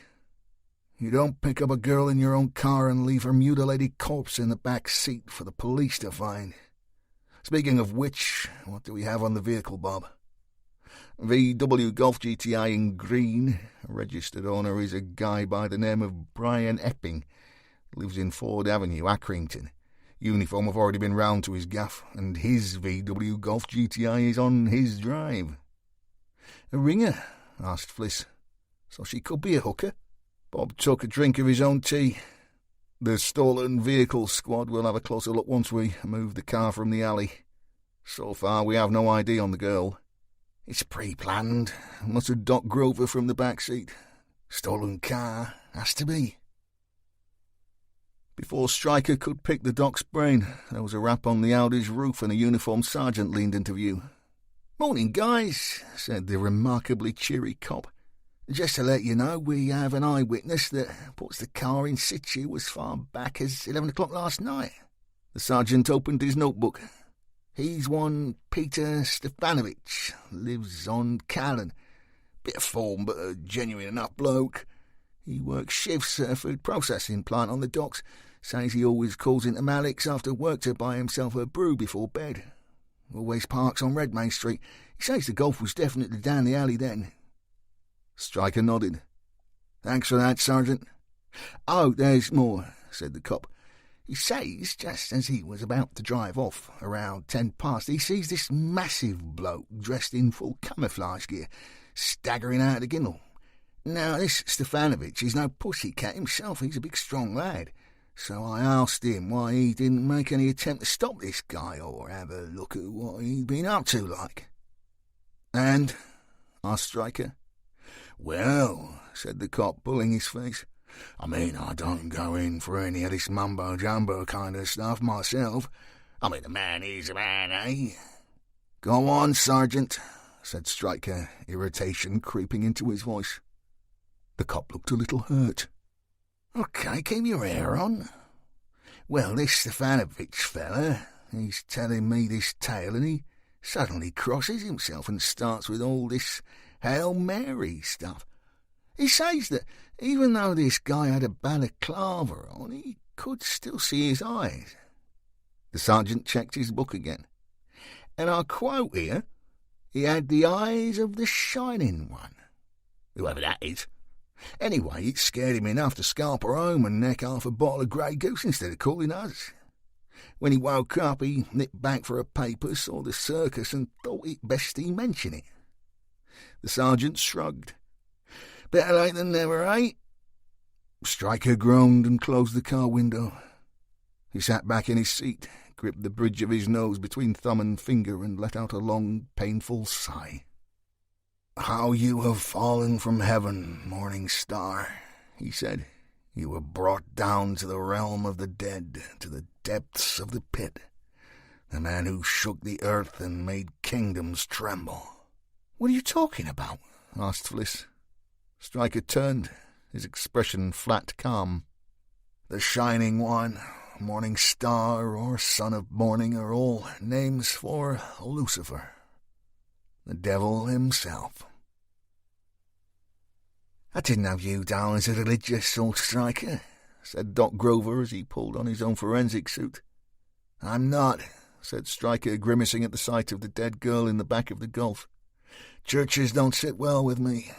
However, we now have 2 people describing our perp's eyes as having demonic qualities." Stryker thought back to the image of Stephen Stanford he'd downloaded earlier. "Right eyes, wrong build." "Well, if this is the same guy as Alanik," said Phil, picking up his case, "he isn't hanging about." Stryker scratched the stubble of his beard. "I know that, Phil, but from what I hear about lust murderers, they tend to have a specific type. According to Abbott and Sykes, they can discount dozens of victims simply on hair color or body shape, even personality." Grover nodded. "That is the case, I believe, and I have to admit the 2 women couldn't be more different." "Exactly. So how come?" "You're the cop," smiled Grover. He rested his hand on Stryker's huge shoulder. "And thanks for last night, pal. I'll find myself somewhere temporary later." Stryker shrugged off the comment. "Always room for you, Phil. I rattle around in my place anyways." The doc began to remove kit from his case and change the subject. And do you still believe that there's a link to these animal thefts you mentioned? Stryker's internal filing system opened Stanford's picture again. Cut off the head of his cat. He shook himself from his thoughts. Let's just deal with what we have in the here and now, Phil, he said, looking at Fliss Abbott, who was already kitted up and ready to go. I'm sure my team of psycho cops will put all their profiling ducks in a row once we're done here. Fliss managed a wry smile but remained silent. Phil nodded, took a breath. Shall we? He said, dipping his head inside the car. The battered body of Alison Grimshaw was propped up on the back seat of the Golf, her lips swollen and blue, her open eyes bloodshot. She had been sliced open at the abdomen. The vertical cut ran from her pubic bone to her sternum, causing her intestines to spill out into the footwell of the Golf, the carpet stinking and sodden with her blood. The driver's seat had been pulled forwards, either on the pretext of allowing Alison out or the killer access. As if to suggest the former, the girl's right foot was stretched out towards the door. Fliss knelt by her black leather-clad foot. "Nice shoes for a street hooker," she offered. "I wouldn't know the difference," said Phil. "You'd know the difference on your credit card statement if your missus was out buying these babies," said Fliss, taking a closer look. "Christian Louboutins, so caked collection. Hardly the kind of heels you'd wear for pulling a 20-quid punter." "Expensive?" asked Stryker. 500 of the Queen's minimum," said Fliss. Doc Grover let out a low whistle, manoeuvred himself closer to the body and began his preliminary inspection. "What do you think, Doc?" asked Stryker almost instantly. Phil gave the detective a look that had "Don't be so impatient" stamped all over it. Stryker scratched his beard and paced, as was his wont. "Another pretty one," offered Fliss. "Very," said Phil, examining Alison's neck and pulling a torch from his back. "As the boss said, though, nothing like Charlene. What would you call her style? Gothic?" "Goth punk, maybe," said Fliss. "It's more than a fashion to some, more of a lifestyle choice." Grover took a closer look. "Well, despite the horrific injuries to her abdomen, my first thoughts are that those were inflicted post-mortem." Fliss leaned in. "Well, at least she didn't watch her guts spill out. One thing, though, Doc, she looks posed to me. See the blood-stained prints on her cheeks and shoulder of a leather jacket? Looks as if he's sat her upright. I would suggest this is him showing off, making a splash." "Well, he's done that," offered Stryker, peering over shoulders. Grover raised his brows. "Well, whatever the psychology of it is, she's been soundly beaten and strangled. You see these incised, curvilinear abrasions." "Speak English, Phil," barked Stryker. "Fingernail marks," offered the Doc. "When a victim has been strangled, they often appear either singularly or in sets. In this case, all 4 fingers have marked the skin in a single pattern." "So he'll have her DNA under his nails?" asked Fliss. Grover shook his head. "Sorry, no. Fingernail marks are rarely associated with the assailant's hands. They're more commonly associated with the victim's own fingers." He delicately picked up Alison's right hand and examined her perfectly manicured jet-black nails. "She has some skin under here, which I would suggest is her own. I think she struggled to pry our man's grasp off her throat and caused the scratches herself. Maybe some fibres too, hard to say until we get her on the slab." The Doc turned his attention back to Alison's neck again. "However, these darker solid patches here are what's known in the trade as finger-touch pad contusions. These are caused by the assailant's grasp. The thumb generates more pressure than the other fingers, so this singular impression here is the darkest. However, this group of contusions on the opposite side show the complete hand grasp." "He strangled her with one hand, Phil?" asked Stryker. Grover blew out his cheeks. "Obviously the PM will tell us more. We'll need to complete a full dissection with the removal of the larynx, including the hyoid bone. But what, Doc?" asked Stryker. Phil straightened, pulled off his surgical gloves and stepped away from the car. "Stand in front of me, Fliss," he said. Abbott warily did as she was asked. "Now," said Grover, gripping Fliss's neck one-handed, "strangulation causes death how?" "By cutting off the air," said Fliss. "Sometimes," said the doc. "There are 4 ways of taking a life by strangulation. 1, you cause the victim to have cardiac arrhythmia by applying pressure on the carotid artery nerve, causing cardiac arrest. 2, pressure obstruction of the carotid arteries themselves, preventing blood flow to the brain. 3, by applying pressure to the jugular veins, preventing venous blood return from the brain. And 4, as you so kindly pointed out, pressure obstruction of the larynx, cutting off airflow to the lungs, producing asphyxia." "I did not know that," said Fliss. "If, as you suggest, it is the latter that killed our victim, Felicity, for a man to do so with one hand is a physical feat in itself. He must be extremely strong." Fliss stepped away and pulled off her own gloves. "The eyewitness used the word massive to describe this guy. Same clothes as the Alanica killer, same mask, same eyes. Must be the same perp." "So how do you explain the different physical characteristics of the victim?" asked Stryker. "You told me—" "I know what I said, boss, but as I've told you before, this is not an exact science. Charlene and this girl, whoever she is, could both have had traits that aren't physically viable, yet still attract our perp." Stryker shook his head. "No, this isn't right. We're being played here." There was a commotion at the end of the alley. Stryker looked up to see Steve Willis dressed in his forensic suit, arguing with the uniformed guard at the top. "Let him down, please," shouted Stryker. "New recruit?" muttered Fliss. "Quiet," snapped Stryker. Willis appeared flustered. "Sorry, Sergeant, I went to the office, but of course you were here." Steve's eyes were instantly drawn to the corpse in the car. "Oh, Jesus," he said. "Before you add more vomit to our crime scene, son," said Stryker, "I suggest you go and find Higgins. He's in Malik's mini-mart, checking the CCTV. Go on, we'll be finished here soon." Steve rather gratefully wandered back away from the horror inside the green Golf. "Nice kid," offered Fliss. "Bright," said Stryker. "There's something about him."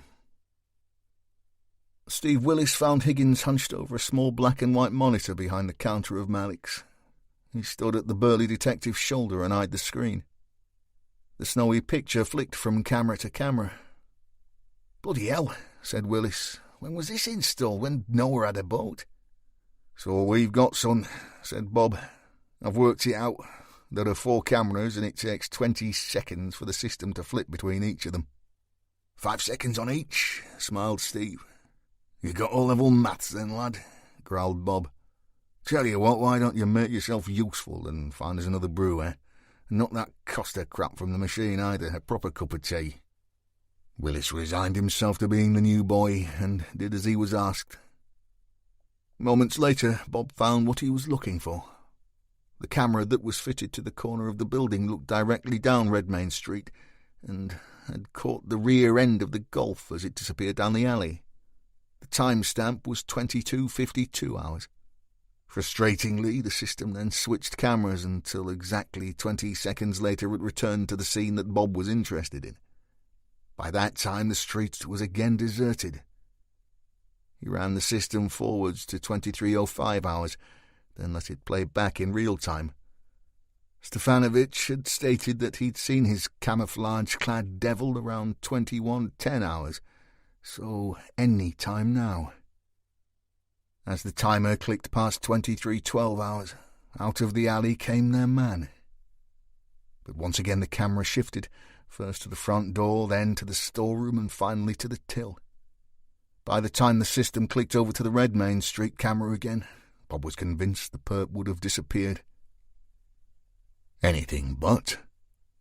The hugely powerful man stood directly under the camera, dressed exactly as the witness had described, in camouflage overalls.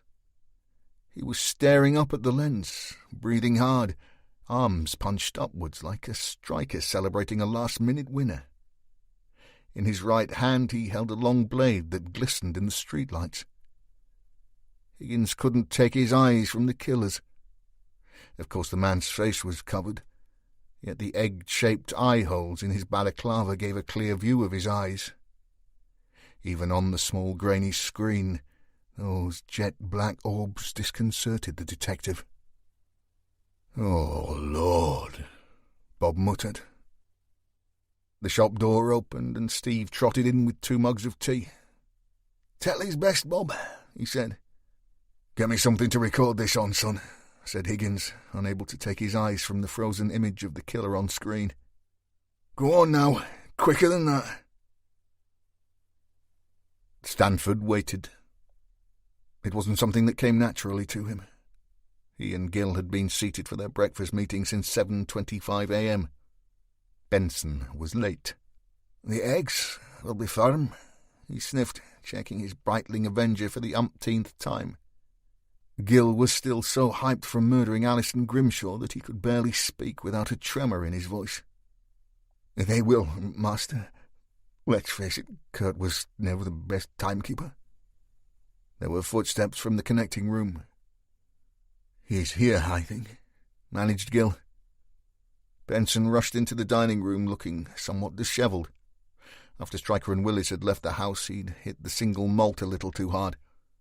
By 1 a.m, he'd been just that bit too drunk to resist opening his safe.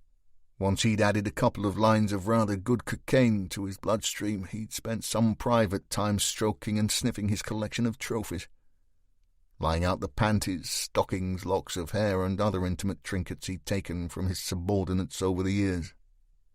2 further lines ensured he was unable to stop himself benefiting from Stanford's piercing skills, and he'd pushed Charlie's earring painfully into the hole in his lobe whilst admiring himself in every mirror he could find. Benson pushed that ever-so-exciting thought from his mind as he watched Stanford tap the face of his watch with a solitary finger. He instantly realized not only was he late, but he'd forgotten the dress code. "Shit, I forgot about playing the back 9 at Birkdale," he said. Stanford curled a lip. "It was made truly clear-cut. 7:30 for Eggs Benedict." He pointed at Gill. "Didn't I make it clear, David?" "Yes, master," said Gill, restless as a 4-year-old at a long movie. "And it is all of 25 too," snapped Stanford. "So sorry, master," said Benson. "Could we sweep by mine and I'll pick up my golfing gear? I'll be in and out in a jiffy." Stanford blew air down his nose in disgust. He slapped the table hard enough to make both his minions jump. "Truly clear, Benson. 7:30 Eggs Benedict. 8 a super talk by Gill about how he gutted young Alison and 9 sharp on the links. Properly attired." Benson sat warily. "I apologise for my lateness. We had visitors at home last night. The police. They've caught the little shit that broke into my house." "Excellent news," said Gill. "Well, it would be," offered Benson, "if it weren't for the fact that the culprit was none other than young Michael." "The Fortune boy?" asked Stanford, head cocked. "Yes, one and the same." Stanford leaned in. "Why would young Michael Fortune do such a thing, Benson? Why would a man who makes a good living providing you, and us for that matter, with narcotics, want to go and spoil that special relationship?" Stanford waited, eyes black as wet coal. "You didn't pay him, so he robbed your house, and now he's in a police cell. That's how the story goes, isn't it, Benson?" Kurt kept his head down and his mouth shut. Miraculously, Stanford calmed himself. "Well, I'm not going to let such trifling matters spoil what is to be a splendid day." He unfolded his napkin, laid carefully across his lap, and rang the bell for service. "Now, where are my eggs? I'm absolutely famished." The three ate quietly until Stanford turned to his favourite subject. "Tell us, David," he asked. "How was it? Did the bitch scream?" "She fought as I'd expected her to," said Gil, pushing the last morsels of his breakfast into his mouth. "She'd anticipated that I'd try to fuck her." "But of course you didn't," said Stanford, eyebrows raised. "Of course not," smiled Gil. "Although Sandra was at her most accommodating when I arrived home. Probably won't sit for a week." All three men chuckled. "And disembowelment?" asked Stanford, eyes wide with excitement. "Purely for show, as suggested," said Gil. "For me the thrill is in the strangulation, the look in the eyes." He laid down his cutlery. "My God, it was the best day of my life, and all down to you, master." Stanford waved away the praise. "Nonsense. Finding the right woman at the right time and having the right plan is what this is about. That and teamwork. Your exit and escape last night were exceptional, David. As was yours Monday last, Kurt." "Thank you, master," they said. "So," began Stanford, "with all this in mind, and with things moving on apace, it's finally my turn to taste victory. Gil will select a suitable clean vehicle from Alanica's garage, and we shall collect the delicious Miss Henderson this afternoon after golf." Stanford gave his minions a beaming smile. "Linda will have her ultimate fantasy, and I mine." He leaned across the table, lowered his voice. "Today we shall act together as I remove her beating heart on this very table." "Sheer brilliance, master," said Benson. "It will be an honour to assist you." Stanford smiled. It was a look that a proud father may offer to a favourite child. "It shall be the pièce de résistance," he said, "before we move to pastures new." 21. Stryker gripped the black and white image of the killer in his hand as he strode to the lift. Before he made it to the doors, he could see that ACC Lancaster had beat him to it. "Just the man I want to see, Sergeant," said Lancaster, turning. "I really don't have the time for one of your pep talks about social media right now, sir," said Stryker, pushing the call button. Lancaster was livid. "Let me begin with reminding you of your rank and mine, Sergeant. Now, not only are you dragging your feet with the major case, but we now have a second victim, a real prostitute this time, I believe." "You believe wrong, sir. Unless our local streetwalkers can afford designer shoes and handbags as well as their crack habit." Lancaster furrowed his brow and lowered his voice. "And to add insult to injury, you visited Kurt Benson's house last night. I understand it to be on the pretext of taking a witness statement, yet you went on to suggest that he was involved with some kind of drug dealer and questioned him regarding the Charlene Major murder." "He told you, then?" "He's on his way to Birkdale to play the back nine as we speak, and not a happy man, I'll tell you. What were you thinking of, Stryker? Benson is a very wealthy and powerful man who has the ear of the Police and Crime Commissioner." "And he's a villain," said Stryker, stepping towards the opening lift. "So you might suggest to the Commissioner that he distance himself from Mr. Benson. I believe things are about to get sticky." And with that, Stryker was gone.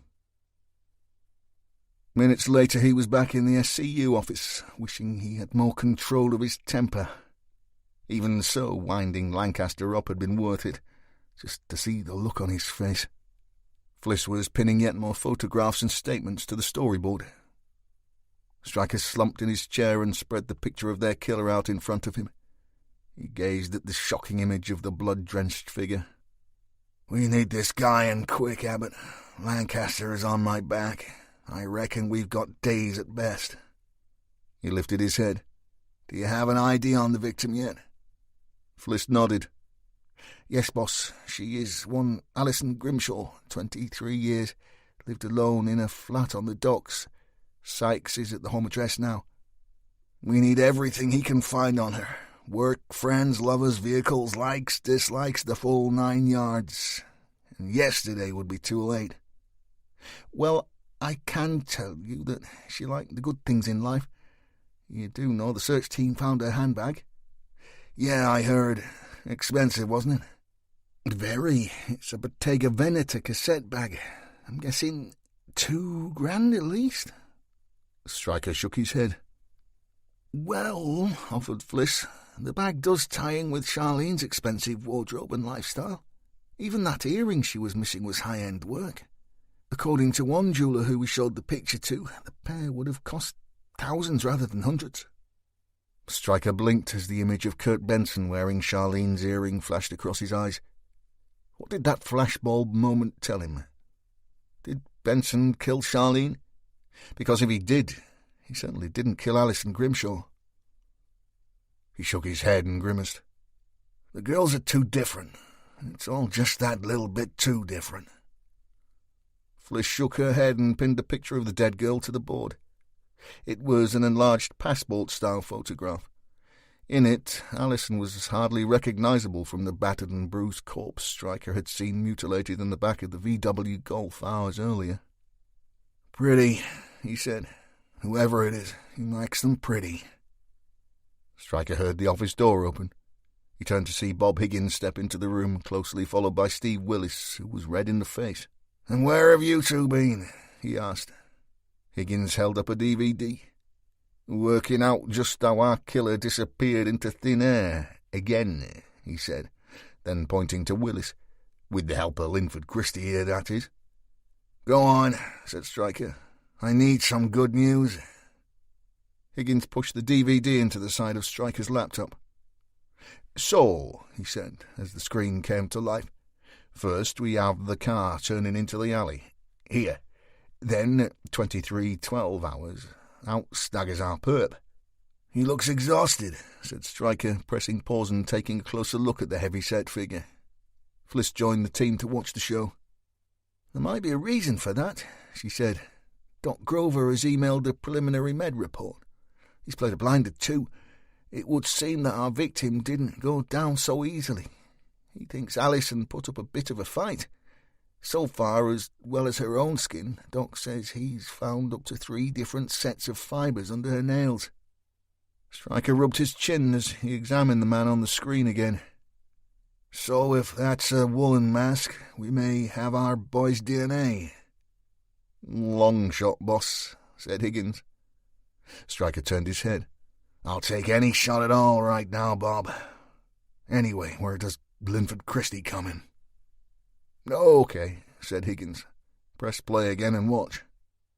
Stryker hit the button, and the image of the killer was instantly replaced with 3 other aspects of Malik's mini-market. He frowned.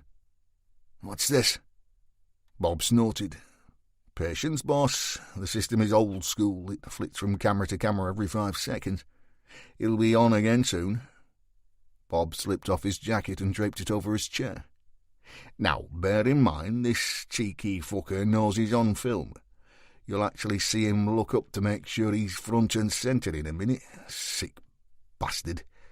He wants to be the star of the show. I mean, you'd expect him to do one, eh? But not our guy.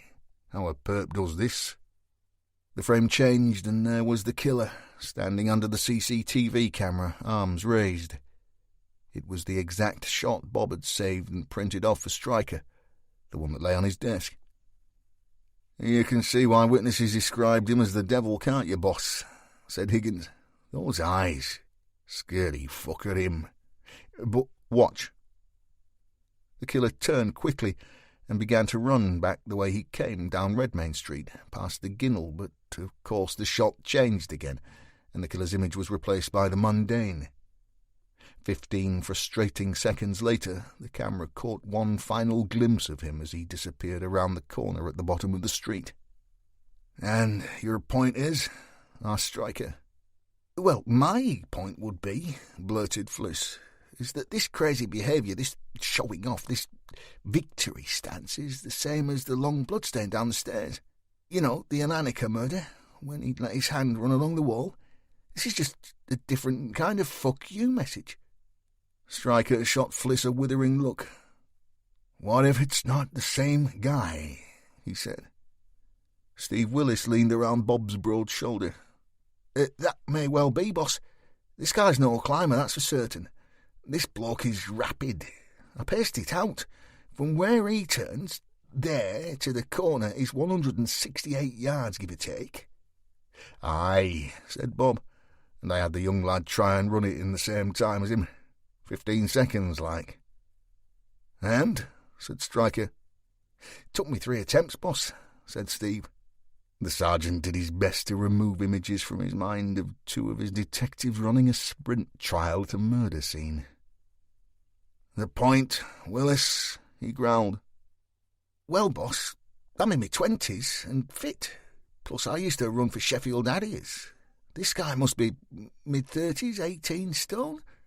He's just murdered someone and he's wearing boots and coveralls. All told, he must have been an exceptionally good sprinter in his day."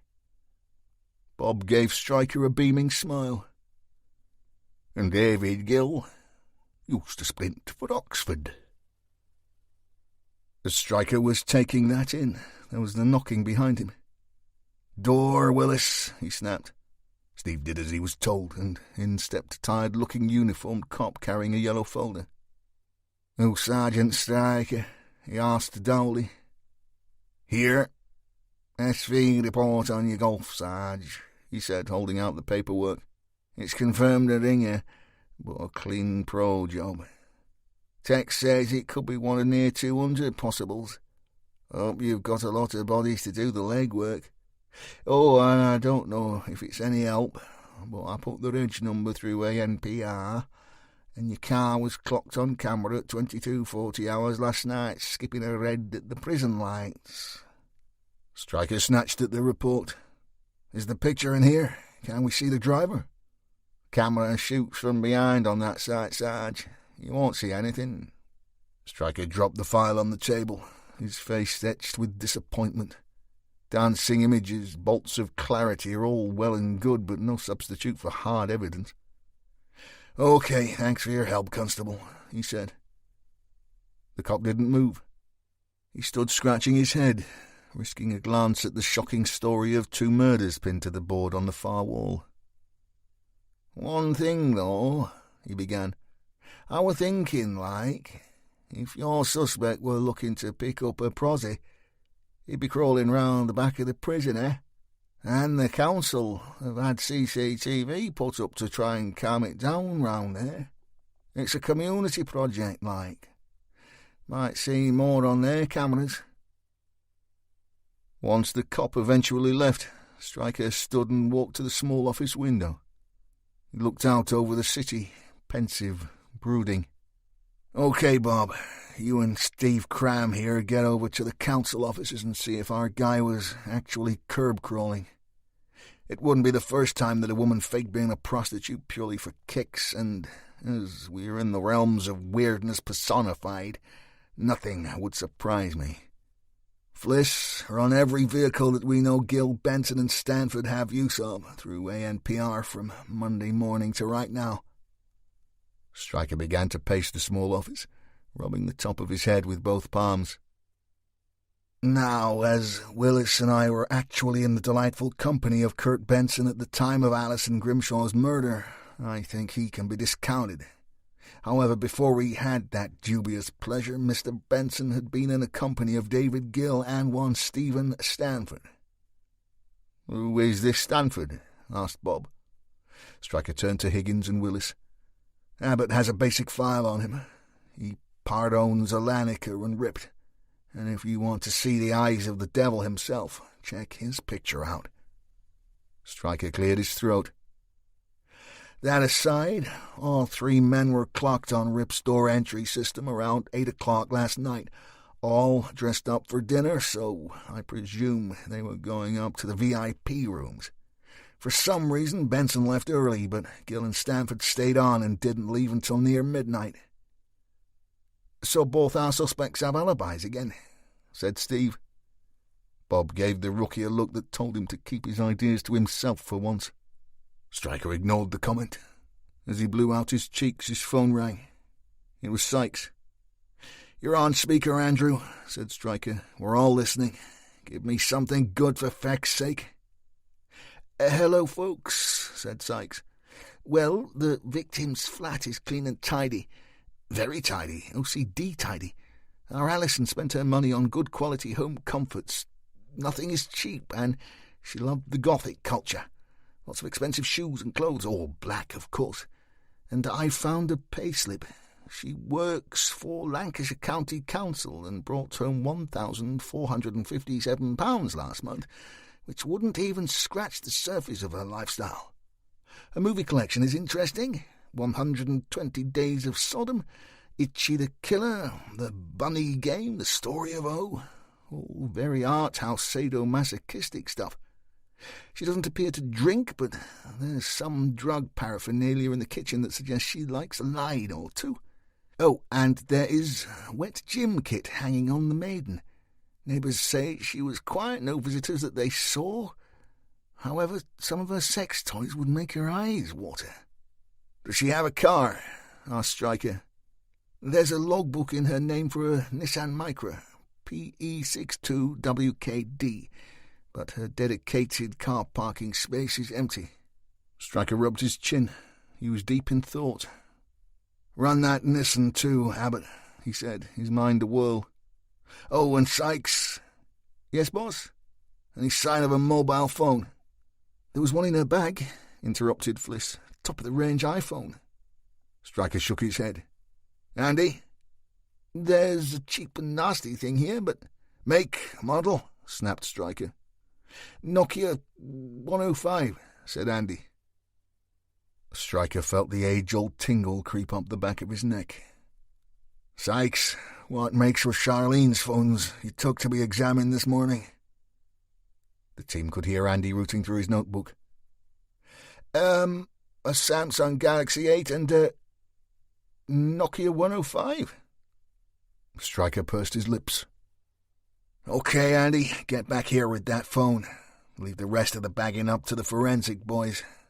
When you make the nick, I want all the info you can find on Atlantic Debt Recovery Services and Ripped Spartan Gym, from HMRC and planning applications to their social media pages." "That will keep the ACC happy," chirped Sykes. Stryker pressed on. "Just get me the whole 9 yards. Liaise with Abbott. She has some info on the ownership which will get you started." He cut the call and turned to his team. "Do we all know what we're doing?" he asked, standing and pulling on his jacket. There were nods all round. "Good," he said. "I'm going to pay Linda Henderson a visit." "Who?" asked Higgins. "She's a supervisor at Atlantica," offered Fliss. "She was the one who let our killer in the door." Stryker pointed. "And she made the 999 call on a Nokia 105, would you believe? Call me old-fashioned, but 2 is a coincidence. 3 is downright unlucky." Henderson lived a good 30 minutes from the nick. Stryker started his Audi and selected some tunes. As he pressed play, the Branford Marsalis Quartet filled the car with their latest offering, The Secret Between the Shadow and the Soul. Complex yet chilled and mellow, it was the polar opposite of Stryker's mood, a necessary calming influence. The mid-afternoon Preston traffic slowed his progress, elevating his anxiety even further. Finally he made it out of town, across the river and onto the A59, which would eventually lead him along the coast to the Victorian town of Southport. As he checked his Omega, Fliss Abbott rang. "Go," he said, his hands free. "Tell me you love me, Stryker," she said. "Have we really time for this?"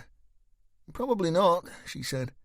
"But remember David Gill claimed he'd been contacted by some mystery person about Charlene's murder, and I quote, came as soon as he could. Well, he was lying. I got the mobile records back 10 minutes ago. No calls. 0. Stryker blew air down his nose. "So he's a liar, just like his wife. Send them both to jail now, Abbott." "I have more, boss." "I was hoping you'd say that," he said. "Please make it better news." "It is. I have a very clear picture of David Gill driving his AMG on the day of Charlene's murder with none other than Kurt Benson in the passenger seat." "So what?" said Stryker, the irritation in his voice now ever present. "Even you said that they trained together that night." "The car was caught on a static camera, Junction Queen Street, London Road, at 15:17 hours, boss." "Run that timescale by me." "OK," said Fliss, unable to hide the exhilaration in her voice. "Gill enters Rip to train as usual at 12:30 hours and leaves at 14:28 hours. He then drives from Ript to Alanica, where he's booked in by the uniformed guard at 14:43 hours. "And we left before him." "We did. According to the guard sheet, Gill stayed until 15:04 hours. "OK, then where did he go?" "Well, here's the rub.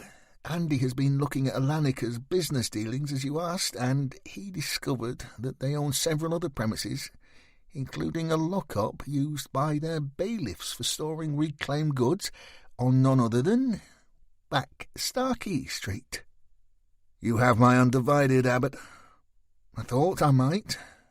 So we rechecked CCTV for Back Starkey Street, except this time working back from 15:17 hours. And Gill's Merc is on film driving out of there onto Camden Place at 15:10 hours. Fliss took a deep breath. "I think the reason Charlene's killer disappeared into thin air was because he climbed over the rooftops to Back Starkey Street, where he was able to hide in Gill's warehouse until his best buddy collected him." Fliss swallowed her excitement. "Boss, Kurt Benson, the climber, murdered Charlene Major. I'm certain of it." "But Benson was in Ript fixing a boiler, yeah, right. So we checked him out on the facial recognition system. He enters at 10:31 hours, but doesn't leave until 20:17 hours. Stryker sat up at that. "So you're saying he bypassed the security system?" "Clever guy," said Fliss. "All three of them are bright as they come. Don't forget Mr. Stanford, the cleverest of them all." "Yeah, he's clever enough to know we'd have to prove it too," said Stryker, pushing his car hard. "As of right now, we still have lots of theory, a few white lies and a photograph. Look, I'm almost at Henderson's. You and Sykes get a warrant for this storage place, turn it over and get forensics inside. If Benson did hide in there, we may find fibers, maybe even some DNA." Fliss lowered her voice. "Stryker?" "Go on." "I always said that Gill and Benson could be brothers, that they both fitted the dark Triad profile. Well, now both their alibis are in doubt. What if it was Gill the sprinter that killed Alison Grimshaw last night? What if it's all part of a plan between the pair of them, the three of them?" "Get that warrant, Abbott," he said. "Pull Higgins and Willis from their CCTV duties to help you. Then find me some hard evidence. And Abbott?" "Yes, boss." "Good job." Fliss laid the phone in its cradle, her heart pounding. "Not quite I love you, but it will do for now." Stanford helped Linda Henderson from the back of his car. He was dressed in a fine suit and tie. Around his neck was a stethoscope. Linda was clad exactly as he had directed, in a simple white cotton nightgown. She was barefoot and bare-legged. Holding her by the arm, he helped her gently up the rear fire escape that led to the VIP rooms at Ript. Linda, playing the ailing patient, faltered from time to time. He smiled at that. "Just enough to make the game look and feel real. To her, at least." Linda, just as Alison and Charlene before her, had been specially chosen from hundreds. Alanica and Benson's gym and beauty shops had produced a plentiful supply of attractive, sexually willing women. Yet despite the numbers, locating three incredibly special submissive females was a mammoth undertaking. They were a rare and valuable commodity. Stanford and his minions had first used old-fashioned good looks, money and power to bring together the city's beautiful females.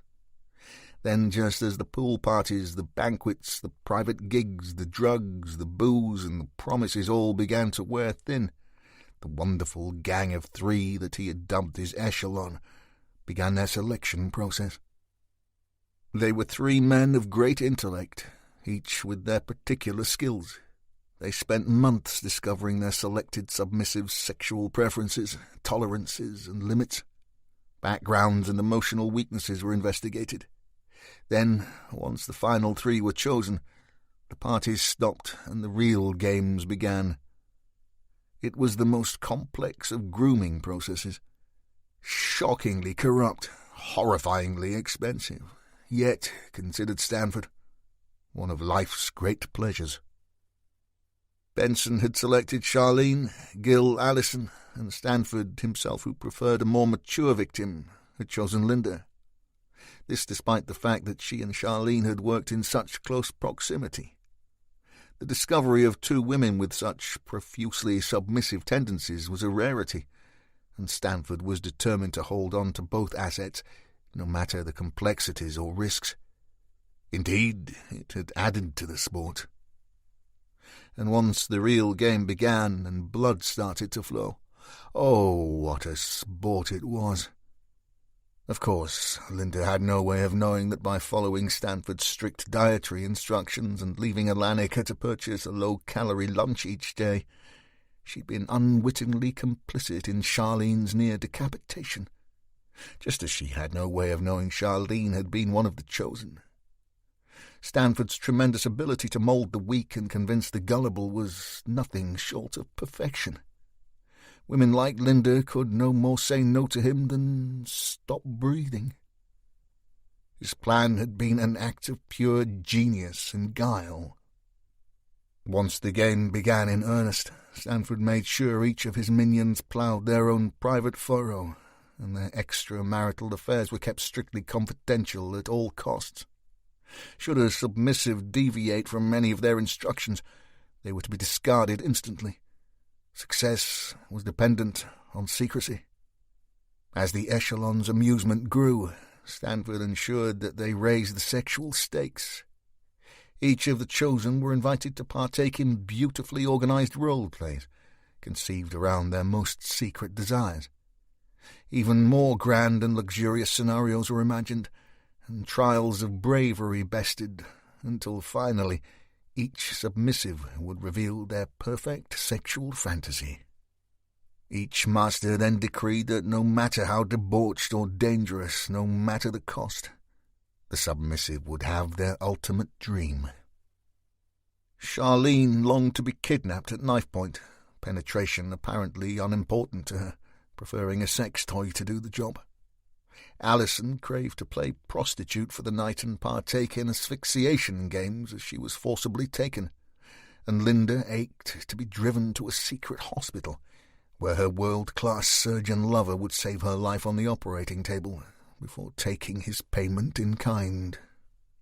Stanford was amused by the simplicity of the women's desires. He found them all so tame, all so very 50 Shades. However, in Linda's favour, she'd shown such a special relationship with pain and sharp objects that Stanford had found her hard to resist.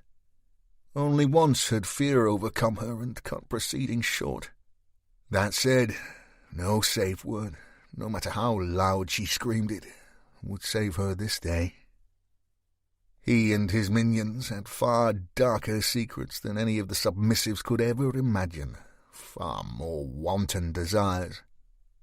The echelon had shared their most secret confidences since Oxford, but it had been Stanford, the master of the group, who had first broached the subject of actually taking a life for pleasure. It was he who had made that wonder happen for Benson and Gill already, not only to conceive the idea, but to see it through. And for that, he deserved to be revered as the living god that he truly was. "Hello, Linda," he smiled as they reached the landing. "My name is Dr. Stanford. and I'm going to make you all better. Andy Sykes examined the roller shutters that blocked the team's way into Alanicus' store on Back Starkey Street and shook his head. Fliss opened her phone. I'll find out how far away the search team are. They'll have all the tools we need. As she dialed, a pickup truck turned into the street and pulled up alongside the gathered detectives. A young lad with a Zero crew leaned from the driver's window. He wore a faded England football shirt and a dazed expression. "What do you lot want?" he said, doing a fair impression of a confused bulldog. Bob held out his warrant card. "Police, pal," he said. "We have a warrant to search these premises. Do you have a key?" The guy didn't seem too convinced. "I might do." Bob strode over to the truck, pulled open the driver's door, took hold of the guy by his made-in-Turkey number and dragged him out onto the pavement. He held out a powerful hand. "Give it to me now," he growled. Minutes later, the team were inside. The building was used by Alanicus bailiff teams to store goods that had been repossessed before they were disposed of at auction. Everything from sports cars to widescreen TVs filled the space. Along the far wall, 2 large safes sat under a narrow staircase. Steve Willis edged over to Fliss and lowered his voice. "Was that allowed?" "What?" asked Fliss. "You know, what Big Bad Bob, a.k.a. Gene Hunt from Ashes to Ashes, just did to get the keys for this place, frightening that poor bloke to death." Fliss spoke quietly out of the corner of her mouth. "Get gloved up, Willis," she said. "You have a lot to learn." Abbott turned and pointed to a pile of what appeared to be old hi-fi separates, computer consoles, video recorders, boom boxes, and the like. Most appeared broken, covered in dust, and had been simply thrown into one corner. On top of those were a dozen or so black bin bags. "What's all this lot?" she asked the England-shirted youth. "It's what I come for," he said, still sulking. "I pick up all the scrap, all the old chat they don't want." "And the bin bags?" "That's what the lads clear out of the cars they snatched back. You know, people's crap. I just dropped them at the tip. Should have been here Tuesday morning, really, but I was throwing up. Bad curry, I reckon." Fliss rolled her eyes. "Andy, Steve, have a look upstairs. Bob, we'll go down here." Higgins nodded, but first walked over to England's biggest fan. He held out a hand. "I'll be needing your mobile for a short while, son," he said. "Best we keep this little job to ourselves, eh?" The team split and began their search. Within a few minutes, Sykes and Willis were back downstairs, looking happy. "Each office has a skylight," said Sykes, "and the far room nearest the square, that one's been left open. Our boy could have easily dropped in through there, no problem. We need forensics here ASAP." "They're on the way, Andy," said Fliss, clambering over the England supporters' pile of scrap and grabbing the first bin liner. "Hey, come on," shouted the kid. "Don't be breaking out, making things any worse. That's my living, that is." "What's in the bags again?" asked Fliss. The lad shrugged. "I told you, things folks leave in their car, in the glove box and that. Like I said, I just take them to the tip." Fliss opened the first bag and began to root. It appeared the lad was on the money. The bag contained all the items you would imagine: air fresheners, de-icer, chewing gum, fast food cartons, coffee cups. Willis clambered up the pile of junk to help. As he untied his first bag, he drew his head away from it and screwed up his nose.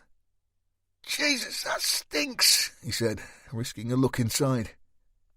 Guys, I think you need to see this." Stryker hammered on the door of Linda Henderson's tidy semi. He looked through the lounge window, pushed open the side gate, walked around the back and peered into the dining room. There was no sign of the woman. A bright red Mini was parked on the drive, all locked up as it should be. Indeed, there was nothing out of place. As he wandered back to his Audi, pondering his next move, Linda's neighbour risked sticking her head from her own doorway. "Hello," said the pensioner. "Can I help you? Linda's gone out." Stryker didn't risk a smile. It only seemed to frighten people. Instead, he pulled his ID. "Police, ma'am," he said. "Nothing to worry about. Miss Henderson just happens to be a witness in a case I'm working on." The elderly lady seemed to accept that information and stepped gingerly out of her door. "Well, a chap came for her about an hour or so ago." She pulled a face. "Funny job all round, if you ask me." "What makes you say that, ma'am?"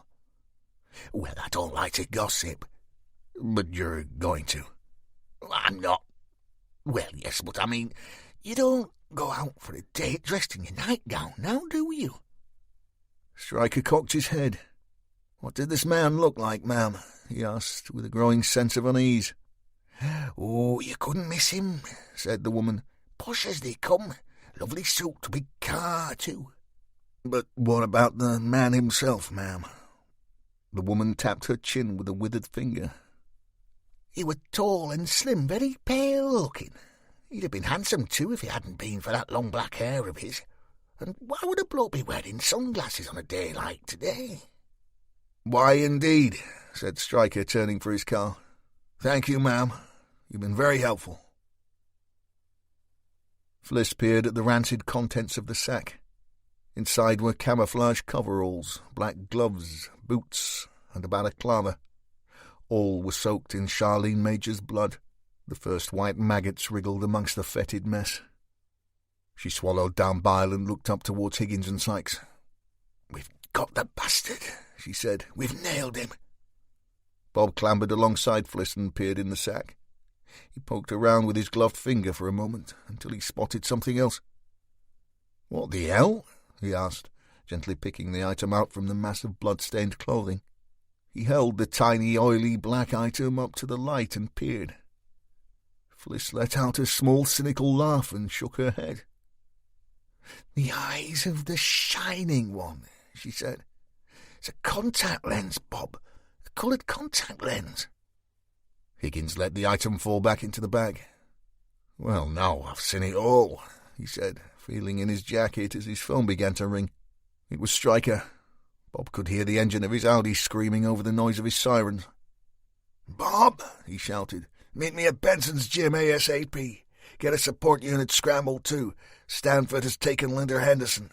"Okay, boss." Listen, we found the perp's clothing in here. The camo gear, the lot." "Good work," said Stryker, fighting to keep his car on the road.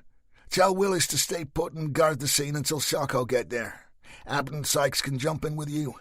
Henderson just has to be at Ripped." "You sure, boss?" asked Higgins. "No, but have you any better ideas?"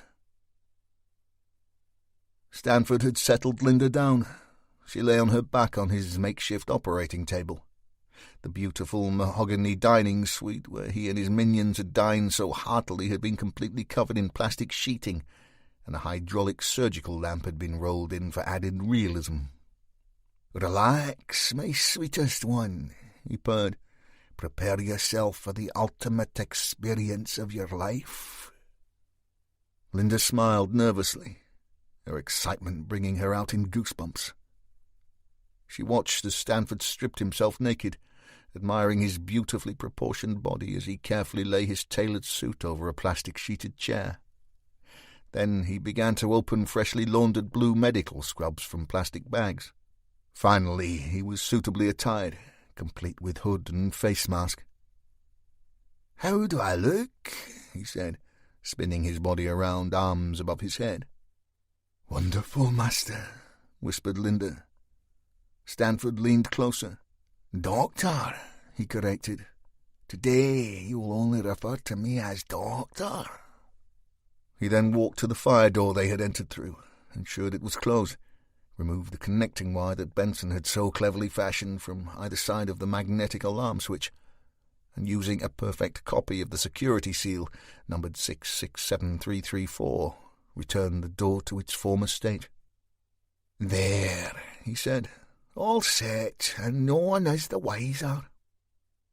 Next, Stanford found his roll of medical instruments. They were a mixture of sex toys and the real thing. Some items could simply be purchased from any adult store. A selection of pinwheels of various sizes and sharpness, designed to run across bare flesh and dapple the skin. For the less faint of heart, extra pressure could be applied, and the spikes would pierce the flesh and blood would flow, creating an adrenaline spike and rush of sexual desire. Alongside these and other more mundane toys were genuine surgical instruments. 3 scalpels, numbers 10, 11 and 15 blade sizes, Mayo scissors, adze and forceps, Cocker clamps, everything he required. He lay out the shiny array of tools and selected the scissors. Carefully lifting the hem of Linda's nightdress, he began to cut slowly upwards, his black gaze never leaving hers, gently paring the fine Egyptian cotton of the garment with razor-sharp blades. As the final snip cut the neckline, he allowed his gloved hands to slip inside the cloth at Linda's breasts. Like a child unwrapping a cherished Christmas gift, he carefully revealed her stunning, gym-honed body. "Perfection," he said. Linda was breathing hard with anticipation. "Can you cure me, doctor?" she whispered. Stanford took hold of one of his pinwheels and began to roll it from Linda's knee, ever upwards along the top of her thigh, towards her pelvis, the tiny, sharp spikes awakening her nerve endings. He exerted slightly more pressure, yet not enough to break the skin, rolling the wheel ever closer to Linda's pubic bone. She gasped with pleasure, her legs shaking involuntarily. "You are making me better, doctor," she said. "I can feel your magic." Stanford laid down the wheel, stroked Linda's face, and looked deep into her eyes. "Of course you can, my love." "Heal me now," she begged. "Please, doctor." He raised himself and clapped his hands sharply. "Assistance!" he snapped. The door off to Linda's right opened, and 2 hugely powerful men entered. They too were dressed in scrubs, their faces covered by surgical masks. Yet their eyes needed no introduction. Indeed, they could have been Stanford's own, black as night and devilishly horrifying. One of the men grabbed at Linda's ankles, whilst the second gripped her arms, their tremendous strength ensuring she was unable to move. Stanford removed his mask and hood. He gave Linda a wicked smile. In his right hand he held a scalpel, the blade flashing under the strong medical lighting. Stanford exhaled down his nose. "Now, my cherished one, it's time to give me your heart." Stryker was first through the door. He made a beeline for Stanford, who stood unmoved by the appearance of the massive detective, a broad smile on his face. He allowed the surgical scalpel to slip quietly through his fingers to the floor, before holding up his hands in mock surrender. The support unit were in next, dressed in full entry kit, batons drawn. Benson and Gill made to run, but it was pointless. Within 10 seconds all 3 men were prone and cuffed. Linda Henderson had jumped from the table.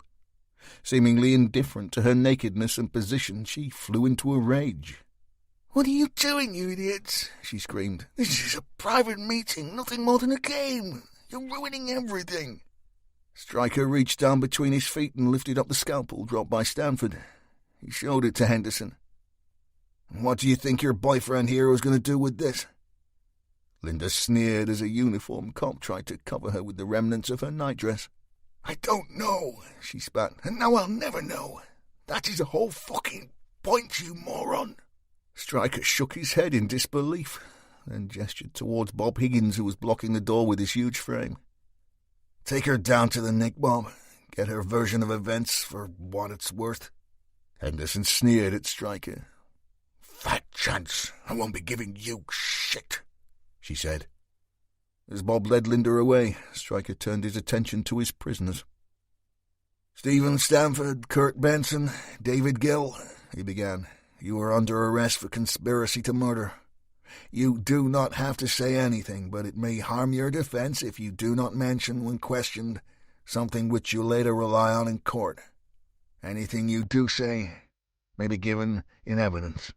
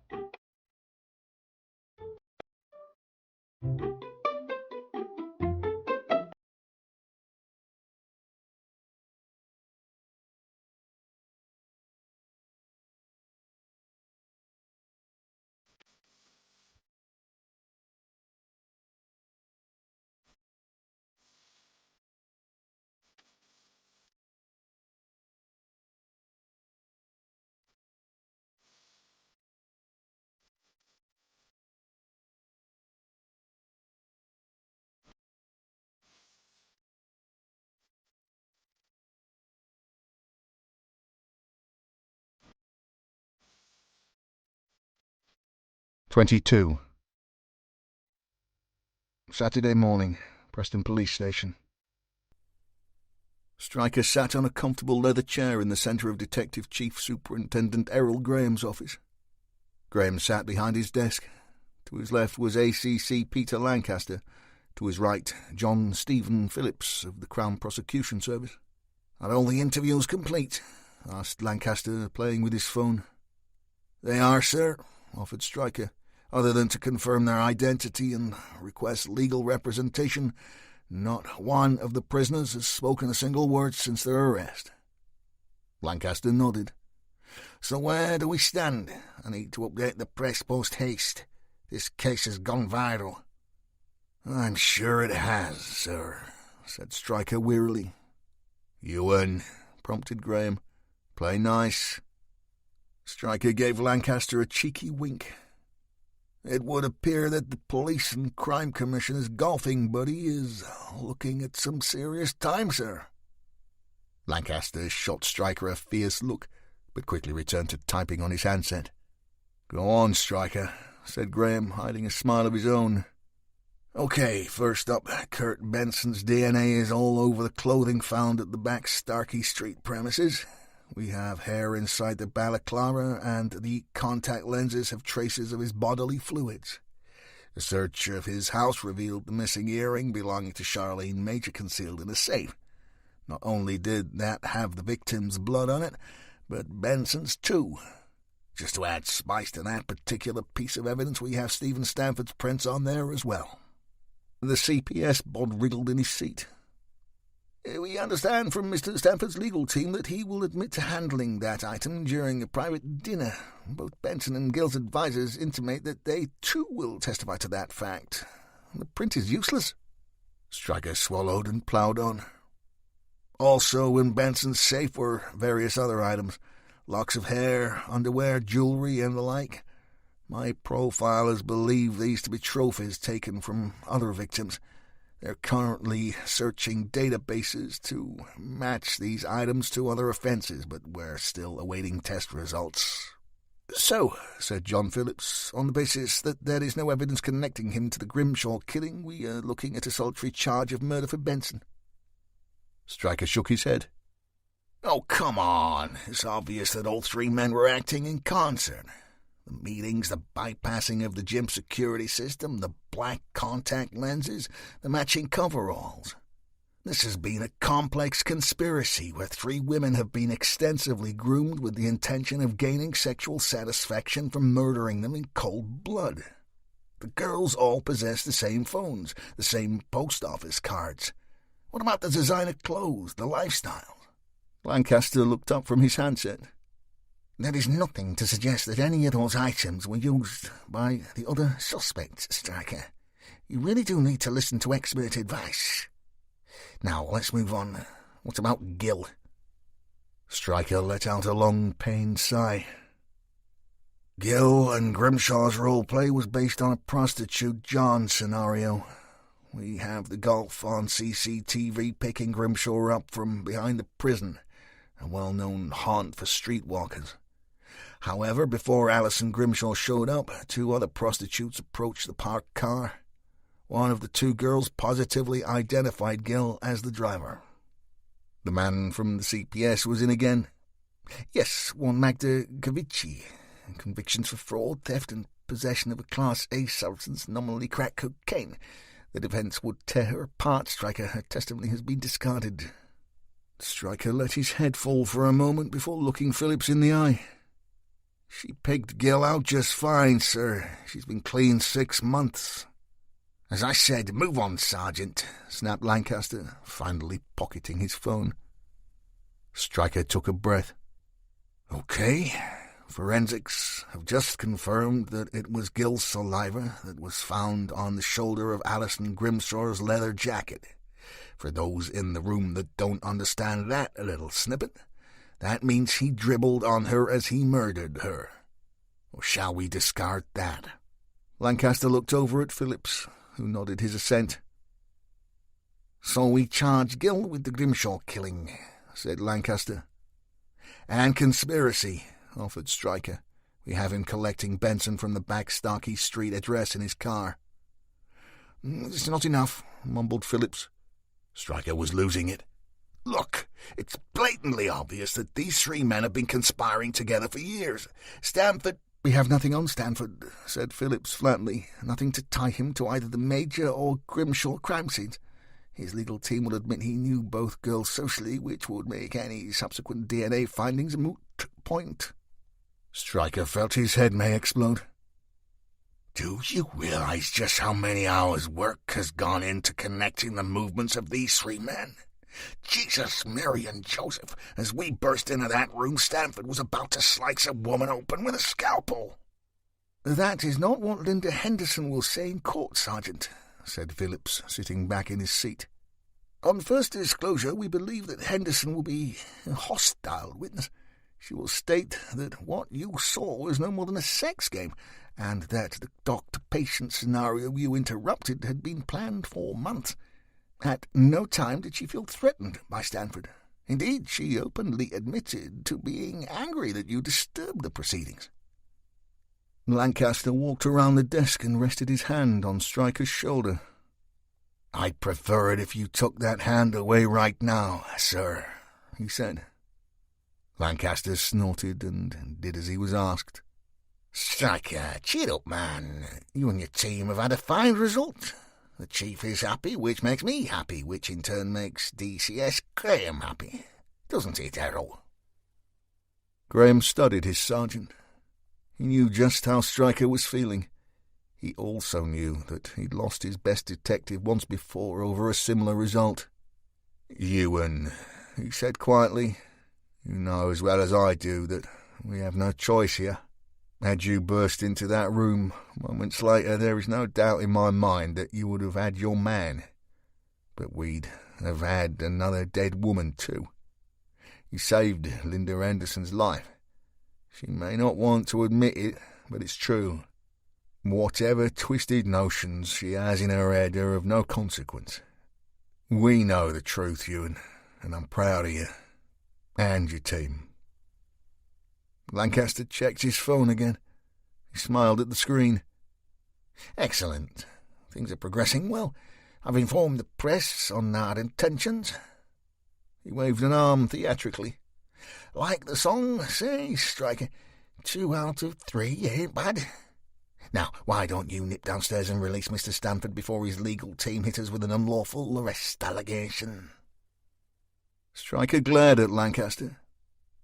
"You want me to release that animal?" "Yes," smirked Lancaster. "Escort him personally from the building, if you please, Sergeant."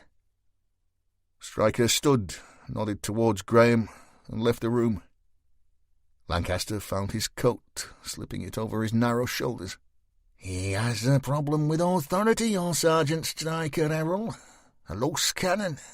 A man like that can damage a career. Mark my words." Stryker stood at the custody desk and watched Stephen Stanford collect his belongings. He strapped his Breitling Avenger to his wrist and gave the detective a thin smile. "I see you preferred the Omega Seamaster," he said.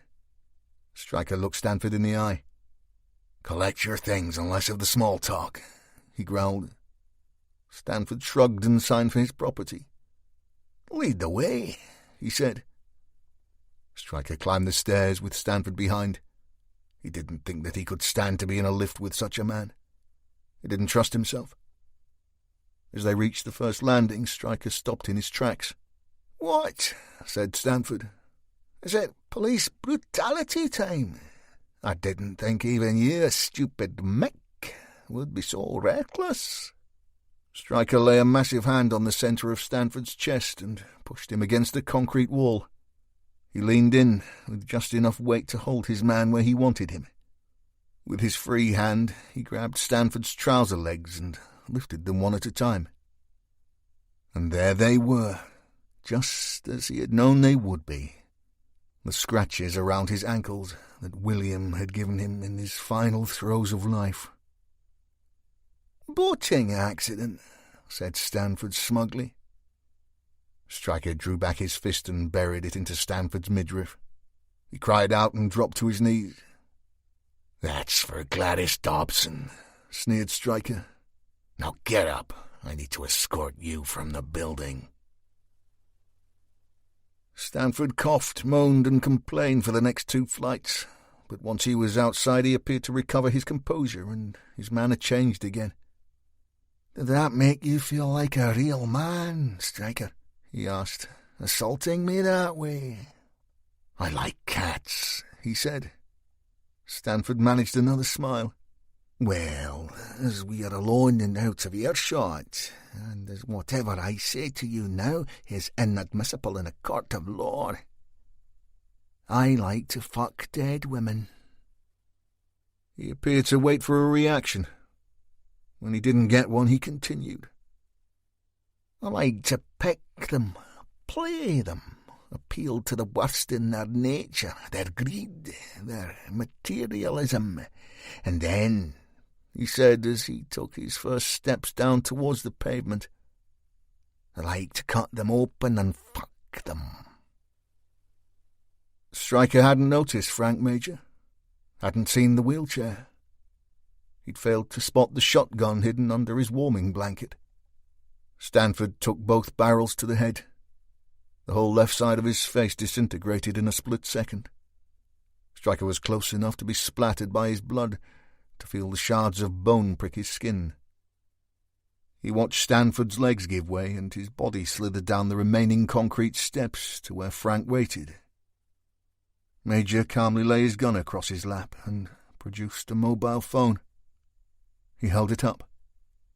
"I read about it all on here, Stryker," he shouted. "Facebook, about how he was going to get away with it, how there wasn't enough evidence to prosecute him. I knew who he was, you see. He used to pick up our Charlene in his big fancy car, invite her to these parties, invite her to, well, you know, don't you, Stryker?" Frank began to cry. They were silent tears that he wiped with the back of his hand. "He killed my Charlene, didn't he, Sergeant?" Stryker nodded. "They all killed her, Frank." Major smiled briefly. "Then that's justice," he said. "I finally have some justice." The team had celebrated that night, the way detectives often do. Even Stryker took a rare drink. It had been a good result. Frank had been taken to hospital as he wasn't fit enough to be held in the cells. Stanford's body was on a cold slab in the morgue where he deserved to be. As Higgins, Sykes and young Steve Willis wobbled out of the 12 tellers, Fliss Abbott drove Stryker home. Just before midnight she pulled into his road and looked over into his tired face. "I don't suppose you fancy some company?" she asked gently, pulling her car up to the curb. Stryker looked through the passenger window at the lone figure sitting mournfully in the dark on his doorstep, a small suitcase at his feet. "Think Phil has beat you to it, Abbott," he said. Fliss smiled and stroked his face. "Maybe another time," she said. "Maybe," said Stryker. End.